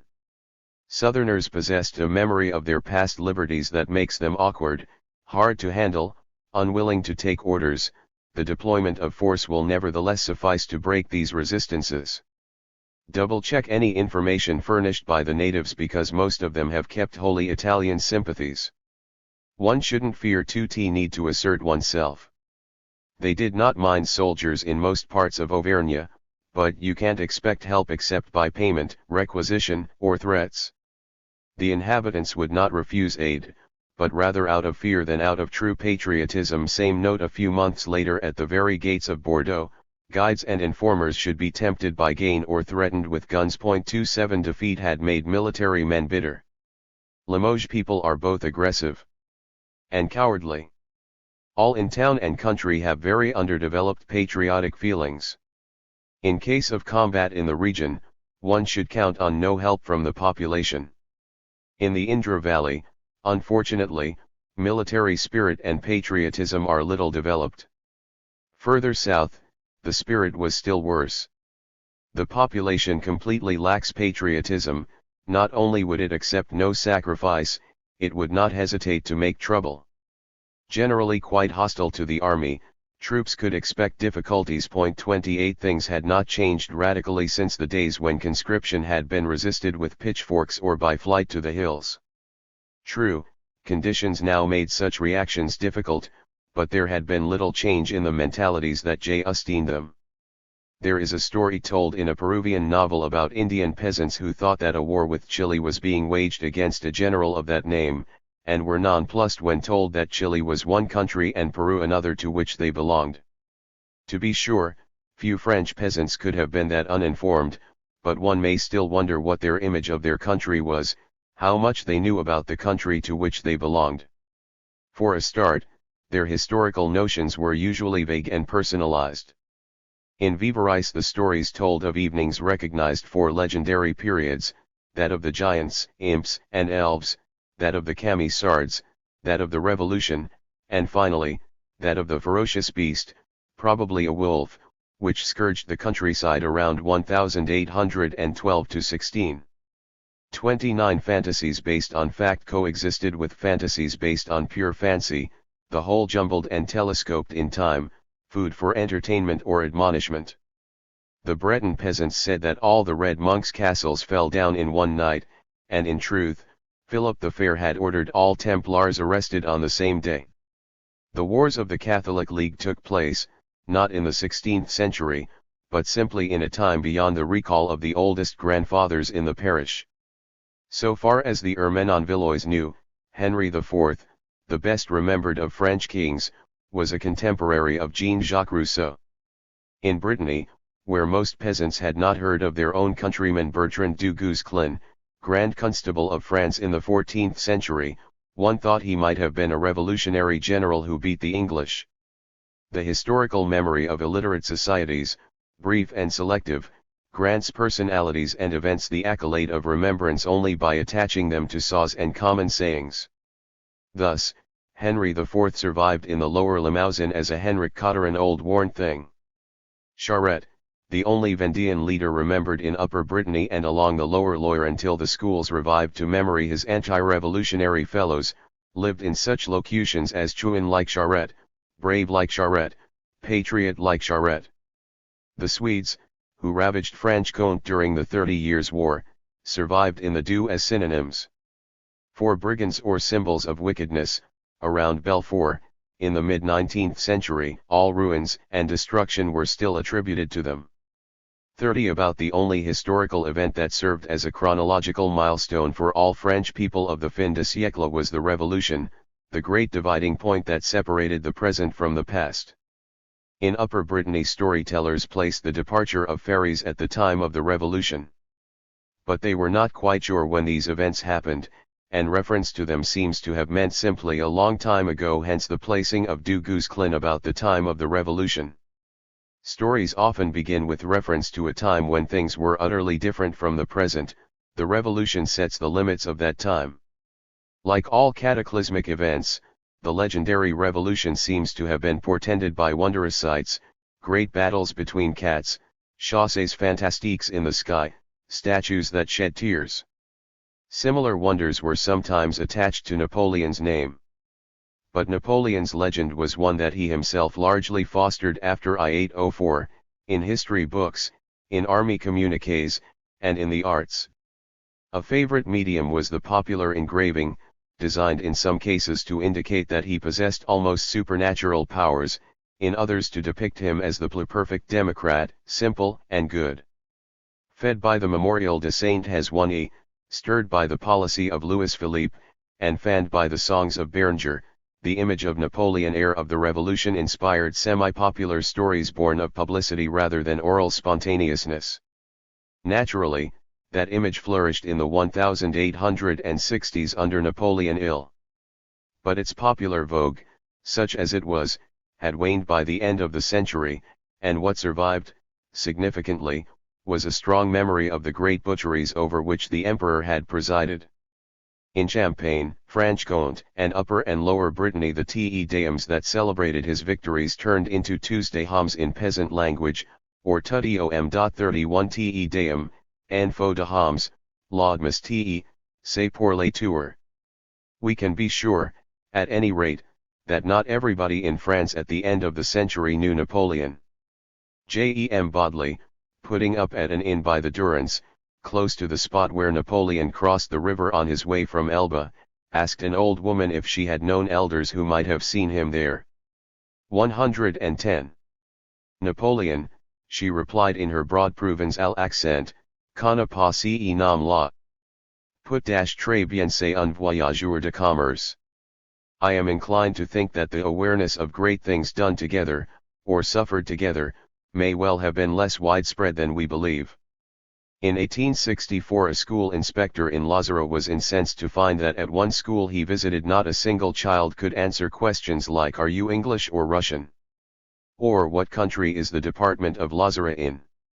Among most of these children, the inspector added bitterly, thought doesn't go beyond the radius of the poor parish in which they live. Every year, reported Bodley shortly before 1914, there are recruits who had never heard of the Franco-German War of 1870. He quoted a 1901 survey in which an average of 6 out of every 10 recruits in a cavalry squadron had never heard of the war. A similar inquiry among recruits of 1906 revealed that 36% were unaware that France was vanquished in 1870 and barely half knew of the annexation of Alsace-Lorraine. Indeed, only one man in 4 could explain why July 14 was a national holiday. A military novel of that period confirmed his findings. Many privates did not know about the War of 1870 either, to say nothing of the Franco-Russian alliance closer to their day. 82 On the other hand, we may safely assume that when a Cuirass farmer whose barn was requisitioned in 1909 to billet an artillery troop on maneuvers asked if the soldiers were French or Prussians, he knew about the war, if only vaguely. The idea of the fatherland, wrote Joseph Florent in a revealing but Convincing discussion of Alsatian patriotism is above all the love of one's country as state, then as a legal and economic structure. This is far from the idea most advocates of patrie had of the nation, or wanted others to have of it. But it is not far removed from the way the alien notion struck the peasant. As with the Indians of Peru, the only figures that represented national authority in their eyes were the recruiting sergeant, the tax collector, and the judge. A variety of evidence shows that Florent came closer to the truth than, say, Julian Benda. And it is worth remembering that until the Second Empire some communes, too poor to buy a flag, lacked even that basic symbol of the nation-state. No one has ever found the secret of forging a patrie without common ideas, insisted Picot in 1879.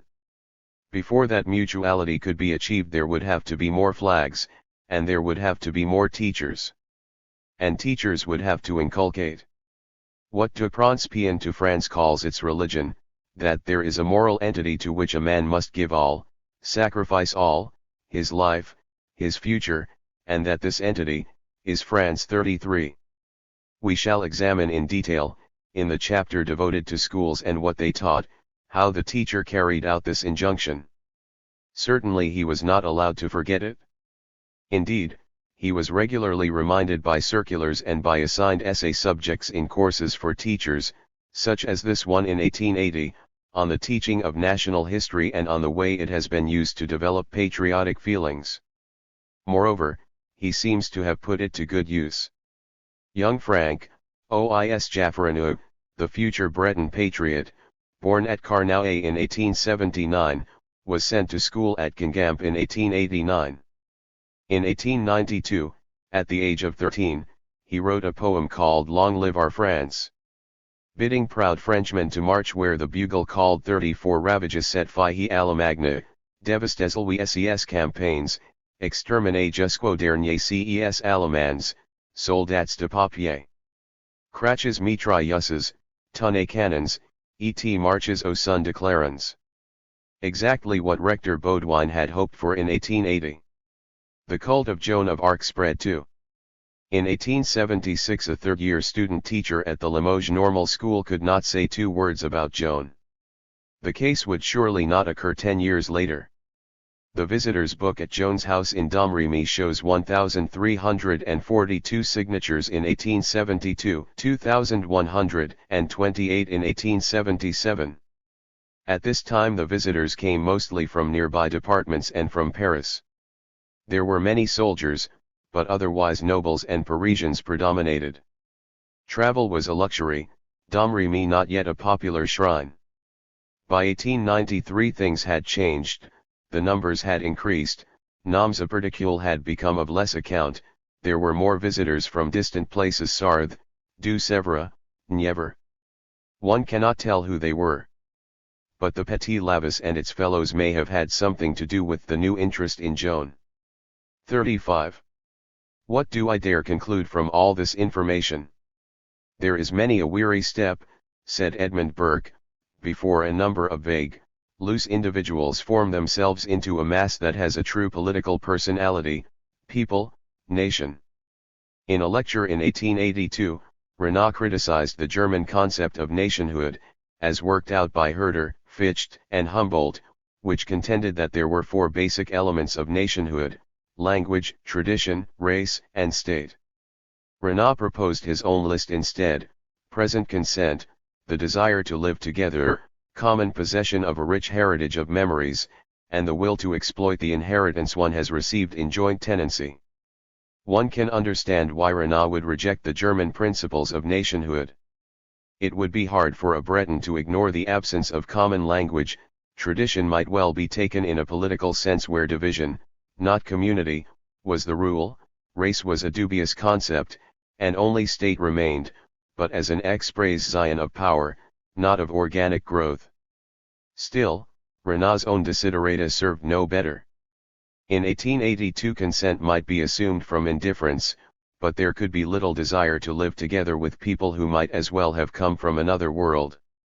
The heritage of memories was not held in common, but differed according to region and to social stock. Witness Renan's own assumptions. and there was no inheritance in joint tenancy.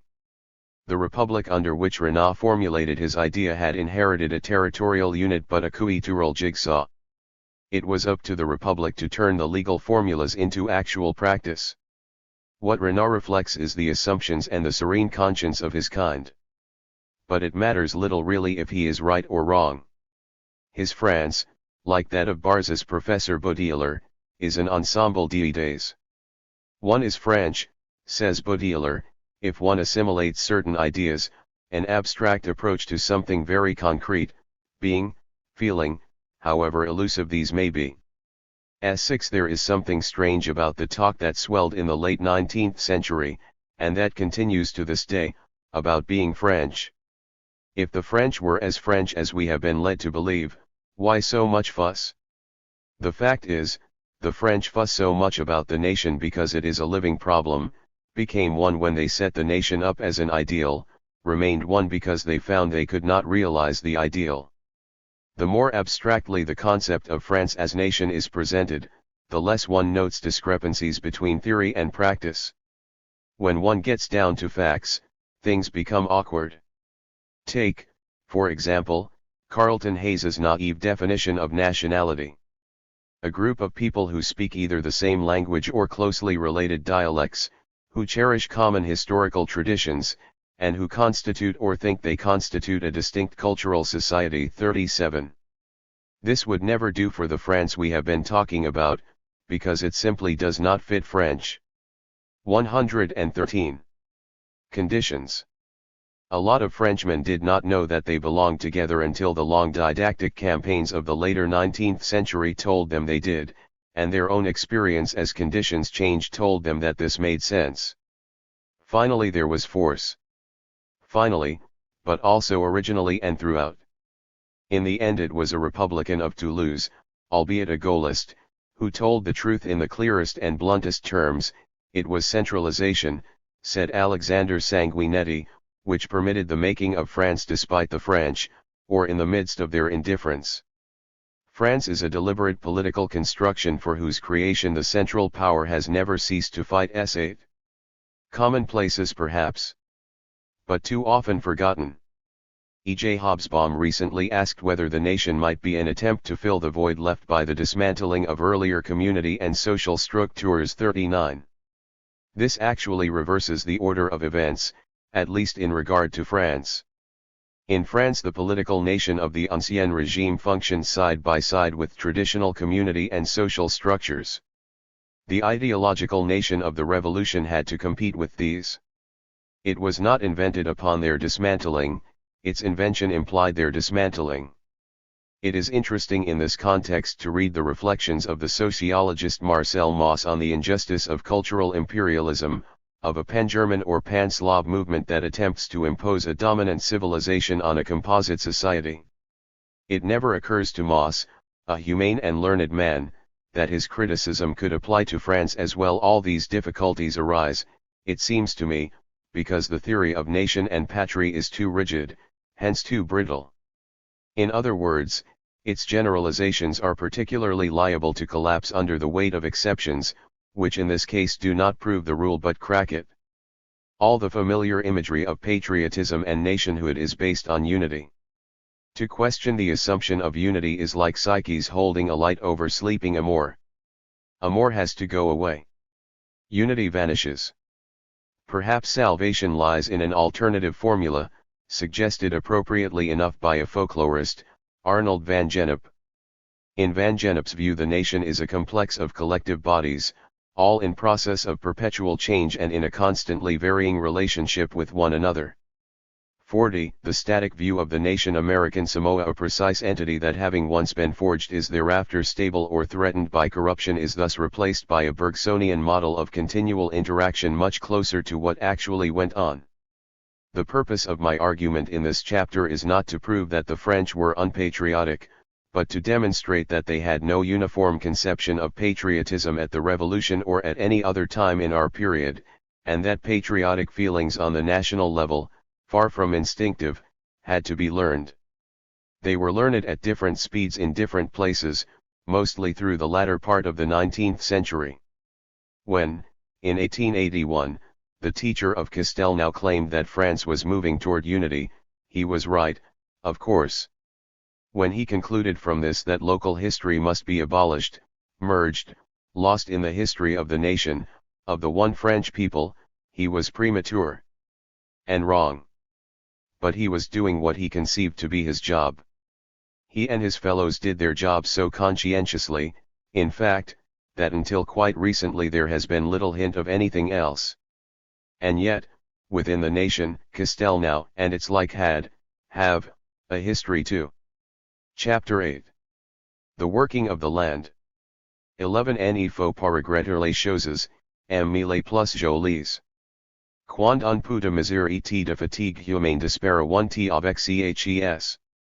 René Bazin. All through the 19th century and into the first decades of the 20th, the rural and agricultural populations were a majority in France. On that everyone agrees. But the figures vary depending on how such populations are defined. The data most often cited are also the least enlightening. Official definition classes as urban any locality with 2,000 or more inhabitants, and on this standard, estimates that in 1851 3/4 of the French population lived in rural areas, that by 1901 the proportion of rural to urban inhabitants had shifted to about 3:2, and that between 1921 and 1929 the urban population gained a slight edge over the rural. The difficulty, of course, is that some localities with fewer than 2,000 inhabitants were essentially small towns, and some with more than 2,000 remained largely rural. A Bourg of Provence or Languedoc, for example, would have had more urban characteristics than a Bourg of the same size in Lorraine. For this reason, such figures are useful only in indicating and to some extent charting a general trend. The same applies to more precise statistics. First, because they also vary, witness the recent works of Theodore Zeldin and M. Mayer, who, though they agree that the agricultural sector of the French economy employed the largest proportion of the population in the late 19th century, differ on what the exact proportion was. 2. But no one disputes, at least, that in absolute numbers the active agricultural population continued to grow through the end of the century. As Table I shows, there were more people earning their living in agriculture, fishing, and forestry in 1896 than in 1856 or 1876.8 according to the table. They no longer constituted a majority of the working population, as they had during the Crimean War, but taking into account the people catering to them in the small towns dotting the countryside, the French population would still have been a predominantly rural one. All this is by way of saying, if it needs to be said, that we are talking about a great many souls, and even if this discussion focuses on only certain parts of the agricultural population, in the most truly rural and the least advanced areas, it nevertheless bears on the lives of a lot of French men and women.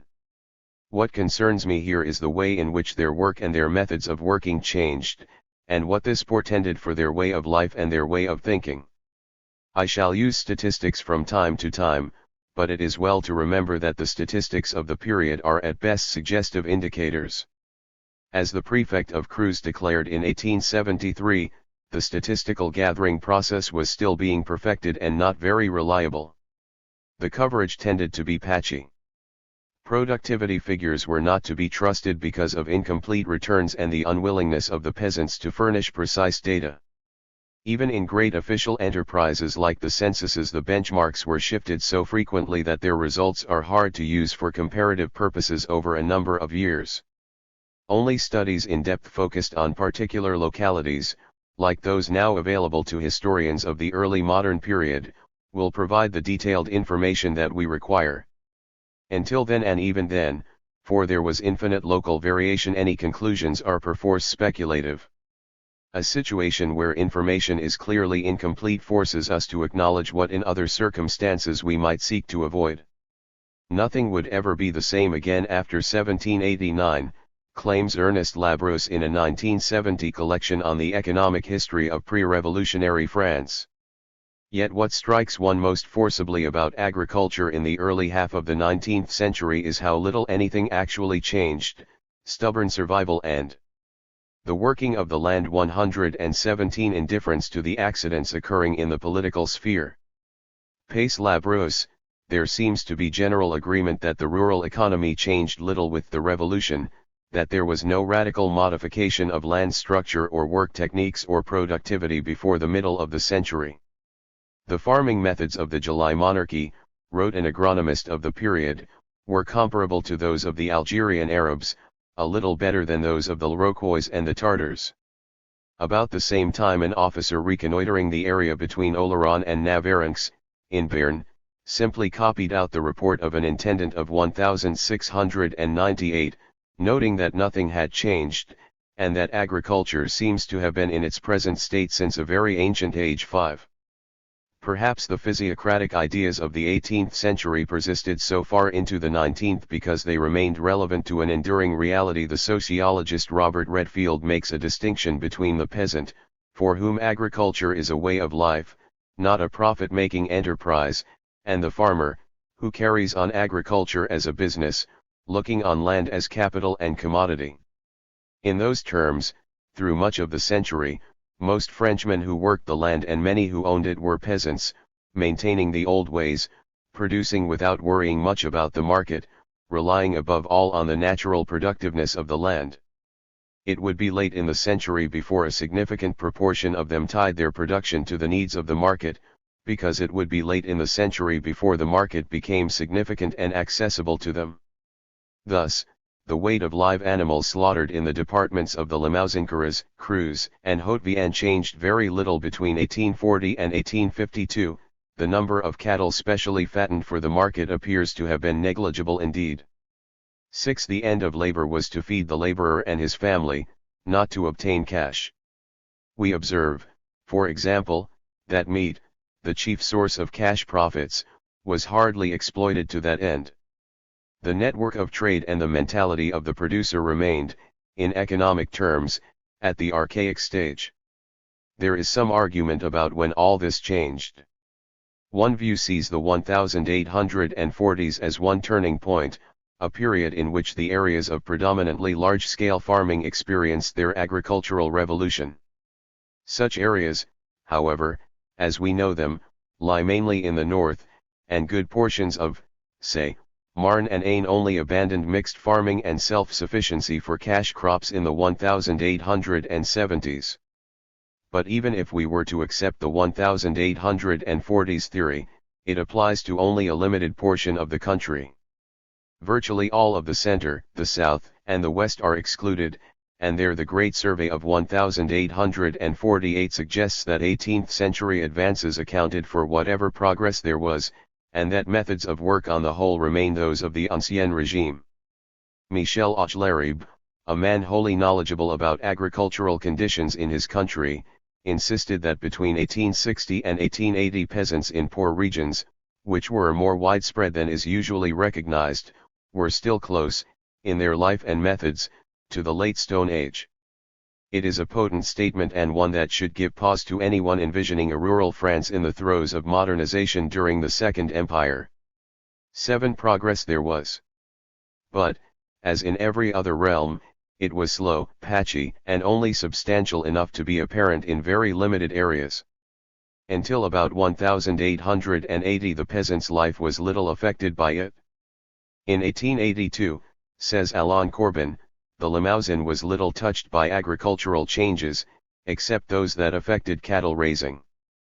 The conditions of labor had not changed, productivity had hardly increased, most of the improvements in crops and fertilizer were still unknown, and most peasants still practiced a mixed farming designed to satisfy their own needs. The real changes in the rural economy came only in subsequent decades. This is confirmed by evidence from Lower Brittany, Lozera, Auvergne, and the Landes, in all of which the watershed between the old agriculture and the new seems to lie in the 20-odd years before 1914. This is when wooden plows were replaced by improved models, when manure and artificial fertilizers appeared in significant quantities, when tools and methods so primitive that they deserve to figure in a museum of prehistory gave way. In Dordogne the ancient symbiosis between the poor, birch-covered highlands and the more prosperous chestnut country below endured until 1900, Sixth, tribes of hill people coming down to work for the valley farmers, gathering chestnuts on a so-so basis. But by that time the closed economy had broken down. Easier communications and imports of foreign grain had turned poor mountain regions to dairy farming. And greater access to fertilizer was carrying others, like the area around Valensole, above the old subsistence levels. Rouergue and Corsi had traditionally been divided between the Pays Fromental of the Cause, the calcareous tableland where roads were good and dry and wheat grew in abundance, and the Ségala Plateau, where every shower made roads impassable and only rye could be grown. Roads came to the Ségala in the 1880s and 1890s, and with them there came liming. The working of the land 119 then chemical fertilizers, to drive back rye, the poor man's fare, for the nobler wheat. By 1910 the Ségala was only a place name, and its people like the Caucines ate white bread. In Bourbonnais poor holdings on barren lands with no roads had names like Bramfame and, in several places, Tout-Wifo. Today, wrote a local folklorist in 1908, as a result of agricultural improvements, two such domains have changed their character, and their name, Turine ny manque nots wanting.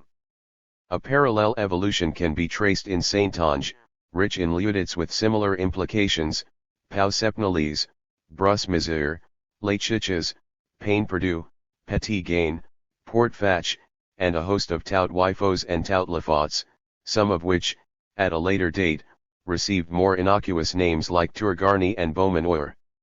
10. Any attempt to systematize the process or for that matter to provide a systematic account of it is bound to obscure how immensely varied was the reality. Any attempt at theoretical order turns genuine confusion, coexistence, interpenetration, into a picture more artificial and clearer than it really was.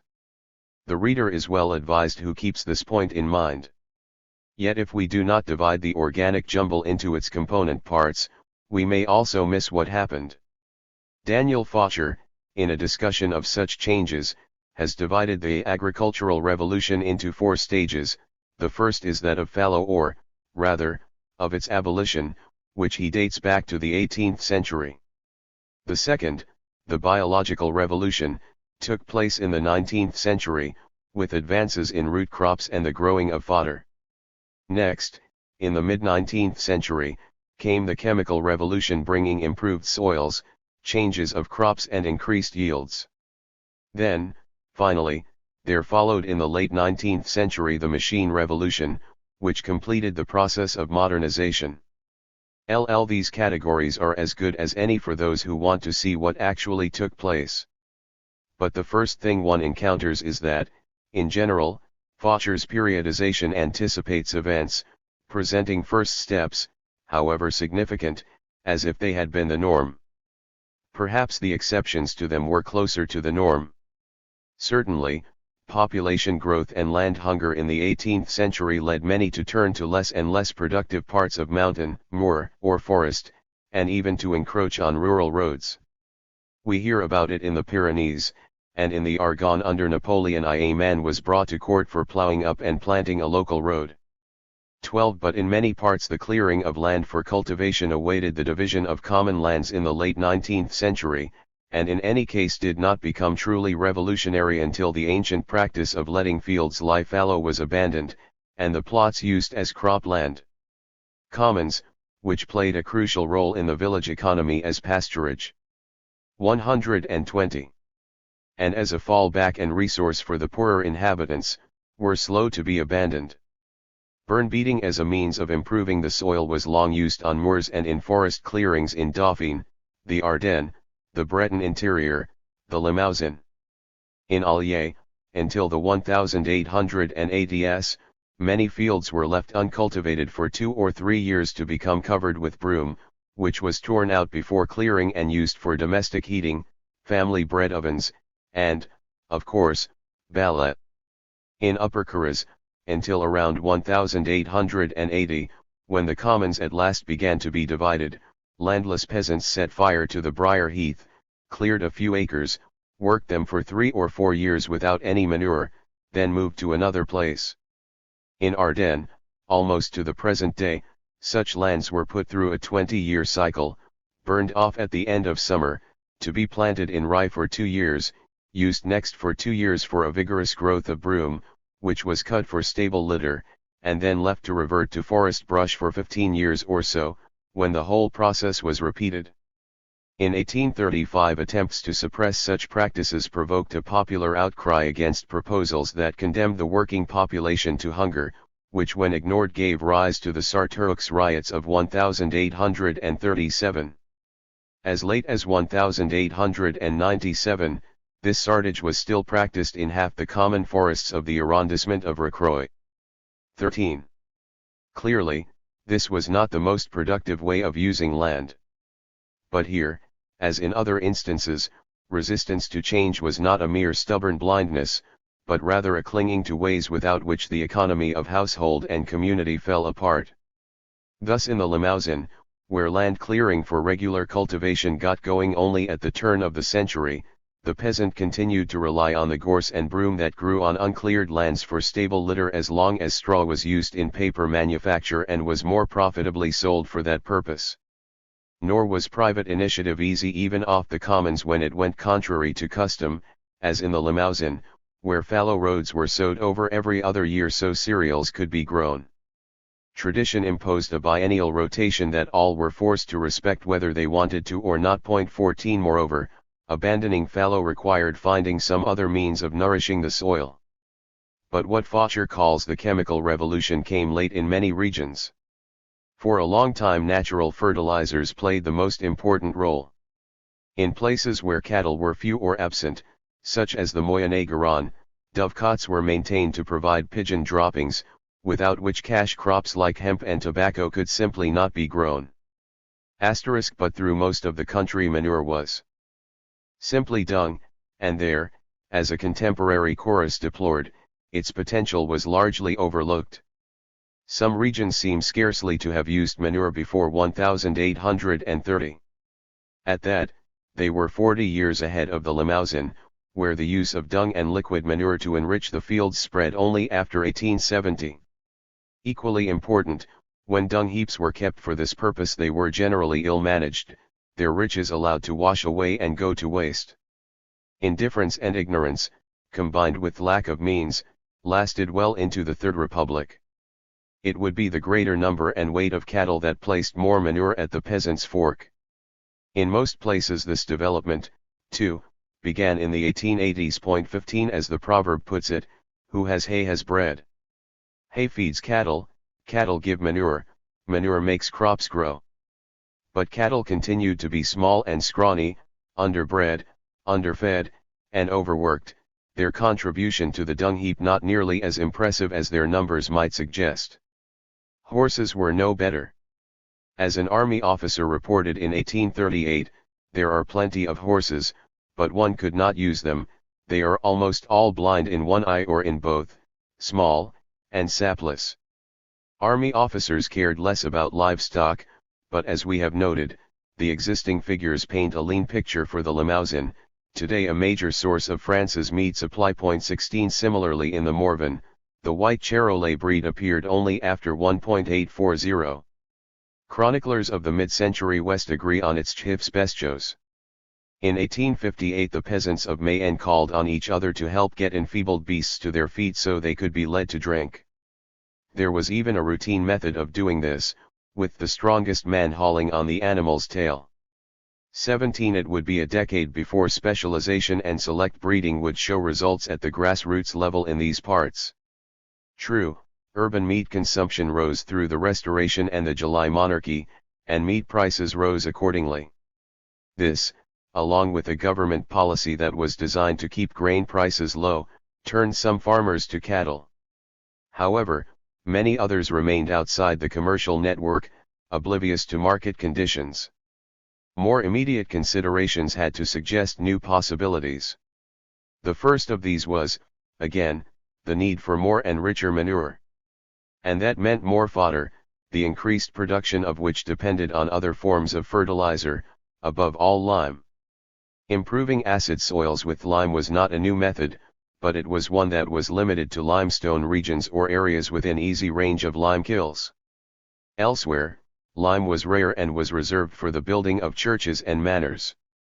When, for political reasons, the Vendée got highways in the 1840s, well before they would normally have been built, fields in the bocage could be limed and sowed with wheat for the rich.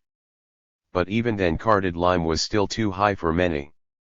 Canals, then railways, brought cheap lime to the peasants along their paths.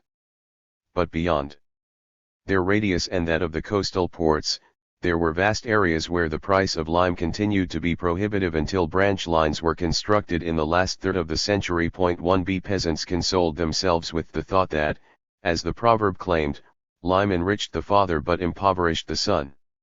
If, nevertheless, a map of lime consumption in Creuse and Haute-Vienne at the turn of the century shows a clear coincidence between the use of lime and intensive and prosperous farming, often on land that had been barren shortly before. 19. Communications were crucial in the history of fertilizer, which took its time to travel, like the slag that only began to be used in Bresse in 1890 and the guano that was first imported in 1840 but only reached Dordogne around 1870. Guano and the chemical fertilizers, when they were introduced, were bought with reluctance, partly because of scandals over the adulteration, cheating, and extortionate prices that had marked the trade of these products, partly because of their cost, and the cost of transport.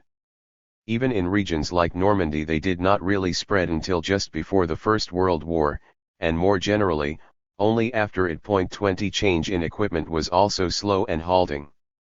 Traditional farm implements had changed little if at all since ancient days. The 16th century agronomist Olivier de Serres, who recommended crop rotation, nevertheless felt Cato's warning worth repeating: do not change your plowshare, for every change carries with it the danger of loss.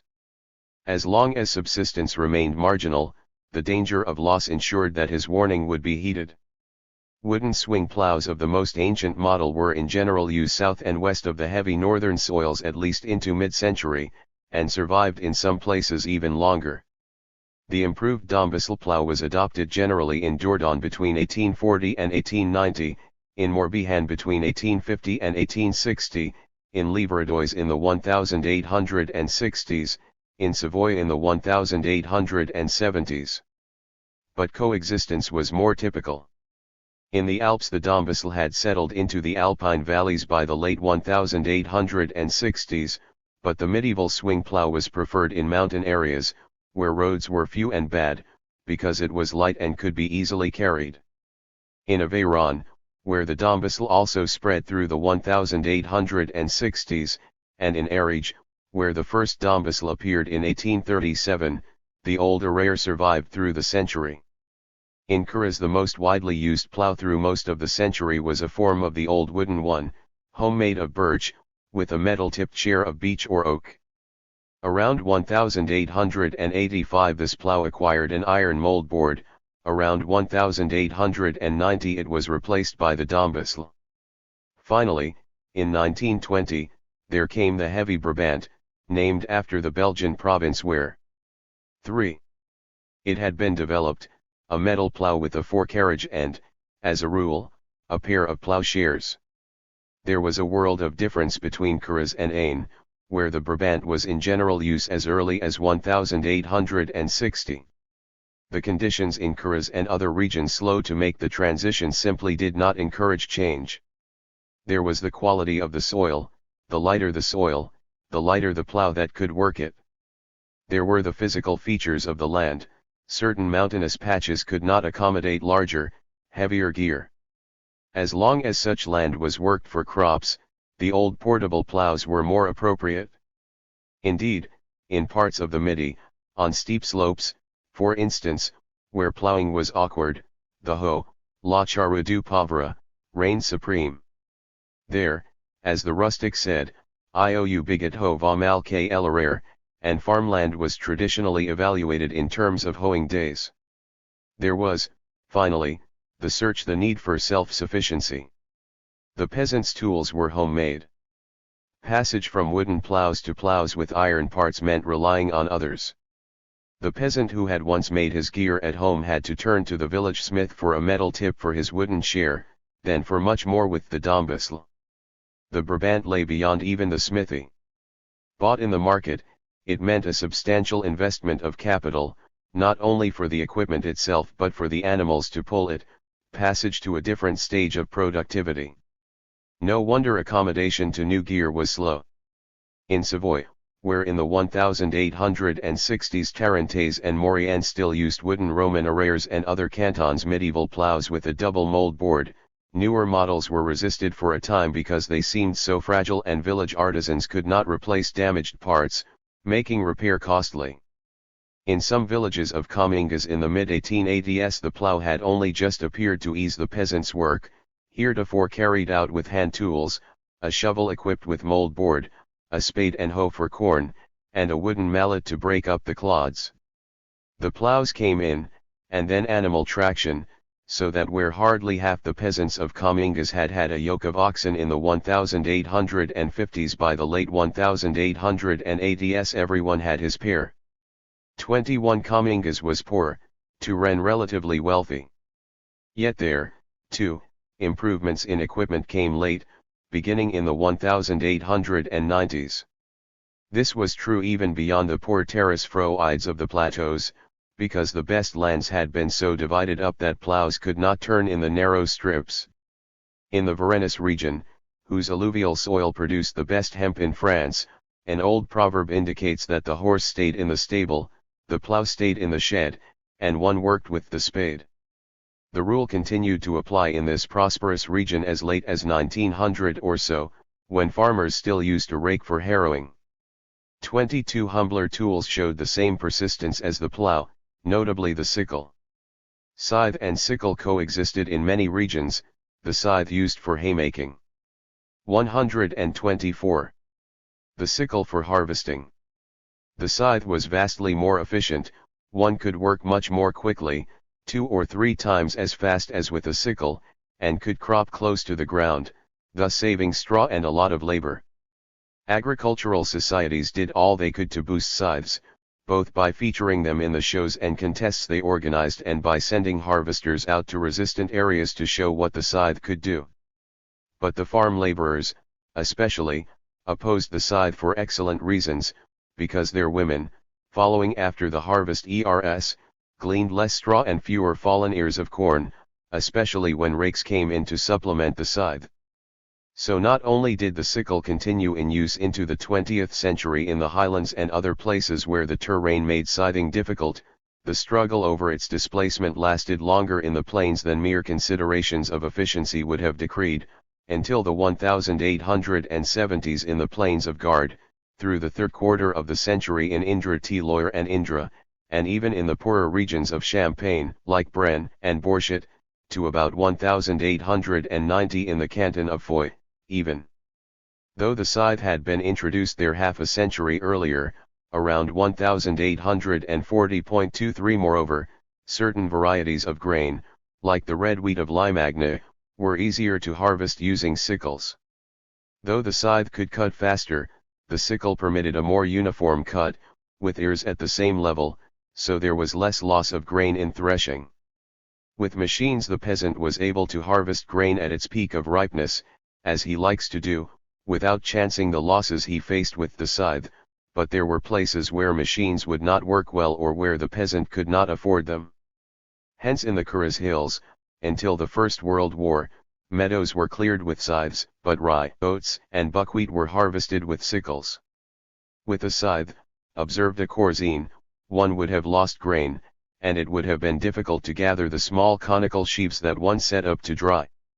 Observe that the practical reason, here, rested on a traditional base. Sheaves were set up in a particular way, and it was hard to learn to do things otherwise.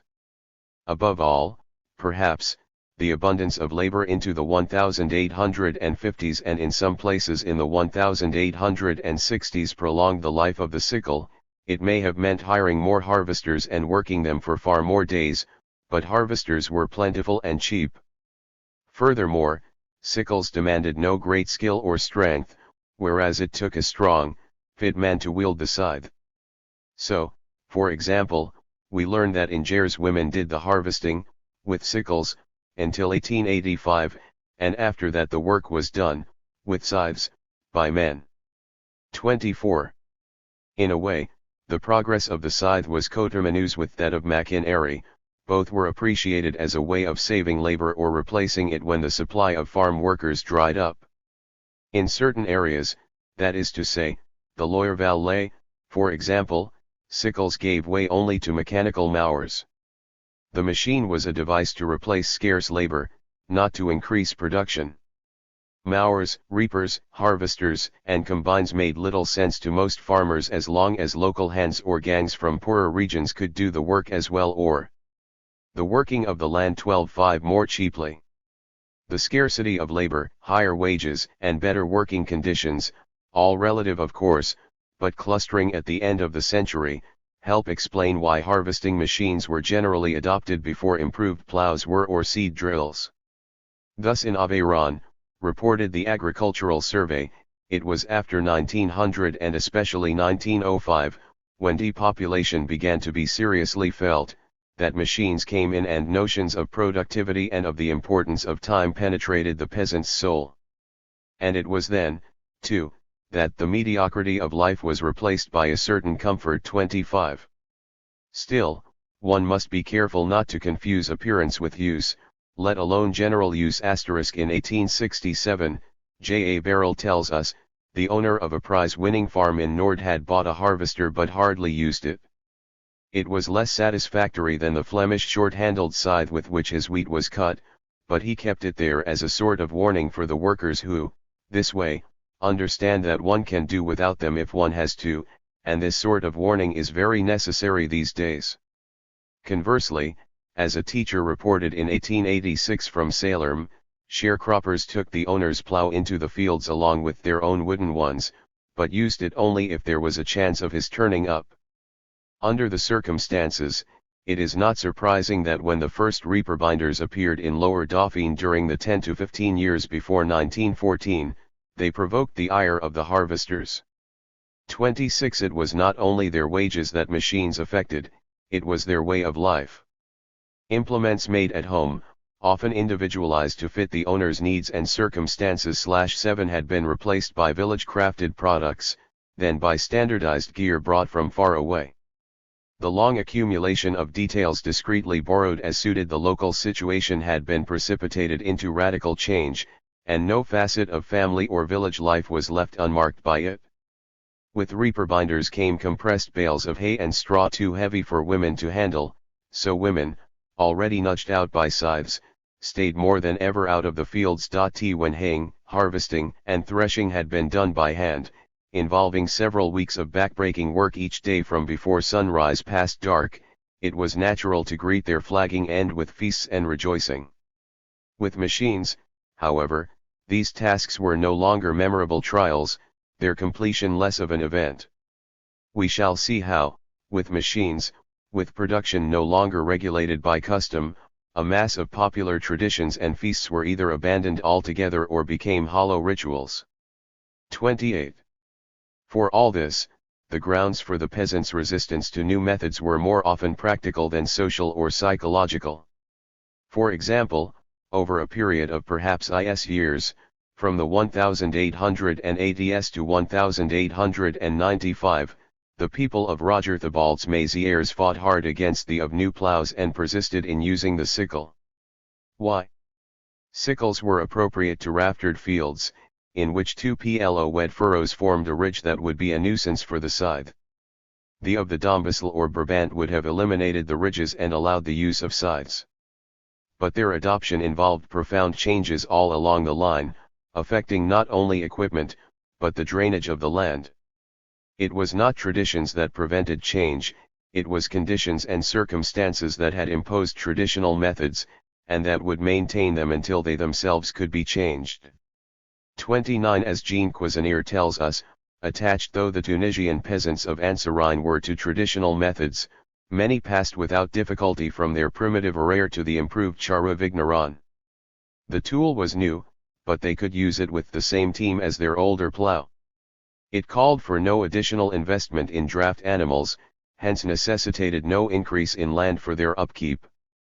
Like the harrow, adopted with equal ease, the innovation fitted into tradition and made no demands for change on the existing order of things. In contrast, from Charravignaron to the all-metal Brabant the distance was immense, and for most Ansarine fellows insurmountable. To work a Brabant in the Jebel, one needed at least 5 pair of oxen, which had to be fed, cared for, and replaced.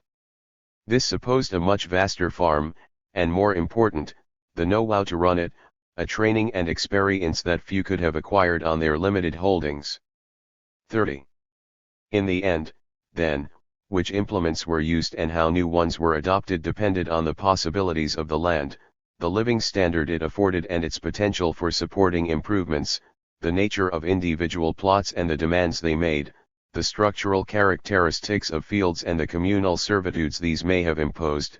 31. Even the kind of crop, for corn was more labor-intensive than wheat, and root crops when they came cut not only into the pool of local labor but into the time the peasant had to make his own pitchforks and harrows.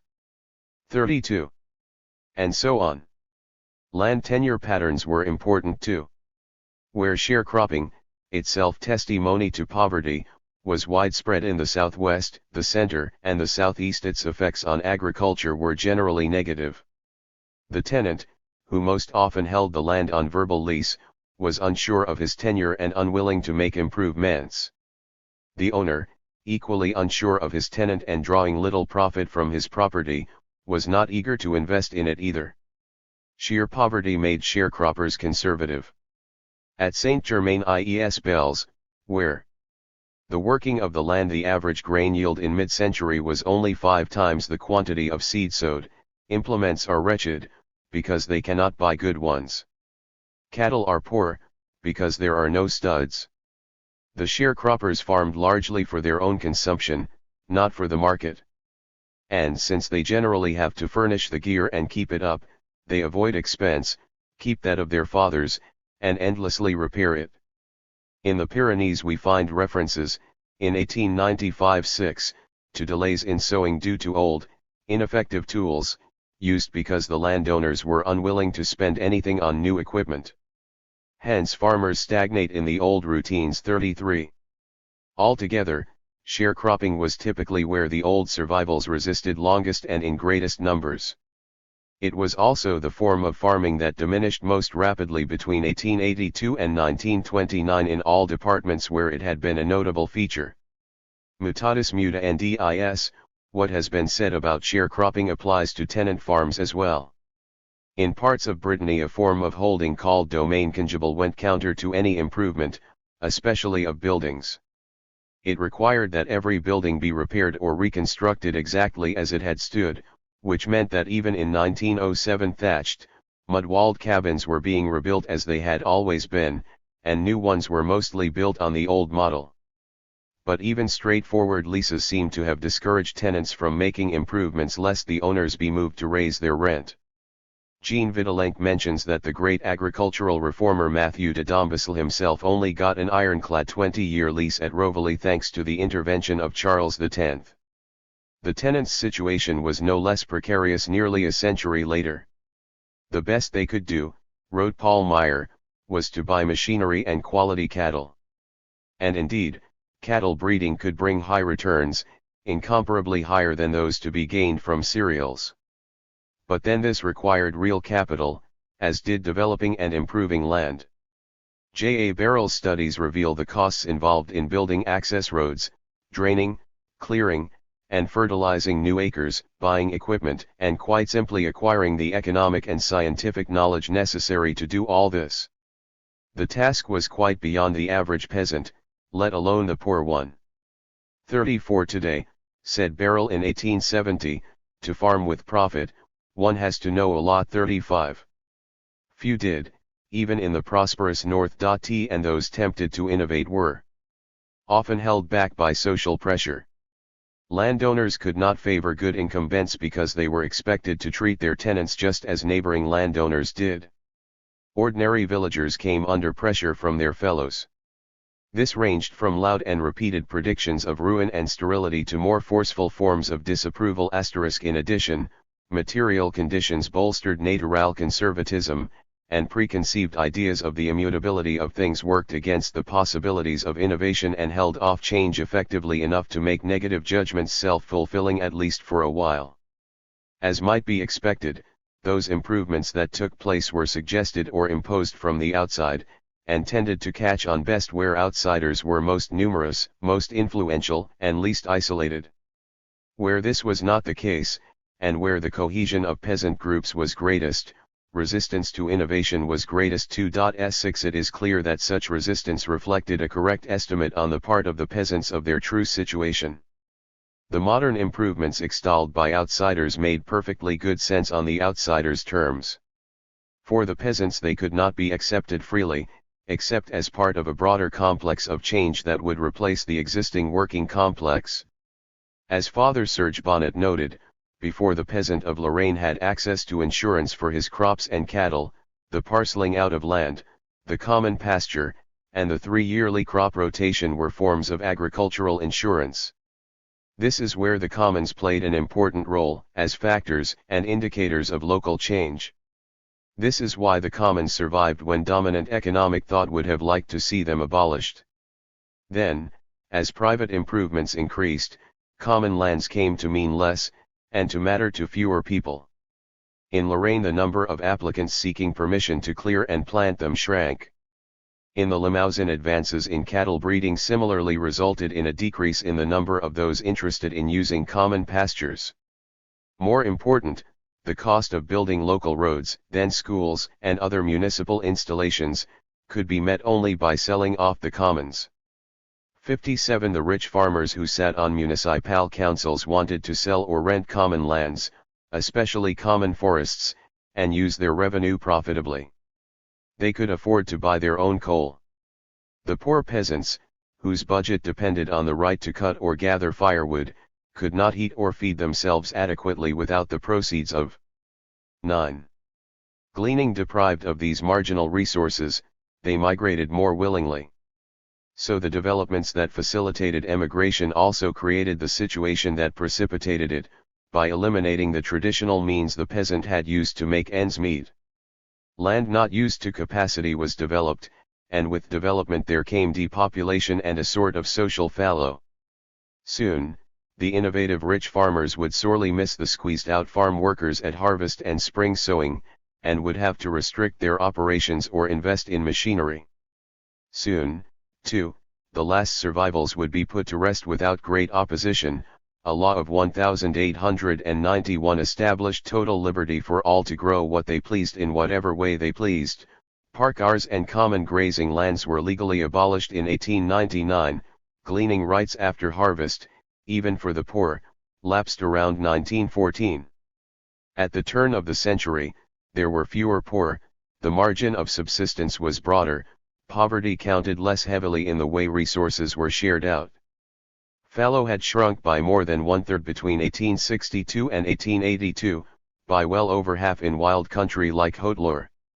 Meadows and grasslands devoted to fodder had nearly tripled in size.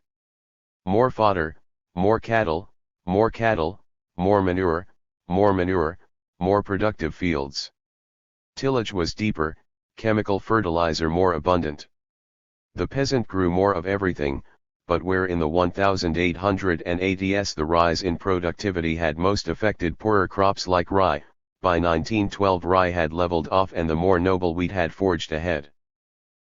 Quality improved along with quantity, tokens of prosperity and of a change in diet. Chapter 9. Give us this day. Cen est pas le mayhem, c'est l'anarchie est contre nature. La condition naturelle d'un homme comme d'un animal c'est de se tirer à samo ou de mourir de faim. Hippolyte. As fa. Manjatama, garda la outro per dima. Many's the snuffling child or the pinched adult who must have heard it, you are hungry. Eat your hand, keep the other for tomorrow. 1 We have already seen how hunger had its place at the peasants' board well into the 19th century. To pass from hunger to subsistence and from subsistence to a degree of sufficiency is to make the transition from the ancient to the modern world. In rural France real hunger only disappeared, or minds only adjusted to its disappearance, as the 20th century was dawning. But perhaps not all minds even then, for to this day there are those in Franche-Comté who remember the older generation as being very stingy about food and as giving children as little as possible to eat. That was how they had been brought up in the last third of the 19th century, in a world that still recalled and feared famine. From the Pyrenees to the Vosges, old people's memories, sole archives of the poor, told of the calamities of the living past, the requisitions of year 11 of the Revolution, the dearth of 1816, the hunger of the 1840s, the years of hail and of grain rotten before it was ripe, the difficult days of spring when reserves ran out, the shortages when bread was made of barley or beans, and those when there was no bread *. The call for one's daily bread remained an anxious prayer. The Proverbs remembered the lean years, continually reminding countrymen, if they should need reminding, of the belly's need to be filled with anything as long as it was filled, or even half filled. Language remembered them, too, rich with locutions that meant cutting things fine, eating just enough to stay alive, giving a tailor barely the necessary cloth, and with 13:1. Ritual phrases exhorting to economy, you've got to live hard, you've got to stretch things out, you mustn't eat everything at once. A grosse cuisine, pauvre voisine, and more so a valley na plus de gout. Conclusion, better save idle too. It was easy to remember all this for, to mid-century, everyday life carried everyday reminders of past scarcity in present need. Conditions under Louis Philippe were not terribly different from those under his older cousins. Salt, for instance, staff of life, remained scarce and dear, and was treated like something precious long after the Revolution abolished the gabelles.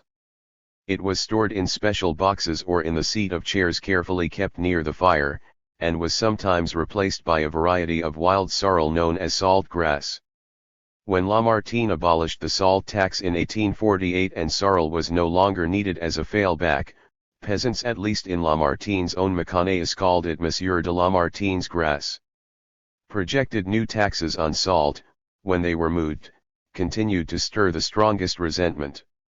For a good reason, too, as we can learn from the sub-prefect of St. Girons in R862, who observed, in the countryside, where the political news never penetrates, people paid heed to the proposed tax immediately.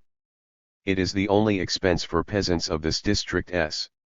Money was scarce, we know, and money was paid out grudgingly for sustenance, for the necessaire, as it was sometimes and revealingly called, should not exceed what was absolutely needed.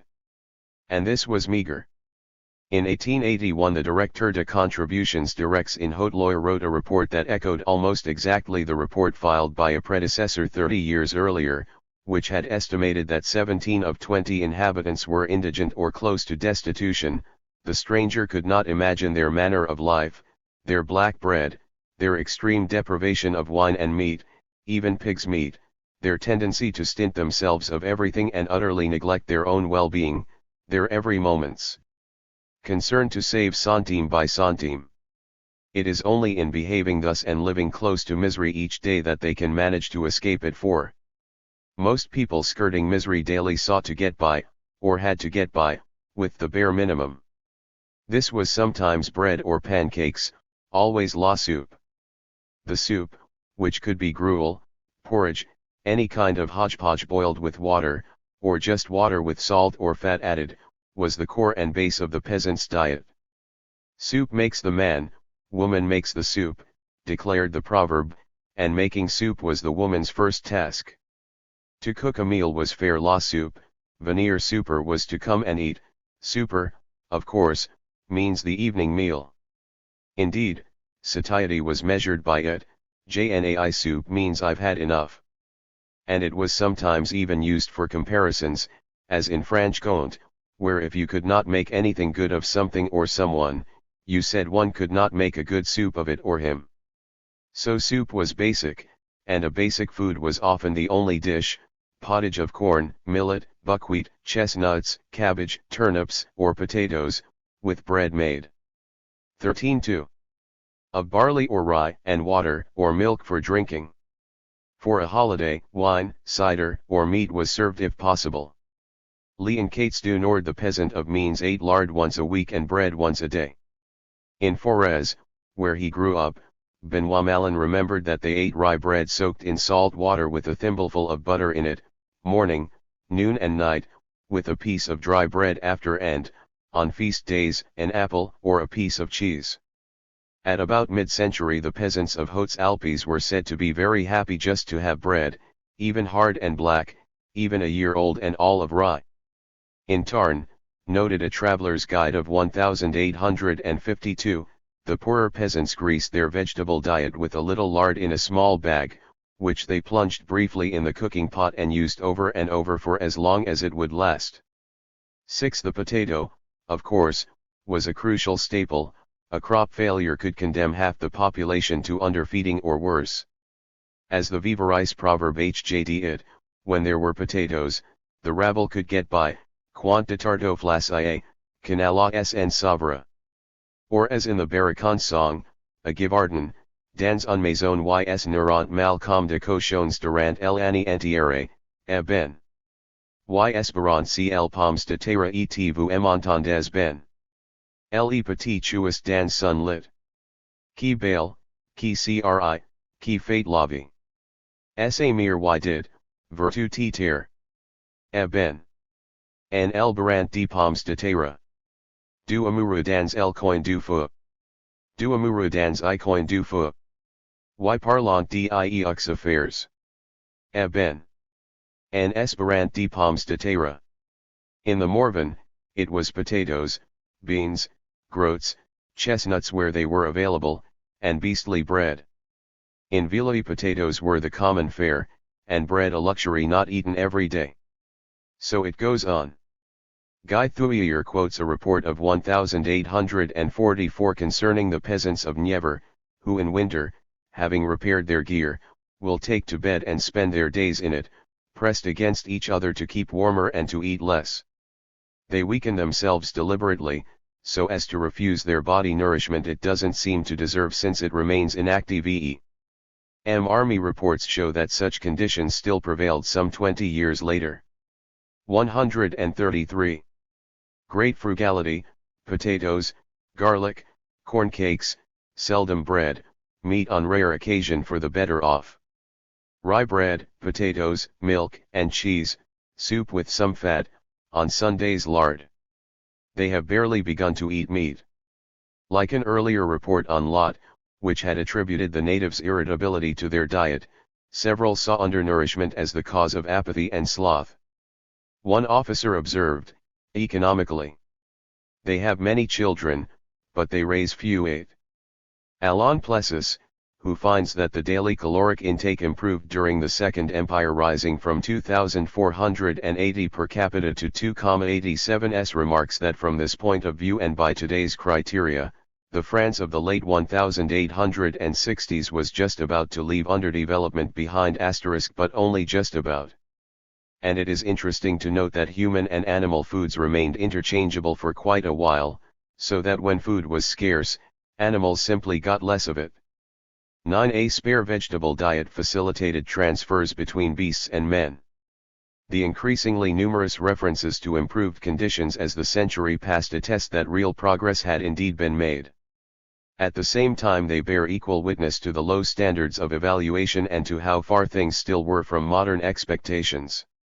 Consider, for example, the improving situation in the Limousin, where the changes in the early 1870s were said to have brought affluence and well-being to the point where in 1874 the production of lands improved by fertilizers more than suffices for the needs of the inhabitants who, during most of the year, subsist almost exclusively on chestnuts and potatoes.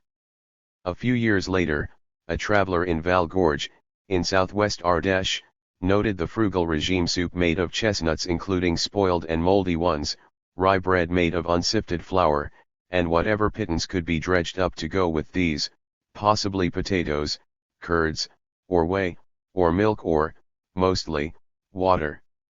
In the mechanized of the 1890s the standard diet still consisted primarily of bread rubbed with garlic, potato pancakes, and buckwheat wafers. Lo, yet things were certainly getting better. At Chermisey in the Vosges, where the old proverb said that you could starve even at harvest time, the farmer's weekday diet had changed very little by 1889. Hut Sunday would see a bit of beef simmering in the stew, and sometimes he might even manage a cup of coffee. More perhaps than Henry IV had dreamed of, says the instituteur. What we hear of now is lack of variety, little or no meat, a poor selection of fruit and fresh vegetables, and boring repetition. Hunger has passed. The 134. Cereal and vegetable diet marches on. At an inn near Biage in 1904 Arduin Dumazet watched as the innkeeper's family took their evening meal. The children sit near the fireplace, where the potatoes are boiling. The potatoes are poured into a basket to drain them, then put on the table. The father crushes them with his fist, grinds up some salt with a bottle, and everyone selects a piece and salts it from the table. A jug of milk for each, and dinner is over 12. In 1908 day laborers in Cornwall had lard only at feasts and lived off milk products, porridge, and potatoes.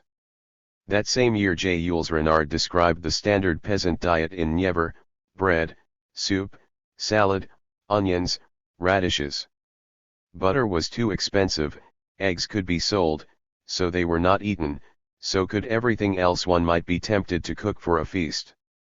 13. The last point is important, because many have wondered about such penury in the midst of plenty. The peasants seemed to live surrounded by provender. Why should they lack, when so much lay at hand? The fact is that they sold it.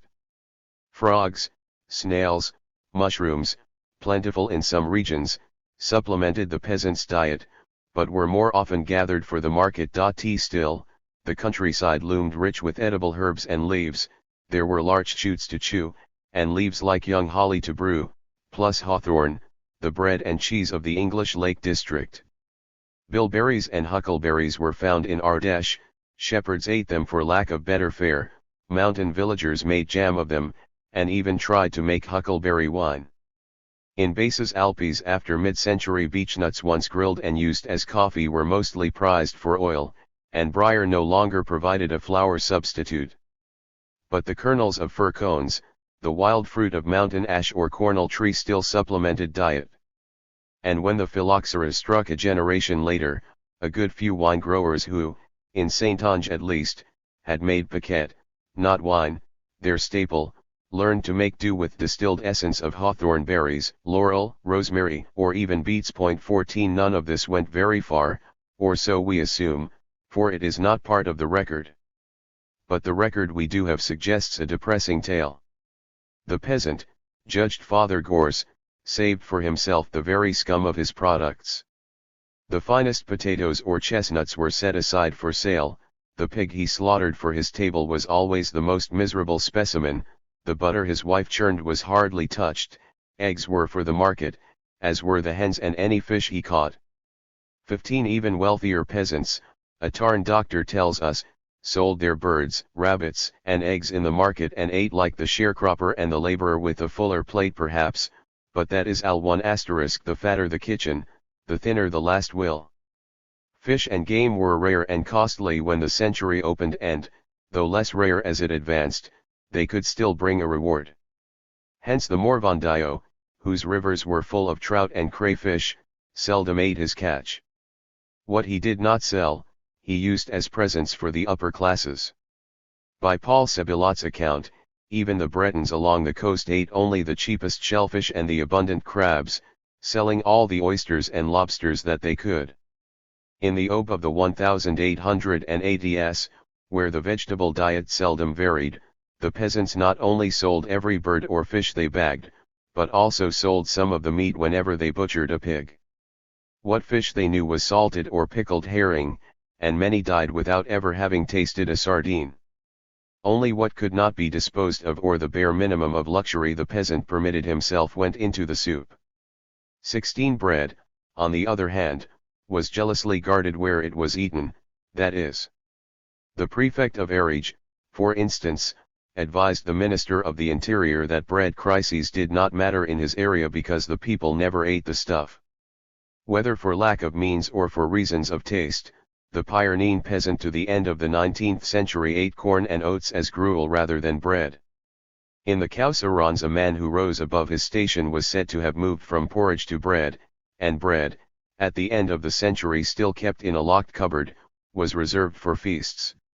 Yet in most places bread was the end of labor and the very core of the household. A child who wasted something was admonished, "One can see you don't know how the bread comes." And a young couple setting up their household se mettent à leur pain. Unfortunately, as the proverb had it, when you were young you had teeth but no bread, when you were old you had bread but no teeth. You might lack bread in old age as well, but certainly teeth were crucial if you did have it. 17 For the most part and for a long time, the peasant's bread was miserable stuff, though not so bad as the loaves of oats and barley that Vauban described, from which the bran had not been remped and which could be lifted up by the straws still sticking out of them. Most bread was homemade, and baking was not always a success. Indeed, the saying went that a good batch baked was sensu gained. But a good batch usually meant bread that was badly leavened, badly kneaded, sour, and prone to mold. Local lore suggested consolation: moldy bread brought luck. Whoever eats moldy bread finds pennies, they said at Sablières. And at Lauberès, nearby, it was held that if your bread turned moldy you could expect to become rich within the year.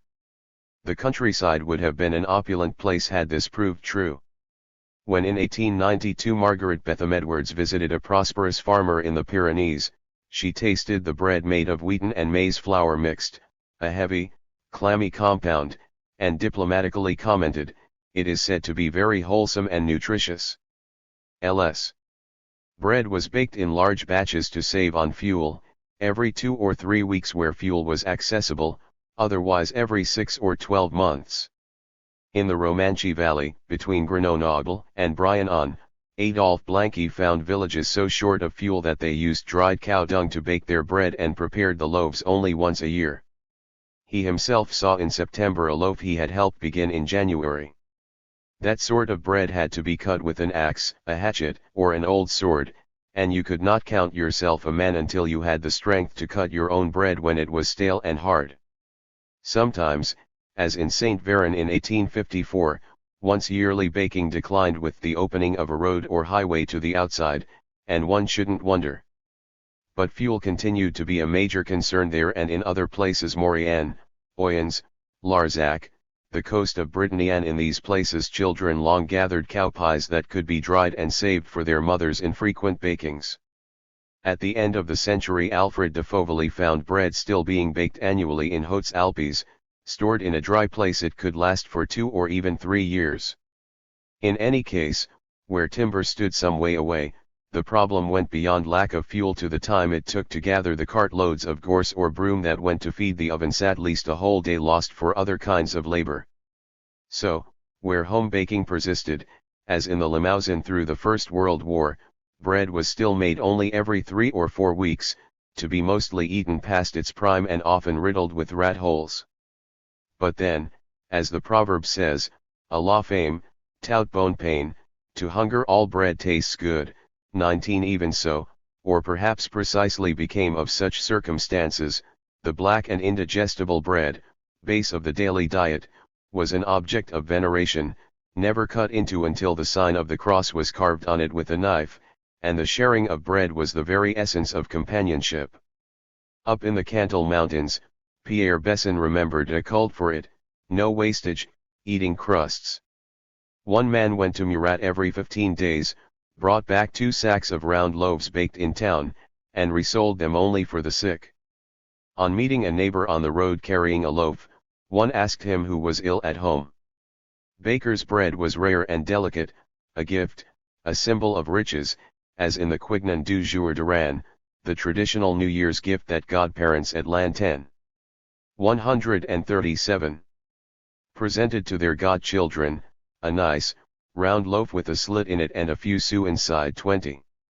Intriguingly, despite the great prestige of white and baker's bread, acquired tastes kept the old coarse black loaf in fashion. The poor had eaten gruel and rye for centuries, a change even for the better took time to swallow. 21 Buckwheat, too, had advantages, it cost little to cultivate, its flowers drew bees, and surpluses could be sold as poultry feed or to distilleries. In Brittany, 120 pounds of barley cost 2 to 12 francs, and 150 pounds of wheat just 14 francs. Yet peasants ate only barley bread, explaining that though white bread would be no more expensive, they would eat it with too much pleasure and hence consume too much. It was a temptation that the poor and even the more fortunate did not want to subject themselves to. In a good house, hard bread and dry wood, said the southern proverb. 22 If such explanations have the whiff of sour grapes, that does not detract from what they say about the mentality of those who advanced them. Scarcity furnished arguments that only plenty would contradict and reality was overtaking sour grapes. In even the poorer mountain areas of the Vosges guests were being offered good black bread by 1869. In the Limousin there were mills to sift the peasants' flour by 1888, permitting them to eat their rye free of bran. In Beaujolais, where in 1860 the rye bread was reportedly so sodden it would stick to a wall if you threw it, peasants were eating white baker's bread by 1894.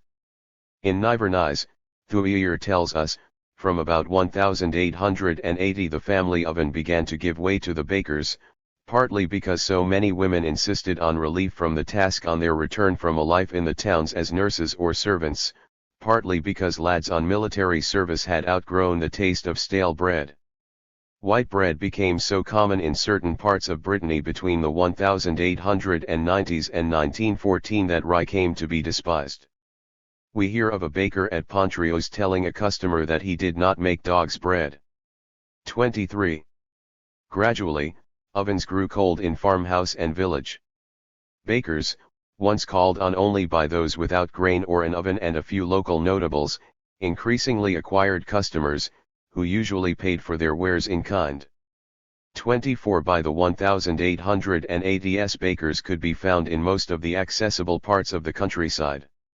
More isolated regions Franche-Comté, Dordogne, much of the Pyrenees followed the trend as the century turned. Buying from the baker was more convenient. By 1919 even the high mountains had been won over. At Baigny, near Tour-de-Carol, the ruins of an unfinished oven still stood a few years ago where the owner of Esteva's farm began to build one in that year and left it uncompleted, mute witness to one of the great revolutions of our century. By that time only 7 or 8% of the family budget went for bread, against nearly 40% in 1800 and 20% as late as 1850.25 The chestnut, at one time a staple as important to Corsica and great parts of the center, south center, and west as bread was to other parts of France, had experienced an even more rapid decline. In such areas chestnuts were winter bread, base of the winter diet. They had played an even more important role until some areas had inched their way above the hunger level. Between Chateaubriand and Laval and in the Svans around Vigan, bread had become a part of the regular diet during the July monarchy, but before that army officers had warned that troops without supplies risked being reduced to a chestnut diet, like the natives. In the late 19th century Corsica, Vivarais, Cantal, Perigord, and Comminges still depended on them. 26 Backward isolation amounting to autonomy, great frugality bordering on want, here were the regions that were most resistant to assimilation and unification. Between 1875 and 1900 the great chestnut forests began to be eaten up. While the phylloxera ravaged the vines, great stands of chestnuts through the center were felled by disease. The search for tannin, extracted from the bark, also ate up trees by the 1,000 tons. This sometimes had beneficial effects. The small tannin processing plants that were set up in the heart of chestnut country depended on the existence of railroads, and the railroads that permitted easier provisioning and opened possibilities of trade also made the chestnut less vital.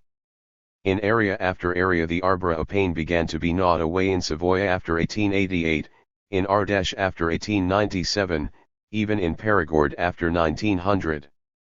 French chestnut production fell from 757,000 metric tons in 1886 to 333,000 in 1901.27. The chestnut's diminished role in the peasant's diet marked a real improvement all around: easier access to provisions, more money with which to buy goods, entry into the market economy. So did the retreat of the walnut, a vital source of cooking and lighting oil, until gas lamps and commercial salad oil came along. The demand for walnut wood for furniture and rifle stocks considerably thinned the walnut groves. For all this, eating well was something to be remarked and remembered reward for special aid, as when men lent each other a hand with building a house in exchange for a feast or the degule to celebrate the prosperous end of a year's enterprise. A spread of this sort was among the very few available entertainments of voluptuousness, as one peasant called it. 28. A good meal was an event, a rising up to another level, a gent's repast. And a good meal everywhere meant meat and wine, delicacies whose appearance glorified an occasion and made a dinner fit for a king. Lucia Pen, Kari by, Iourei Pot Benny. The plain living Pyrenean mountaineer, who drank only water and seldom ate meat of any sort, saw wine and butcher's meat once a year, on his local saint's day. Pa, Hikar, with 2 or 3 families getting together to share a calf, turned such festivities into supreme moments. Memory enshrined them. In the Pyrenees a big bear hunted down made a village feast that would be long remembered. At Alsace Bains an event of the sort in the 1820s was still discussed 60 years later. Those who shared in it talk about it still in the Valais and cite it as a memorable occurrence of their youth. Memories were long even in 1907, as Jules Renard's old peasant couple demonstrated. The Philippes can enjoy one scraggy rabbit a year, but once, in 1876, it happened that they ate so well they will never forget it. Speech confirmed the exceptional nature of such occasions. Sunday clothes became meat-eating garb. And dressing up was to get dressed for meat or stew. Of course, quantity meant more than quality. Tout fait ventre, pourvu qu'ay entrée. And the richer the better, epu gras mais ouvrir. In any case, a glutton's knife was sure to cut well, and so much the better, strong to eat, strong to work. 29. Meat, for most, meant pork. If bread stood for plenty, bacon or lard was a symbol of wealth. The hog was the real patron saint of the countryside. Saint Pourquoi in Gascony, a miraculous animal, every bit of which was good for something and which almost everybody could afford to raise. And in fact in Périgord, whose forests provided ample forage, to kill meant to kill a pig. We have killed on such and such a day meant that a feast would follow.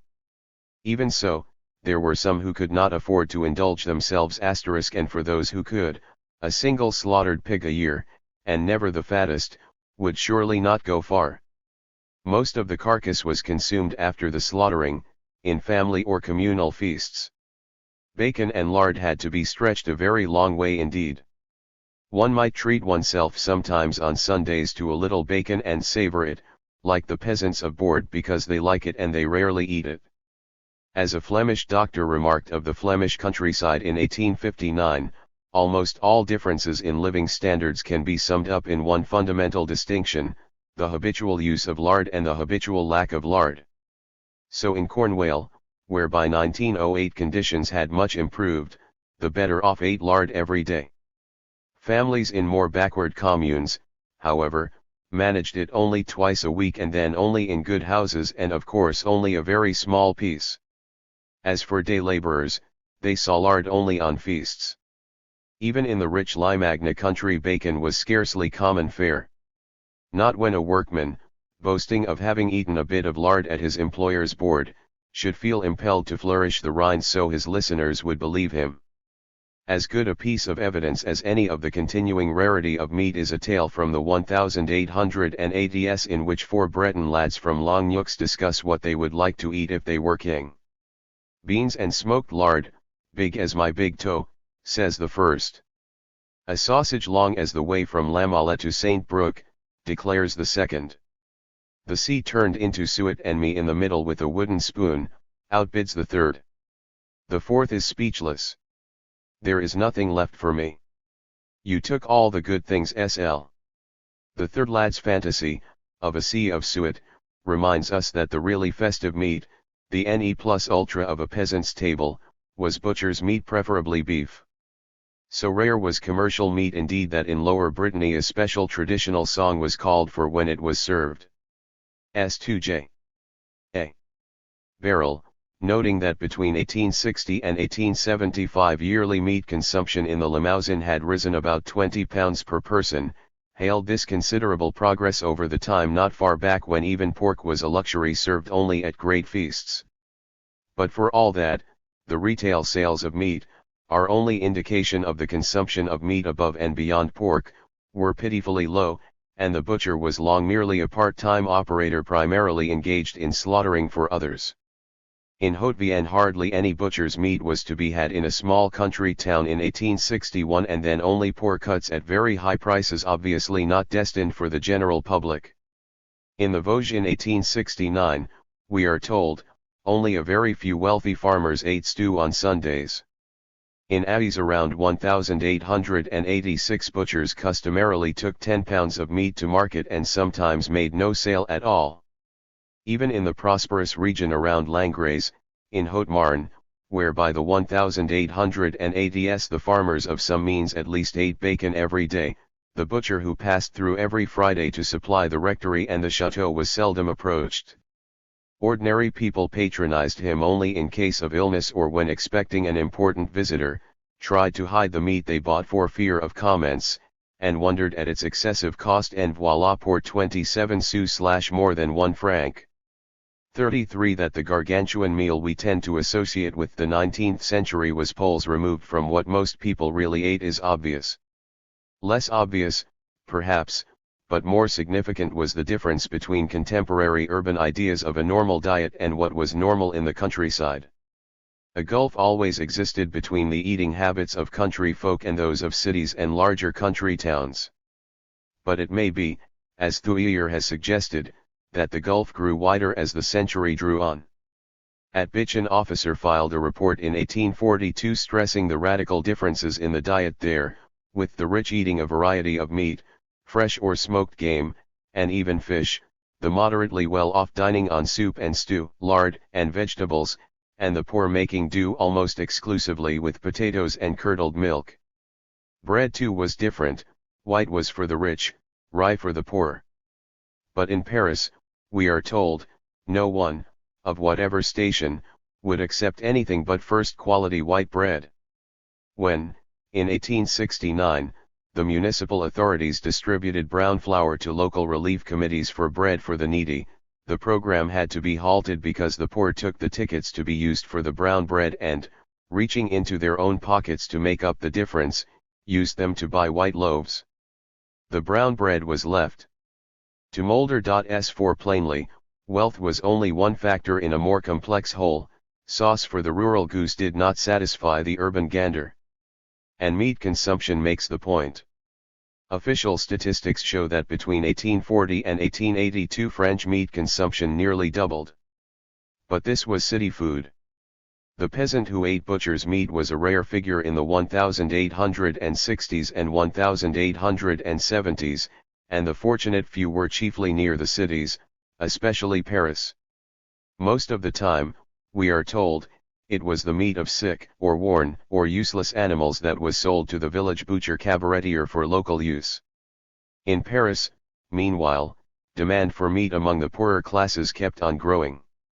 By 1882 Parisians were averaging 79.31 kilograms of meat a year, and their brothers in other cities were not far behind at 60.39 kilograms. But the yearly per capita consumption in the countryside was a paltry 21.89 kilograms. The cities in short were carnivorous enclaves in a herbivorous land. In fact, urban workers ate better than country ones, that is, more, but retained rural standards and even meal times until toward the end of the century. This began to change sometime in the mid-1880s, less bread, more meat, more wine, at meals that increasingly followed the bourgeois pattern and even, at times, included dessert. In the countryside, the change came much more slowly. Food shops opened in big country burgs, especially after 1870. But in 1900 the peasant still ate just a quarter of the average meat ration of a city dweller, and only a fifth of what the Parisian consumed. Indeed, the great divide between vegetarian peasants and carnivorous townsmen survived to the Second World War. Still, the improvements cannot be gainsaid. In 1913 Emmanuel Labat recalled an old sharecropper in the Landes whose one wish was to see and touch a pig before he died. Now, exulted Labat, the times have been accomplished, the old dreams realized, of land and meat. One cannot imagine how heavily this last weighed on the peasant's sou. A Breton geographer put it differently: the agricultural revolution was, above all, a revolution in diet. The coming of white bread and meat, with the First World War, marked the decisive break with the past.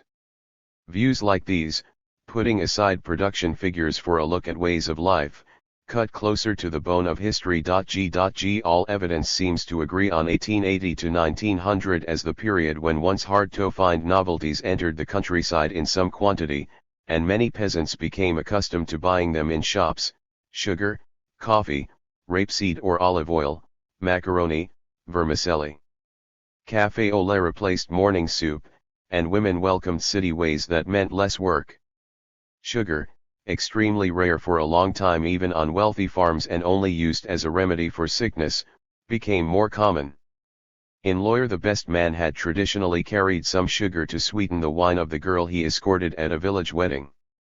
The custom, known as sucre or sa catlalliere, lapsed in the mid-1880s as the sugar bowl began to be an expected table item on great occasions. But courting lads continued to carry a piece of sugar in their pockets and gallantly offered it to their sweethearts. 39 Coffee, too, took its time to spread. Incura's coffee at weddings was still seemingly a novelty representing modern progress in the last years of the century, for the fact that it was served almost everywhere when the wedding is of some importance was considered worthy of remark. Around 1902 the new Breton craze for coffee, especially among women, gave rise to a repertory of satirical songs and sayings that lasted into the 1920s, when coffee drinking presumably came to be a matter of course. In Vivarais, until the First World War, a visitor's ritual gift was a package of coffee, a kilo of sugar, or a loaf of white bread. All these by then were in general use, but the persistent custom showed how recently they had still been a luxury, as in the case of the 96-year-old man who was buried at Saint-Étienne-de-l'Alme in the Garden Valley in 1903 and who to the very last had made his every meal solely of chestnuts. Yet again we note that this was now a matter to be mentioned in the newspapers. Even in the Highlands of the Guard, Raymond Belbez's coachman was remarking, by 1902, les gens se font gourmands, they have to have soup, stew, potatoes. The old marveled at the change they lived through. That in a Nievre village, where there had been but one butcher, 1907 could see 5 people have become carnivorous. As for Raggett, when the butcher's wife gives her a piece of meat, she still does not know how to cook it. Dr. Labat noted the effect of the new, rich meat diet, a rising tide of arthritis, some cases of gout, the early onset of arteriosclerosis. The social promotion of the Gascon peasant becomes complete as his pathology becomes bourgeois. Since undernourishment goes hand in hand with diminished fertility, 41 one is tempted to speculate that better food also made contraception more necessary. More food and better food might call for imitating the bourgeois in this respect as well. Meanwhile traditional dishes, abandoned by the peasants when conditions permitted, became the pasture of urban gastronomes. The rural people looked on them as symbols of the bad old days: dirty, complicated, too demanding of work and time. One more symbol of change remains, and that is wine. A feast would be incomplete without it, and wine, like meat, was for the peasants one of the fruits of modernization, the gift of the Third Republic. When Adolphe Blanqui made his survey in 1850, 3/5 of the population were still strangers to wine consumption. Complaints of drunkenness abound, but that state was reached with brandy, not wine. Cheap, Locally distilled alcohol was a product of the bad transport conditions, and it fell out of favor as soon as communications improved. The other source of drunkenness was lack of familiarity with liquids drunk. The Bretons, for example, soon acquired a national reputation for sottishness. But sound observers attributed their proclivity to become tipsy less to the quantities they imbibed than to inexperience.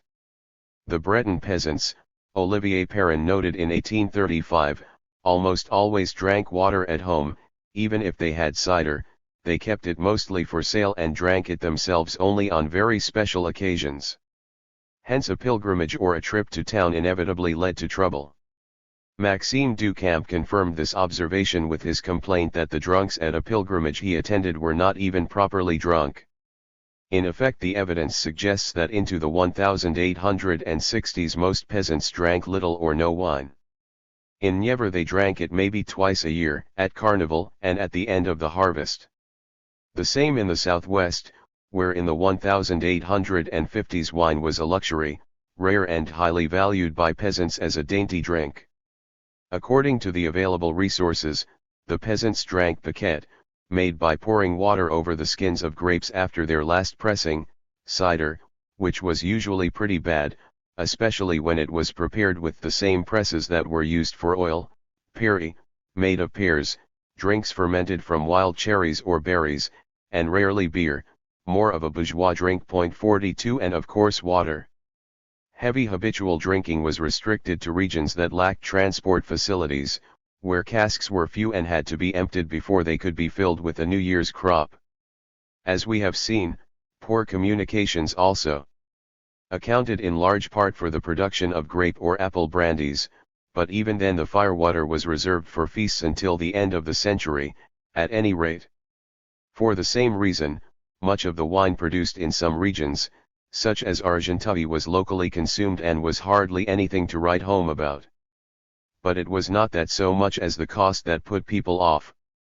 As the police superintendent of Bessines reported in 1861, few customers, because drinks are dear. 43. Moreover, the price was made all the dearer by the taxes imposed by the authorities, who took an exceedingly dim view of drinking, especially public drinking. The village public house, a house like every other, distinguished only by a bunch of holly or juniper or a handful of straw, had a bad press in official documents. Source of moral laxity, of political cabals, of plots and pranks against neighbors and public figures, the public house of whatever name, tavern, pothus, wine shop, was legislated, regulated, and policed, yet could not be kept down. Sole consolation for routine misery, escape from impossible conditions in the home, chief village meeting place, nothing could take its place. 44. From indirect evidence, however, it appears that the reporting officials were concerned chiefly about conditions in the small towns, and that, for most of the century in most places, the rural population had neither the time, nor the means, nor for that matter, the stomach, for frequent tippling. They drank on holidays. The fact that most drinking songs were in French and were learned on army service suggests that there was little popular drinking locally, and that a good part of the credit for the generalization of wine should go to the establishment of universal military service in 1889. That is not to deny some credit, of course, to the liberalization of the wine trade after 1880, gift of the Third Republic to its faithful supporters. 45. Just as facilities for public drinking increased, so did those for private consumption. By 1869 many could boast of a barrel of wine in their own cellar to tap routinely on feast days. Railroads brought wine to regions where the price had been prohibitive. By the 1890s on the plateaus of Aveyron, once isolated peasants were drinking wine. In other poor regions, the Limousin and the Landes, haying and harvest time now brought wine with them, and getting drunk in company was not limited to great feast days. 46 And the same railways that carried the wine to the outlands allowed the land to be used for what it could do best, that is, specialization, which meant an end to wine so bad that the peasant claimed it took 3 men to get it down, the one who drank, the one who held him, and the one who made him drink. 41. Chapter 10. From subsistence to habitat. Oh happy, if he knew his happy state. The swain, who, free from business and debate, receives his easy food from nature's hand, and just returns of cultivated landel. Unvexed with quarrel, undisturbed with noise, the country king his peaceful realm enjoys. Virgil. At the time of the French Revolution the great socio-economic issue had been subsistence, how to feed the poor.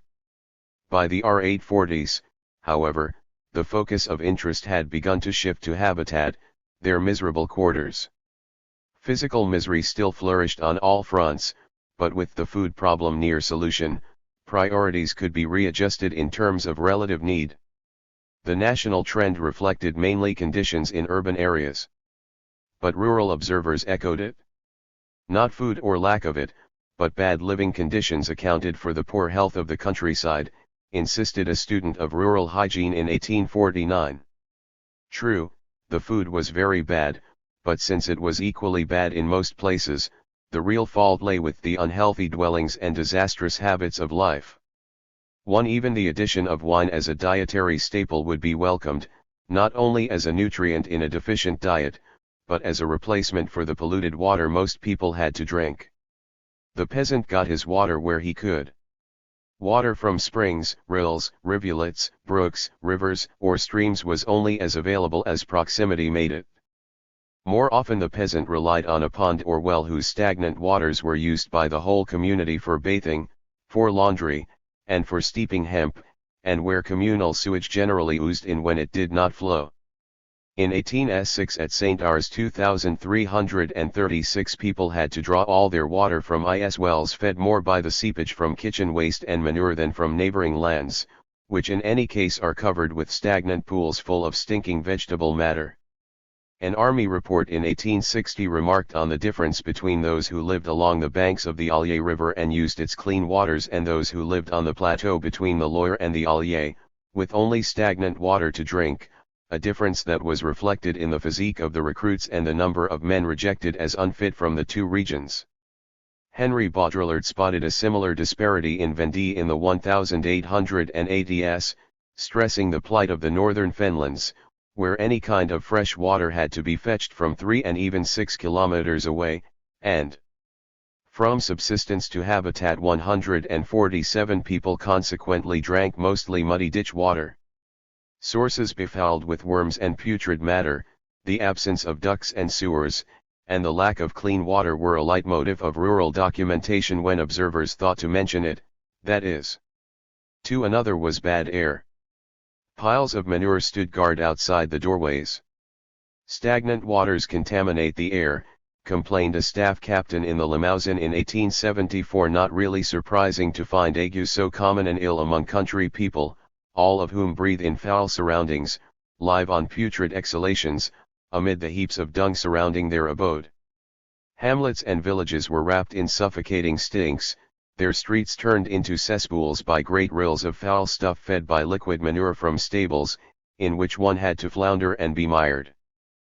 One is tempted to relate the shortage of fresh water and the difficulty in obtaining it, so that in even the best of places fetching it was a laborious, time-consuming job, to the peasant's general unconcern with personal cleanliness.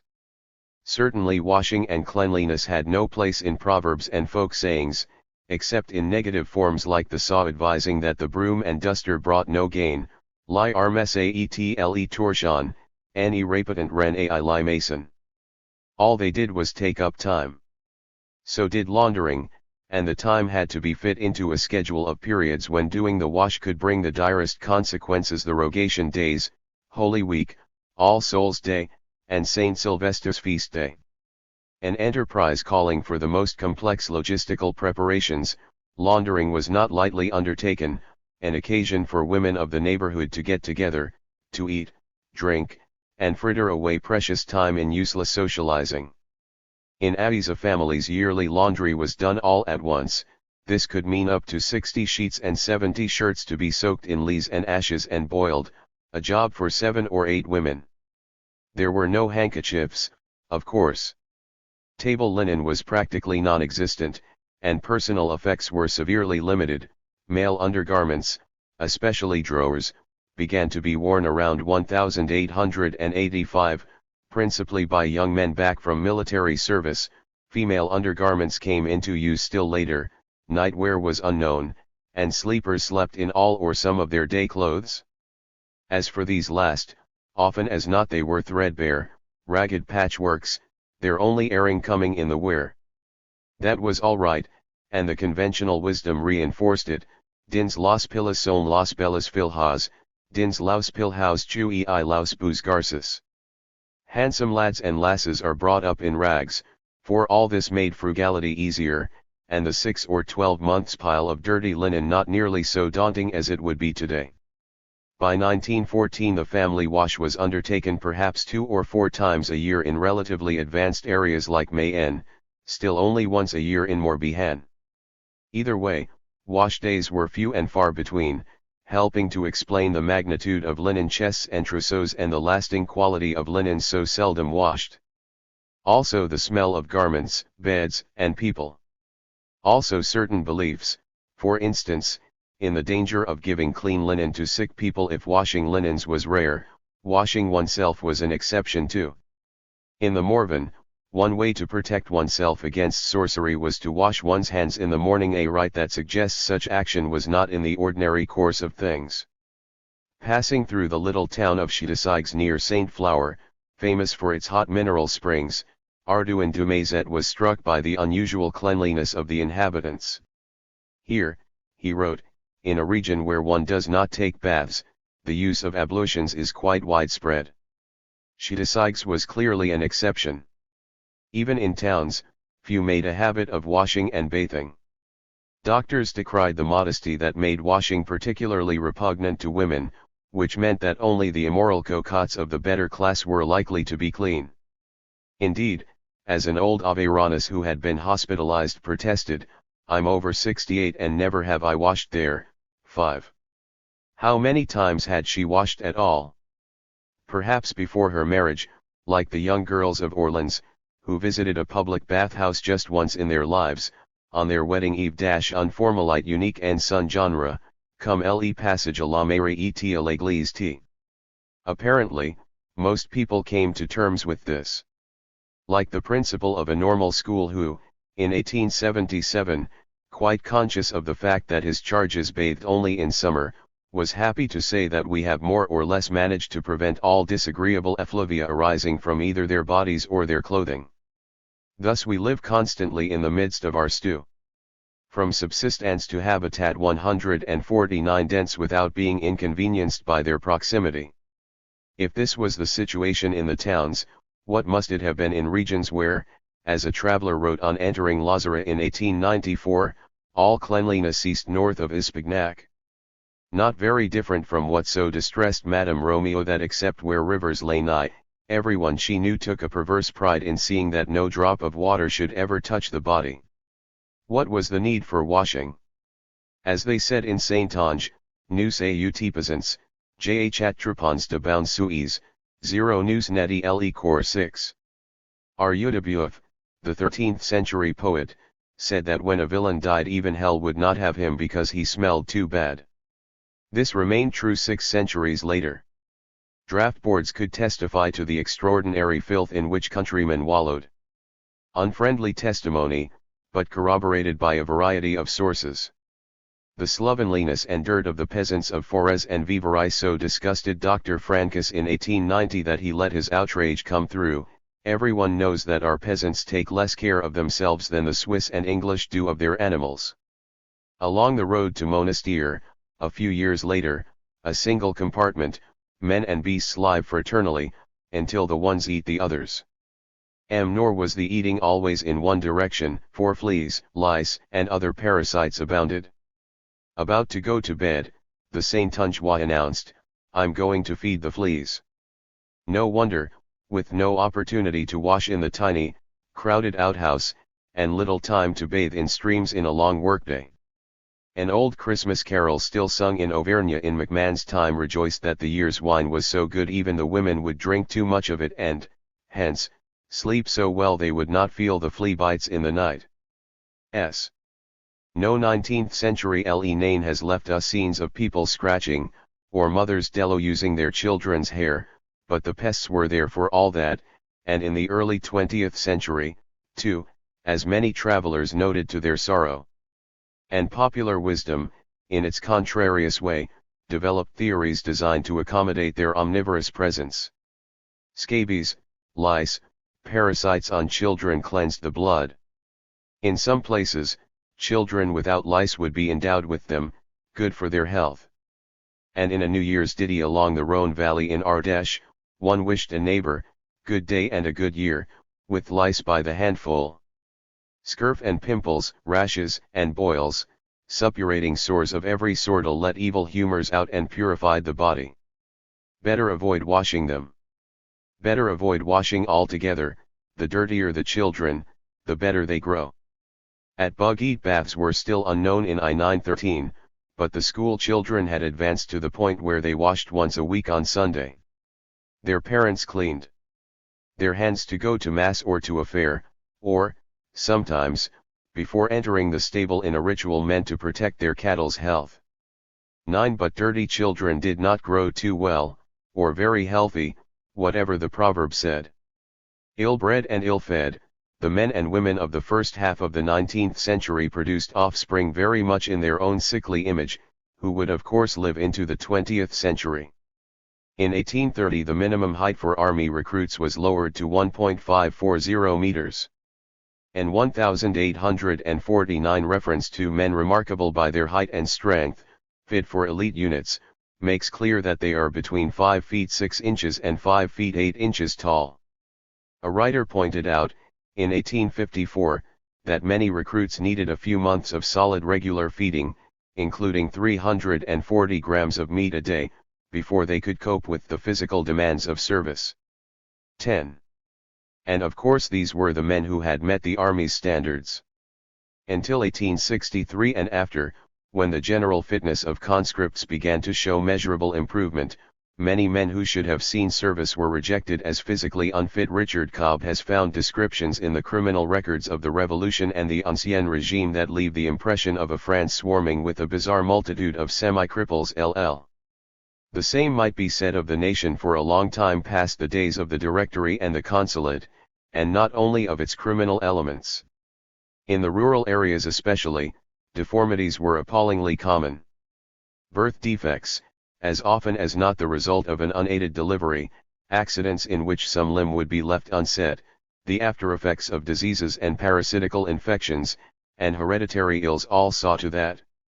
Since most women had no choice but to work even when heavy with child, many, feeling the first birth pangs, were forced to repair to a stable or loft to manage as best they could, much as in Bethlehem.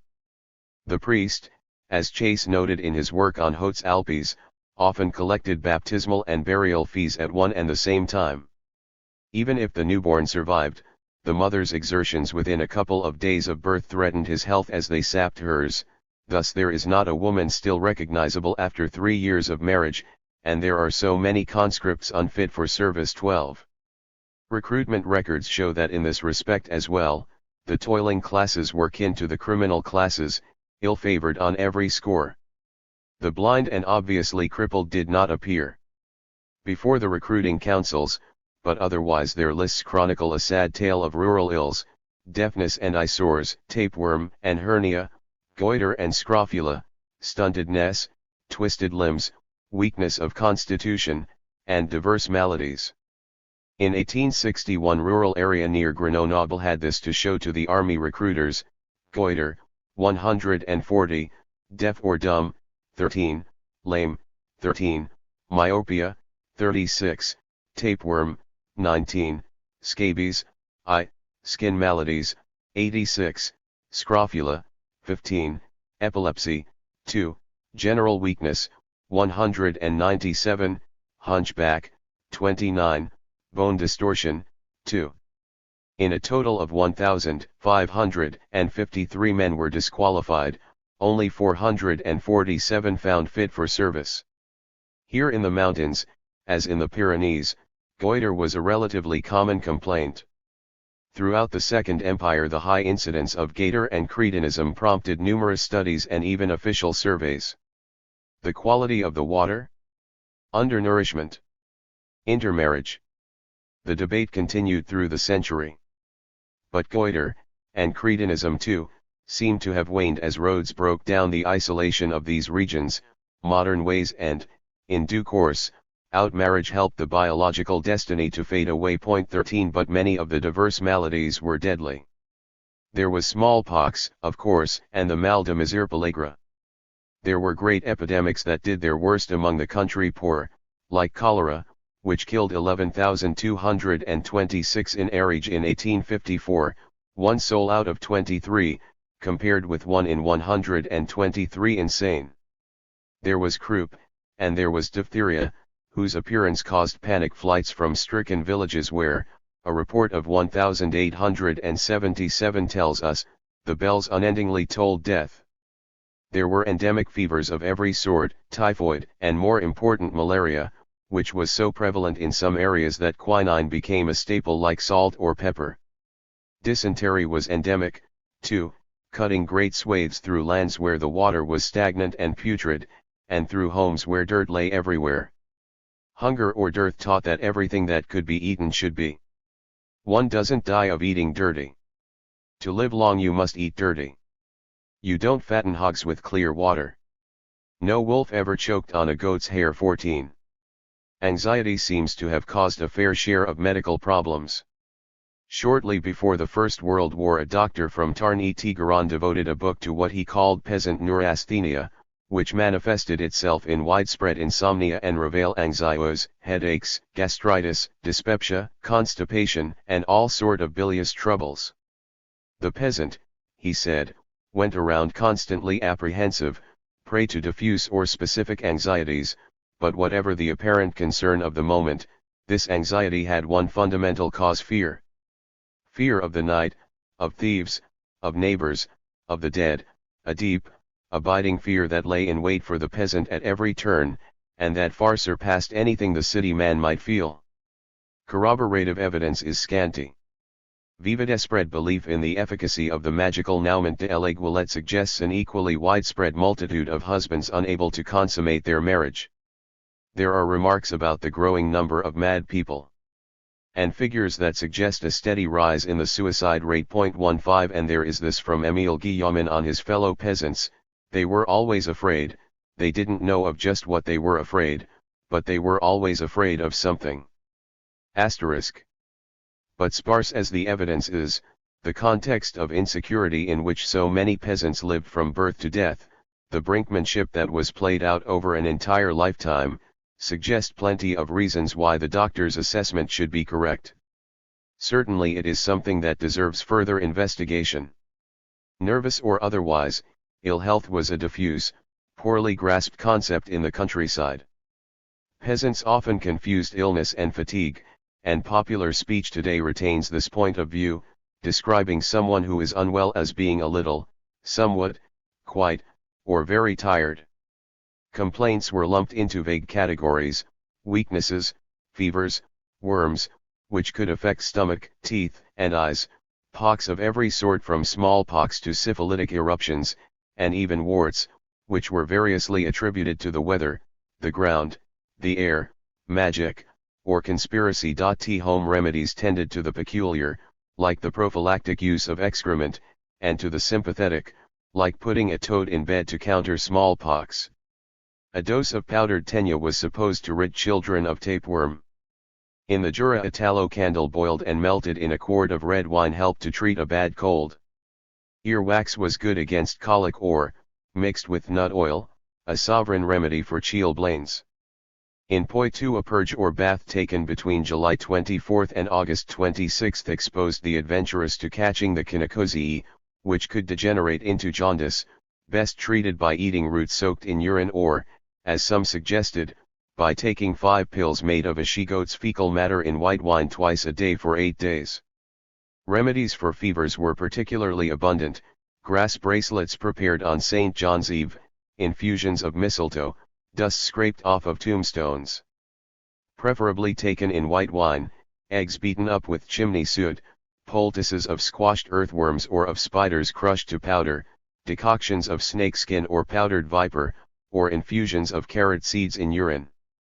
This last, taken for 8 or 9 days, was also good for dropsy. 16 Dr. Francus recorded a case in the 1890s in which a peasant suffering from pneumonia drank a concoction of pig urine in guise of an infusion and died.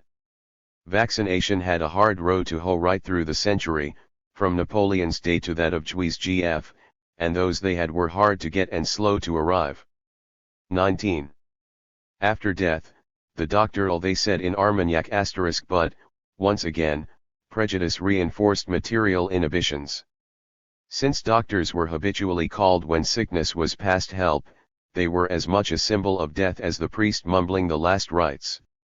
Is it fair to cite urban evidence in this context? At Lille by 1876 nearly all parishes had bureaux de bienfaisance that provided the services of a médecin de pauvre free, on request. But the doctors declared that the workers feared their presence. 20. As an old man explains in Victor Hugo's Les Miserables, que voulez-vous, monsieur, nous autres, pauvres gens, je nous mourons nous mêmes. Not only was the doctor seen as a messenger of death, many peasants were convinced that once they were dead he would take their corpses in charge for his own nefarious purposes. The belief that the doctor was eager to secure Christian fat stemmed from the days when grave robbing was the only means of obtaining body for dissection. At the end of the century, people still recalled that when a plump person died, armed friends and relatives took turns standing guard over his grave for some period of time. 21. Whatever the causes of the peasants' ill health or their reservations about modern healing techniques, one thing is clear: physically, the rural folk lagged behind the city dwellers. In 1844 the country child entered puberty a year or more later than his companion in the towns. The health and physique of rural recruits tended to be poorer than those of the urban recruits, despite the oft-deplored conditions in which many of the city lads lived. In the decade of 1860 to 69 the national average of conscripts found unfit for service was 16%. In that period, the figure for the Nevers district in Nievre, where 1/3 of the population worked in factories, ironworks, foundries, and coal and iron mines, was 18%, not very far from the national average, whereas 31% were rejected in the bucolic district of Ch'ti-Ao-Shinan. 22. So much for the joys of country life, a life that in time came to seem even worse the longer an area remained untouched by the outside. In 1893, for example, though the conditions of life had greatly improved in many places, an English traveller found things essentially unchanged in Upper Quercy. The peasants, he said, are dwarfed and very often deformed.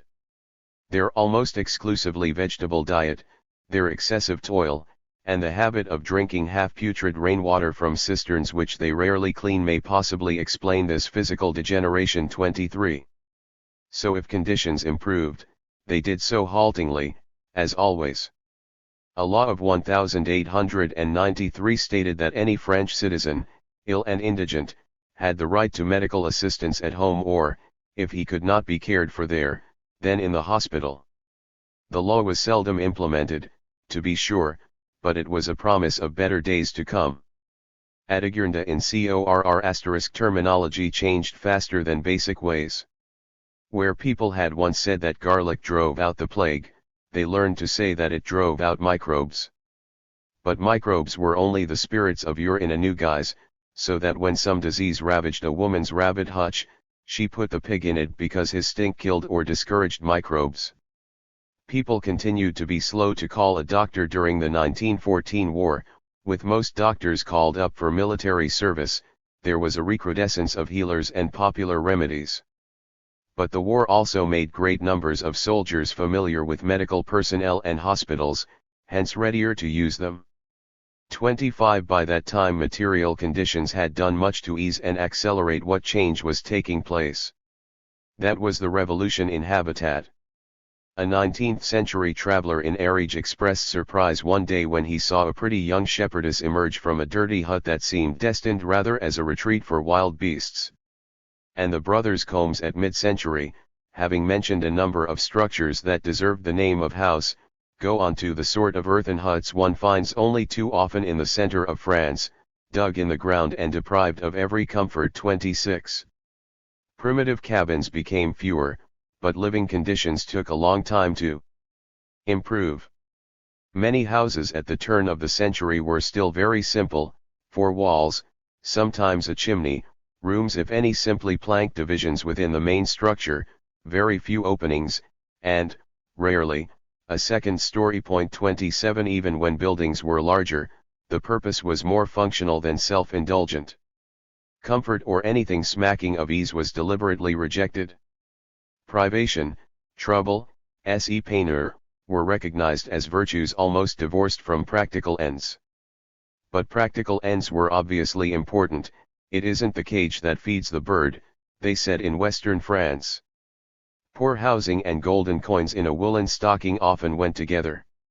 In any case, a home that looked like a hovel discouraged the landlord, if there was one, from raising the rent, the tax collector from demanding higher taxes, the neighbors from becoming jealous. For such a very long time, passing for poor had been the only way to keep from being truly poor. That habits long survived their causes. Yet many were truly poor, or relatively so. A house mattered less than land, but it did matter. The peasant wanted to be chez soi, and in 1894, when 30 to 35% of the urban population owned their homes, 6% of the peasantry, in some regions over 80%, owned theirs. 28. But what homes? Having put his savings into a roof and walls, the peasant had little left to equip himself with any comfort, let alone with spaciousness. First things had to come first.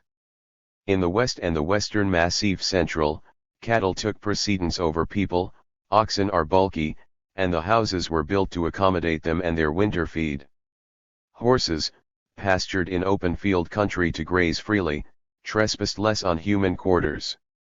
Around the Mediterranean, where equipment was relatively skimpy, animals relatively few, and human labor predominated, asses, mules, sheep, and goats took up less room, required less fodder, and made fewer demands on building space. Houses built side by side, as in the Mediterranean villages, offered the economy of a common wall. Separate houses cost more to build, the means had to come from somewhere. Worst of all were the isolated holdings of habitat disperse, whose occupants had no inkling that things could be better.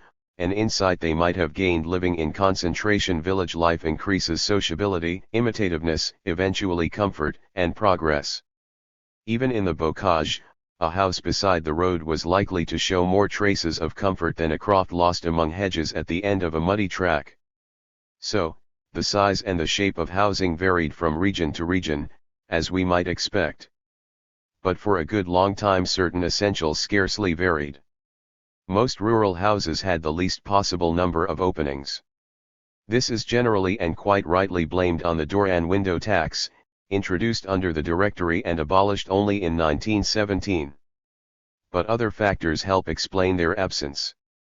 In building a structure, every opening added to the structural complications and to the cost.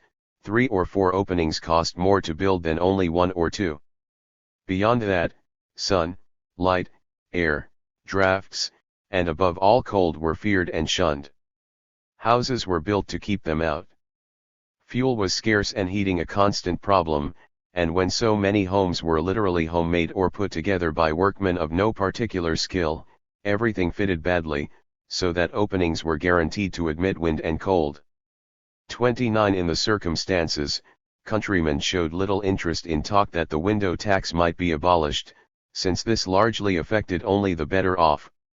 Most rural dwellings, remarked a Jan report of 1852, derived virtually all their light from the doorway. 30. The interesting thing is how long this situation would persist. Dwellings with 1 or 2 openings, that is, with at most 1 window, accounted for 1/3 of the taxable structures in 1831 to 32, for 1/4 in 1871, for better than 1/5 in 1893. Though many of these houses were of ancient vintage *, we must assume that they were in use since they were taxed, and more than 1 in 5 of them as the century ended had only 1 window or none at all. Adolphe Blanqui, in his 1851 report, noted that dwellings in Hautes and Basses Alpes lacked effective fastenings at doors and windows. 31 The introduction of adequate clasps and latches is one of those infinitesimal events that have powerful effects on human comfort and, one dares say, happiness. Thus in Bresse, which is cold and misty, houses tended to face east. In Bresse a western orientation would have been preferable, but the west wind blows in sudden gusts that bang the shutters, blow open windows shakily fastened with a wooden bar, and fill the house with rain or wind. So, many avoided the southern or western orientation they would have preferred, to avoid the troubles that would ensue. Then came bourgeois houses, whose windows, effectively secured by bolts and hasps, could afford to brave the traverse, and by the end of the century most of the common people were imitating them, and new buildings could face in whatever direction their owners fancied. Meanwhile, the peasant's house had begun to take on a different look in other respects. Jacques Fauvet and Henry Mendres pinpoint the years between 1875 and 1910 as the period when roofs changed, cellars appeared, second stories were built, and many old buildings were renovated, enlarged, or replaced.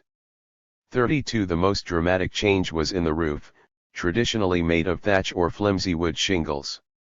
Thatch, which administrative regulation had not eliminated, was slowly driven out as slate and tile became available, especially mass-produced tile, which though cheaper and uglier than the traditional artisanware, was also very much lighter, and so made fewer demands on foundations and walls. S3 In the 1870s Edmond Bauguereau had thought the homes of the Morvandians as bad as the huts or wigwams of complete savages. But this was about to change. Even as he wrote, thatch, shingles, and wooden slats were giving way to aristocratic slate and vividly colored tile.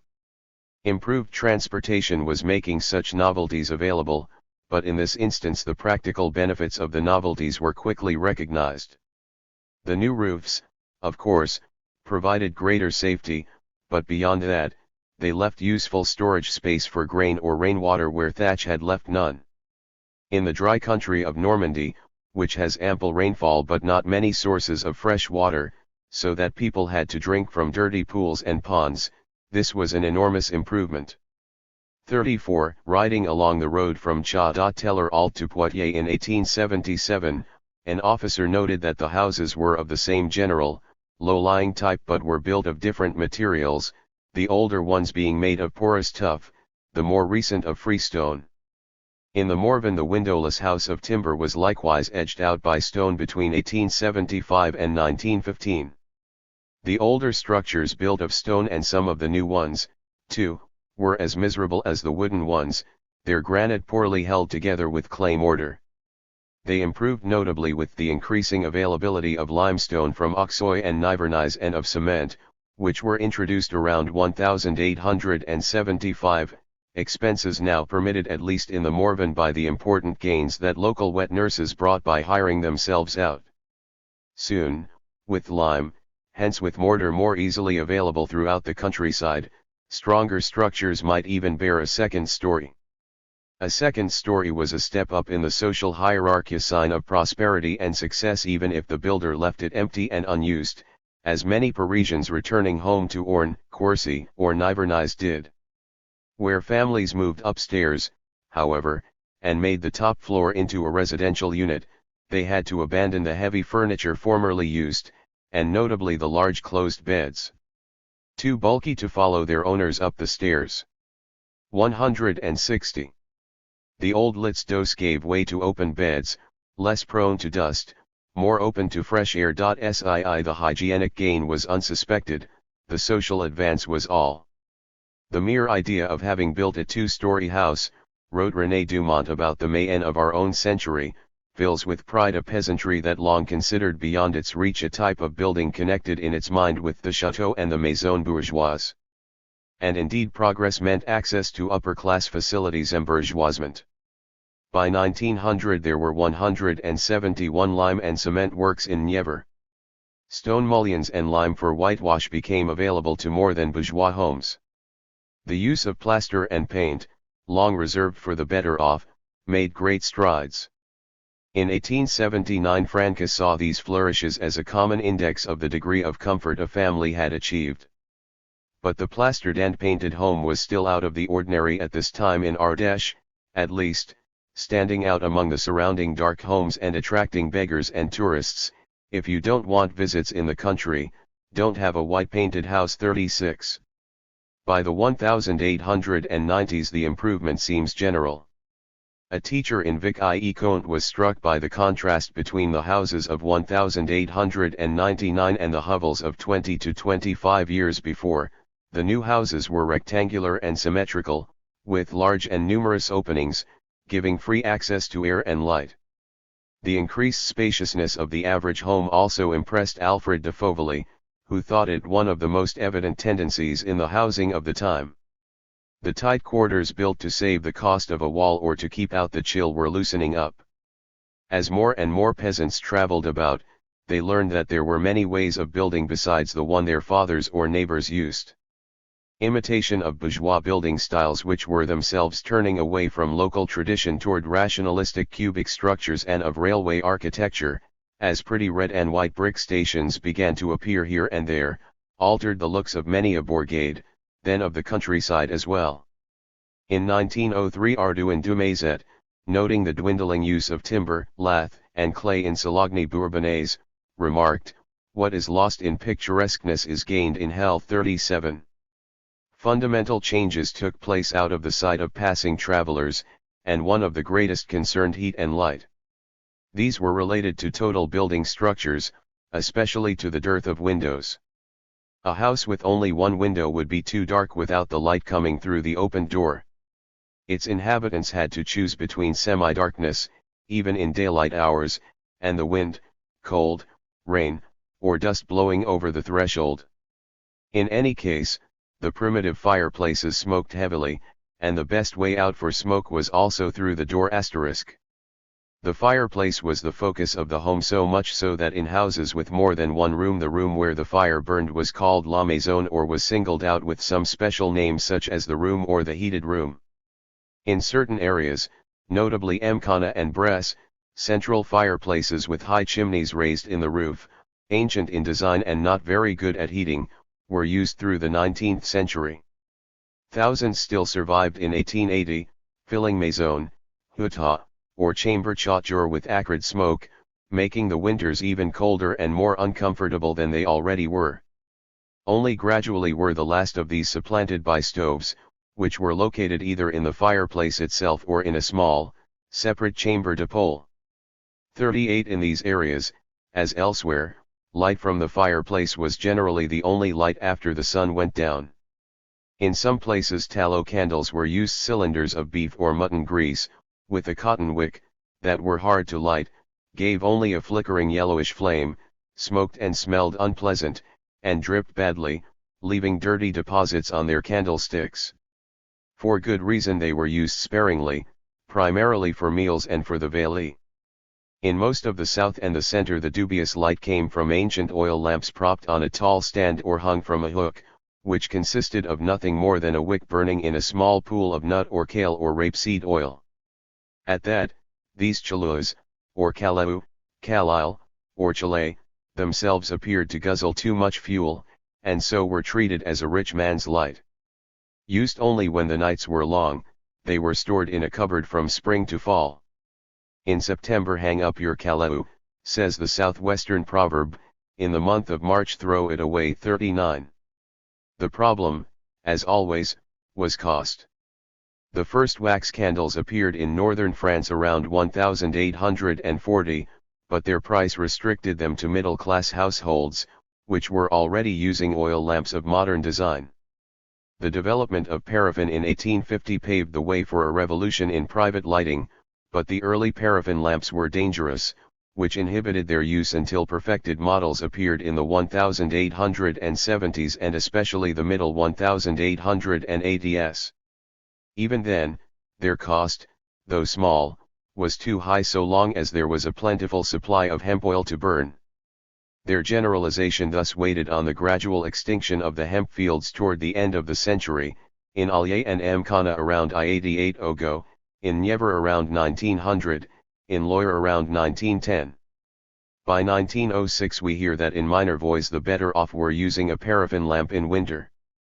But in summer the sun was the source of light for most. If a laborer lights himself to bed with a candle, it is because he is not wholly broke. There is no question that the peasants heartily welcomed these innovations. In Brittany soon after 1888 we hear of big farms where hanging or standing lamps had driven out resin or tallow. In 1899 Fauveley exulted that in Lorraine, where evenings had once been spent in stables, with women doing their embroidery and men dipping hemp around a smoky Le Mignonnet pour, dim candle surrounded by bottles full of water to reflect its flame, the oil lamp now shone with incomparable brilliance. Of course only in urban centers did one find the dazzling illumination that made the 19th century the age of the conquest of the dark.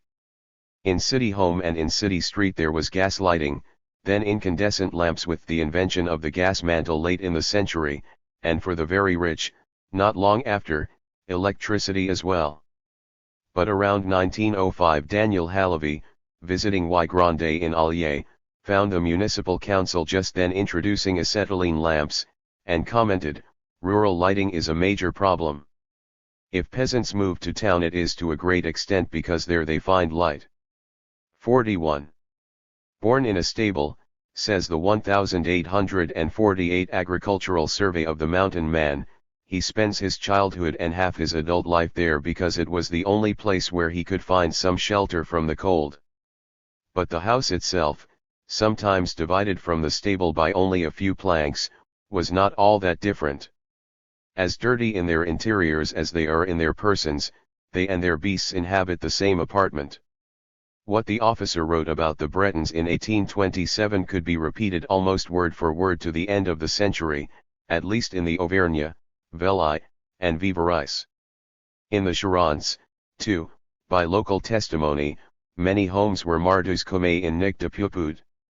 Squat one-room houses, with the bare beaten earth for a floor, lit by a small dormer and a door, which remain open all the time, inhabited in common by the family and the domestic animals, a single compartment, men and beasts together. 42 Space was costly.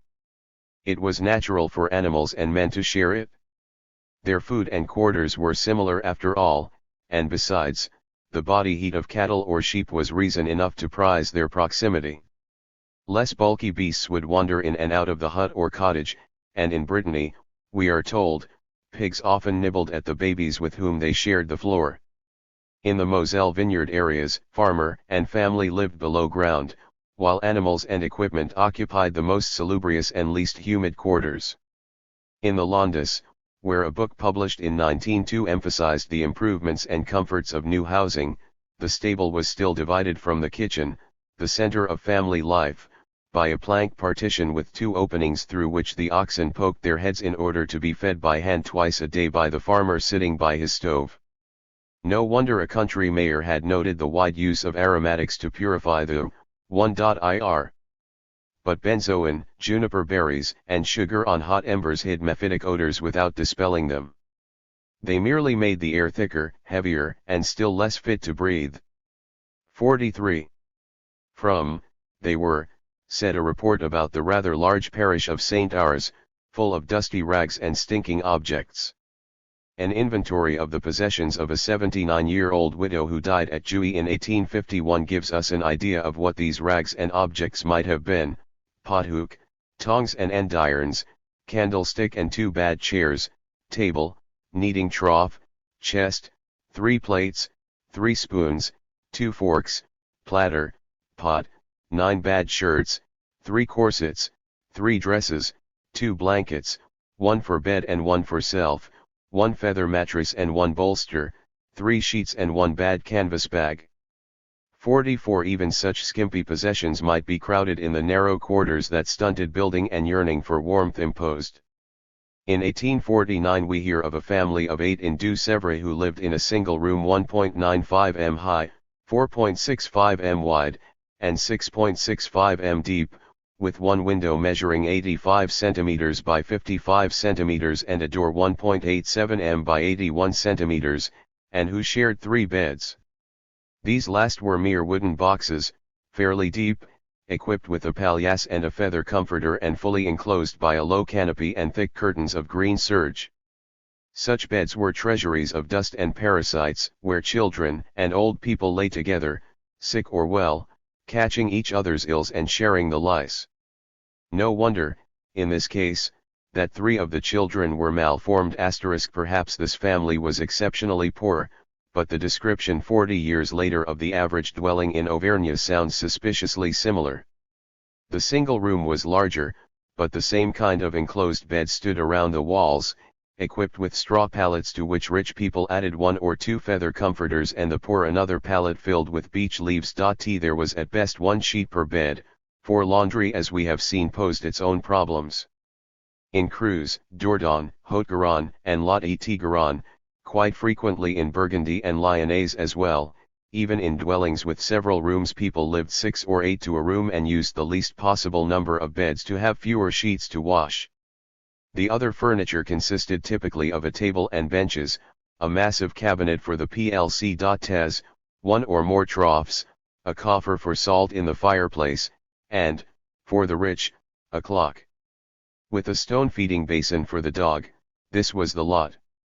And these were not poor people, at least compared with the cowherd and his helpers who, we are told, slept in the stable, where they were warm and had no complaints.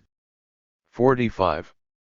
In fact, a cabinet for the dishes and benches for the table were comforts of a fairly advanced kind. We do not find a single glass in the widow Drouet's inventory given above, and except for the more prosperous households, which might have had a few glasses that would serve for all, people drank from the pot. Yet the widow owned forks where many had only spoons. Some households had a carved receptacle for wooden spoons hanging in the hearth or suspended from the ceiling. And in Finistère and other places richly carved spoons were ritual wedding gifts. Then there were knives, of course, but these the men carried in their pockets, the women in their pockets or hanging from their belts. In Finistère forks were rare until 1890 and did not become a routine utensil until the 20th century, when table knives made their appearance too.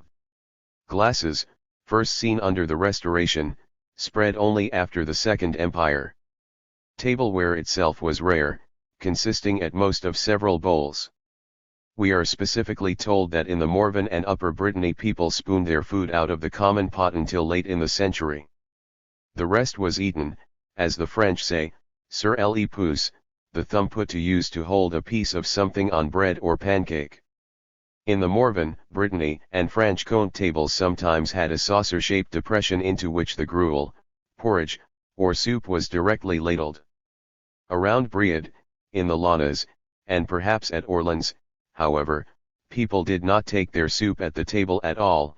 In winter they kept the bowl in their lap and sat as close as possible to the hearth. In summer they moved outside to eat, holding the bowl and squatting on the doorstep or just making their meal standing up. 46 Charles P. Guy remembered spooning his soup out of a little saucepan balanced on his knees. He remembered too the absence of all comfort, so that in later life, as he said to Daniel Halavy, he was never able to sit in an armchair without feeling ill at ease. Chairs were very rare, and armchairs rarer still, though little P. Guy, whose mother mended chairs for a living, had a tiny one all of his own. 47. In most rural households the family had traditionally enjoyed the only chair, whether with arms or not, and everyone else sat on benches, stools, or anything handy they could find. Students of Languedoc, the Morvan, and Maconnais have all noted how the end of the 19th century brought a clear progress in household inventories, less rudimentary and also cleaner. 48 The rate of change varied, of course. Eugene Boujutre puts the change in Vexin, closer to Paris, in the 1860s. There many of the richer peasants, after seeing the Paris exhibitions of 1867 or 1878, were moved to buy ready-made furniture and crockery, though these were still used only on great occasions. In the Morvan, its poverty relieved by the gains of its fertile wet nurses, factory-made furniture began to appear in the late 1870s, and again the evidence suggests more for show than for use. In Loire, more out of the way. Traditional chests or coffers began to be replaced by cupboards after the 1870s, then by wardrobes, eventually even by wardrobes with a mirror. In finest tier, on the other hand, closed beds with straw or oats chaff mattresses went out only in the early 20th century. All of this of course implied the end of the village artisans who had made the old chests, cupboards, and dressers. Their services had been in ever smaller demand since the late 18th century, and their output practically ceased around 1900. After 1914 almost all household furniture came out of a factory. 49 The truly revolutionary change lay less in the furniture itself than in the fact that peasants now realized that they could have homes like those of the workingmen and artisans they had seen in the Barg.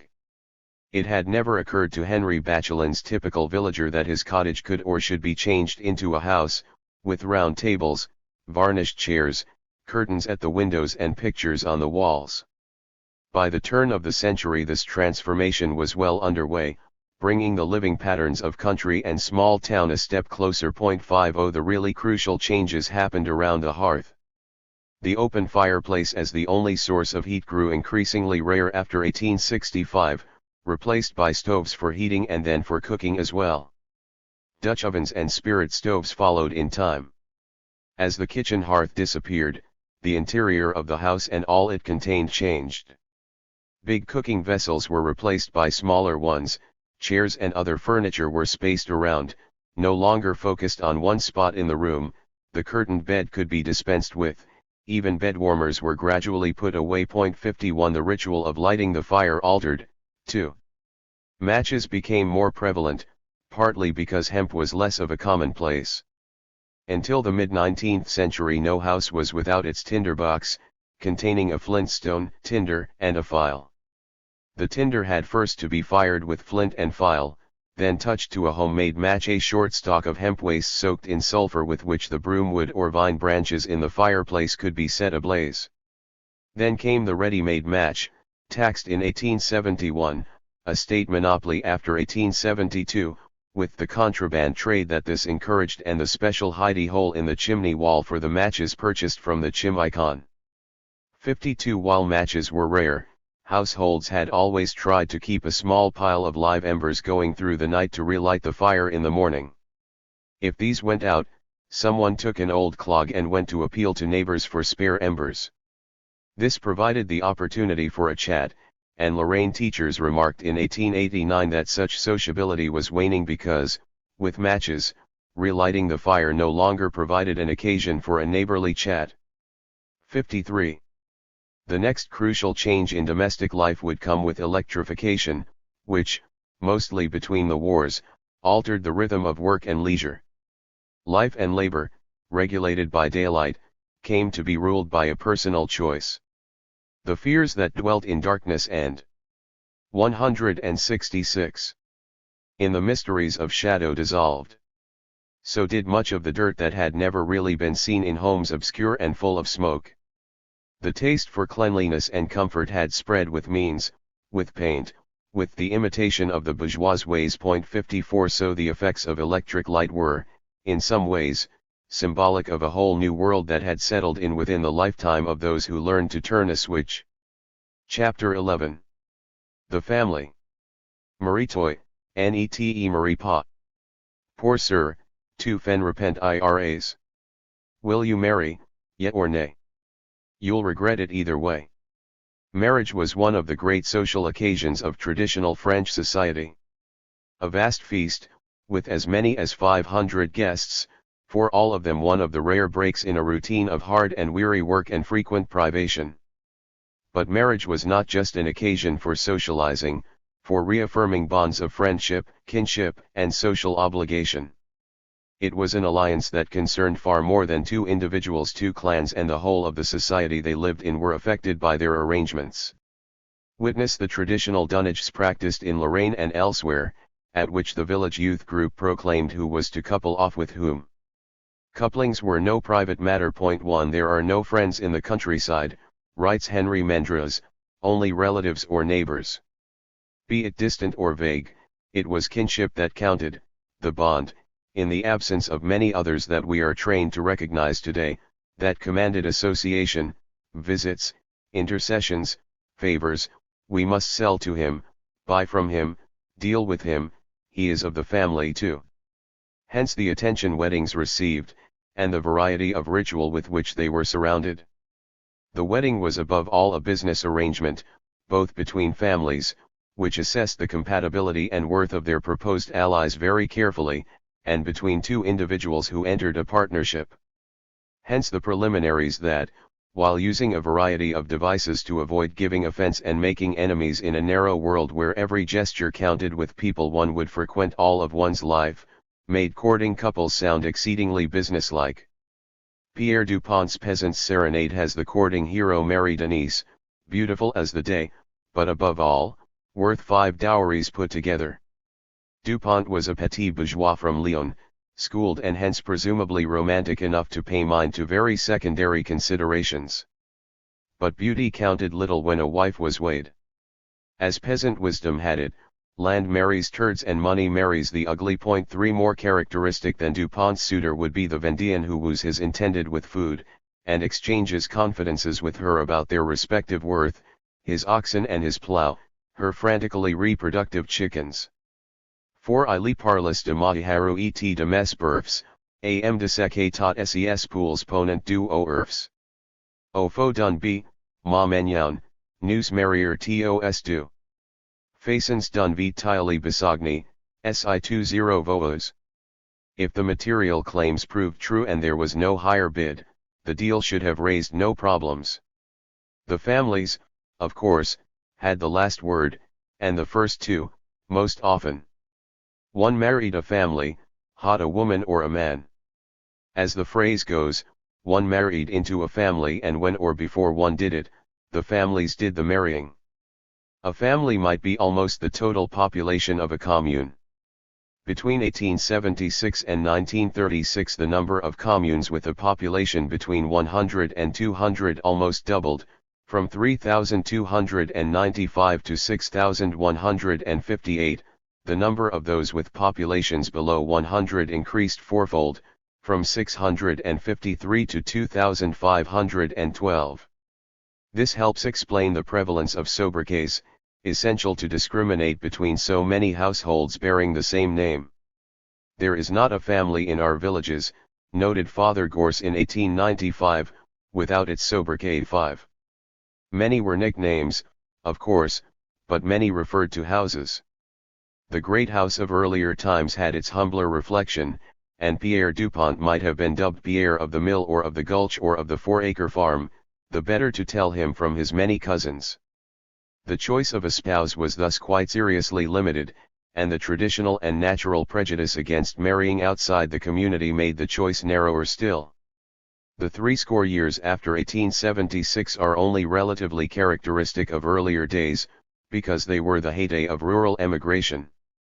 But the period does give a hint of what must have been, and what continued to be, though increasingly mitigated by mobility and collapsing taboos. Yet, in such circumstances, intercourse among close relatives must have been rampant, leading to some number of mental and physical deficiencies, which may well have grown as the ablest and most enterprising left the village community for cities. Placide Rambert has found that in Maurienne, because of the shrinking mountain population and the new opportunities to emigrate, inbreeding increased in the 30 years before the First World War, rising from 47.7% of marriages in 1884 to 1903 to 55.2% in 1913. The rate of intermarriage then fell again after the area opened up in 1914 to 1806. Despite timid warnings, both family interests and deep-rooted prejudices encouraged the selection of a spouse as close to home as possible. 7. There was the pressure of laws and taxes that threatened family property and suggested the need for arrangements to maintain it or patch together again the family what had been put asunder. But there was also the intense cohesion that made families reluctant to admit into the protected and protective circle anyone who was not thoroughly known, and that made young people pleased to marry kin or neighbor whose comings and goings they had always seen. Marrying out was horrid. Entry into a strange household was a harrowing experience in itself. An in-law was accepted only in part, as well as with ill grace, L0 akri su ioucu dichi qe janra no of by L0 akri su iotro disi uque bel mer nm abru. Proverbs attest to it. Sons-in-law and daughters-in-law were marked strangers. Janra bru sun jan diatru, or tout genre et light bru sunt de gens diatru. Hence, a son-in-law's friendship is like the winter's sun, or my daughter's dead, farewell my son-in-law. Asterisk. If marrying into a family one knew was such an ordeal, then marrying among strangers was decidedly worse. Where each community was a law to itself, in-laws unfamiliar with its customs, ways, and turns of speech felt and were made to feel even more like strangers. Self-interest and traditional prejudice interpenetrated. Villagers resented all strangers who moved in, because their presence would weigh on the use of commons and encroach on the communal right to cut wood. And just as at Broille Pesmes potential buyers of land who came from the outside were intimidated and discouraged, so in most places spouses from outside the community were put off by every means, including violence. 8. Some of the numerous fights between the youth of neighboring villages were sparked by attempts to poach on local preserves. Village girls seem to have joined in, and no doubt for similar motives. In a restricted marriage market, loss of one potential spouse threatened the prospects of either sex. Of course, male activities were more visible.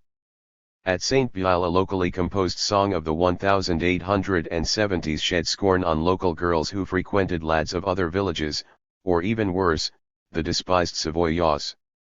The song was adapted for use in other villages of the region, and girls who dared transgress the explicit prohibition had their faces blackened with shoe polish or, more often, soot. Obviously, at this stage other girls must have played a part in the proceedings. On a more solemn note, we find the village women of Souribes, near Sisteron, greeting any strange bride at the entrance to the village with a monitory speech, after which they made her swear on the fattest book they had been able to lay their hands on, which was supposed to represent the Bible, that she would not try to be worth more than her fellows. Rather less, one would assume. In such circumstances, it was reasonable that socio-professional endogamy should so long remain the predominant matrimonial model. 9. Family interest and collective ideals remained crucial in determining what made a good husband or a good wife, suggestive and highly restrictive while their hold endured. If you marry, take a rake used to gather hay, not a pitchfork used to spread it. Beauty can't be eaten with a spoon. There is no shoe so fine that it doesn't get down at the heel. An ugly cat has pretty kittens. And an admonition rather seldom heeded, to beat one's wife is to beat one's purse. Asterisk. But collective notions of the necessity of family solidarity did not prevent family feuds.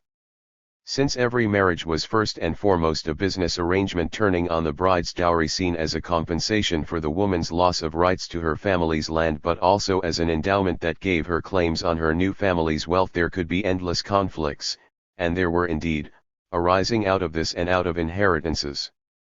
Proximity, which made for confidence, also made for conflict. As an ex-country boy remembered of the Mantois, with some notable exceptions families did not see much of each other, divided as they often were by interminable lawsuits concerning party rights, joint property, apportionment of land, and boundary disputes, which gave rise to secret grudges and tenacious hates. Intermittent violence and brutality, mutual exploitation or indifference, must have been as much a part of life inside the home as outside it. Meals were brief and silent, little occasion for communion, few words are exchanged. Mutual interest seldom went beyond interest plane. Spouse, offspring, kin were not company or companions, but aids.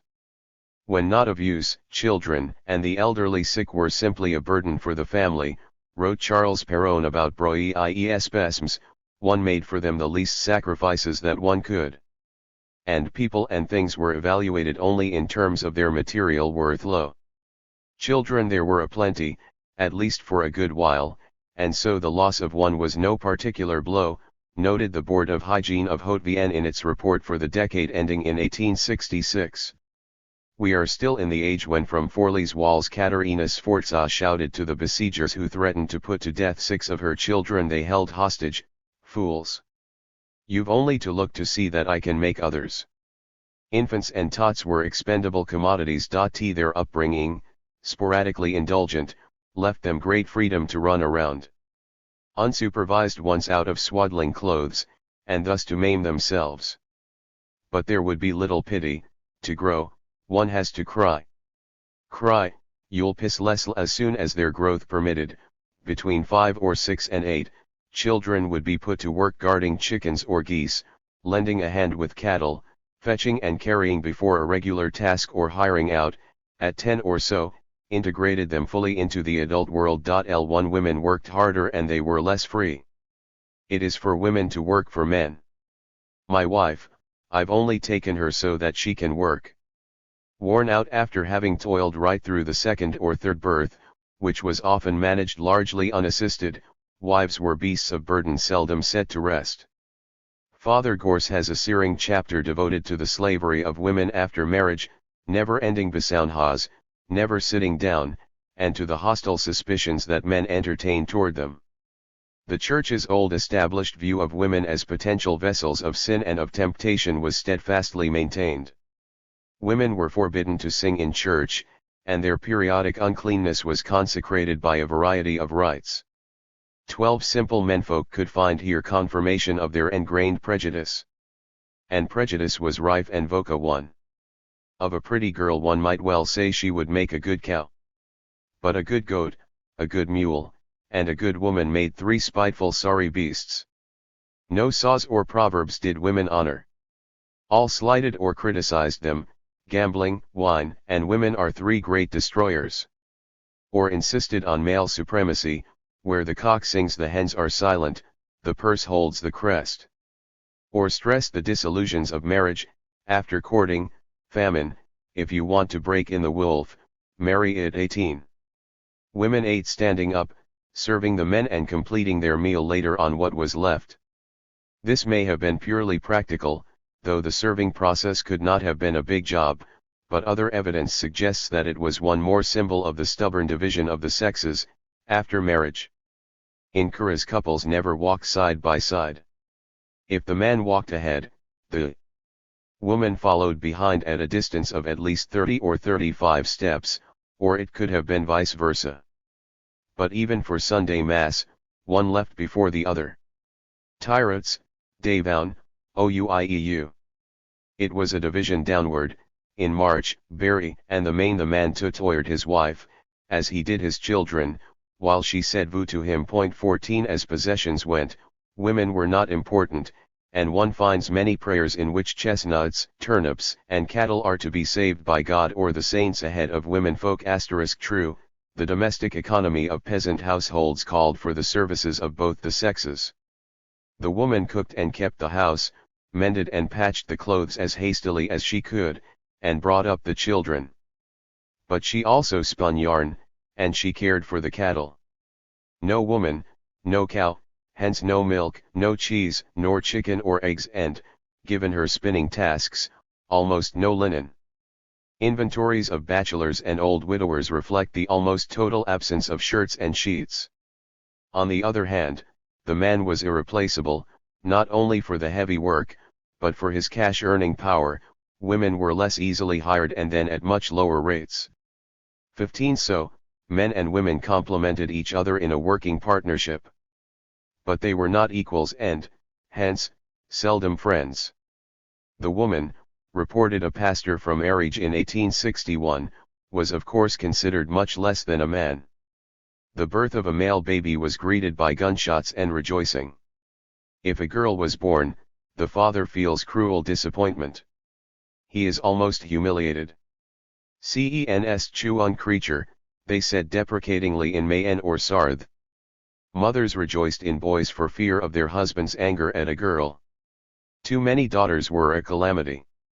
This same attitude was noted in the Limousin and in many other places half a century later. 16 One daughter, no daughter, 2 daughters, enough daughters, 3 daughters, too many daughters, 4 daughters and the mother 5 devils against the father.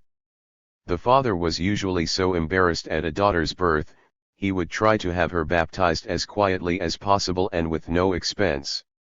"It's only a girl," people said, "but it is a fine boy." And Edmund Bogro tells the story of the father who was asked what his wife, recently delivered of a girl, had turned out, "Nout/own? Ye gods. She's turned out nothing at all." In Franche-Comté, the same ill-omened owl that announced death appeared as the harbinger of a girl's birth when it hooted on the chimney of a pregnant woman. Nor did a man like to get his first New Year's wishes from a woman, for it was men who brought luck, 17 indeed, in finest tier, as Olivier Perrin mentioned, in places where the old ways were preserved best. Men wore no mourning when their wives died. The war of the sexes did not await the 19th or the 20th century, and the oppression of the weaker by the stronger is easy to understand. It is the contrary that would have been artificial. There were good reasons for wanting male offspring, greater strength, hence more employable and more use in the farm's work. And, of course, when a son married, the family's property was likely to be increased rather than drained off in dowries. Thus the popular proverb, "Marry your son when you will, your daughter when you can." Yet, despite the man's superior strength, one somehow suspects that things did not go one way only, that women did not content themselves with picking on other women. There are many Breton stories, for example, about Yan and Chan, the husband conspicuously stupid, forever bungling things, the wife the bright one in the family, forever outwitting him. But women's intelligence did not have a good press in the countryside. For that matter, intelligence in general was not popular, and of clever children one said that they would not live long. Les bullied husbands certainly existed, but though village farces maintained alive the odious image of husband beating wives, I have come across no actual case of such an incident. If women did their menfolk violence, it was more likely to have been by stealth, as in the case of one Marie-Anne Nicolas, 42 years old, who was sentenced to 6 months in jail by the district court of Châteaulin for having grabbed her husband by his verge while he was asleep, and thus dragged him around despite his screams, causing grave lesions in the urethral canal. I9 In certain instances where the men were ordinarily away, fishing or hired out for months on end, women in fact managed the household or its funds. But this does not appear to have contributed much to their emancipation, because the men seem to have kept tight hold on home affairs, as circumstances permitted, giving detailed instructions on how their wages should be spent and even on the sale of cattle. 20 Real opportunity for women came with independent earnings in such jobs as domestic service or wet nursing, though even then emancipation, once back on the home ground, must have been very relative. It also came with or just contemporary to education, despite a school program designed to reinforce women's traditional roles. There is no question that education was a progressive force, offering girls opportunities they had not had before, especially the possibility of escape and also of sharing the sort of knowledge that had invested men with ancient superiorities. But the school, as always, was consciously more conservative than subversive of traditional patterns, teaching girls not skills that would emancipate them, but skills that would make them better wives, mothers, housekeepers, cleaner, more productive, able to sew, patch, mend, perhaps knit or embroider, cook a nourishing meal, and make a good moral home for present and future citizens. The different expectations of the sexes appear in school books, like this aside in a text for petites classes: if one leaves one's village, one's native city, to travel a little afar, as you will certainly do, at least you, little boys 21. Unfortunately, the old routines in domestic life, diet, and upbringing prevailed much longer than was hoped.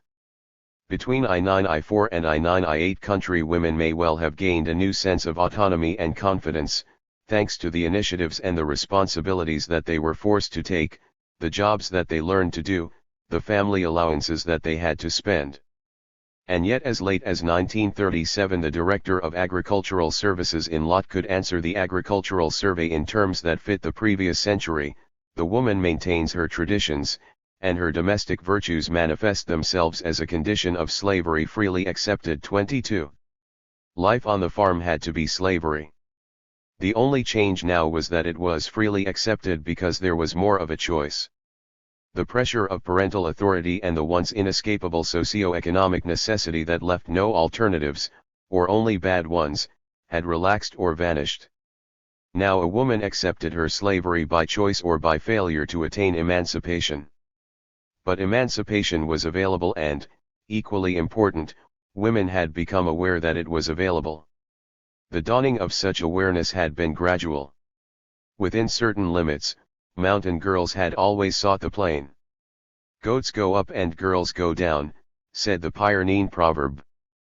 But to begin with, they sought the plain for much the same reason as their brothers did, because it held out the prospect of a less lean life, though with fewer chances of success than any male could expect. Girls went to fill the silk and textile mills of smaller industrial towns, walking 10 miles or so from their village and living in miserable conditions in town through the week.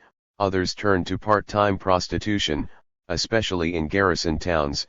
Still others worked as seamstresses, milliners, nurses, and house servants. One and all for a long time worked to a single end, to gather a dowry, a dot. But school and print and growing opportunities in the last years of the 19th century made girls begin to have greater aspirations, and to feel that they now had a chance of realizing them. When girls got together, complained the village teacher of Clergis in the Vosges in 1899, their talk was about how they loathed country life and farm work. Their sole ideal was to marry a functionary, do nothing, and live in town. Country girls await Prince Charming, agreed a country doctor in 1911, that is to say, a worker or artisan from town, better still a postman, a petty civil servant, or a non-commissioned officer. By now there were more such Prince Charmings, chance and choice. 175. Were both greater. And we shall see that village womenfolk, working through swains or husbands, led and spurred the second wave of rural emigration to the towns. 23. Meanwhile, it is well not to overestimate the degree of progress. Men were for work. Women were for breeding, and to be used as beasts of burden. Children were meant to pull their own weight in the strained economy of poor, penny-pinching households. In households living on short rations, wives and children, sometimes husbands too, would steal their own family's grain or wine to sell in the market or to coquetiers passing through. 24. Their feelings for each other must have been matter of fact at best, and hardly generous.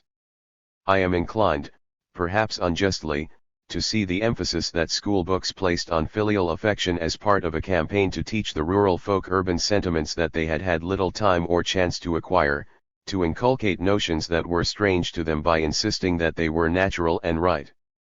There is no way of telling. Only the evidence of bourgeois witnesses, doctors, landowners, and such shocked by the fate of ailing peasants whisked into their graves because one must get back to work, and of aged peasants resented for taking precious time as they went to their tardy rest. The family members are harsh on the dying as they are hard on themselves. They are not embarrassed to say in his hearing that he is dying and will kick the bucket any time. His wife and his children mutter bitter words about wasted time. He is a burden and he feels it. 21. A sick man or an ailing woman was bad enough. An oldster dragging out his or her life was worse, a creature, or a nothing, like a female child, with not even the promise of some productivity to come except perhaps when dead. Creve.T. the peasant, wrote a sympathetic witness in 1913, could not hide the relief he felt to see the end of those whom he see. 1 HD stragglers or encumbrances, we inherit from the old man, but our old man is a sheer loss. Oh! It's nothing, it's an old man. 26.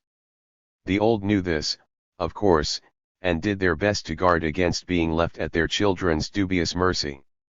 A host of proverbs warned, in almost identical terms, against the folly of divesting oneself of what one owns. One should strip only to go to bed. When father gives his son money, both laugh. When son gives father money, both cry. A father can feed 12 children, yet 12 children won't feed their father 27. It is not clear whether such constant reference to fathers re-erects their symbolic supremacy over the consort as representative of both parents, their dominant role in the forging of proverbs, a deeper resentment between father and children, or the mother's more modest expectations. Old women, of course, could still render services where decrepit males could not. At any rate, there is ample evidence of indifference to surviving parents, of resentment rising to hatred and even leading at times to parricide, of old people shuffled about from one child to another, taken in at charge because they had to be housed, yet worse off than in the almshouse because of the constant changes and because there was no one to take care of them. 2. Awkward parasites on short rations and less space, cursed as useless mouths by grudging son and perhaps vengeful daughter-in-law who wished them dead and sometimes drove them to it, maltreated, abandoned to hunger and disease. Asterisk. So, it was need and greed that bound the family. First how to make ends meet, then how to achieve a degree of security by acquiring capital and bits of land. Children, their numbers, whether great or small, and their inheritance rights, were a crucial factor in that equation. We hear a great deal about birth control, and certainly the 30 years before 1914 saw it spreading throughout the countryside. But for the poor and for those who clung to the old style of cultivation, children were still hands, hence wealth. The land-mincing machine, as Tocqueville called it, the equal division of inheritance between all offspring, established by the law of 1794, has been roundly blamed for inhibiting family size. But this applied only to property owners. It was not only the lack of skill or know-how that kept most peasants from contraceptive practices, it was the lack of need. The proof lies in the fact that in regions like the Moyenné-Garonne, as Pierre de Fontaines has found, access to property in significant numbers coincided with a fall in birth rates precisely when concern for the continuity of the family holding made family limitation relevant to need. Until this happened, Jules Renard's Philippe must have the last word. One came into the world with my 2 arms, says Philippe. He marries and has 4, and each child adds 2 more arms. If no one in the family is crippled, it will never lack for arms and only risk having too many mouths. 29. The question, it seems, is what counts more, the child as mouth or the child as hand? For those who had little or no land to work or to leave behind them and whose chief commodity for sale was work. 177. Children represented additional earning power, hence were properly produced in droves. The size of the farms rented by tenants or sharecropped in the lower March or the highlands of the Limousin was such, Alain Corbin tells us, that they required the labor of 8 to 12 persons, possibly 2 or 3 households of people actually at work. There and in many other parts of France where the same situation existed, great importance was naturally attached to large families and to their need to stick together to survive. In a Limousin peasant poem, the titmouse criticizes the dove, because the dove is big, beautiful, and rich, yet produces only 1 or 2 offspring, whereas she herself, though small and weak, produces 15 or 16. The head of family who works hard and who has many children, wrote Edouard de Coulligaut in 1888, is almost sure in our countryside to acquire if not wealth at least honest comfort. And in 1894 Charles Dumont, walking through the causes, amazed an innkeeper at Darguelot with tales of childless people. How do they manage to earn any money then? Asked the host. Children, especially males of course, saved paying hired help, they were the rich essai du laboureur, the farmer's wealth. So, in Curas at least, births continued as regularly as fecundity permitted. How many great feasts a year? Asks a priest at catechism. 4, answers a child. Name the male well, they are the day of the vote, the day of carnival, the day we stick the pig, and the day my mother delivers 3. Where numerous progeny were seen as a source of comfort, premarital pregnancy was no dishonor, but proof of future fruitfulness. The sharecroppers of Lorigues welcomed more boys, illegitimate or not, in 10 years we shall be rich. and in the lower lowlands, official disapproval was mild and tolerant. The case is very frequent. Boys and girls often married before the infant's birth. In any case, the girl was not dishonored. The little accident proves she is not a mule, i.e., sterile, which is a serious blemish. Married or not, women who had babies could contribute to household income by wet nursing when, as in the case of Niever, the city baby market was easily accessible. And at the very least, a wife's fertility ensured a family's hold on a dowry that might have been reclaimed if she died childless. Since sterility was always attributed to the woman, one need hardly wonder at the frenzied search for divine aid to conceive that fills the annals of popular superstitions. As for contraception, a term I use not to indicate the use of any technical devices, but simply to describe the deliberate limitation of progeny, it is hard to trace the spread of the idea, let alone the practice, among the lower orders of society. But the evidence, or rather reference without much specific evidence, suggests that this development took place side by side with the greater propensity toward savings, greater geographical and professional mobility, the abandonment of religious practice, the generalization of military service and of the experience of city ways, and the example of the lower middle classes, for whom, in the late 19th century, the single child became the family idea. 132. The demographic patterns of 19th century France have been well studied by Etienne van de Walle. Unfortunately, even his rich offerings leave a good deal obscure, notably, the differences in behavior between country and town, bourg, and outlying areas. We can, of course, draw certain inferences from his work based on what we know about departments and their population, and when we do, we see that rural departments show a declining birth rate from the beginning of the century at least, and perhaps before. Unhappily, we have no way of telling how the most rural districts performed in relation to the rest of their department, how isolation or poverty affected fertility. Nor, when we compare the rate at which births declined in departments that were obviously poorer, more isolated, more thoroughly rural, can we draw unequivocal conclusions. It is clear enough that the birth rate declines, the proportion of people getting married rises, and the age of first marriage drops in direct relation to economic activity, prosperity, and easier communications. The Breton Peninsula, the south-central departments around Lozera, the mountainous regions Alps and Pyrenees, and the western interior south of the Manche all clung longer to high birth rates, high rates of celibacy, and a preference for late marriages. On the other hand, the wealthier departments of Nord and Pas-de-Calais shared these tendencies, whereas much of Languedoc, though more backward, began to marry more and to procreate less at dates that match or better the evolution of wealthier, more modern regions. To take another example, in 1831 girls born in Haute-Vienne were getting married 6 years earlier on the average than those born in Ille-et-Vilaine. 65 years later, the difference was still close to 5 years. 33 Yet the Upper Limousin was poorer than Upper Brittany, and Rennes is a little closer to Paris than Limoges is. To note that the average age at first marriage was steadfastly and markedly higher in the West than in the Limousin does not make us any wiser, but does suggest the existence of regional orientations that outlasted changes in the economy or communications. Once again, generalizations can by definition only hope to be generally correct, and correlations between one trend or local feature and another can be pushed only so far and no farther.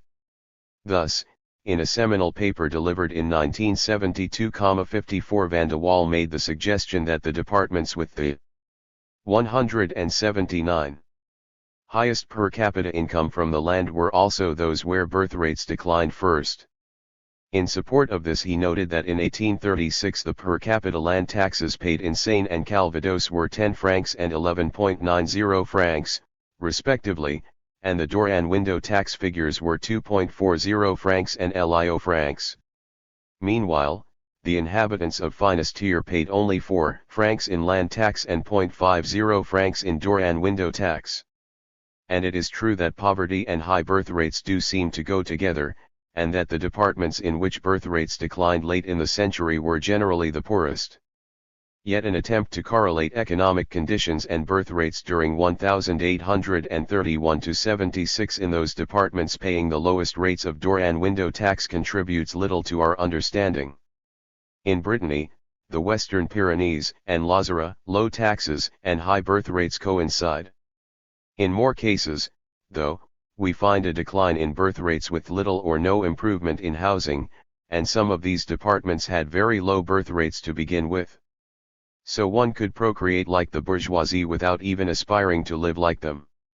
And if fertility figures sometimes confirm what we know already, drive yet another nail into the fortifications of enduring backwardness, they do not necessarily invalidate the impression that other areas, where the steady decline in fertility is supported by reliable statistics, were perforce less backward. Discrepancies of this sort do nevertheless raise questions about the extent and meaning of what we generally describe as backwardness, the effective hold of isolation and poverty, which were always relative, and the way the peasants' indifference to the outside world actually worked, always highly selective, seldom ignoring what was perceived as being relevant to local need and possibility. It seems that men and sometimes women, too, perhaps however poor and isolated they may have been, were not beyond devising or adopting means of their own for manipulating life. There were, of course, well-established ways of limiting the population. Illegitimate children, like other socially marginal beings, had vastly higher death rates than children who were born in wedlock. Rural communities, less emancipated than others from traditional controls and always anxious to identify their members socially, had a lower rate of illegitimacy than the cities. But still, an infant mortality rate double the normal rate, which was high enough, must have taken care of a good proportion of those most likely to be a burden on the resources of the community. Infanticide was a delib. In Nord, in 1853, the infant mortality rate in towns was 149 per 1,000 for legitimate children, 288 per 1,000 for illegitimate ones. In the countryside the rates were 139 per 1,000 for legitimate children and 324 per 1,000 for the illegitimate. Thus, the difference between the family-irate way of getting rid of unwanted children, legitimate as well as illegitimate. Indeed, the imperial prosecutor at Hagen in 1863 referred to it as an aid to birth control or towardeeming failures in birth control, and noted that the number of married women killing unwanted children was increasing because so many wives were determined to limit the number of their offspring. 35 But abandoning children was almost as effective, and more general. Malthus had pointed out that a government wishing to limit population had only to increase the number of homes for lost children and foundlings counted heavily in the statistics of infant mortality. 86 Other additions to the statistics came from the spreading practice of putting babies out to nurse, a practice that took its victims not only among the infants entrusted to wet nurses, but among the children of the nurses as well. During the 1860s the mortality of infants given out to country nurses varied between 1 and 2 in 3. But between 27% and 33% of the babies abandoned by mothers who went to the city to sell their milk, especially Paris, also died. 37 Once a wet nurse had found a place, she sent her own baby back home with a professional baby driver, who through drunkenness, incompetence, or downright dishonesty could lose it, exchange it, or abandon it somewhere, to let it die of inanition. The child who escaped these hazards stood a good chance of dying on arrival as a result of the trip, or of succumbing to a higher rate of accidents and illness than that of its more fortunate fellows. Fortunate, however, is a relative term, for the natural children in such circumstances, since they were not the valuable properties that the boarding children were, took second place on a scale whose chief indicator was potential profits. As a grieving woman explained to the priest who sought to console her at an infant's burial, unfortunately, it's not one of mine, but my petit Paris who brought me 20 francs a month, and so regularly paid. How am I going to replace him, if a less destructive means of population limitation and one employed for a long time was continence or, at least, celibacy? Even celibacy without continence was still reasonably effective, because it implied real efforts to prevent conception and because, when such efforts failed, the offspring was more likely to die, as we have seen. But celibacy as a major means of population control underwent a marked decline after the end of the 18th century and particularly after 1861. At that date in only 21 French departments did the marriage rate among women 15 to 49 years of age exceed 600 per 1,000, and these were grouped in two blocks, the one around Paris, the other in the southwest, between Deux-Sèvres and Tarn-et-Garonne. On the other hand, in 24 departments in the west, east, south, and center and in the Pyrenees less than half the women in this age group were married. Gemelling gives no comparable figures for bachelors in 1861, though his map of their incidence in 1931 suggests a correspondence. But we do know that in the Ancien Regime celibacy was widely practiced, and we occasionally hear of families in which one brother or more abstained from marriage, often to live with the married one, who carried on the house. But marriage became increasingly more common, and with more marriages the birth rate fell. Between 1861 and 1931 the proportion of married women increased by 12%, their fecundity fell by 43%. The highest birth rates were in areas where the marriage rates were lowest, the more one married, the less one reproduced. 39 In other words, where celibacy no longer held the line, some other method had to be used instead. One fairly widespread method of family limitation was for a young man to marry an older woman and thus deliberately shorten the childbearing period. At Chaponost during the first half of the 19th century 27% of brides were over 30 at their first marriage, a fact that led one scholar to comment on the surprising choice so many well-off peasants make of an aged wife. Writing in 1883, Armand Despes claimed that young men between 25 and 35 married widows and older women more. The family often in France than in any other country. In country towns, he said, it was common for men in their early 20s to marry middle-aged widows.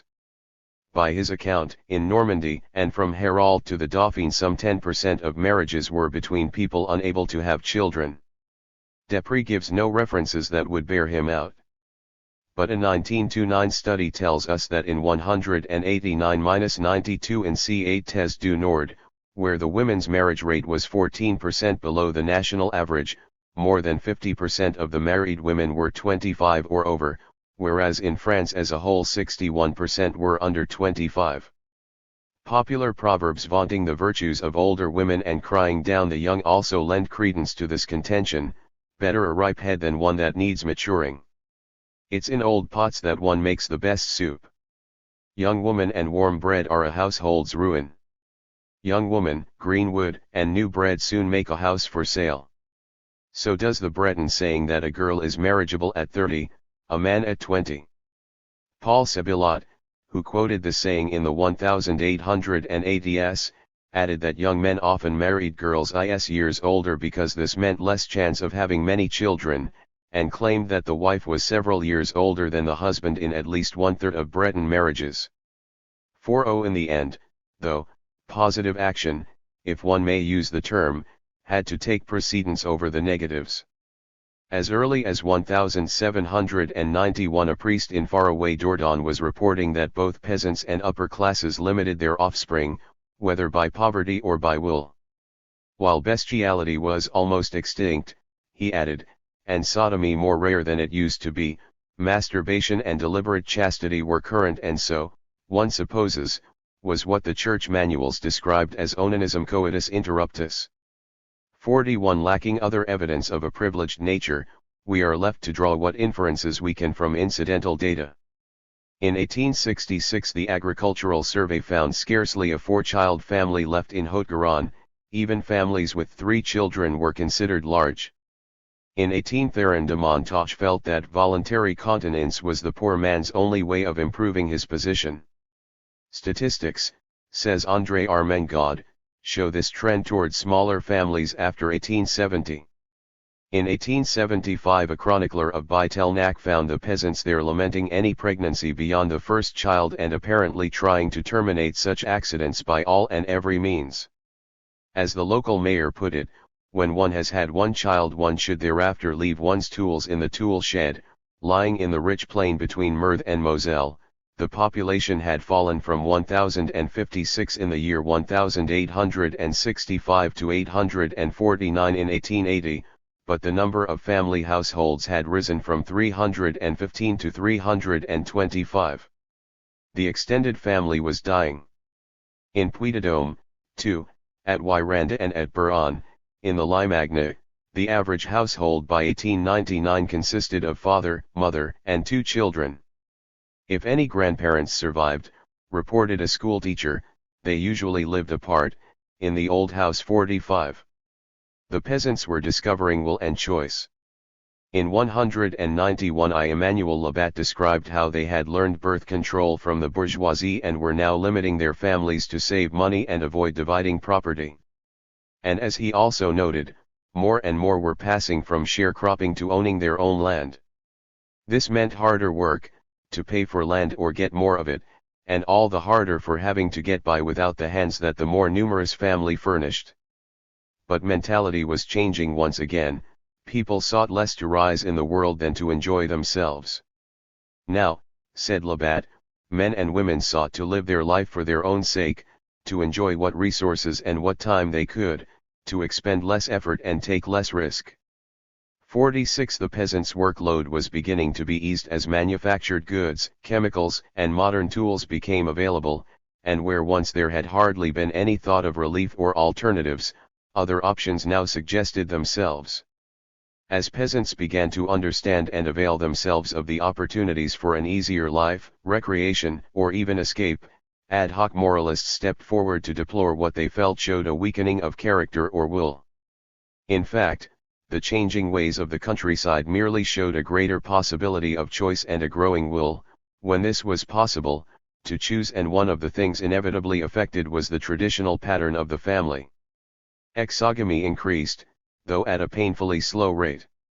At Albies in Maurienne the rate of increase in exogamous unions through the 18th and 19th centuries, when approximately 84 marriages in every 100 were made at home, was almost imperceptible.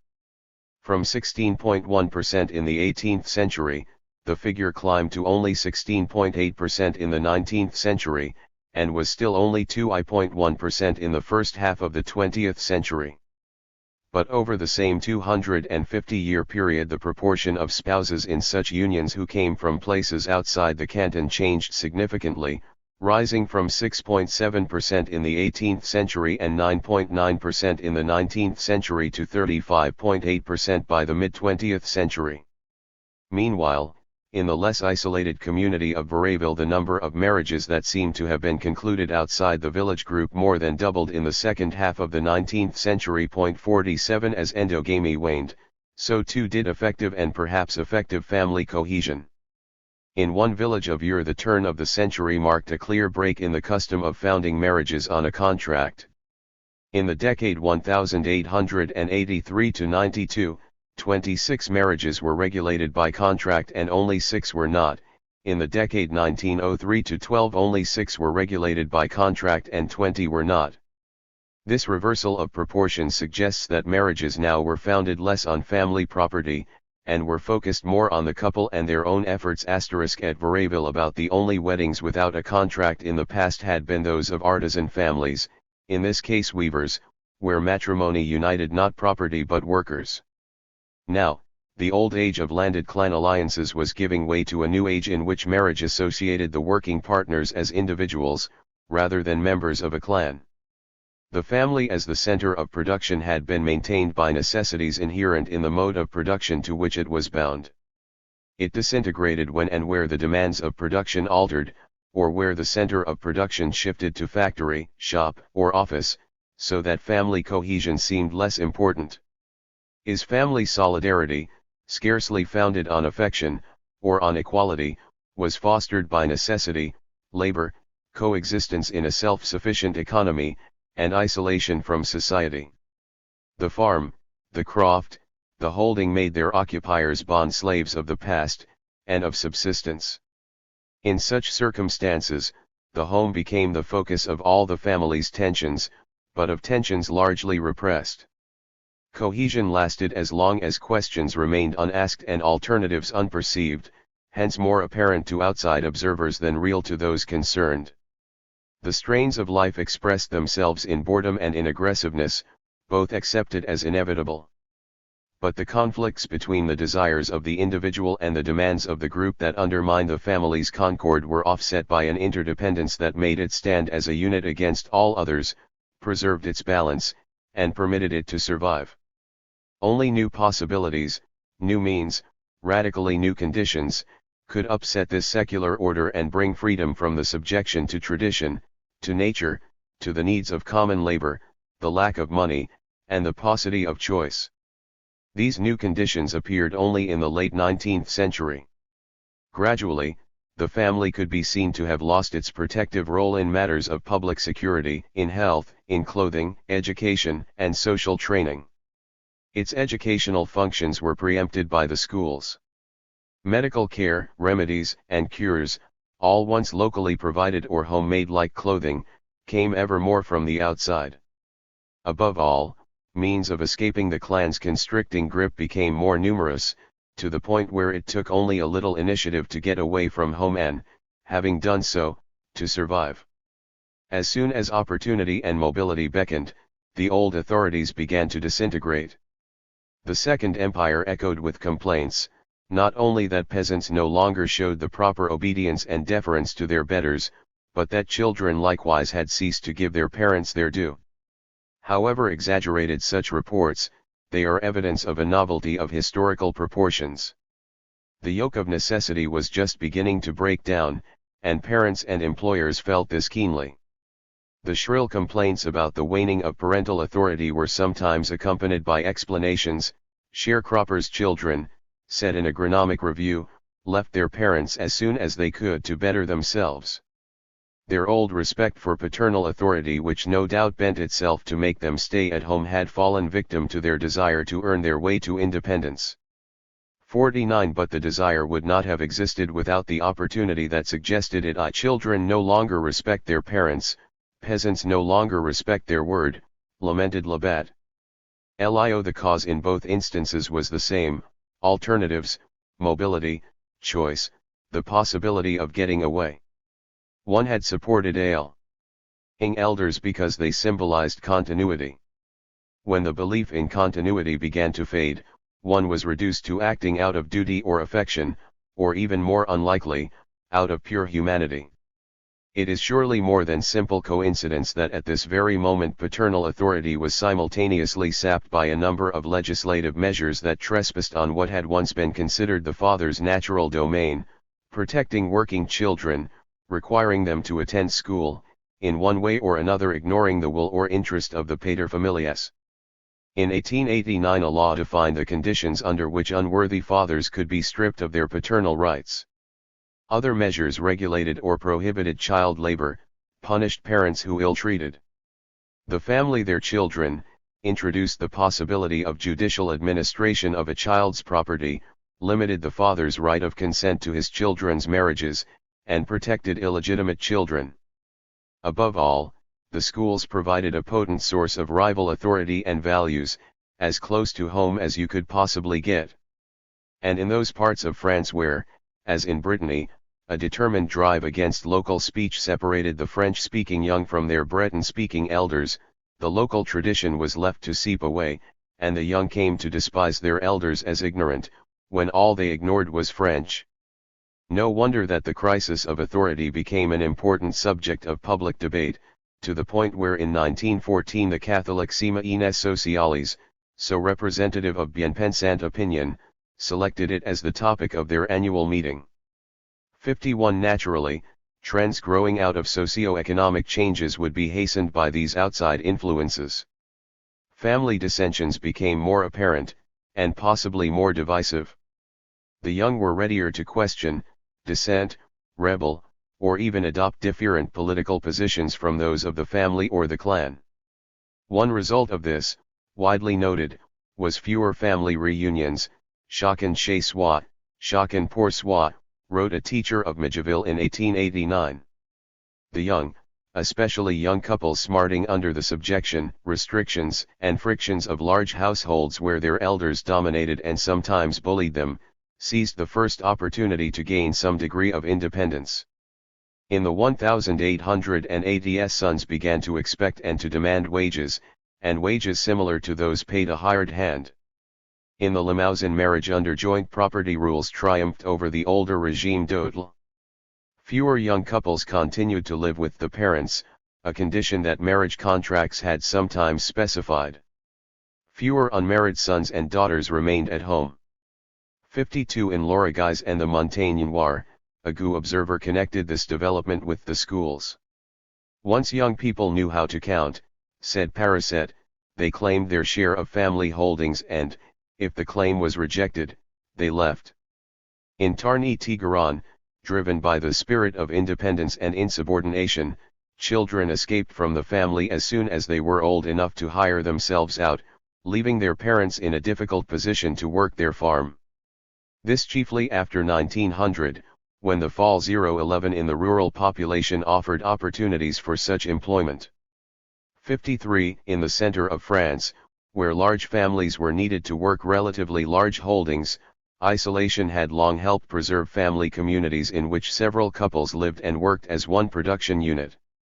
These closed or semi-closed domestic economies, based on strong family bonds, managed to hold out for a long time, but by 1897 we hear that even there the father lacks authority to retain his children. Especially in Creuse, where the possibilities of emigration were well known, the young now went out at 16 or 17 to make their own way.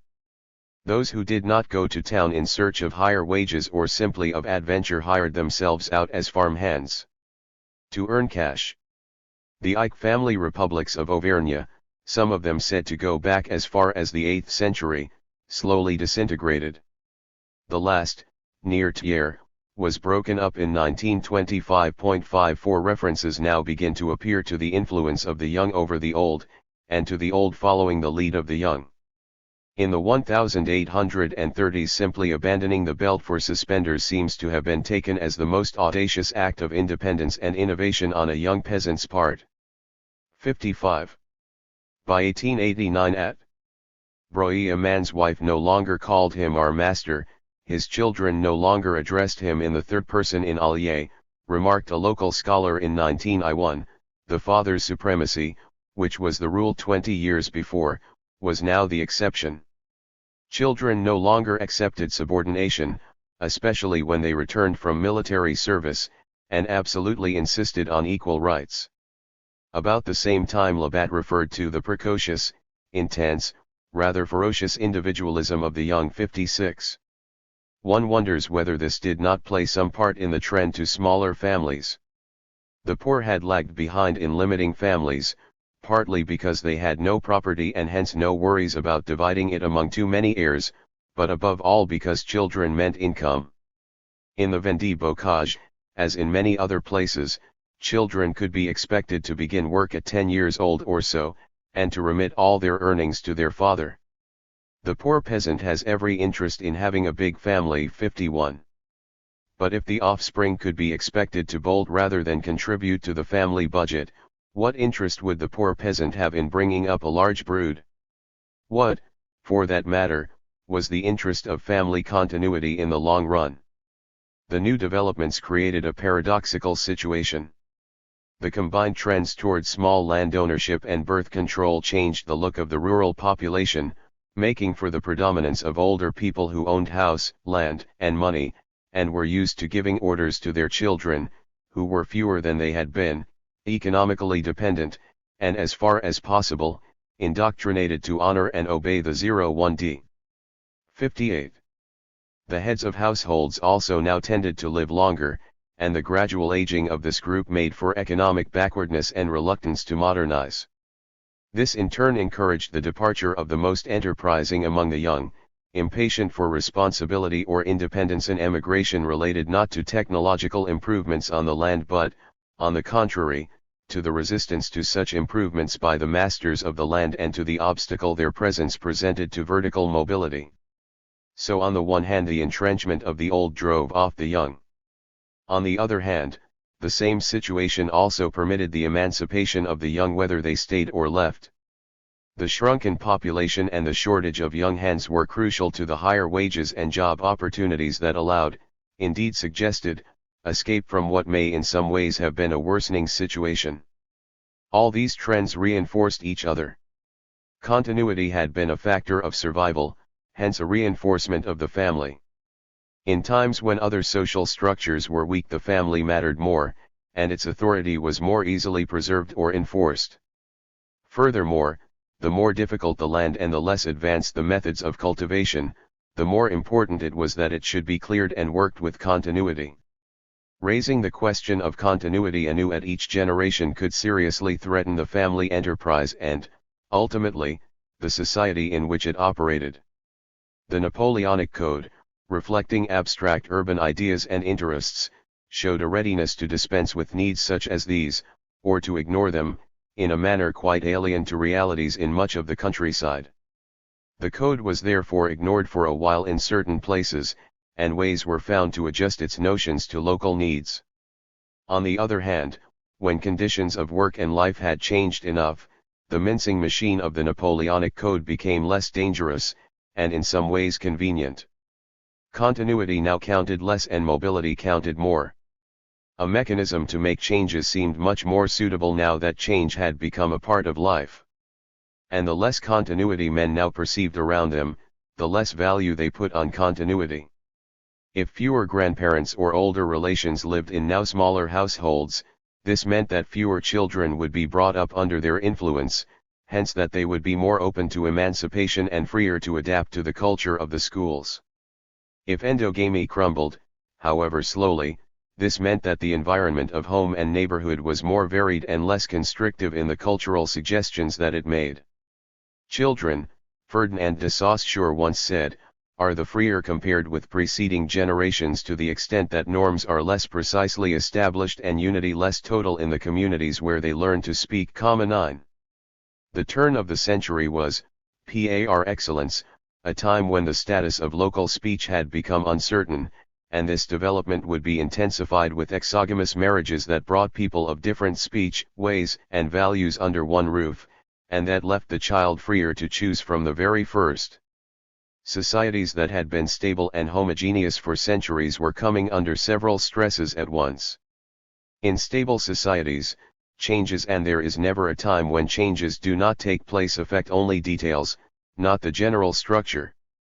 But the late 19th century rural society of France was no longer stable, and it was gradually becoming less homogeneous. Every blow against the details of its organization placed its total system more and more at the mercy of modernity. Part 11. Chapter 12. Roads, roads, and still more roads. Les routes, les chemins de fer, ces grands moteurs de la civilisation. Imperial Prosecutor, Agen, 1867. Roads, more roads, and always roads, wrote the prefect of Loiret in September 1867, this sums up the political economy of the countryside. 1. Until roads spread, many rural communities remained imprisoned in semi-isolation, limited participants in the economy and politics of the nation, France. Historical geography is in large part the tale of men struggling against space, and of the efforts made to tame space by creating ever more efficient, more reliable means of communication. In the beginning, space is the master, its distances run wild, overwhelming man. Gradually space is conquered, distances are tamed, brought to heel or, rather, increasingly to will. Space becomes manageable. This process was still in progress through much of the 19th century. Many who lived when the century ended remembered the days when familiar places were farther, vaster, and more daunting too. That was what Eugene Leroy remarked in 1899, all these lands now are full of roads and highways, but in the days I speak of and they were not far off, the forest was a great deal bigger than it is today, and one could discern only two bad roads that skirted it too. Everything is in that passage, the novelty in 1899 of a land crisscrossed by new thoroughfares, the old untamed order of yesterday and its more chilling scale, the paucity of the old roads and their discouraging state. Yet France did not lack roads. Arthur Young had found reason to admire these monuments to the enterprise of the central government, but he had also found them empty, silent, a perfect desert, even at the gates of Paris. Young had attributed this to the absurdity and oppression of the government. But it was due rather to the layout of the roads. A system built to serve the government and the cities and lacking a supporting network of secondary thoroughfares had little to do with popular habit or need. Administrative highways, a historian of the center called them, made for troops to march on and for tax revenues to reach the treasury. Lucien Gauchon has noted the lack of correspondence between rural habitat and highways, between local roads and main roads. Both Roger Thibault writing about Mézières and Ernest Lavis remembering the Theorique confirm this. Houses were independent of the roads, sided with no regard for them or indeed so as to avoid them, a countryside still living, as it had done for centuries, turned in upon itself. The road-building policies of the first half of the century did little to change this. Napoleon's roads had been built with an eye to strategic advantages. The Restoration tried to restore and complete the ravaged network it inherited, and Louis Philippe's ministers did the same, which was not very much, until the Duchesse de Berry's ill-fated rising in 1832 persuaded them to change their ways. A crash-building program in 8 departments endowed both the Atlantic West with a system of strategic roads and the Department of Roads and Bridges with the training for the more enterprising role it was to undertake after 1837. The department's main task was rather less to build new roads than, by repairing, grading, and servicing the existing highways and building solid bridges, to make troop movements possible in all weathers. This meant that, though the highway network was not greatly expanded, its viability improved immensely. In 1824, of 33,536 kilometers of national highways, only about 42% to 44% needed no more than regular upkeep. By the late 1830s, about 70% of 34,512 kilometers had been made serviceable. By 1845, almost the entire system, some 36,000 kilometers, stood ready to be used. This figure would not alter markedly until after the First World War. What has to be remembered, however, is that the highway system was only a skeleton. The main roads, to which most of our statistics refer until the 1860s, stood in the same relation to France as the Nile to Egypt, fertilizing only a narrow strip along their course, becoming nationally relevant only in terms of their tributaries and of what irrigation could be based on them. There was little such expansion before the 1860s, and the construction of a far-reaching road network that encompassed the entire country was only taken in hand under the Third Republic. The same was true of the first railway lines, which fanned out in the 1840s and especially the 1850s and left aside vast areas where the old way of life survived untouched. The railways took some time to make their mark, so that at Douai, in the industrial north, where a railway station was inaugurated in 1846, traffic for the first few years was so slight that the more enterprising among the bourgeoisie organized ball games in it. 1. As railways spread, the network was seen to be designed, as the highway system was, to serve special interests, not the needs of ordinary people. Railroads, created by urban capital, went where the interests of capital and of urban industries took them, not where people actually lived. Indeed, railways played no small part in the underdevelopment of the countryside. Their heavy capital needs, and those of the urban improvements for which the Second Empire is famous, drain the budget for the country roads. From 2.2 million francs in I-853, the budget of the rural road section of the Public Works Department dropped off to an average of only I.6 million over the next 7 years. In I-855, the prefect of Cantal complained that the important stretch between Aurillac and Mauriac was going to pieces for lack of upkeep, an object of terror for the travelers, abandoned by the traffic, no longer of our time. Yet repairs were not undertaken until I-864, the road was reopened to traffic in 1867, but things were not really in shape until 1874. We are reminded of the plaint of the deputy of Nord in I-86 summing up the situation: "You have voted millions to embellish the cities, you have voted fine monuments, and we are still in the mud up to our knees." And in I-865 Marithet Se Romeo noted what few city people bothered to regret, that the train glided by her village, but did so without stopping. In any case, the mesh of the railway network was much too wide to cover all the land. How many villages only a few miles from the railway line are really more isolated today than in the days when the post-chaise and the stagecoach crossed them or passed nearby? 6. Not that traffic was lacking. On the contrary, much traffic and a poor communications network were characteristic of the old society. The circulation was intense. Trails, paths, tracks, lanes, and causeways covered the countryside, rough roads where, as the peasants put it, the good Lord did not often pass.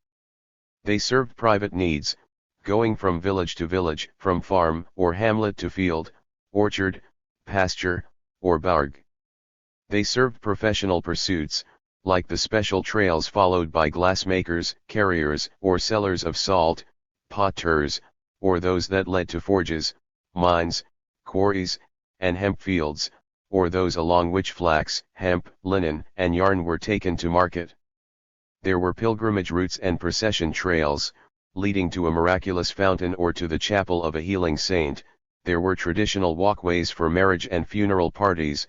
There were tracks demarcating fields, or farms, or communes, and even drawing a border between dialects. 7. Along these, and on the roads as well, people and goods traveled first of all the local people. Agriculture has been called an involuntary transport industry. The peasant is a carrier and a driver. In industry, the machine is stable, its raw materials mobile. Here the land is fixed, plows, harrows, cattle have to be taken to the land and then away again. This makes for a lot of movement, even before we count other corners and goers, local people setting out to see relatives or to make a pilgrimage, migrants going off to town or tramping in and out for haying or harvest, journeyman artisans on their Tour de France, basket makers, knife grinders, tinkers, porters, and stevedores, tramps, vagabonds, bohemians, recruits on their way to join their units, veterans returning home, troops marching from one garrison to another, rag and bone merchants, Savoyard chimney sweeps, itinerant showmen and mountebanks, hawkers and peddlers from every part of France. Yet amid such immense activity, most of the circulation was limited in scope. Goods and products were exchanged wherever possible between neighboring complementary regions. Say, cattle and chestnuts traded for wine and grain, and the greater part of the tonnage moved only over small distances. 9. The peasant's world was compartmentalized into small areas defined by his interests. It lacked a general sense of the space around, restricted itself to certain confines and corridors, like that between the village and the market. His vision of space and scale was structured in terms of potential movement and of routines. He ignored nearby places that he skirted on his way to and fro, even forgot they existed if a change of routine put them off the frequented trail. As for travel outside familiar trails, it was not undertaken lightly. In the uplands of Lower Vivarais, even as late as the 1890s, many had never gone beyond the few miles within which they followed their pasturing sheep. Going any further would be to leave the pays a big and difficult business low. Travel beyond the limits of a good stiff hike was indeed a difficult and costly undertaking. Young Georges Haussmann, posted from Poitiers to Issingeaux in Haute-Loire in the 1830s, took 6 full days to make the 340 kilometers to l'Epuis and then a 7th to cover the remaining 28 kilometers to Issingeaux over the terrible Col de Pertus. His arduous and costly route was typical of the problems encountered when one left major highways. But even straightforward trips were long until the Second Empire, and sometimes after that. By coach it took from daybreak to sunset to get from Grès to Bessanque, on, and 3 days to go from Bar-sur-Seine to Paris. The packet boat that Frederic Moreau took from Rouen to Paris took 2 days, the bateau post of the Canal du Midi took 5 to cover the 224 kilometers from Toulouse to Sète. The price of such a journey, on an average peasant's budget, must have been terrible. And to what end should it be undertaken? No wonder, when even short trips represented a veritable expedition, that people rarely left their villages except for markets and fairs. The few who went to Paris, even once in a lifetime, were known as Parisians, much as the pilgrim back from Mecca proudly bears his title for the rest of his life. And when one went somewhere, one generally walked. That could mean 66 kilometers, from Bourg to Troyes and back, to save the expense of overnight lodging. LL. In 1880 the Collège de Saint-Flour presented no candidates for the concours general because, explained the principal, the expenses of a trip to Orlick were beyond the parents' means. In most places conscripts and other travelers who had to make a trip were escorted some way beyond the village by the local people when they set off, proved that such ventures were still rare events. The France of the 1880s and 1890s remained vast. The time-space equation kept it so. When Maupassant and other Parisian Sunday fishermen took the stagecoach from Courbevoie to Asnières, 9 kilometers away, that village was as far from the capital in time as Rouen is today by train, or Nice by plane, 2 hours. Going to Toulouse is an expedition that counts in life, wrote a teacher from a village 56 kilometers away, in 1886. And when, in 1887, an inspector of primary schools requested that the schoolteacher of Lake visit him in Nantes, 40 kilometers away, he added, that is, if the weather permits such an expedition, for you must expect over 4 hours of a bad public coach ride, in ordinary weather, to come here and as much to return 12. Even near Paris, at Courgent in Mantois, in the last year of the 19th century one travels only if one must. Those who went to market knew Mantes or Houdan, but there were many even among the better off who had seen Paris once or not at all. 3/4 of the children had never seen a train, and some had never been as far as the next village. As for the colonial wilds of Corsica at that time, draft boards had to hold their meetings where the few roads crossed each other so that the conscripts of 3 or 4 cantons could attend with only average trouble. 1s Most of the 19th century was one consistent moan over the state of the local roads. They were nothing but ruts, sometimes 4, 5, and 6 feet deep, damp and miry. Peasants let the grass grow on them, stacked stones on them, drained off their fields in them, plowed over part of them, dug up mud from them to use on their own land, so that travelers were forced to tramp through adjoining fields, damaging the crops. Repairs, wailed a police superintendent in the Pyrenees in 1895, left them as bad as they were before, the potholes hardly filled, the farmers have encroached on them or plowed over the whole road, leaving only one furrow. Bad enough when the weather was fine, the rural roads became quite impossible in winter. With the first rains, the cattle broke them up, and that is how they stayed till summer. The inhabitants made tracks through the adjoining fields, but these rude substitutes did not permit wheeled traffic. At Saint-Maurice-la-Souterraine, roads were so bad the villagers could hardly get their dead to the cemetery, even cattle had trouble making their way, let alone people. 15. Floods, or simply bad weather, washed away roads, isolated villages. Not even mules, only people on foot could pass. Not even pedestrians could use the roads, they were washed away, and, not surprisingly, there were many second thoughts about reconstructing them. The most eloquent testimony about the state of roads comes from school inspectors, who as late as the 1870s often had to cover great stretches on horseback or on foot to check on village schools. Their trials seem to have lessened after mid-century, or at least the records of such trials thin out at that time. But in a number of places the lack of roads or of adequate roads kept wheeled traffic at bay for a good time longer.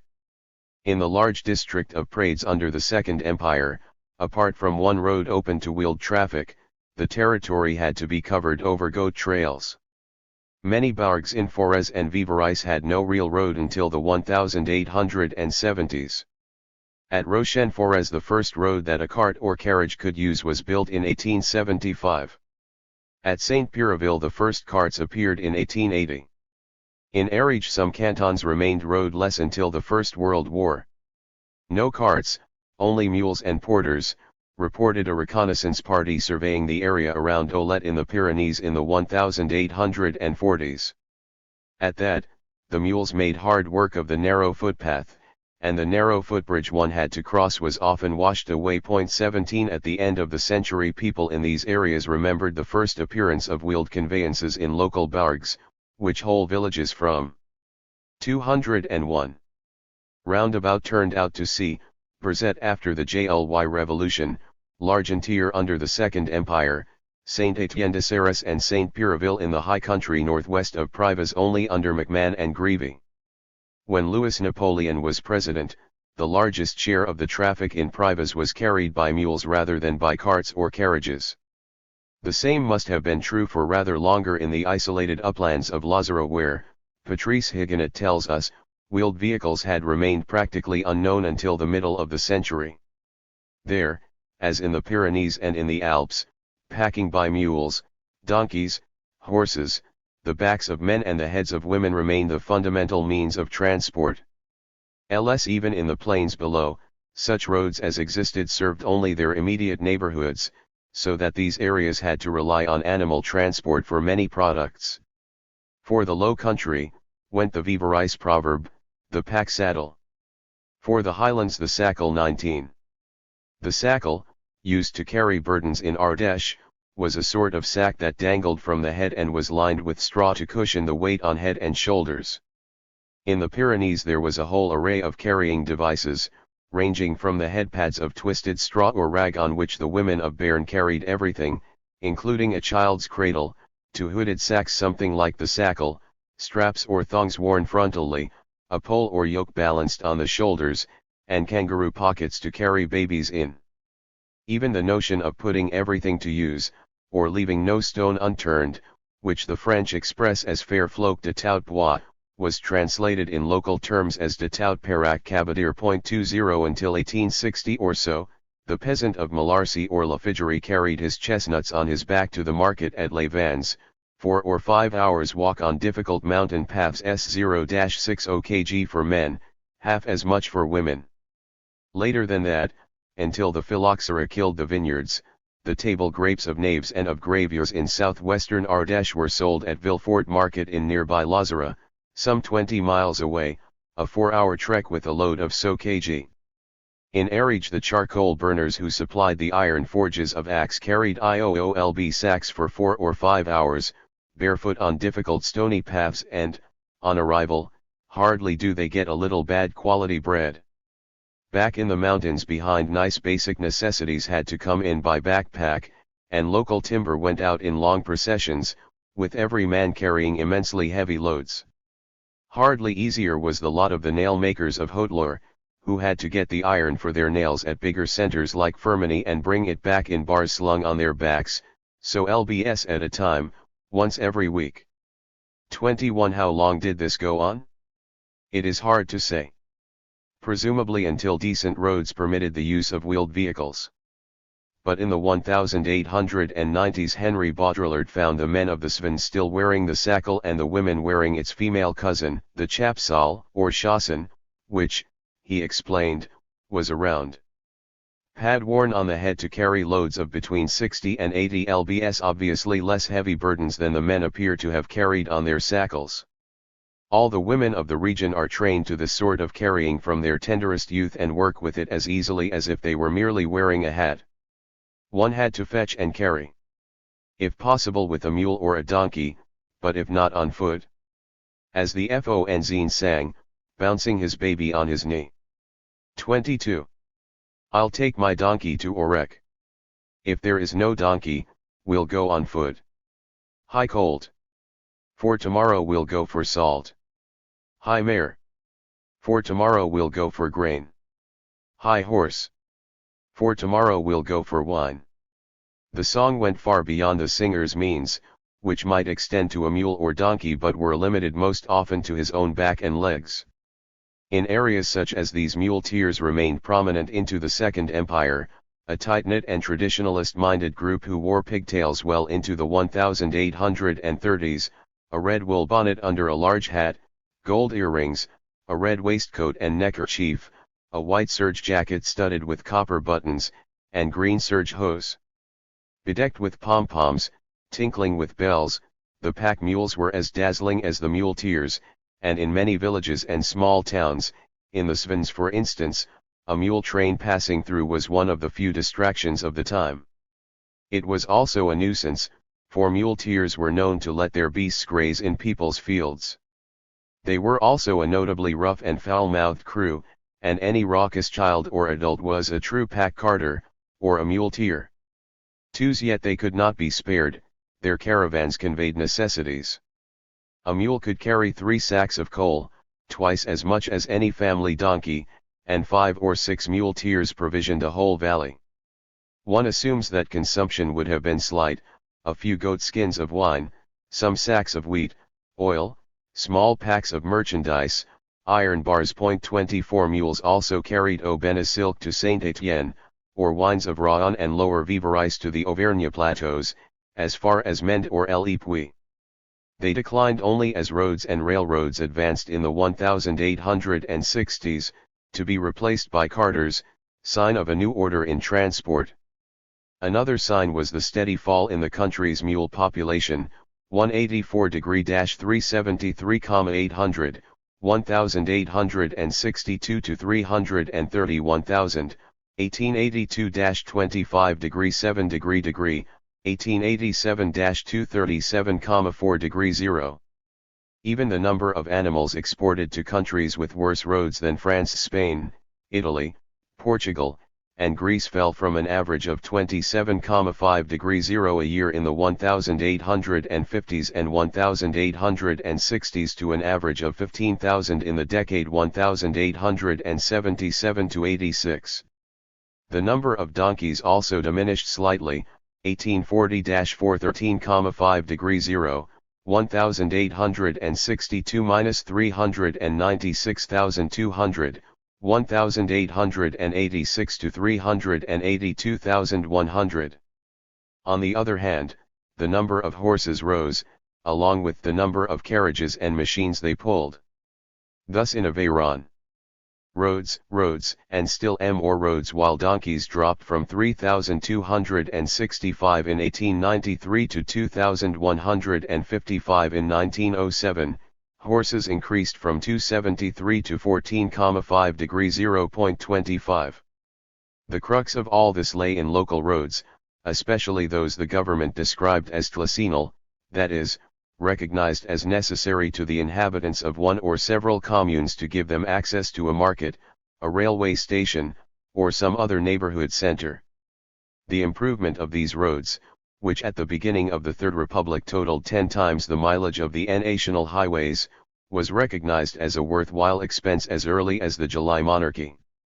But when the monarchy ended, more had been planned than done. It is hard to speak more precisely because credible figures are difficult to find. Even under the Second Empire, J.B. Proudhon had noted that whole categories were excluded from the statistics, and modern statisticians have found the same inadequacies in the later data, with traffic statistics referring primarily to the highway network, ignoring local roads altogether and, for a long time, all secondary roads as well. What evidence we have therefore would not fill a page.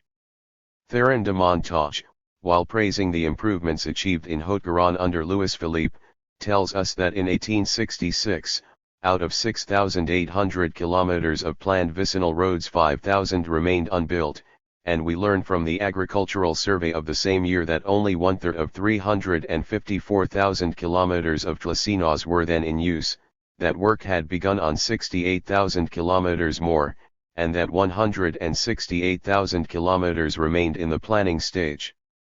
Perhaps it was findings such as these, officially publicized at long last, that brought the decree of August 17, 1867, which sought to hasten the completion of vicinal roads, a decree widely welcomed by local authorities, more testimony to how much there was still left to do.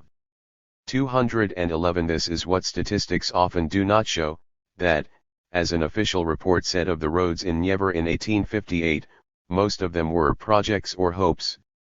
Evidence of goodwill, of political promises, and of real interest in giving work to the poor so as to keep them out of trouble. Scores of road projects flowered every spring, anarchically dispersed and not getting much done. Moreover, the engineers worked like Penelope. In Ardèche, for example, roads begun in 1861 were still only a few kilometers long in the 1880s. The same at Agernda, where in the 1890s many of the roads planned in 1836 were still unbuilt, and those that had been opened were in a deplorable state. As Jacques Lovy says about Savoy, the secondary roads remained mediocre. In most rural parishes, the grip of poverty that went with isolation remained unbroken. 21. The real change seems to have come after the law of 1881, which promoted the building of rural roads recognized as being in the public interest. Coming when it did, this law would be the one most likely really to serve the interests of a public at last awake to the possibilities. When, in 1848, the Municipal Council of Chavignoles in Calvados had sought to provide the unemployed with work, it had a branch road built to the local nobleman's chateau after 1876, such roads would be built to small hamlets and outlying farms. In Cantal, though roads multiplied after 1860, the movement accelerated in 1880 to 1900, when local roads became more numerous and better. 16 vicinal roads in 1850, 103 in 1870, 130 in 1899.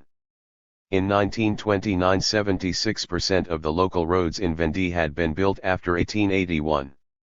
In finest tier the isolation of the countryside was broken after 1870, the vicinal network completed in the decade before 1900.2 greater than 8 as a cul-de-sac, the Breton Peninsula presented problems all its own. The first military network, finished as the 18th century ended, was built in straight lines, paying no heed to local circumstances or to relief. When it was done, the continental mass of the peninsula remained as closed as before to the circulation of goods, men, and ideas. 29. The old roads had to be rebuilt in the second half of the 19th century, even while the network of vicinal roads was being built, and the railways too. The two main railroad lines reached Brest and Landerneau in 1865 and 1867, respectively, but they had no branches until 1881. Until these links were made and until narrow-gauge railways made tracks through the interior, bringing lime and chemicals, carrying out meat, butter, and fresh produce, most of the agriculture remained primitive. Even when all was done, the three departments of Lower Brittany had less roadway than the rest of France. Morbihan had only 5/6 as much as the national average, finest tier less than half as much, helping perpetuate their backwardness. What the General Council of Loiron-Ferreur declared in 1841 remained true for a long time after: the first of all fertilizers is the stone that paves our roads. 30. Bad roads put the cost of fertilizer out of reach, doubling the price of every cartload of manure, and turned current ideas of agricultural progress to nonsense. At the same time, there were many regions where the local materials were unsuitable for road work: shale or slaty rock, sandstone that crumbled easily, soft limestone, and even granites with high concentrations of feldspar, which weathered rapidly into fine clay and sand. In these regions the materials for the roadbed or the paving stone itself might well have to be hauled from far away. So, generally speaking, apart from the Paris area, the North, Bordeaux, and the Meuse, all or some road building materials had to be imported. 31. Only rails could facilitate this, especially in totally hopeless areas like the Landes, where there were no roads at all, just trails. After the attempt to use camels had failed in the 1830s, the problem of the Landes stubbornly resisted solution until the area had railways, which in turn encouraged and permitted the building of real roads. The rails brought a new life and everybody knew it, at least in little cities like St. Girons, where, when the news came in 1861 that its line had been approved in Paris, the whole city celebrated with ringing bells, cannon fire, and impromptu parades. But though St. Girons had its station by 1866, Tarascon further to the east waited until 1877, and a branch from there to the roadless wastes of Axe took until 1888. When it got there, most of the traffic around Axe was still carried by donkeys and humans. So for a long time railways were CIA spinal column deprived of articulations in the countryside. If what he said was true of the busy Flanders, east and northeast of Lille, it was even truer of areas more isolated or more difficult. Auvergne and the Limousin remained little affected by the lonely rails that crossed rather than irrigated them until 1880. Main cities were connected to Paris, but not to each other, so that Clermont was linked to Lyon and Toul only after 1877.32. In any case, the main lines needed branches, like the roads.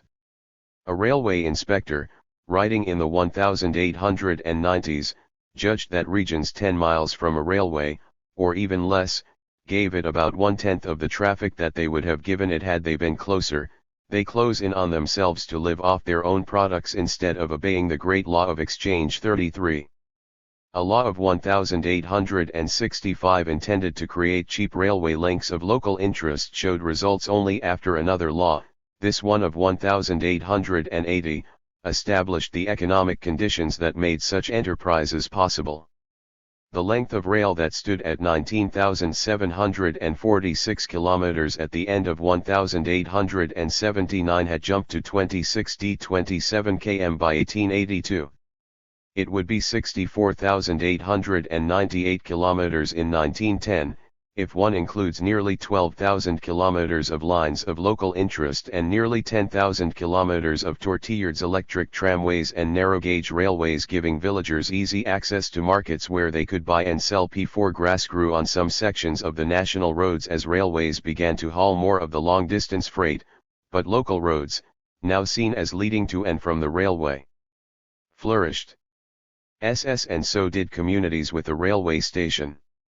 Between 1866 and 19G, rural communes without a railway station in a zone 15 kilometers on either side of the Paris-Lyon Mediterranean line lost almost 1/4 of their population, while those with a station gained 1,645 d 73 inhabitants. More graphically, we can see what this meant to the little burgh of Amanlis, whose council rejected a narrow-gauge railway project in 1885 and only changed its mind in 1899. The line itself was not completed until 1903. By then livelier neighboring places like Châteaugiron and Jayans, with their stations, stores, doctors, and notaries, had attracted the villagers of the vicinity away from a burgh that was not that much closer than its competitors, which had in the meantime become more accessible by virtue of better vicinal roads.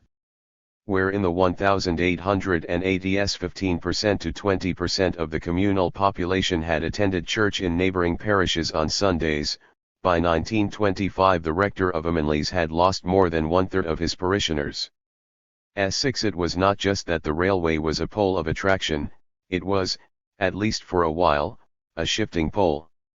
The road served the railway, but it served above all people who wanted to get to the railway or to get to what the rail centers could offer. This meant an extreme instability of road traffic, which, while rails unfolded, kept shifting to ever closer railheads, no matter in what direction these might lie. Thus, in the Indre, Aguernde looked first to Châteauroux, 48 kilometers to the north, which got a railway station in 1847, then to Argentan, 30 kilometers west-northwest, reached by a line in 1864, next to La Châtre, 26 kilometers east-northeast, linked in 1882, and then back north to Clouis, 10 kilometers away, in 1903, 3 years before it got a station of its own. This sort of thing, which must have been repeated elsewhere, meant that traditional orientations were abandoned, traditional hostilities or habits laid aside, in the pursuit of new or at least newly perceived possibilities. The peasants' so-called inertia had mostly been the refusal to respond to challenges or conditions that struck them as inappropriate or irrelevant. As soon as novelties began to speak to their own situation, the peasants hastened to respond. So, roads and rail lines that were secondary in name but primary in fact brought the isolated patches of the countryside out of their autarchicultural as well as economic into the market economy and the modern world. The era of their building and the period of their completion were so close to the coming of the motor vehicle, which slowly replaced them after the 1920s, that their effects have not received all the attention they deserve. But the conjunction of secondary lines and of the roads built to serve them resulted in a crash program of national integration of unparalleled scope and effectiveness, a program that could operate on this scale only because, for the first time, economic and technological conditions offered the possibility for radical cultural change. Before culture altered significantly, material circumstances had to alter, and the role of road and rail in this transformation was basic. Roads and still more roads. 27. Where and as long as local roads were lacking, localism was bound to remain narrow, ignorant, apathetic, cross-grained, as a Kantalian described it under Louis Philippe. The lack of local roads, he continued, forces the farmer to consume all his produce, invites him to inertia, to laziness, to wastefulness. After the R870s and R880s the concert of complaints turns into one of joy. The valleys of the Massif Central were now open to fairs and economic activity. In Dauphine, Savoy, Bresse, and Franche-Comté, marshy or mountainous areas Oyens, Doms, Verkers were finally joined to France by road and railway branches. The rugged Verkers, shortly before a world unto itself, a true fortress, deprived of communications with the surrounding country, any exchange almost impossible, hence miserable and ignorant, swiftly developed new resources and became one of the richest plateaus in the French Alps. 89 The area around Die also changed radically after R880. The region had stayed almost self-sufficient. So long as mules were the only means of transport, there was no point in growing commercial crops for export, for instance fruit, to which its climate was well suited. Once roads and railroads breached the mountains and connected this cell of the French Alps to the life that flowed only some miles away, past the Dr8Me gorges in the Rh8Ne valleys plains, buyers appeared for cattle, lavender, and in due course fruit from newly developed orchards. Chemical fertilizer and superphosphates could reach the narrow valleys and help meet new demands. Rye gave way to wheat, comfort replaced grinding poverty. The profound transformation can be dated to the railways coming in R894 and the years immediately following, when the peasants became used to it and learned how to handle the formalities involved in shipping and receiving merchandise. The outside world, which till then had had little bearing on their own, now came in with a rush. Skills like writing invoices and bills of lading, counting, and schooling in general acquired concrete meaning as occasions to use them multiplied. It was a story that repeated itself elsewhere. 40. As long as villages remained roadless, the peasants ignored general market conditions. Fruit and other produce could not be shipped for sale, so their possibilities were not worth exploiting. In Var figs were fed to local pigs, plums at Brignoles or Agen were kept for local consumption. The peasant sold what he could, when he could, at whatever price he could get. He lacked storage facilities and he needed cash. If, like most peasants, he carried his goods to market, he was very much at the mercy of the buyer. After hauling a load of chestnuts or charcoal on his back for 4 or 5 hours on difficult mountain paths, he was in no position to haggle much about what price he got, and the dealers knew it. In Ardèche, the canton of Valgorge and the Drobie River Valley had been almost totally isolated for lack of roads and bridges. Mules could go as far as Douaigues, but past that even men made their way through the valley with difficulty. A road had been planned since R854. In 1875 it was still unbuilt.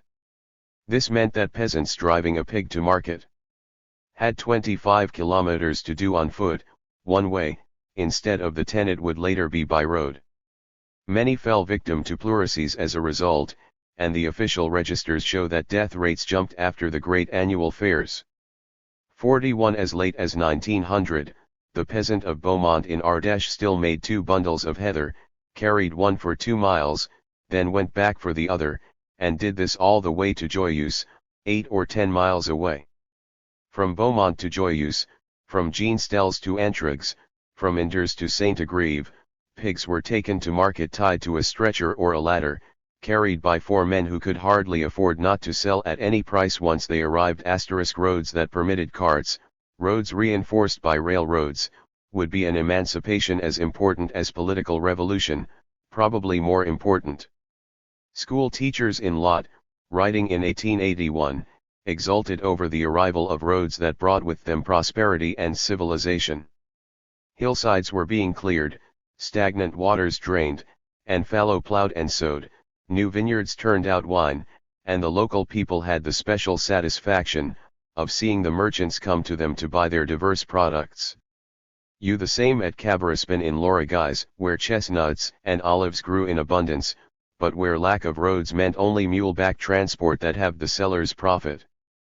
Then, a new road finished in 1870 meant that today in 1882 the buyers come seeking chestnuts at Cabaraspin and pay them as high as they could be sold at Carcassonne in the old days not so long before. After the road opened, we hear that the houses looked clean and comfortable, that the farmer could afford to mix his rye with a little wheat, that he drank wine and bought a sack or 2 of millet every year, either for himself or to fatten his pig, which better fed in turn provided him with more meat. This was radical change. 42 There was still much room for improvement. The 1880s were only a beginning. Along the Tarn Valley, where at that time there was still no road, villages like Bruce in Rouergue had never seen a cart. Hoisting a barrel of wine up the steep ramps to the Ségala plateau on which the village stood took 3 pair of oxen. A major enterprise. There could not have been much wine drunk in Bruce, or much white bread eaten. By 1904 Bruce was still isolated, but it had a road. Wheeled vehicles could reach it. What had happened was that in 1902 a secondary line between Rodez and Carmaux brought lime and fertilizer to the shale and slaty rocks of the plateau, increasing agricultural production tenfold within a few years. 48 Here was the Ségala shifting into the 20th century, along with the rest of France. The same was taking place in other areas, in the Rhône Valley, which saw a great expansion of commercial agriculture and where fruit, fresh, dried, or candied, became a profitable export, in the Lot Valley and on the Aubrac Plateau, whose cattle and cheese were tapped only after 1908, in Corrèze, where the consumption of fertilizer increased 13 times and crop production 6 times between 1866 and 1906, in Brittany, where the whole face of agriculture was changed by the of narrow-gauge lines between 1890 and 1914, in much of Isère and Dauphine, whose isolated areas were gradually brought into the general swim during the 60 years after. 1870.44 Ardoin du Mazet in 1904 was still close enough to this recent past to find it exciting. The railway infusion of life, we find him exclaiming. And he was right to add that where the locomotive passed, economic activity grew tenfold. It is doubtful that all of this could have happened, or could have happened quite the way it did, but for a political conjunction in which the interests of capital and of the politicians who sought ways to please it coincided with a political situation that lent new weight to the votes of rural populations. I would vote for the devil, if he built us the Beaume Road, declared an elector in the desolate Droby Valley. 45 He said this in the late 1870s, just when circumstances gave him a chance to do precisely that, and those soliciting his vote knew that it might go to them, or to the devils of the other side, depending on who could build a necessary bridge or get a much-needed stretch of roadway at last. Hence the crucial importance of the Freycinet plan, so called after the name of its inventor, the statesman Charles de Saulce de Freycinet, who devised it as a way of buoying up the sagging French economy of the late 1870s.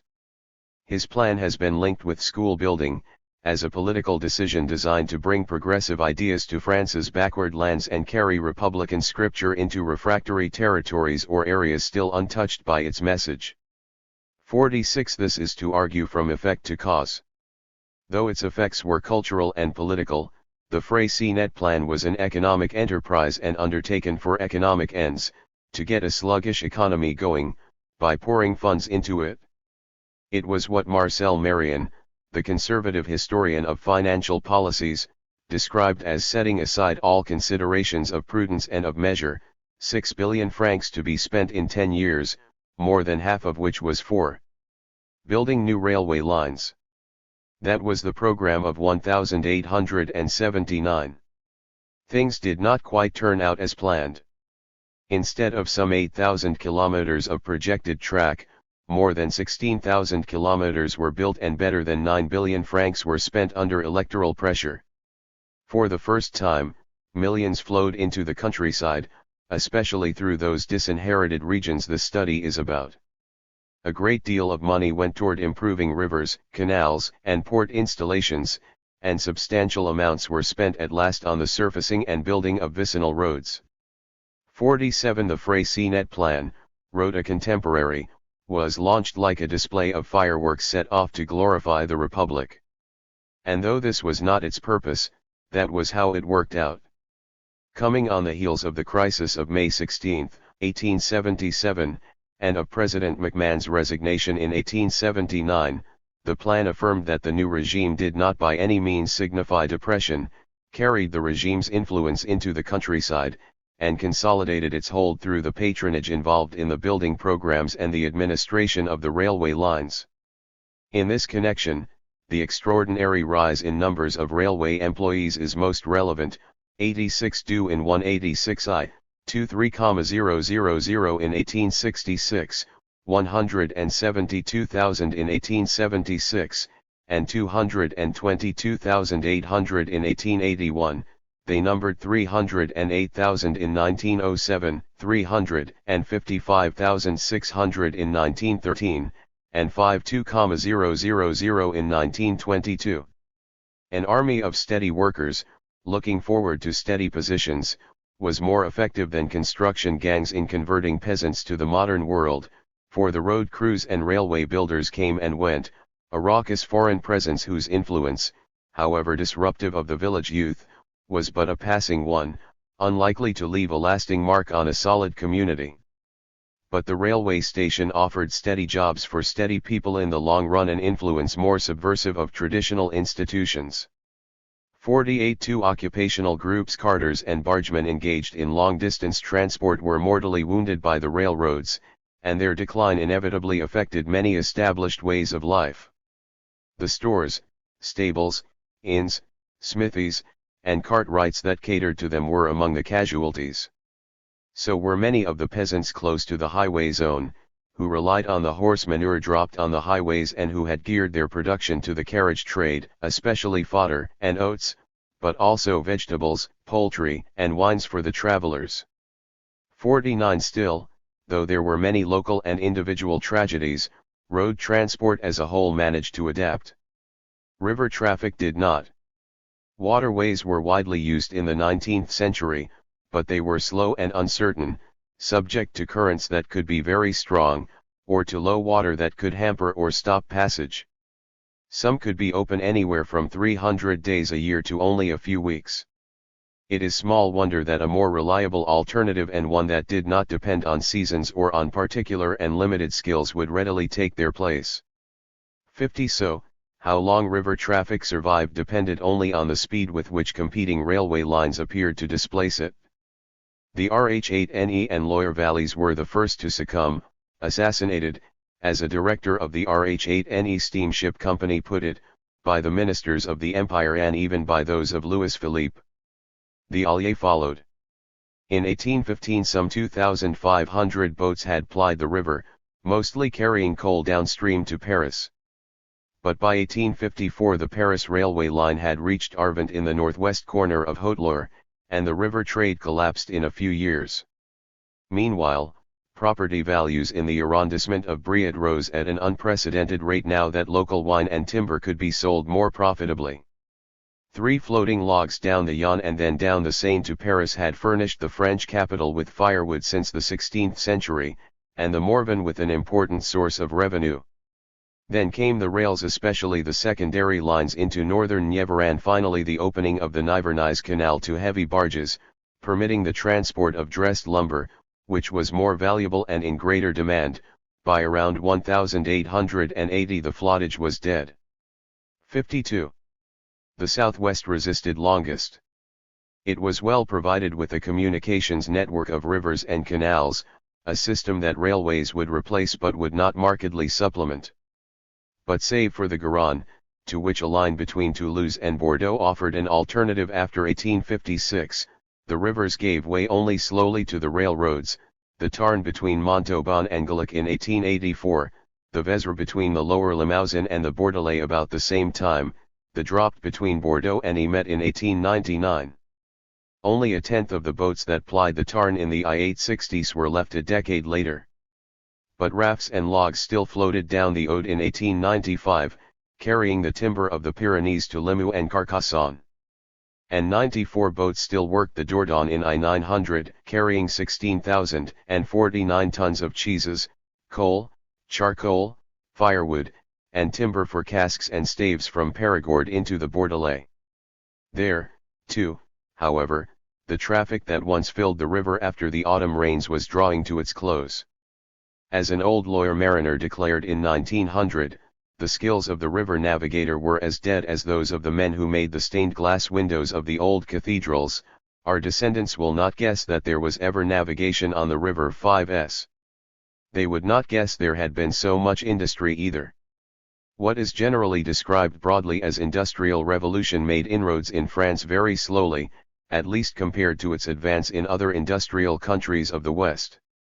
Its progress, that is, the replacement of handicraft production by machine production, was marked most vividly by the decline and eventual disappearance of regional and rural industries. These small, local enterprises, which were undertaken to boost the income of families unable to make ends meet by farming alone, have been called daughters of misery. As agricultural productivity improved, as more lands were cleared or salvaged from fallow, as root crops were introduced and demanded more attention, peasants had less time to spare for such pursuits. Home production, especially in the realms of food and clothing, fell from an estimated 6% of total industrial production under the July monarchy to around 3.7% under the Second Empire and kept on falling. 54 Supplemental income could now be better sought in modern industry, and industrial products were proving relatively more accessible, driving home and local industry into ever remoter vastnesses. The first victims of this process were the oldest of the cottage industries, spinning and weaving. By 1847 and 1848, in those parts of France that had been penetrated by the products of the new textile mills, cotton had driven out flax. Where once tens of thousands of women and children had spun flax, there was now nothing but a starving trickle, and hand weavers had been reduced to begging. But in remoter regions home weaving survived as a village craft, and households continued to work hemp or flax or wool into coarse, durable cloth for their own use. Thus in the Vosges handlooms were still flourishing when the Franco-Prussian War broke out. By 1889 textile mills had killed them. 55 But there the influx of Alsatian immigrants to man the mills precipitated the process. Otherwise, it might have taken longer, as in Auvergne and Brittany, where the change waited on the coming of the railway in 1860. The French planted 5,000 ha of flax and 180,000 ha of hemp. By 1938 only 6,000 ha of flax survived, and hemp was hardly grown at all. 56 Of course, factory goods were cheaper and more elegant. But before the peasant took them up, he had to obtain the cash to buy them. At another level, he had to learn to discriminate between the relative costs of home-produced and store-bought goods, and indeed to understand that things made at home or traded in the village also had a cost. Finally, he needed an accessible alternative to that essential byproduct of the flax fields, linseed oil, which was used to light the lamp, to enrich the soup, and to mix a salad. More variables perhaps than were involved with wool. There the adoption of factory products was a matter of means alone, which meant transport facilities that did not add to the price of goods shipped in from the towns. Savoy, for instance, had an old established textile industry based entirely on local product and local handicrafts. Family herds supplied the wool, which was spun by hand, fulled in local mills turned by the local streams, and woven on family looms. The building of railways permitted the import of large quantities of low-priced woolens, which peasants found to be 3. Of better quality and no more expensive than the old cloth. They had been thrifty and undemanding. New possibilities changed their mind. Savoy cloth drap de Savoy was condemned to death. 57. But manufactured textiles can easily go with industrial backwardness. Transport difficulties protect the persistent past. Where and while such difficulties persisted and the economic dimension was fixed by life on foot, a multiplicity of manufacturing centers persisted as well. And the fact that peasant labor was cheap, or satisfied with small profits, permitted certain local manufacturers to compete successfully for a good long while. The crucial factor always would be the availability and the accessibility of alternatives. Thus, with the development of viticulture in Lower Languedoc, the small drapery centers of Hérault, Gard, and Aude collapsed.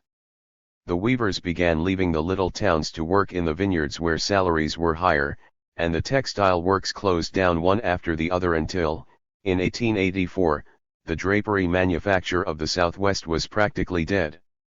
58. There was no clear divide between rural and industrial labor. When masons or roofers struck in Orleans, they went off to bring in the harvest. Small industrial enterprises, scattered through the country, relied on seasonal or part-time labor. Workers in these small brickworks, tile works, tanneries, quarries, and mills tended to have their own garden, sometimes kept a field or vineyard. A tile mill employed 4 persons and 1 horse to knead the clay.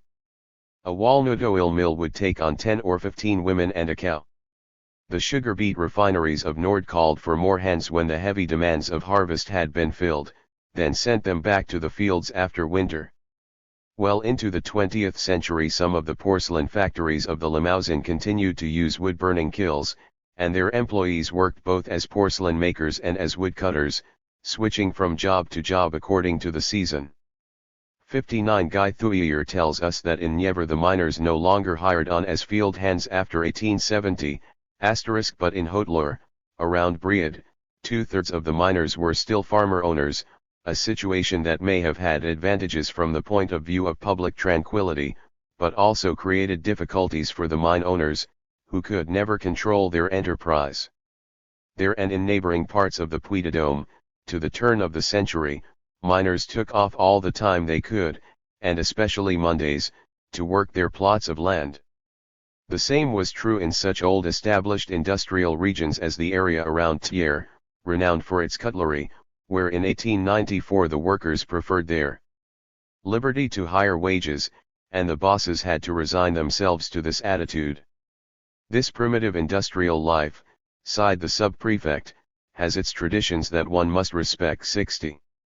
Iron mining, iron smelting, and related industries, such as charcoal making and woodcutting, were extraordinarily widespread.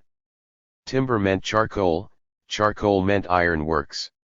Like brandy, charcoal grew out of transport difficulties. In the Ardennes, in the Grande Chartreuse, in Périgord and the Pyrenees whole forests were felled for charcoal, which was made locally and shipped to forges or to cities. Small mines and forges dotted the countryside. In some hamlets of Périgord, everyone had his minel, the presence of ore close to the sandy surface, which could be scratched with a hoe or easily dug up, made for a forge every 2 or 3 miles along the shady valleys. But though wood was abundant, it was consumed at a phenomenal rate. It took some 2,000 pounds of wood to make 1,000 bricks and some 1,600 pounds to produce about 1.3 cubic yards of lime. To cast 200 pounds of iron required 700 pounds of charcoal, or roughly 2 cubic yards of hardwood. One of these forges could produce 150 tons a year, but such an output consumed between 25 and 40 acres of forest. 61. Not very surprisingly, these small charcoal burning enterprises were hearted when improved transport brought coke into a competitive position. The free trade treaties of the Second Empire finished their ruin. In 1859 Haute-Vienne had 42 furnaces, in 1861 only 8 or 10. In the 1830s Dordogne had 37 blast furnaces and 88 iron works. The small Kremps River valley alone was filled with small iron works, their machines powered by the river's waters. By 1864 only 31 of these enterprises were still alive, 33 having shut down. In 1865 an official report showed the fires out in almost all the forges of Dordogne. By 1900 the department had become purely agricultural. An industry based on water power, on the charcoal of local forests, and on shallow iron mines could not compete with better sited works, once coal became accessible. 62. The story was the same in other places. The Privas iron mines entered a decline after 1870. Production fell from 144,000 tons in 1853 to 41,000 tons in 1893 and a mere 3,000 tons in 1910. In Ariège, the last furnaces faded away in the 1870s. They had been decaying for 10 or 20 years like those of Périgord, and for similar reasons. With them there disappeared a whole industrial, political, and social world. In Mainile 5 iron works that employed fewer than 1,000 workers and used local charcoal to smelt local ore mined by 100 or 200 men turned out 2 tons a year right through the Second Empire. The completion of the railroads finished them off at the beginning of the Third Republic, as it did those still holding out in Upper Brittany, as coke took the place of charcoal. 68. The ups and downs of industry that throve in isolation and withered with it are illustrated in the story of the iron works of the Seamouse Valley in the Vosges. They had been numerous as the 19th century opened, using the Seamouse when it was high and stopping work when its flow dried up, trading on the proximity of Franche-Comté and on the needs of the surrounding region, where wire mills prospered at mid-century. In 1859 and 1860 steam engines were installed, including a gigantic machine with a stone chimney nearly 30 meters high. Then, competition from foreign imports and from more malleable puddled irons began to create difficulties, compounded after the Prussian War by the new mild steels of Bessemer and Siemens. The metal refineries gave in. By 1899 only 2 iron works survived, working the mild steels of the big mills of Lorraine, where ore is abundant, coal cheap, and transport easy. 64. That said it all. The nail makers whom we have encountered carrying their iron bars home from market found themselves under suspended sentences as well. Their tools and materials had changed very little since Diderot had described them in 5 pages of l'Encyclopédie. A good man working 18 hours a day for 6 days a week could turn out 24,000 nails a week. Then came machines and, with them, the saying, autum cum déclus, a wondering comment at how much they turned out. Trade outlets shrank to narrow local limits. Nevertheless, where the harsh terrain discouraged competition, in Savoy, Forez, and Bourbonnais, handcrafted nails managed to withstand the offensive of the machine product. Around Oyens, in Isère, nail-making died by 1875. But in the Alps, at Bauges, for example, the last nail forge closed only in 1901, the year when the Annecy-Albertville rail link opened. The Morvandioses nail forge, fed by a dog-turned-wheel, went out about then, too. In Forez it took the First World War to kill the handmade nail in many villages. But every carriage road, like the one that linked Les Prez in Drôme to the outer world in 1872, pressed back the pack mules, permitted heavy materials to come in by road on carts, and changed house-building patterns. Masonry and slate replaced timber and thatch, and standard nails replaced the specially shaped local nails, bent individually to suit each local structure. 65. That was the typical unspectacular process of subversion, not one but several factors ushering in the new and wearing down the old too. In the last 10 or 20 years of the century, small industries based on local materials and on sales to an immediate clientele disappeared, lost importance, or simply stagnated. We find reports of regression coming in from everywhere. In the Limousin forges, paperworks using rags or the straw of rye, hat makers and weavers were all throwing in the sponge. In the Limagne in one community the local pottery, the wool carding shop, and one of the two lime kilns disappeared in the space of a few years. In the Pyrenees the espadrilles industry was slowly being broken by the competition of Toulouse, and local tanneries were helpless when faced with cheaper foreign leathers. In Cantal sabots, coppersmithing, cloth made of local wool, barely dragged along, and even fish nets were now woven by machines. 66 These industries had all been based on poor communications. When communications improved, they could not hold their own. Once this had happened, or while it was happening, the peasants could find nothing to replace them as a source of supplementary income. The part-time earnings that had helped maintain the patriarchal life and its archaic institutions were no longer to be had. The closing off of subsidiary activities encouraged migration to the cities, particularly by the young, left an aging population in the countryside, and led to the abandonment of the poorest lands and then of the less poor ones. On the other hand, this situation reflected the penetration of modern market goods and helped encourage it. One of the most important of these goods was wine, which as we have seen had only a limited market in the countryside during the first half of the 19th century. The railroads changed all that. But it was not just that they opened up new markets for the wine trade. They also permitted wine-producing regions to enter that trade. Until their coming, in Agenais and Armagnac for example, the further a village lay from a river, the more stills it had. Brandied wine was a more compact cargo than the sheer juice of the grape. The production and local consumption of brandy thus related to the access to a waterway, hence the ability to market a product that had to be hauled to the closest port on the Garonne, i.e. 5 leagues away, 3 or 4 days overland by ox cart. In 1830 the freight cost for such a trip was higher than the cost of sending a comparable amount of cargo from the Garonne ports to Paris. By 1862 the Municipal Council of Narbonne rejoiced that the wine that passed through the copper still can now be put on sale since the coming of the railway. The same applied to the wine of regions like Auvergne, where at one time it had been so abundant and so cheap for lack of means of export that it was even used to mix mortar. 67 The wines that benefited most were those of the Midi. By the late 1850s. 7. They were selling in Lyon for a fifth of what they had cost under Louis Philippe, and reaching out for the Paris market. Soon, predicted a railway engineer in 1863, the hogsheads painfully transported in Indian files of little carts pulled by the small oxen of the Tarn Mountains will be carried at little cost by railroad to Cantal and the Limousin. He was right. In the southeast, too, when a new line opened from Grenoble to Valence in 1864, the peasants of Moret gave up their poor local growths for better, cheaper Midi wines, and grew walnuts instead, which they could export profitably over the new rails.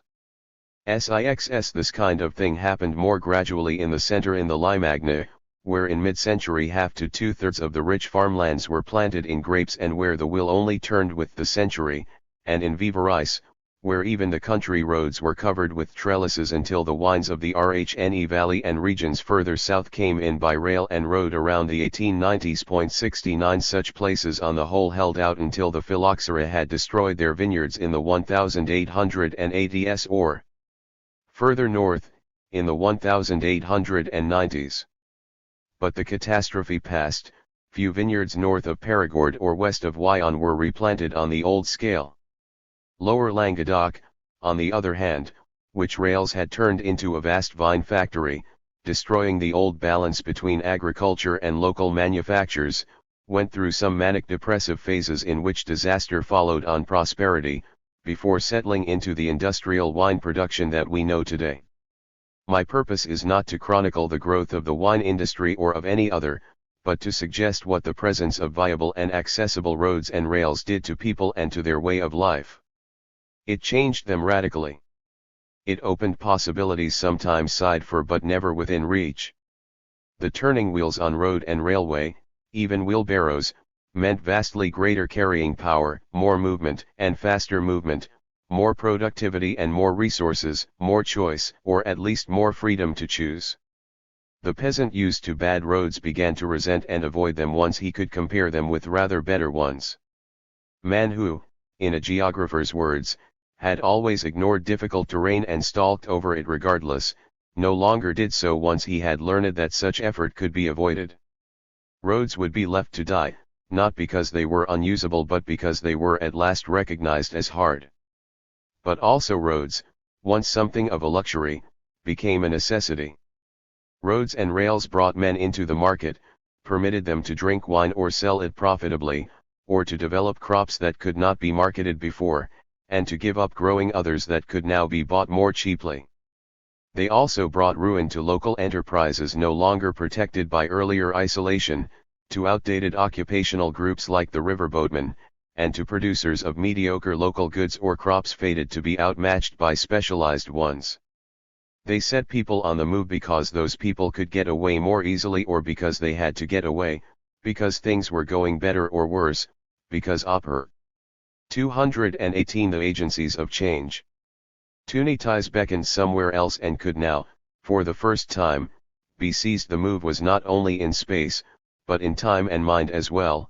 Roads and rails introduced new foods into the diet, new materials in the building of the house, new objects in its interior, new tools in the fields about it, new things to do on holidays, and new kinds of clothes to wear. They offered opportunities for enterprise and hence for social mobility that were not there before.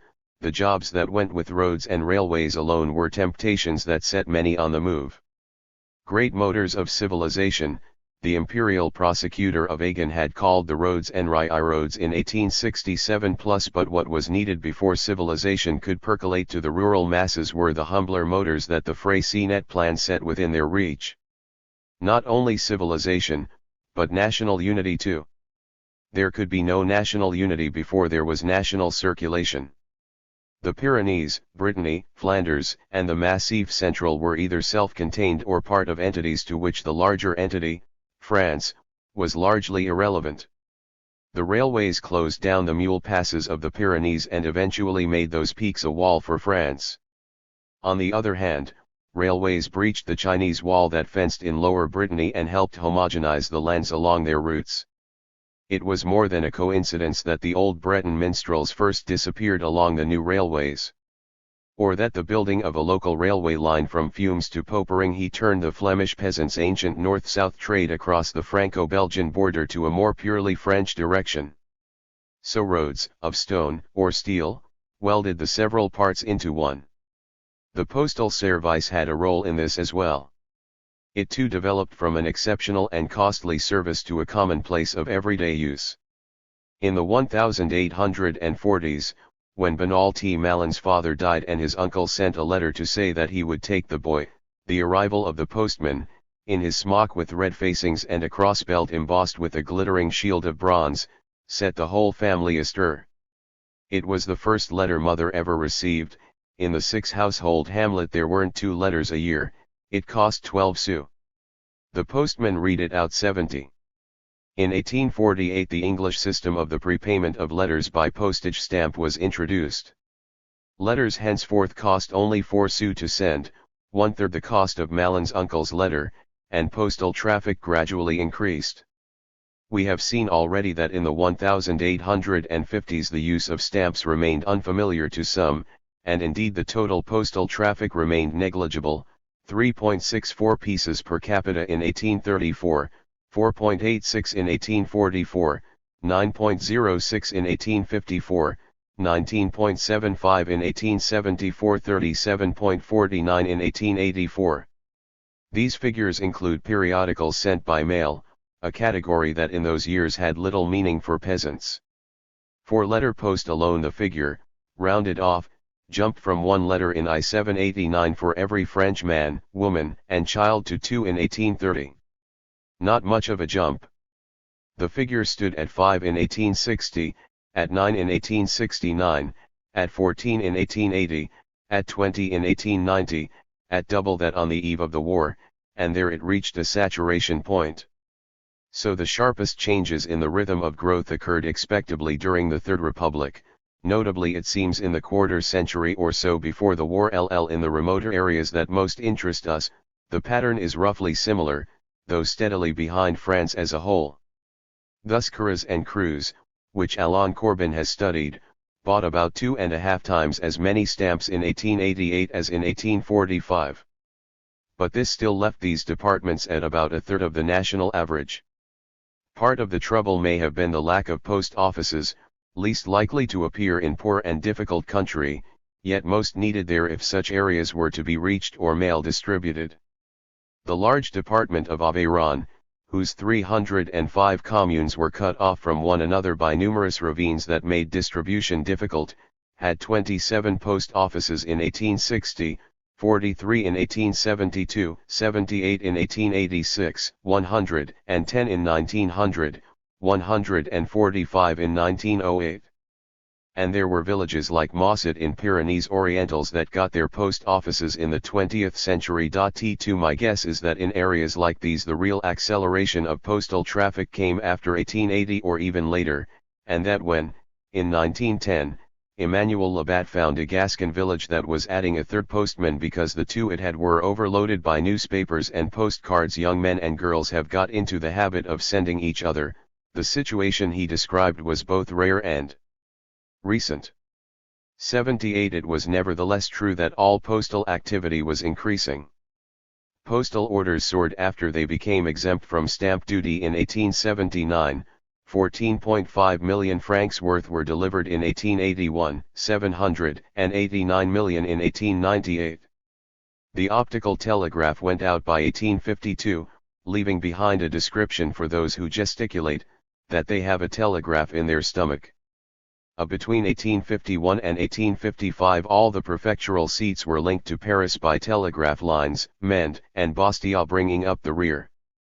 But lesser places were not connected until the 1870s, so that sub-prefects in Tarn and Ariège, for instance, learned how the Italian wars were going by couriers, who were outpaced by ordinary travelers.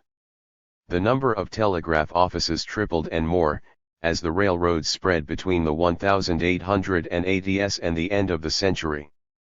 As a result, by 1897 in the fairly typical southwestern department of Tarn, where in 1859 the sole bureau at Albi had handled just 663 telegrams, mostly official messages, the traffic had reached a modern figure, above 140,000. More and more links that helped to persuade people that the land was one. 75. A number of Frenchmen have spoken of roads as having cemented national unity. 76 If this is true, and I think it is, the fallout of the Freycinet plan did more to achieve this than the great highways of monarchy and empire, which cemented no more than an administrative structure. If, as Maurice Bedell would have it, the roads have forged the profound sensibility of France and, above all, its patriotic feelings, then it is in the latter part of the 19th century with macadam and steel rails that these feelings were hammered out. 77 Communications are cumulative. It was Robert Louis Stevenson who persuaded the tribal chiefs of Samoa to cut a road through the wilderness, which later, in his memory, was called the Road of Gratitude. When it was opened in October 1894, a very good date from our point of view, this is what Stevenson said: "Our road is not built to last 1,000 years, yet in a sense it is. When a road is once built, it is a strange thing how it collects traffic, how every year as it goes on, more and more people are found to walk thereon, and others are raised up to repair and perpetuate it, and keep it alive." 78. Chapter 13. Keeping up with yesterday. Before the cherry orchard was sold everybody was worried and upset, but as soon as it was all settled finally and once and for all, everybody calmed down, and felt quite cheerful. In fact. Anton Chekhov. The story of France's entry into the industrial age has generally been told in terms of the numbers of engines moved by steam. As a practical matter, the spread of roads and railroads would be a sounder indicator, for it was they, particularly the local roads and lines of the late century, that created a truly national market in which the wares that the machines turned out could be sold and bought. More, they were crucial in spreading the relative prosperity that sustained that market. Until this happened, or rather until the effects of a wide-reaching communication network made themselves felt, industry for most Frenchmen was home and local. Its representative was the artisan. there were more people engaged in artisanal production than in large-scale industry. This was true in the 1860s, when they outnumbered all those engaged in industry, workers, managers, and proprietors alike, by almost 3 to 1. It remained true 10 years later, when their number was still double that of industrial workers. Statistically, the artisanal enterprises of France consisted of small workshops in which employee and master were practically balanced, about 1 in 1865, about 1.5, 1 in 1876, quite a long way from a modern situation. France was and continued to be a country of men and sometimes women who were their own masters, unpais de patrons.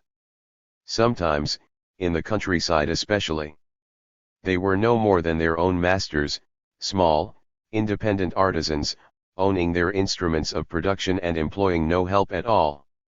It was these men and their skilled helpers, or compagnons, who formed an interested pub life or political debate in towns and cities, and it was their like who both sustained the autarky of the village and helped to carry villagers out of it. More literate than their fellows, better informed and also better able to earn a decent living, the artisans were important carriers, capillary vessels through which the national interest and national culture reached into the rural world. Too, the police knew this. They had seen blacksmiths, shoemakers, hostelers, and tavern keepers furnish a fair share of the opponents to the various ruling regimes. At the same time, the very existence of a rural artisanate was evidence of and support for self-sufficiency, however relative. The more numerous the rural artisans, the less thorough the national economic integration, hence the less concern with national politics, which, acted out in an urban world, had little obvious relation to self-contained rural life. The less the impact of national politics, the less chance there would be of organized opposition to urban interests and, hence, to the government. The role of the rural artisan was thus highly ambiguous. His presence helped keep his community apart from the national traffic. But it also helped clarify, that is, teach the community how it was linked to the nation, slowly developing the formulas of political, that is adversary, relationships. An adversary relationship in politics requires the existence of a perceived connection, like that between capital and labor in industry. There, interdependence soon created tensions whose very acuteness testifies that the degree of integration was advanced. At the rural level, this sort of friction, with all its integrative undertones, did not develop until around the First World War, contemporary with a significant decline in the use and numbers of artisans. By then, their job was done. We shall attend to the political evolution before very long. My purpose now is to see the artisans at work in their rural setting, and to trace how their functions shrank as modern market goods replaced what they turned out. Artisans were numerous in traditional society. In 1836, by Henry Palch's count, Gers had 18,833 artisans in a population of 312,882.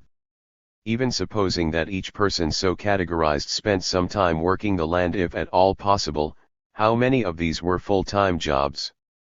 Presumably, the categorization is based on the person's principal source of income.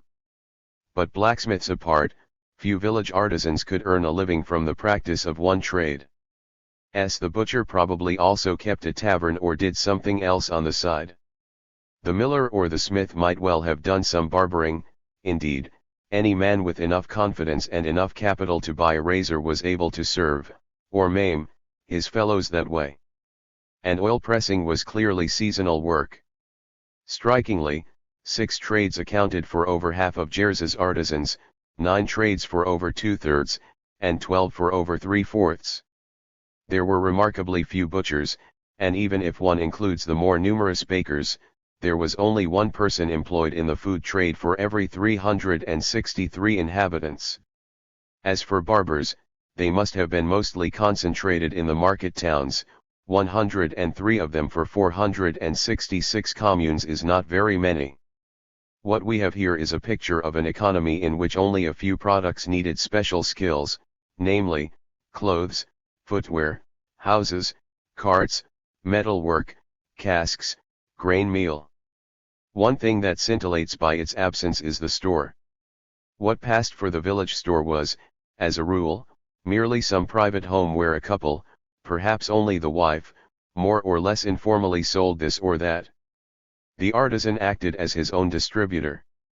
But he went in for trade, too, and most often this was selling refreshments, like Thomas Rouge, a cartwright and coffee housekeeper at Sirat who was denounced in 1861 for speaking disrespectfully of the emperor, or Edouard Lejeune, a cabinet maker from Neerlon who set himself up to sell drink. For in trade an artisan could hope for greater gain, whether he sold just his own products or dealt in those of others as well. For trade was associated with gain that somehow went beyond the price charged for work done, and making money was an unusual skill, at once admired and resented. In the patois of Franche-Comté, the term commerce is used to describe complicated affairs, even disorder, and intricate confusion. And one presumes that the widespread association of trade with exceptional knowledge, ability, and intelligence was based on fact. Sayings reflected this general prejudice, along with the peasant's resentment of the seller's superior shrewdness. A trader and a pig, you only know their worth when they are dead. 100 millers, 100 weavers, 100 tailors make 300 thieves. 7 tailors, 7 shoemakers, 7 millers, and 7 students make 21 thieves and 7 gluttons. Yet such men, though suspect because they took advantage or were supposed to do so, were also envied. They were men of affairs, they had a calling and a station. Girls preferred them. In lawyer they were highly regarded.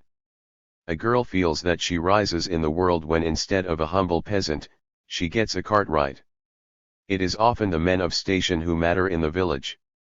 They have the time to read the paper, and they know every new arrival in the place. 6. As economic activity increased, more roads, more trade, more circulation, more consumption, and peasants found less time for making some of the things they used to make at home, the local artisans seemed to benefit. The number of artisans began to grow, and so did the number of shopkeepers. At Mézières and Gâtine, the bare minimum of artisans grew between 1841 and 1881, by which time the single saboteur had proliferated to 2, supplemented by a shoemaker who also played the fiddle at village dances, proved that more people used more footwear, and even shoes.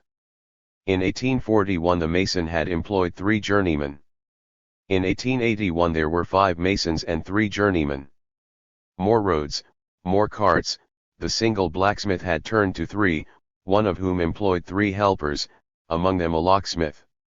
Cartwrights and a harness maker appeared in 1886, so did 3 carpenters, indicating that household furnishings began to receive attention. There was more money to spend. 6 coffee houses or inns now thrived where at mid-century there had been but 2.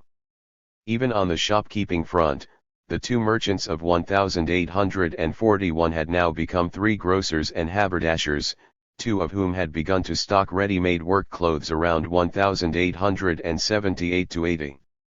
Even the labor costs of time seem finally to have become a common consideration, so that old Raggett, in Niever, and her like began to realize it was not worth knitting woolen stockings, because wool cost 30 sous and the same pair bought in a store only 39.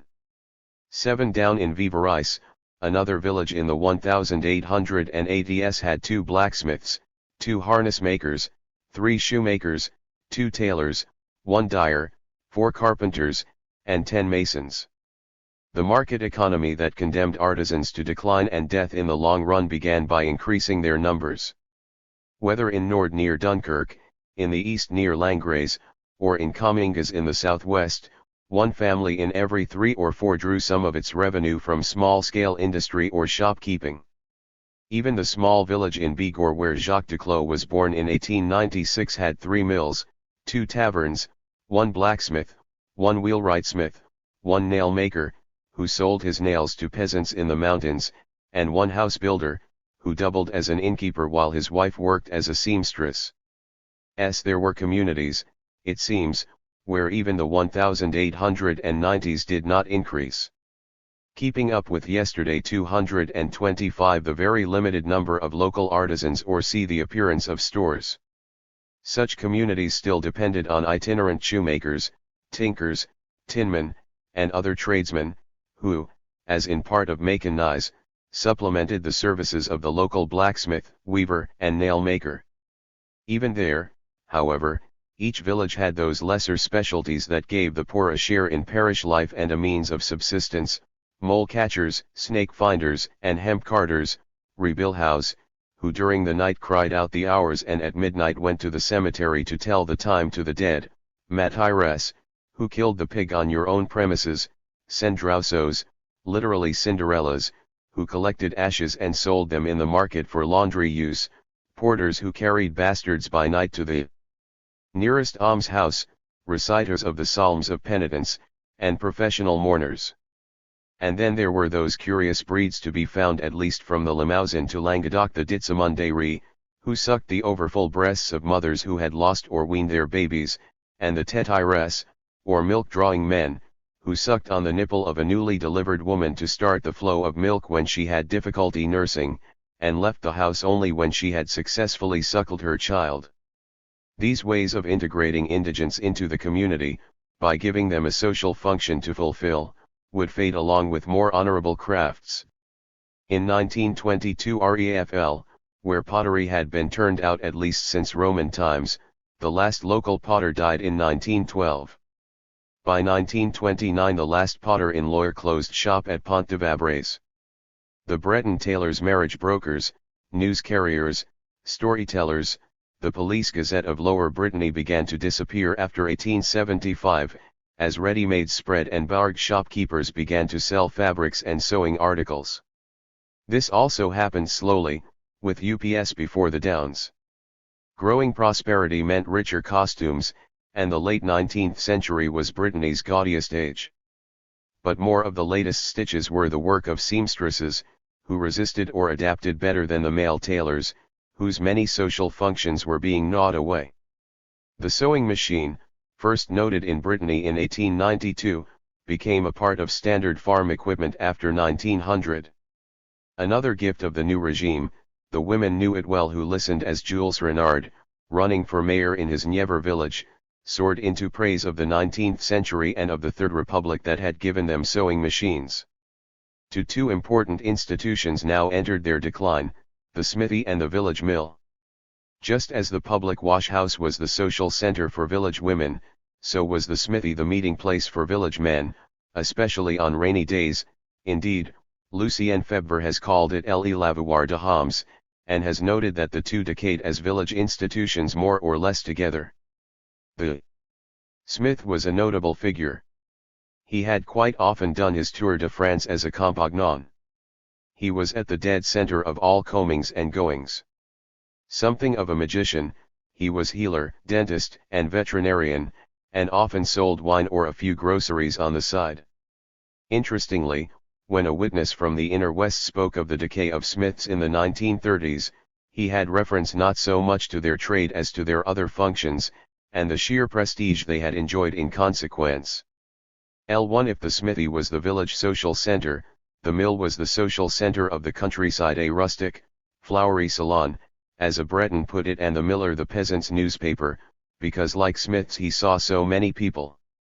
In wine country, people would gather at the mill even when they had no business, to chat at the barrel's end as they sipped the year's wine, dropping in to learn how their neighbors' crops fared, to ask the hour of a train, or simply to hear the latest gossip. There and elsewhere, the miller's wife kept a kind of cafe and restaurant for her clients, and the son might do some barbering on the side. 12 windmills first, then water mills would die out gradually, leaving the country scattered with picturesque homes for summer visitors indifferent to mosquitoes. Sabots too were condemned to become tourist souvenirs. When shoes were a luxury, villagers lived in sabots, that is, when they wore them. A youth got his first pair at First Communion. The importance of sabots in everyday routine is reflected in proverbs and locutions. Sabot and strap go together, so do old sabots and embers.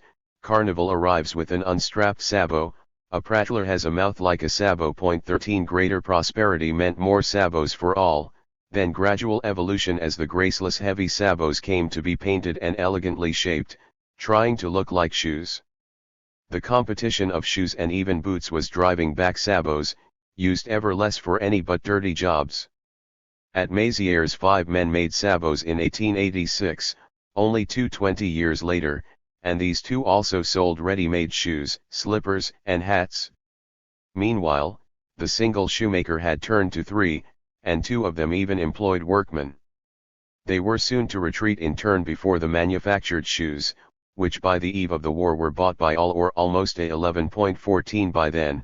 Shops had gone far from their timid beginnings. Between 1836 and 1936 the proportion of shopkeepers in the total population in 3 rural cantons of Picardy doubled, which is not very much, but most of the change took place after mid-century and before the war. 62 inhabitants in 1836, 42 in 1872, 37 in 1911, 34 in 1936. The greatest increase was in the food trade. The ratio of grocers, butchers, and bakers was 138 in 1836, 73 in J872, 53 in 1911, 51 in 1936. It is clear that by 191 the great change was over. There was little left to alter in the following years. In Vendée, too, the money economy was altering the lifestyle. The Bald reported a dry goods dealer in Mézières in 1896, 1, then 2, hardware stores after 1898, in 1902 even a milliner. But, as in Picardy, the greatest change came in the food trades. 227. The town had 1 baker in 1886, 5 in 1906. The local railroad station, which received 9.4 tons of grocery and foodstuff shipments in 1885, had 99.9 tons in 1890 and ISO tons in 1900.15. The shops were selling crockery first only for holidays and Sundays, then for everyday use and tableware, so that by 1900 in many Mézières houses people began to use table knives and even to change plates for separate courses. The shops also sold wine, at first an exceptional luxury, like coffee, sugar, chocolate, and macaroni. They sold umbrellas, once evidence of solid comfort, which were now the right of all and were even a feature of some public demonstrations. They sold tobacco for a long time in the form of snuff, a luxury incorporated into the matrimonial rites of our countryside, where brides-to-be came to expect the gift of a silver snuff box. This suggests that, like all market goods, tobacco was rare. As late as 1893 it was still a recent custom in Caetes du Nord to sacrifice a few packages of tobacco in laying the foundation stone of a farmhouse. Joseph Cressot remembered very little smoking in his village of Haute-Marne in the 1880s. Who would be so crazy as to turn Sioux into smoke? The Upper Breton peasants called a free pinch of snuff tobacco diet fool's tobacco. It was the soldiers who, after 7 or 5 or 3 years of service, returned to their villages won over to the rolled cigarette. Cressot's father, a 20-year-old recruit in 1870, lit his first cigarette as a counter to typhus and went on smoking for the remainder of his life. The War of 1870, which brought a far greater number of men into the ranks than ever stood regular duty before or after until 1889, must have been important in spreading the smoking habit. 16 and indeed caporal, sold in army canteens, soon became a synonym for tobacco itself. Above all, perhaps, the shop sold clothes, and more people bought them. Jules Michelet has celebrated the Calico Revolution, when cheap cotton prints permitted working-class women to shift from drab, dark garments worn for 10 years or more to a dress of flowers. This sort of thing took time to percolate down to the rural level, where poverty, local materials, and local craftsmen favored old modes of dress.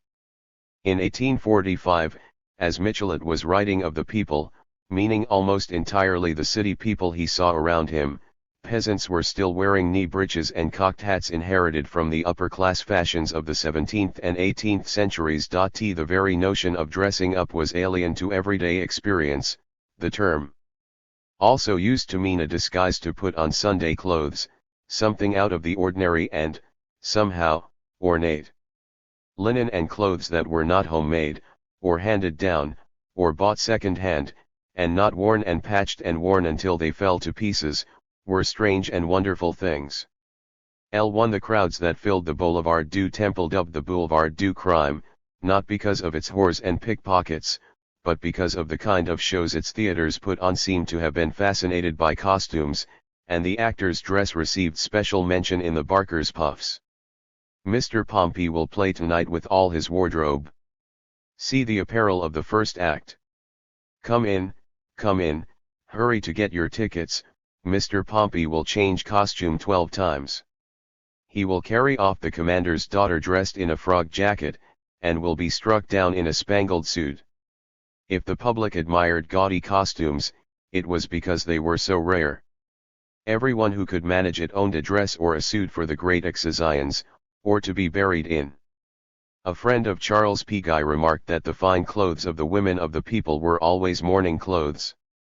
Ls he might better have added, or their wedding dresses. Urban influence is most clearly seen in the evolution of women's wedding dress. For a long time, girls got married in bright-colored dresses, the colors sometimes being set by local custom: green, color of hope, trimmed with silver in Bresse and Languedoc; blue adorned with stars, color of the Virgin, or, as in the Morvan, any vivid color.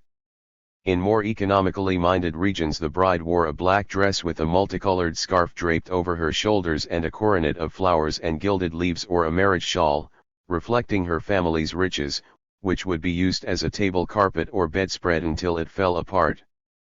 L9 White dresses and white veils came in from the cities. The veils arrived first, since they were relatively cheap and could be worn conveniently with any dress. White wedding gowns, impossible to make out of local stuffs and more ostensible marks of conspicuous consumption than other ceremonial garb, took their time, as a thorough survey carried out in the northwest corner of Loire, in the area around Rouen, shows. White dresses are mentioned first in 1890, at Saint-Germain-l'Espinasse, an important crossroad on the main road from Rouen to Moulins. But at Saint-Forges-l'Espinasse, a little way off, the first white dress did not appear until 5 years later, and the fashion was only generalized there after the First World War. At Villirest, beside the Loire, not far from Rouen, many girls had worn white since 1900. But at Sailles-les-Bains, an isolated village in the far northwest, white was very rare in 1899. The same is true at Saint-Hon and at Saint-Alban, on the edge of the Allier forests, where white was said to have appeared mostly since the war, and to have been little known before the war, when Bismarck brown had been very popular. Dark, serviceable colors, blue or black, as at Mably, quite near Rouen but rather isolated, where families sometimes splurged on a white. 229. Veil for their daughters, but never oil a dress until after 1914, and notably after 1922, when white gowns, which could now be bought ready-made, became the norm, or at Villirest, where until 1890 to 1900 the dresses were of black cashmere or satin and could later be worn on all appropriate occasions: marriages, communions, processions, and into one's own grave. 20. Presumably the first step in the change was ready money, the second ready-mades. Yet even in distant Aveyron, by one account, the countryside had been invaded by ready-made clothing in the 1880s, and we hear that by 1909 a milliner could do quite well in a modest village, and that, at least on Sundays, the young country girl dressed like her working sisters of the cities: feathered hat, corset, bright-colored dress, frilly underpants, black hose, yellow boots, and parasol. Peasants were beginning to look like everybody else. 21. We know that for a long time they had looked different even from each other.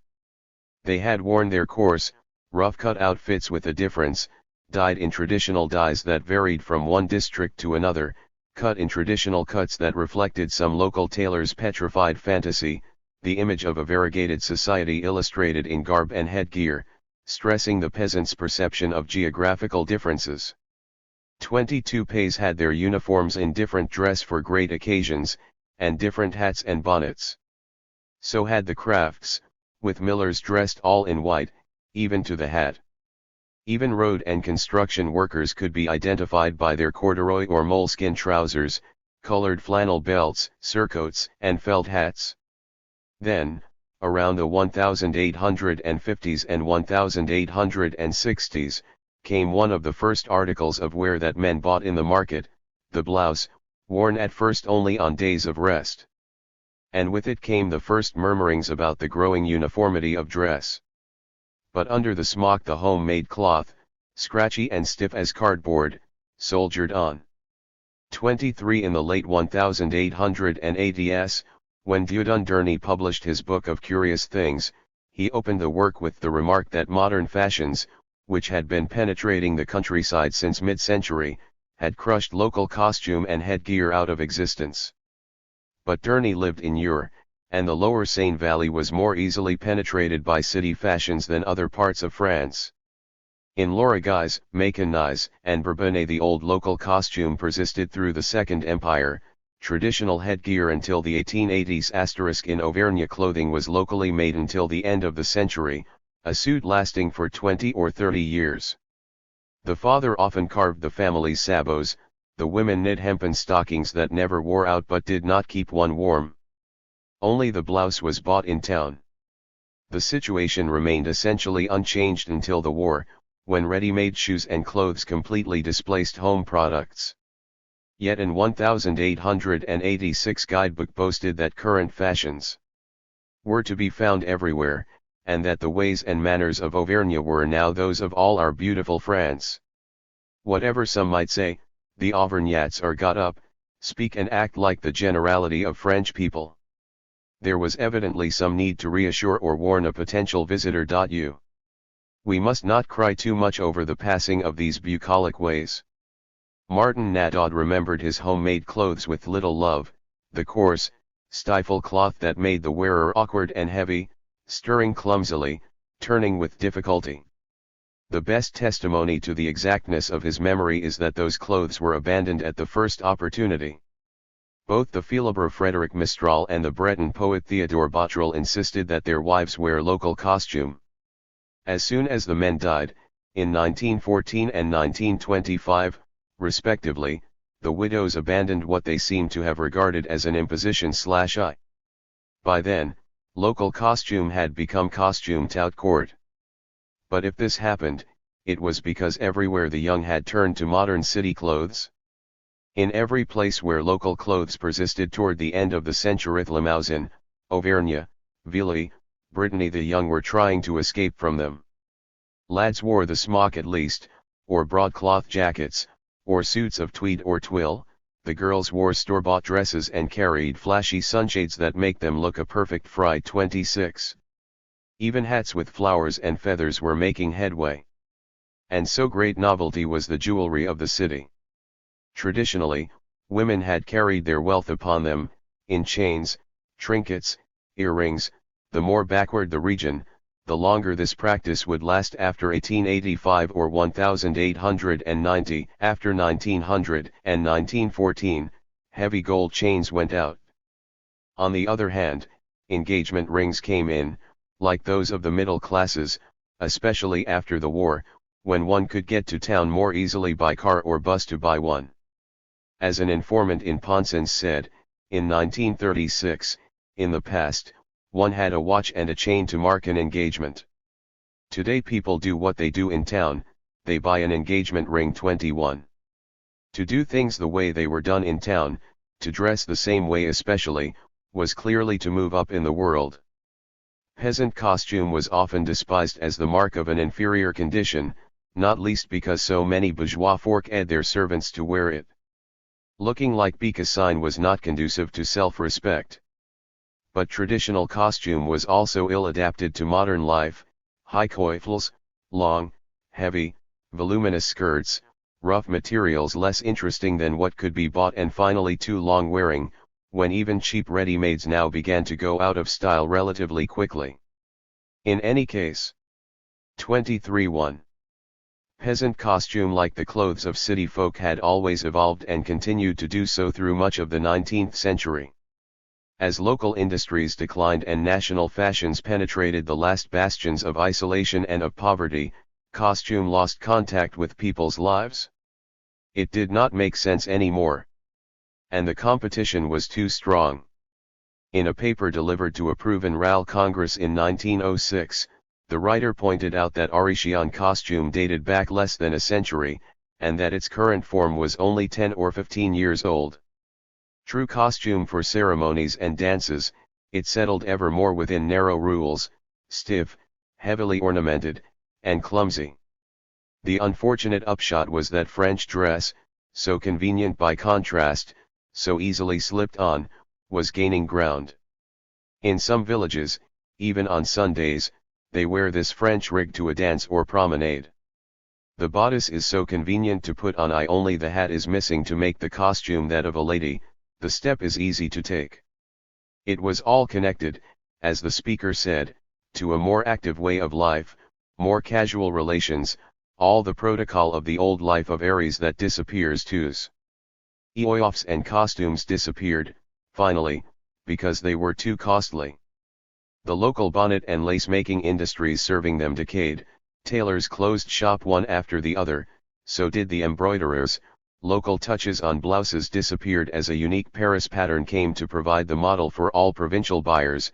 Sabots, especially the luxury sort, went out, as did the locally made leather shoes that came in their wake, unwanted now that manufactured Paris wear could be obtained. A fair-minded observer remarked that the changes made dress more banal, no doubt, but also pleasanter, lighter, often stylish. This is worth remembering when expressing regret at the disappearance of traditional costumes. 29.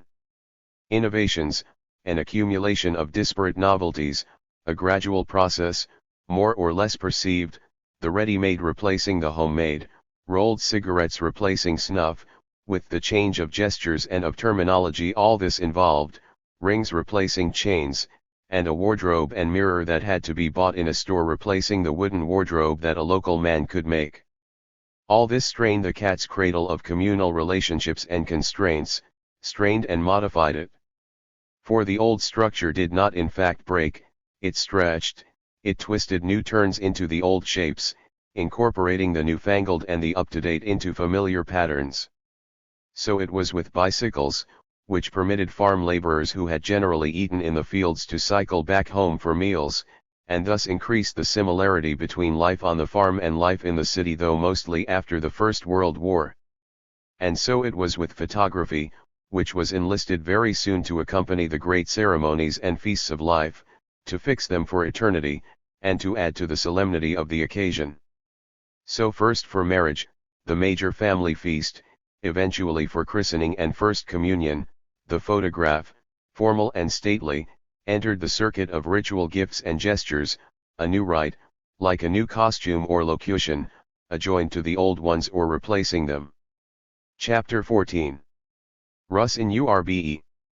I shall say nothing just now of the peasantry because they live in a world of their own, with its own uses and traditions, which must be studied separately. Poji Hamerton. It wasn't the countryside, there were houses, it wasn't a city, the streets had ruts like turnpikes and the grass grew upon them, it wasn't a village, the houses were too high. Victor Hugo's description of the Faubourg Saint-Marcel, valid for the July monarchy, could easily apply to many a country town one generation later and even to country and town interpenetrated in small, sleepy centers like Cyrilly, Millau, Briot and Issingeaux, Flory and Marvgels, St. Flour. Such towns, which acted as tiny capitals for perhaps half a dozen communes, were sleeping not quite beauties periodically awakened when the brief bustle of the weekly market or seasonal fair broke their quiet. Yet it was through these towns that the national culture and the changes it suggested were transmitted to the surrounding countryside. Laboratories, Adolphe Blanqui called them, where the enterprising spirit of the bourgeoisie prepares the experiments from which the country people benefit. When Blanqui wrote, and for a long time after, these little country centers were really closer to rural than to city standards. Large bargs or villages in most respects, they struck city folk as primitive, dreary places, gloomy and isolated like Parthenay in 1882, from which all intellectual life was banished, or like Vic-ie-Comte, dragging along in anachronistic unpicturesqueness in 1903. In 1904 Ment, capital of Wild Gavaden, was a gloomy and sinister place of exile for the teachers, officers and civil servants who were forced to live there. The numbers of such rusticated exiles were sometimes remarkably large in Ment proper. For example, they and their families accounted for 1,234 of the 5,261 residents, and where this was so, the trade and life of the town turned around their activities. There were a great many towns like Tournon, population 5,000, which lives only by its sub-prefecture, its tribunal, and the strangers. Rus in urbi. 233. That the two attract. Take them away and you reduce half the population to misery too. The presence of a community of strangers in little towns like these, unrelated to their normal life, created something very much like a colonial situation. Taine had sensed this when, in 1864, he had described the provinces as being under the trusteeship of Paris, which civilized them from afar by sending them its commercial travelers, its civil servants, and its garrisons. The situation had changed little 20 years later. Arduin Dumazet, the professional traveler, noted that the town of Belluc, without its garrison and functionaries, would not be very much. It had little industry, merely a bellows factory and a tannery, but at the marketplace the peasant women stand in 2 rows by their meager wares, a cheese, a few cherries, strawberries, a rabbit, or a chicken. Between them come and go the ladies, civil servants' wives followed by a maid, officers' wives accompanied by the orderly 3. Here is the typical colonial marketplace with its pitifully small heaps of produce, its endlessly patient sellers, making tiny but significant profits from catering to Creoles or to colonists. Where towns were not islands for marooned representatives of the central power, they were dependent extensions of the countryside. By and large, living conditions in such towns were remarkably similar to those on the farm, the more so since a good proportion of their inhabitants were often actively engaged in agricultural occupations. Many doctors and travelers spoke feelingly about the lack of sewers in these farming towns, the utterly filthy streets, alleys, and courts, all used as public sumps, which made walking dangerous at all times, heroic after dark. There was the primitive habit of relieving oneself in the street, the only resort when most homes lacked any kind of cesspool. And there were the ubiquitous domestic animals: horses, oxen, chickens, ducks, geese, and man's best friend, the pig, worsening the muck and smells. In 1851 there were 185 pigs in the town of Flory, about 1 for every 10 inhabitants, and almost as many pigsties, attached of course to the homes. As Dr. Alaz noted at Pamiers in 1866, the general mess was much increased by the blood and offal of pigs slaughtered at home. But despite a good few complaints from sanitary councils, the stubborn inertia of the pigs' owners probably held out there through the 1890s, as it did at Privas and Toul. It was difficult, as the doctor himself remarked, to ask that people cease to raise pigs, geese, ducks, etc. in their homes. Too many families lived off them. For there was another consideration: in areas like Provence, poor soil, relatively few animal droppings, and lack of means to buy artificial fertilizer made manure precious. Town and village streets were strewn with branches and leaves of aromatic plants carried down from the mountains and left to rot in the streets and alleys, mixed with whatever contributions men or animals made. So there were permanent dung heaps in every street and alley, along with the rats that thrived in such singularly favorable conditions. A century-long battle of municipal and sanitary authorities to change the state of things had tough going against the opposition of the little man with no other source of manure for his patch of land, not even a privy. It was a long time before the sewage legislation of 1894 made an impact. But the removal of the family dung heap, together with the disappearance of the family hog, would radically alter the landscape of rural towns. 5. Meanwhile, other important steps had been taken to alter the face of small and middling towns, where the pulling down of picturesque houses and streets that we regret today came as emancipation. Age withered, years condemned. Old towns were ugly and grimy. Exceptions to this rule called for special comment. Peasants is quite handsome, despite its age, marveled one officer. Despite its antiquity, Dax is a pretty town, reflected another. And Privas would have been quite pretty but for the irregularities and the barbarian architecture of squares and houses that recalled feudal times too much for the modern eye. 6. By 1876 an architect pronounced Privas livable enough, provided one stayed beyond the new boulevards built outside the old center. Some towns, like Orleans, cleared new streets in the center itself, as Paris was doing. In most the surrounding walls were torn down and replaced by broad boulevards to give the city air and free it from the constrictions of a hemmed-in past, conservatism and narrowness of spirit as well as physical space. There was no voice of consequence that did not welcome the destruction of dark twisting lanes to let in air and light, the raising of ramparts to make way for magnificent promenades, the leveling of damp, ramshackle, unhealthy buildings to permit the building of elegant new ones, better for health and comfort.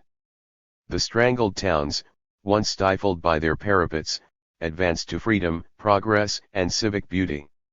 A newspaper in Var voiced the general pride and sense that new streets and buildings were not only superior to the old ones, but more beautiful, besides. If our fathers, so proud of their strangled, tortuous streets, their tiny squares, with their banal fountains, their heavy cloaks of stone, came back to life, imagine their amazement to see spacious avenues, princely residences, charming homes, open to sun and light, squares and walks shaded like lordly parks, pleasing gardens that would do the most opulent squire proud one. By the end of the century there was even artificial light. And if a city employee went around to put out the flickering gas lights at 2 p.m. or so, when honest people had long been in bed, and if as in Laval in 1902 only one street, Russ in Irby 235 lamp in 4 was lit on nights when the almanac predicted moonlight, 8 at least these marvels of modernity softened the hold of darkness, moderated the grip of interminable winter evenings, and burned like promises of a new world in store. Cynosure of surrounding villages, the little town tended to be deadly dull. Boredom, ennui seems to have been the chief pastime of the small-town bourgeoisie. Many people in traditional societies may well have spent most of their leisure time being bored. But like all those who worked for a living, they had few leisure hours to fill. Those who did not work were largely concentrated in small towns, and there we find ennui practically a way of life. Parisians banished to the provinces bear eloquent testimony to this. We hear the same bitter complaint from workers, from teachers, from noblemen forced to take up residence to tend to business, and from officials who despaired of finding anything to say in their reports. In a district like this, apologized the sub-prefect of Siret, there is very rarely an incident of any importance, and I ask myself with real uneasiness what I might possibly find of interest to report next week. 9. There were cards and pipes. There were ritual promenades. There was the occasional titillating trial, a sure draw to which the public could flock in such numbers as to make the floor collapse, as in Vic Fezensac in 1874. There was the railway station, where idle strollers met to stand and watch the trains pass by. Arduin Dumazet arrives at Saint Foy Grande, on the Dordogne, one Sunday afternoon. The year is 1901 or 1902. Around the station a great crowd. They have come, he explains, voir passer les trains should it have been le train, occupation régulière et dominicale de tant d'habitants de petite ville lo. There was the occasional burial, un bel enterrement was never scorned. And sometimes a hall where travelling actors could put on a show. The censors kept a vigilant eye on such troops through the July Monarchy and the Second Empire, but small towns saw less and less of them after mid-century. Then, in the 1860s one begins to hear of cafés concerts, cafés chant ants, alcazars, casinos, ever more numerous, patronized not only by the habitually idle, but by working-class families, attracted by the moderate price of a consummation for which one got to hear an orchestra, singers, perhaps be treated to a pantomime. By the 1870s, the least little town has one, reported a traveler through the Midi. There was, of course, gossip. And what gossip, mesquinery, taquinerie, bassesse, reported one vogue to another in 1881. C'est l'envahissement. La médiocrité ignorante et parisius, s adjutant sur le théâtre rétréci du canton au du département, triste spectacle L2. Above all, there was the club and café. Somnolence, lethargy, idleness, reported the police superintendent of a small town in Ardèche in 1863, a backward civilization, an apathetic spirit, a population that never looked beyond the parish pump. 3/4 of our fellow citizens spent their life in the café. Cafés were less for drinking than for sitting in, and for looking out of. There were cafés for different cliques and political groups, but there was always one main café where public opinion was made and whence it spread abroad, where the local paper might be written, where one could exchange all of the gossip and news of a small realm ruled by the idle, bored, and curious habitual customers. Interestingly, at Dragonese in Var the supremacy of the chief café began to wane with the Second Empire and the 1870s, their eminence killed by the spread of an affluence until that time restricted to a few. Now, the historian Frederick Meyer wrote in the 1890s, the idle are everywhere and nowhere. The former idlers were impoverished, idleness itself too diffused to prove one's eminence, and the bourgeoisie has given place to merchants, with their altogether different tone. 13 So by the 1890s the bourgeois class, if we may use the term, was seen as differentiated.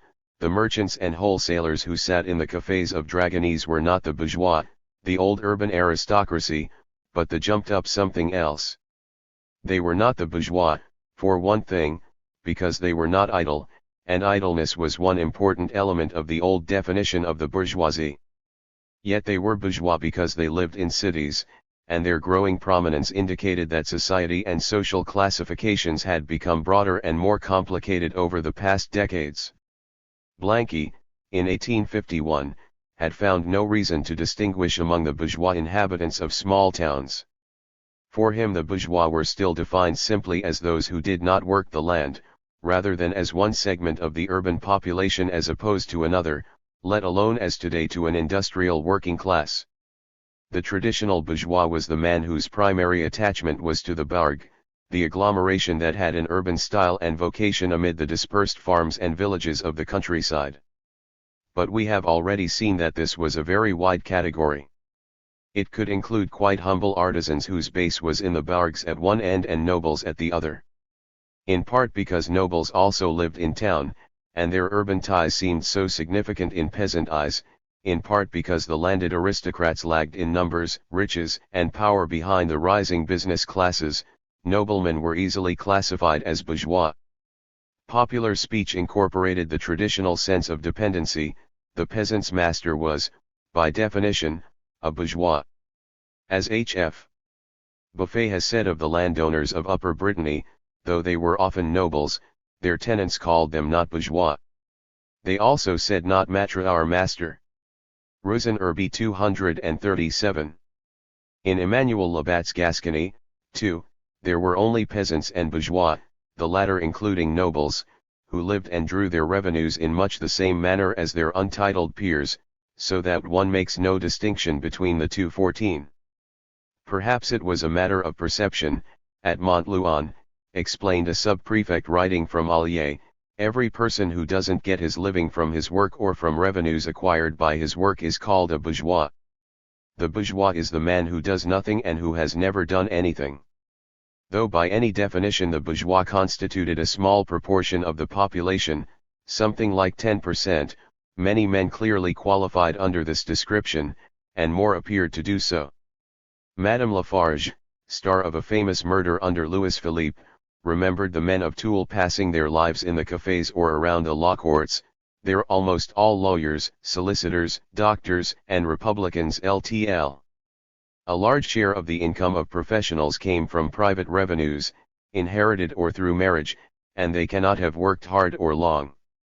Many positions, like that of Maurice Barr's father at Charmes, were in any case nominal, providing a function or title in keeping with a man's social position, while making few demands on his energy or time. But there were also those who lived on rents alone, whether from stocks, bonds, loans, or the renting of land, more than 6% of the population. Such rentiers were especially numerous in smaller country towns. According to the 1872 census, some 10% of the males in Cahors lived exclusively from private revenues. So did more than 8% of the men in and around Rennes, in 1874, and another 20% had some such income, which was supplemented by professional activities. But in a really small town, like Fleury in Lozera, where in 1851 almost exactly 10% of the inhabitants belonged to the bourgeoisie, 17 of the 100 heads of bourgeois families gave their profession as rentier or as living from the revenue of their property. Together with the town's 5 pensioners, we thus find an important proportion of men with time on their hands. The influence of such men while they lasted and the effects of their disappearance as a significant force in the small towns have never received adequate notice. And this in spite of Henry Febvre's perceptive remark that between 1880 and 1940 he had seen, as all men of his age could see with their own eyes, the downfall of the man who does nothing, the man who does not work. 16. As long as they lasted and as long as the way of life that they represented lasted, people like these must have been at the very center of small town life. Their means were limited, but their time was not. They could afford a good deal of it for desultory talk. If they were not all Republicans, as Madame Lafarge would have it, they were at any rate politicized, for politics local and national furnished matters for concern and debate where there were relatively few other matters to consider. In any case, they were brought up to it. A bourgeois son was raised on classical studies. The ideals these taught him, however vague they were, accorded with the pursuits available to him and intensified their effect, to oversee the administration of an estate, to fill some public charge that would not prove too time-consuming, to make an occasional appearance on the forum, and to reserve plenty of hours for the pleasures of the spirit and of friendship were worthy of the teachings of the Roman texts. 17 Roman or not, this bourgeoisie was rural. Often it lived on an estate or within visiting range of it.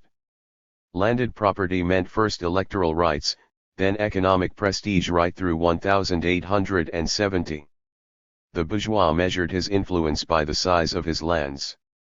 Even when an office, a profession, or a trade required him to settle in town, the land remained close and he stayed close to it because that was the true source of his fortunes, hence of his influence and status. 18 Needless to say, not all bourgeois did nothing. And clearly bourgeois was a confusing term that conceals even more differences than it reveals. According to Émile Guillaumin, in the first 20 years of the Republic, the population of Cyrillie fell into 4 major groups: great landed families, aloof from all the other groups and anchored firmly in their caste, a more accessible lot including doctors, pharmacists, notaries, the richest merchants, and a few civil servants, a third group composed of businessmen, stewards, and other estate agents, and the prosperous farmers who ensured the liaison with the fourth group, the little people. Small shopkeepers and artisans. It was chiefly the last group who emphasized the town-country opposition, wearing suit jackets and putting on the dog to mark themselves off from the peasants in blue smocks, whose speech was harsh, uncouth, and patoisant. Yet it must have been the same men, closest to the peasants whom they despised and who resented and envied them in turn, who were the great carriers of the ways and manners that they themselves tried so hard to ape. This is where the term bourgeois can easily betray us. Where the bourgeoisie ended and the people or little people began depends entirely on the point of view. For most officials, after Guillaumin's second group. For the lower orders, somewhere in the fourth. Where the line is drawn does not really matter much, as long as we remember how flexible the term bourgeois was and that the label did matter to people at the time, who made fairly refined distinctions. Peasants were very much aware of what the Dauphinois Barnave had once denounced as importance, and this at all levels. Thus, the Beaujolais description of social mobility, the father had straw in his sabots, the son puts hay in his boots. Mistral, who belonged to the boot-shod sort, tells us that in his family of very prosperous farmers the parents became obsequious before messieurs who did not speak like them, and that his father, who normally called his wife the mistress, called her mamouille in front of his social superiors. What mattered even more was that one could quite easily move from one class to the other, then rise from shabby to less shabby bourgeoisie. And that the social hierarchy of the little towns was so structured that those who moved up a step remained close to each other and to those behind. 20. This was yet another aspect of the bourgeoisie, on the one hand, idleness and the time to talk to others, on the other, activity and the opportunity to influence others, not only by argument but by example. 2. It is a point that the sub-prefect of Aubusson in Cruz expressed well in 1853, when he explained that the bourgeoisie of his area was new, its popular roots still very much in evidence. It is still the people, but richer and better schooled. Its intelligence and activity are remarkable, its pride and ambition immeasurable. A bourgeoisie like this holds the people in its hand as I do my pen at this moment. It does their business, lends them money, flatters them by innumerable family connections. Here was the aspiring bourgeois, pushing out the old. Costs and wages were rising, crop prices were not, because railroads prevented shortages by carrying grain all over the country. Yet land hunger kept land prices up. By the end of the Second Empire land fetched such high prices that even with the best management it paid no more than 2 or 3%, whereas safe bonds or stocks could bring returns of 5% or more. By the turn of the century, the landed estate had become a burden, the shortage of hands had cut its income further and the prestige of the rural bourgeois, whose sphere of action shrank with their revenues, was singularly diminished.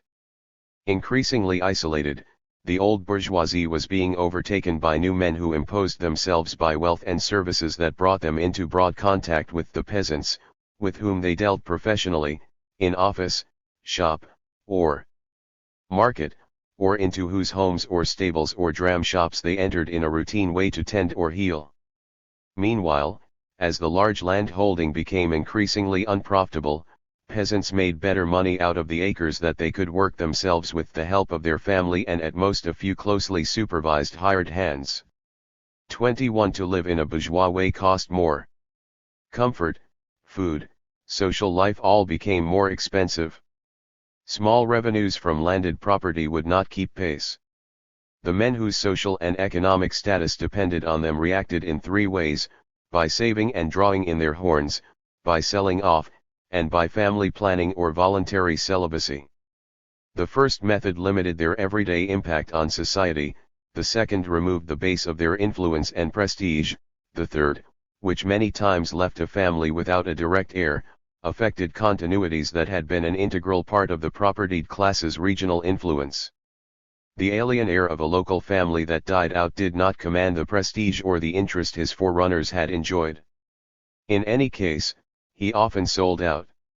Nowhere were all these developments clearer than in the Southwest, where after the 1860s large estates began giving way to smaller holdings, land passing to peasant farmers who could save more because they used the family labor force, hence did not have to worry much about high salaries, who worked the land harder than the hired hands of the large domains had ever done, and who diversified their farming and so were less affected by the fluctuations of grain prices.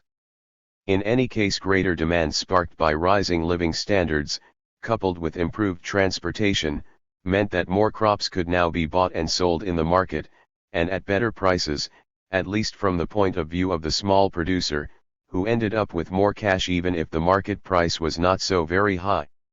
More money meant more land, but also bigger, better built houses, better diet, better dress, and better tools to turn out more produce. It also meant better education for the peasant through broader social contacts, for his children through the school. Better able to learn the lessons that the rural bourgeoisie had to teach, the peasant tended in due course to take over their functions.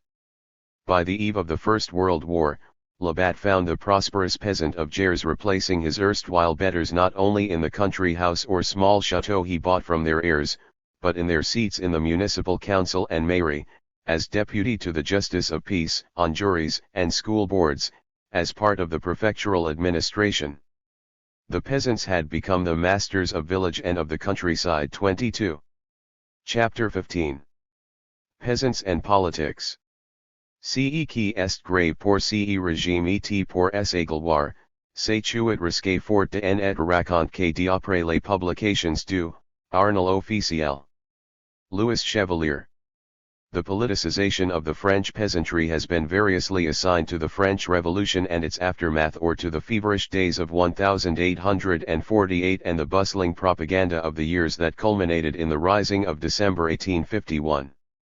Maurice Agulhon has written a seminal work showing how the rural and small-town population of up-country Var awoke to national politics, how the politics of the bourgeoisie became the politics of the peasants, and Philippe Vigier has traced similar developments a little to the north, in the Alpine regions.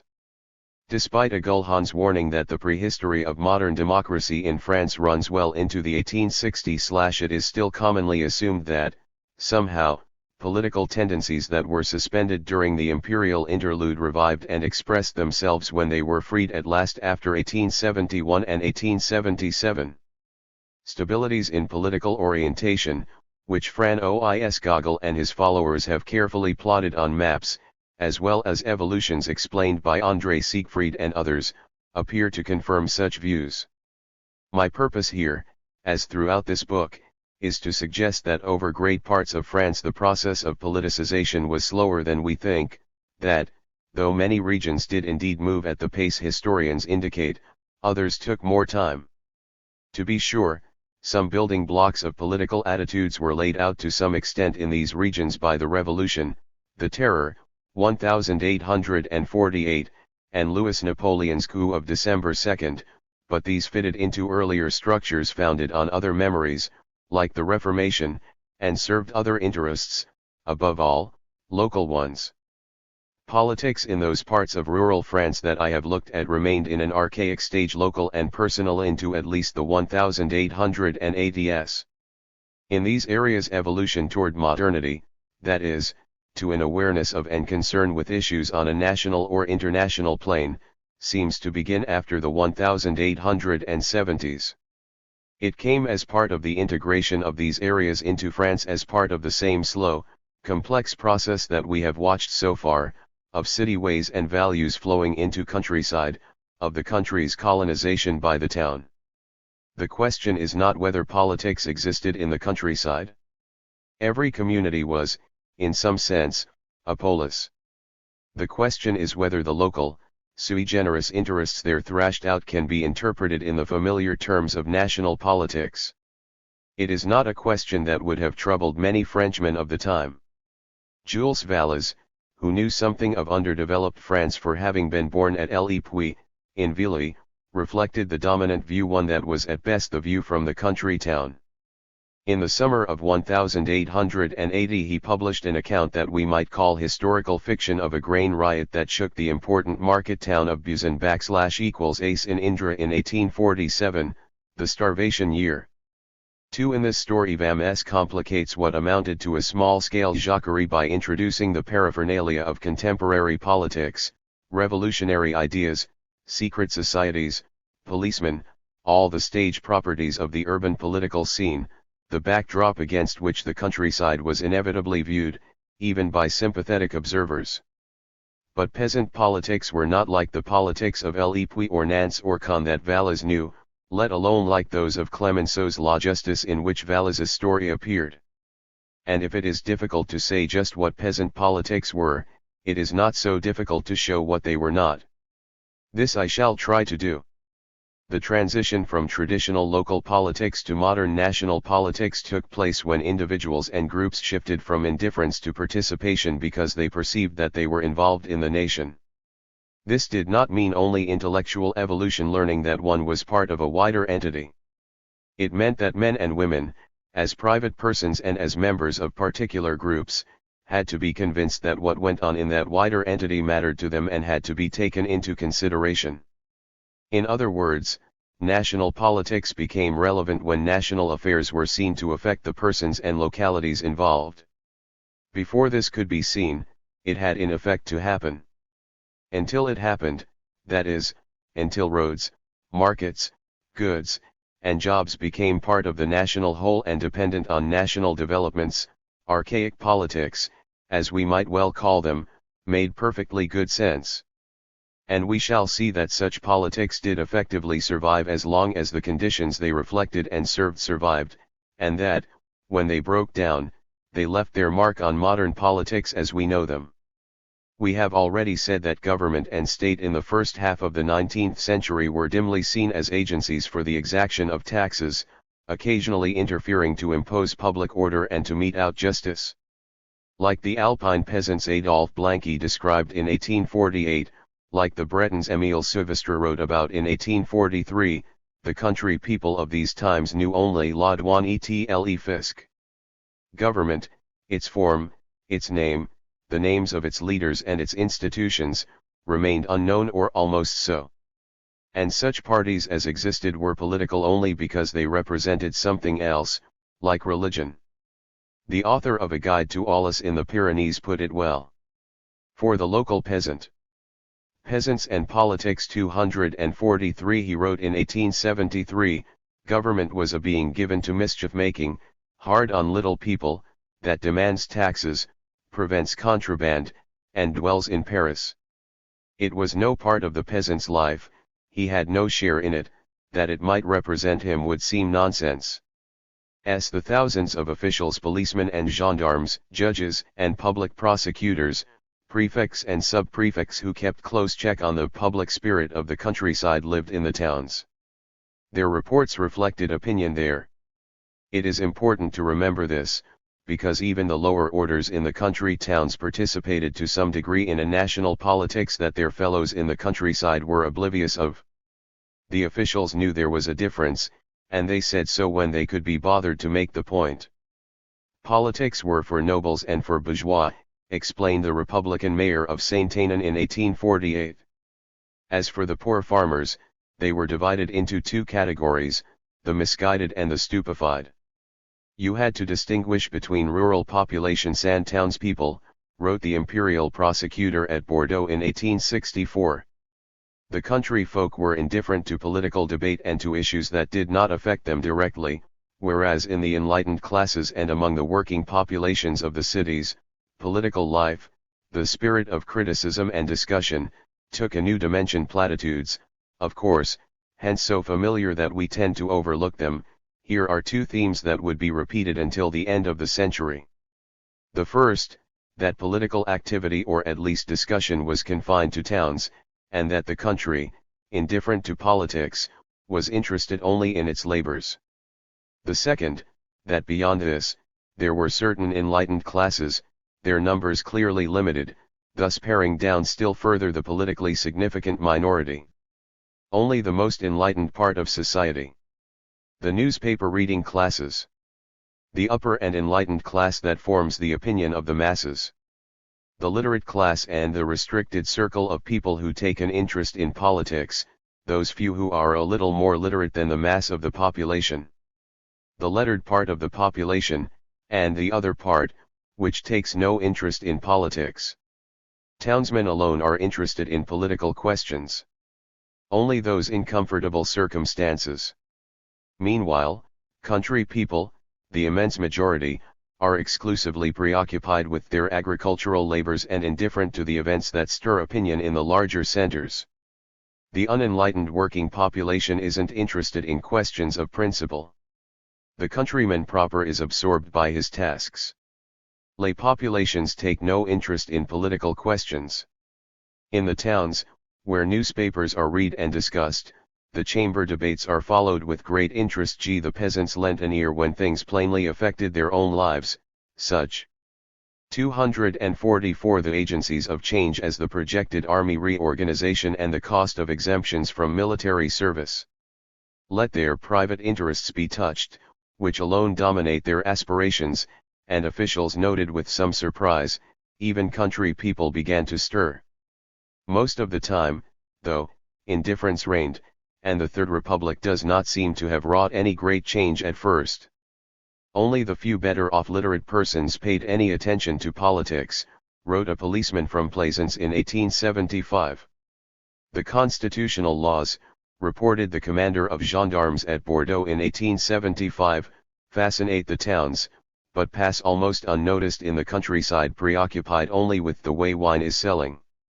Even the political crises of 1876–77 had no effect on people interested in the phylloxera, not politics.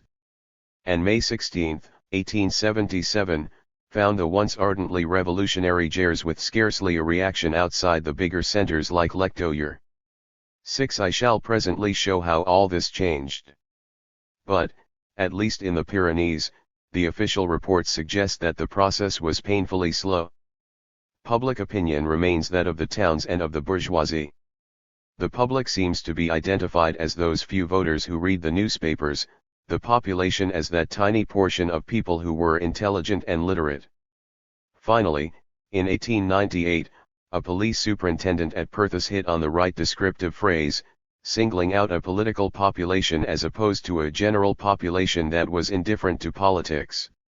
The political population remained small, perhaps the 4 or 5 in every village who the sub-prefect of Pamiers, writing in 1905, thought would pay attention to national or international news. One even so burning an issue as the Dreyfus affair, whose ins and outs fascinated public opinion at Limoges, left country people quite indifferent and kindled little interest outside of the provincial capitals with a political class asterisk. But political awareness can exist outside those persons, a limited group in any age, who sustain an interest in political news and political debate. If it is misleading to suggest that the views of a few men constituted public opinion, surely it is just as misleading to suggest that the majority had no opinion. Yet that opinion was doubtfully as coherent as some would have it. Marxist historians in particular have sought to show that political tensions of quite a modern sort affected the peasantry, and that their struggles against landowners and officials involved a political vision and a kind of protest that fit a recognizable pattern of class struggle. Marx knew better than that. For Marx, French peasants were not a class because identity of interests had engendered in them no community, no national bond, and no political organization. Having come to this conclusion in 1850 in the 18th Brumaire of Louis Bonaparte, Marx saw no reason to change or qualify the statement with a footnote for the second edition of 1859, no more than Engels did for the third edition of 1885. Both saw quite correctly that isolation, mode of production, and poverty, increased by France's bad means of communication, made for a life that had little to do with society, meaning the political society with a recognizable class structure that interested them. Both concluded from this that the peasantry, unable to see itself or to function as a class, was an inchoate addition of homologous magnitudes, much as potatoes in a sack form a sack of potatoes. The famous phrase bears witness to the incapacity of even the most perceptive to see the structure of the peasant world: a small holding, a peasant and his family, alongside them another small holding, another peasant and another family. A few score of these make up a village. b. Nothing but potatoes, because the forms of organization, the solidarities, and the values of the peasant world were not reducible to urban terms, not yet. In my own view, it seems rather that peasants saw themselves as participating less in a class than in a condition, a way of life with its own hierarchies of the old-fashioned sort, which for a long time served them very well. Social divisions were marked, between those who had and those who had not, between those who owned land and those who rented it, between journeyman smallholders and landless farm hands. Groups of this sort did not intermarry any more than woodcutters and farmers' daughters intermarried. They kept to themselves, stayed separate at dances and festivities. In Lorigues, for instance, In the 1860s, sharecroppers and domestics danced to the bagpipe and stuck to old standbys like the rigadoon, while smallholders enjoyed a three-piece band of trumpet, clarinet, and drum, and swung around in waltzes, polkas, and quadrilles as in the town's nine. Wealth was a crucial factor, of course, the more so since the rich and poor were usually related. Village society distinguished between briat, the rich, and brelet, the poor, between a domain that raised cattle and a holding that had only cows, between an ordinary cottage and a chateau with an upper story and a weather vane on the rear, between the Mayette whose forename sufficed, La Calotte who carried her husband's name, the bourgeoise who had shed peasant garb, and Madame Lepid who sold groceries. The social hierarchy asserted itself in the relations between the sexes. At a dance, the youngest son of a middling farmer could not dance much with the daughter of a rich farmer without exciting comment. There was a gulf between the big house and the rest, the former easily recognizable by a second story, a monumental gateway, or some other expensive embellishment. To this day, says Pierre Bourdieu of his Bigorre, the girls look at the gateway more than at Themen. 10. Inevitably, wealth affected political alignments. The peasant of Nord is a bourgeois, declared a democratic socialist Toul newspaper in May 1849, next to him the peasant of Curaz is almost a beggar. The conclusion to be drawn was clear. In 1849 around Toul the peasants dubbed the conservative electoral list La Liste de Riches. The conservatives lost heavily. All over the Limousin, the public prosecutor of Limoges reported, the peasants voted for the Reds expecting le partage de biens de bourgeois 11. Radical ideas penetrated the countryside clad in old rancors and even older hopes. It was not surprising. But it should be borne in mind when interpreting their success. Yet wealth was far from the only consideration. Olivier Perrin's excellent portrayal of the Quimpérois emphasizes the diversity of classes and of rankings to be found in Breton villages, especially the distinctions between those who owned, who rented, and who sharecropped the land they worked, and within each group the further ranking based on antiquity. Vanity, wrote Perrin, presides over marriages as much as arithmetic, and rustic aristocrats would have thought it a derogation to marry outside their caste. The more plebeian remainder was just as careful about whom it wed and whom it consorted with in general. People looked down, not up. In 1909 leaders of peasant unions in Allier denounced the peasant hierarchies, above all the sharecroppers, who exploited and despised their putative inferiors, showing contempt, pride, and arrogance to the servants and hired hands whose lifestyle they often shared. Scorn seems the leitmotif of class relationships, from one group to another, every society a small cascade of scorn explained or rationalized on a variety of grounds. But it is hard to fix such archaic attitudes into a modern model. The comparatively high rate of endogamous marriages in Vaudreuil operated most visibly on an occupational basis, with farmers and weavers keeping largely apart, and marriages reflecting more family traditions than purely economic considerations. At Chablis the two classes were smallholders and wine-growers, as divided in politics as in interest. In the Limousin farmers despised mere wool carders. In the Alpine regions, Philippe Vigier could discern no clear-cut social classes, only different groups, distinguished by profession, fortune, and local influence. 12. Social interaction of this sort is better depicted if we replace the familiar image divided by horizontal lines with one in which several peasants and politics 247 circles overlap and intersect *. That would account for instances of vertical solidarity, peculiarly numerous in 1848, where local authorities sided with the peasants against the national authorities and their representatives and against members of the wicked rich like usurers and absentee landowners. 13. But the very use of the word class tends to be misleading, because it suggests real social oppositions and solidarities that go beyond specific instances. The fact is, as Roger Brunet has shown of Comminges in the mid-1880s, tensions arose mostly between groups engaged in different activities, or between rival villages, or between rival sections of one village. As long as the social horizon remained limited, political categories remained limited too. It would take some time before the didactic affirmation and the experience that make a class would cut across the community of sight, before accessible, visible, local hierarchies and tensions gave way to more abstract national ones, and before the transition was made from a system of social orders based on localities to a national system of social classes. It is within this context that we must take a quick look at the main argument for peasant politicization before the Third Republic, above all, the events of 1848 to 51. It would be unfair, though it is tempting, to quote Richard Cobb on the Great Revolution as a magnificent irrelevance. Unfair, because out of context, since Cobb writes of marginal groups, however numerous these may have been. 15. Yet in important ways Cobb's words apply more broadly, for the revolution did little to modify the conditions of labor or pay, or to change the customs and traditions that bound villagers to each other, and sharecroppers or domestics to their masters. As Emmanuel Labat noted of Gascony, the revolution passed above the villages, hamlets, farms, without affecting social and economic life, the everyday routine of life. New leases simply repeated the old with new taxes added. Thus a Republican master, who had changed his name from Pierre to Savola and vowed to follow the sacred principles of the mountain, entered in his journal a new lease for his sharecropper incorporating traditional terms and obligations: chickens to be offered at St. John's Feast, capons at All Souls, hens at Christmas.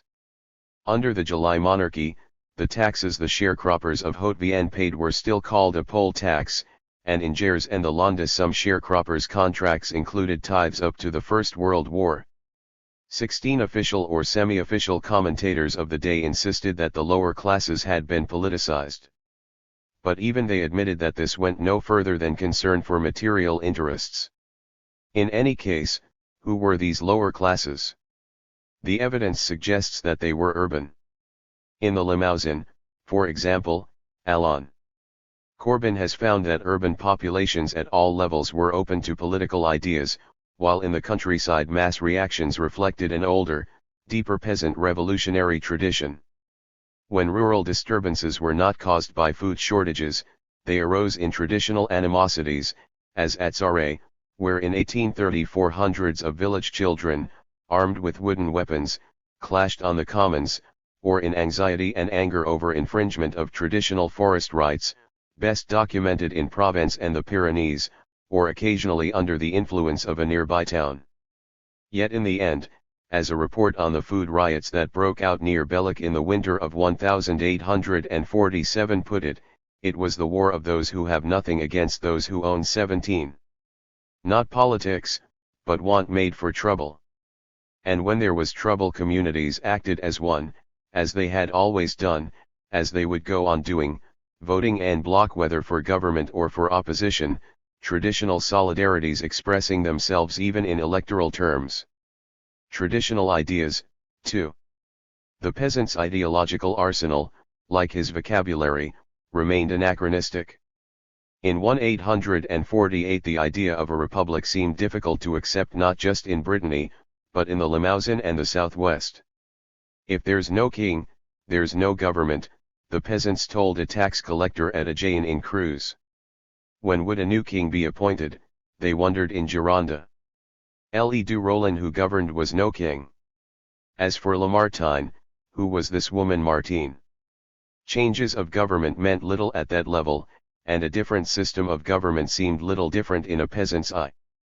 Dutch Atelier found that, for Breton peasants in 1863, emperor and king were much the same, and the brief Second Republic was connected with vague memories of 1793 but was personified, leading many to remark that by today the lady must be pretty. 1d18. Are these only tall tales? One is inclined to doubt it, the more so since there was little reason for successive regimes, successive governments, to have meant very much. But memories did mean something, and the association of ideas. Fears that the ancien regime might be re-established persisted for a long, long time. Many times these were kept alive by local or family traditions.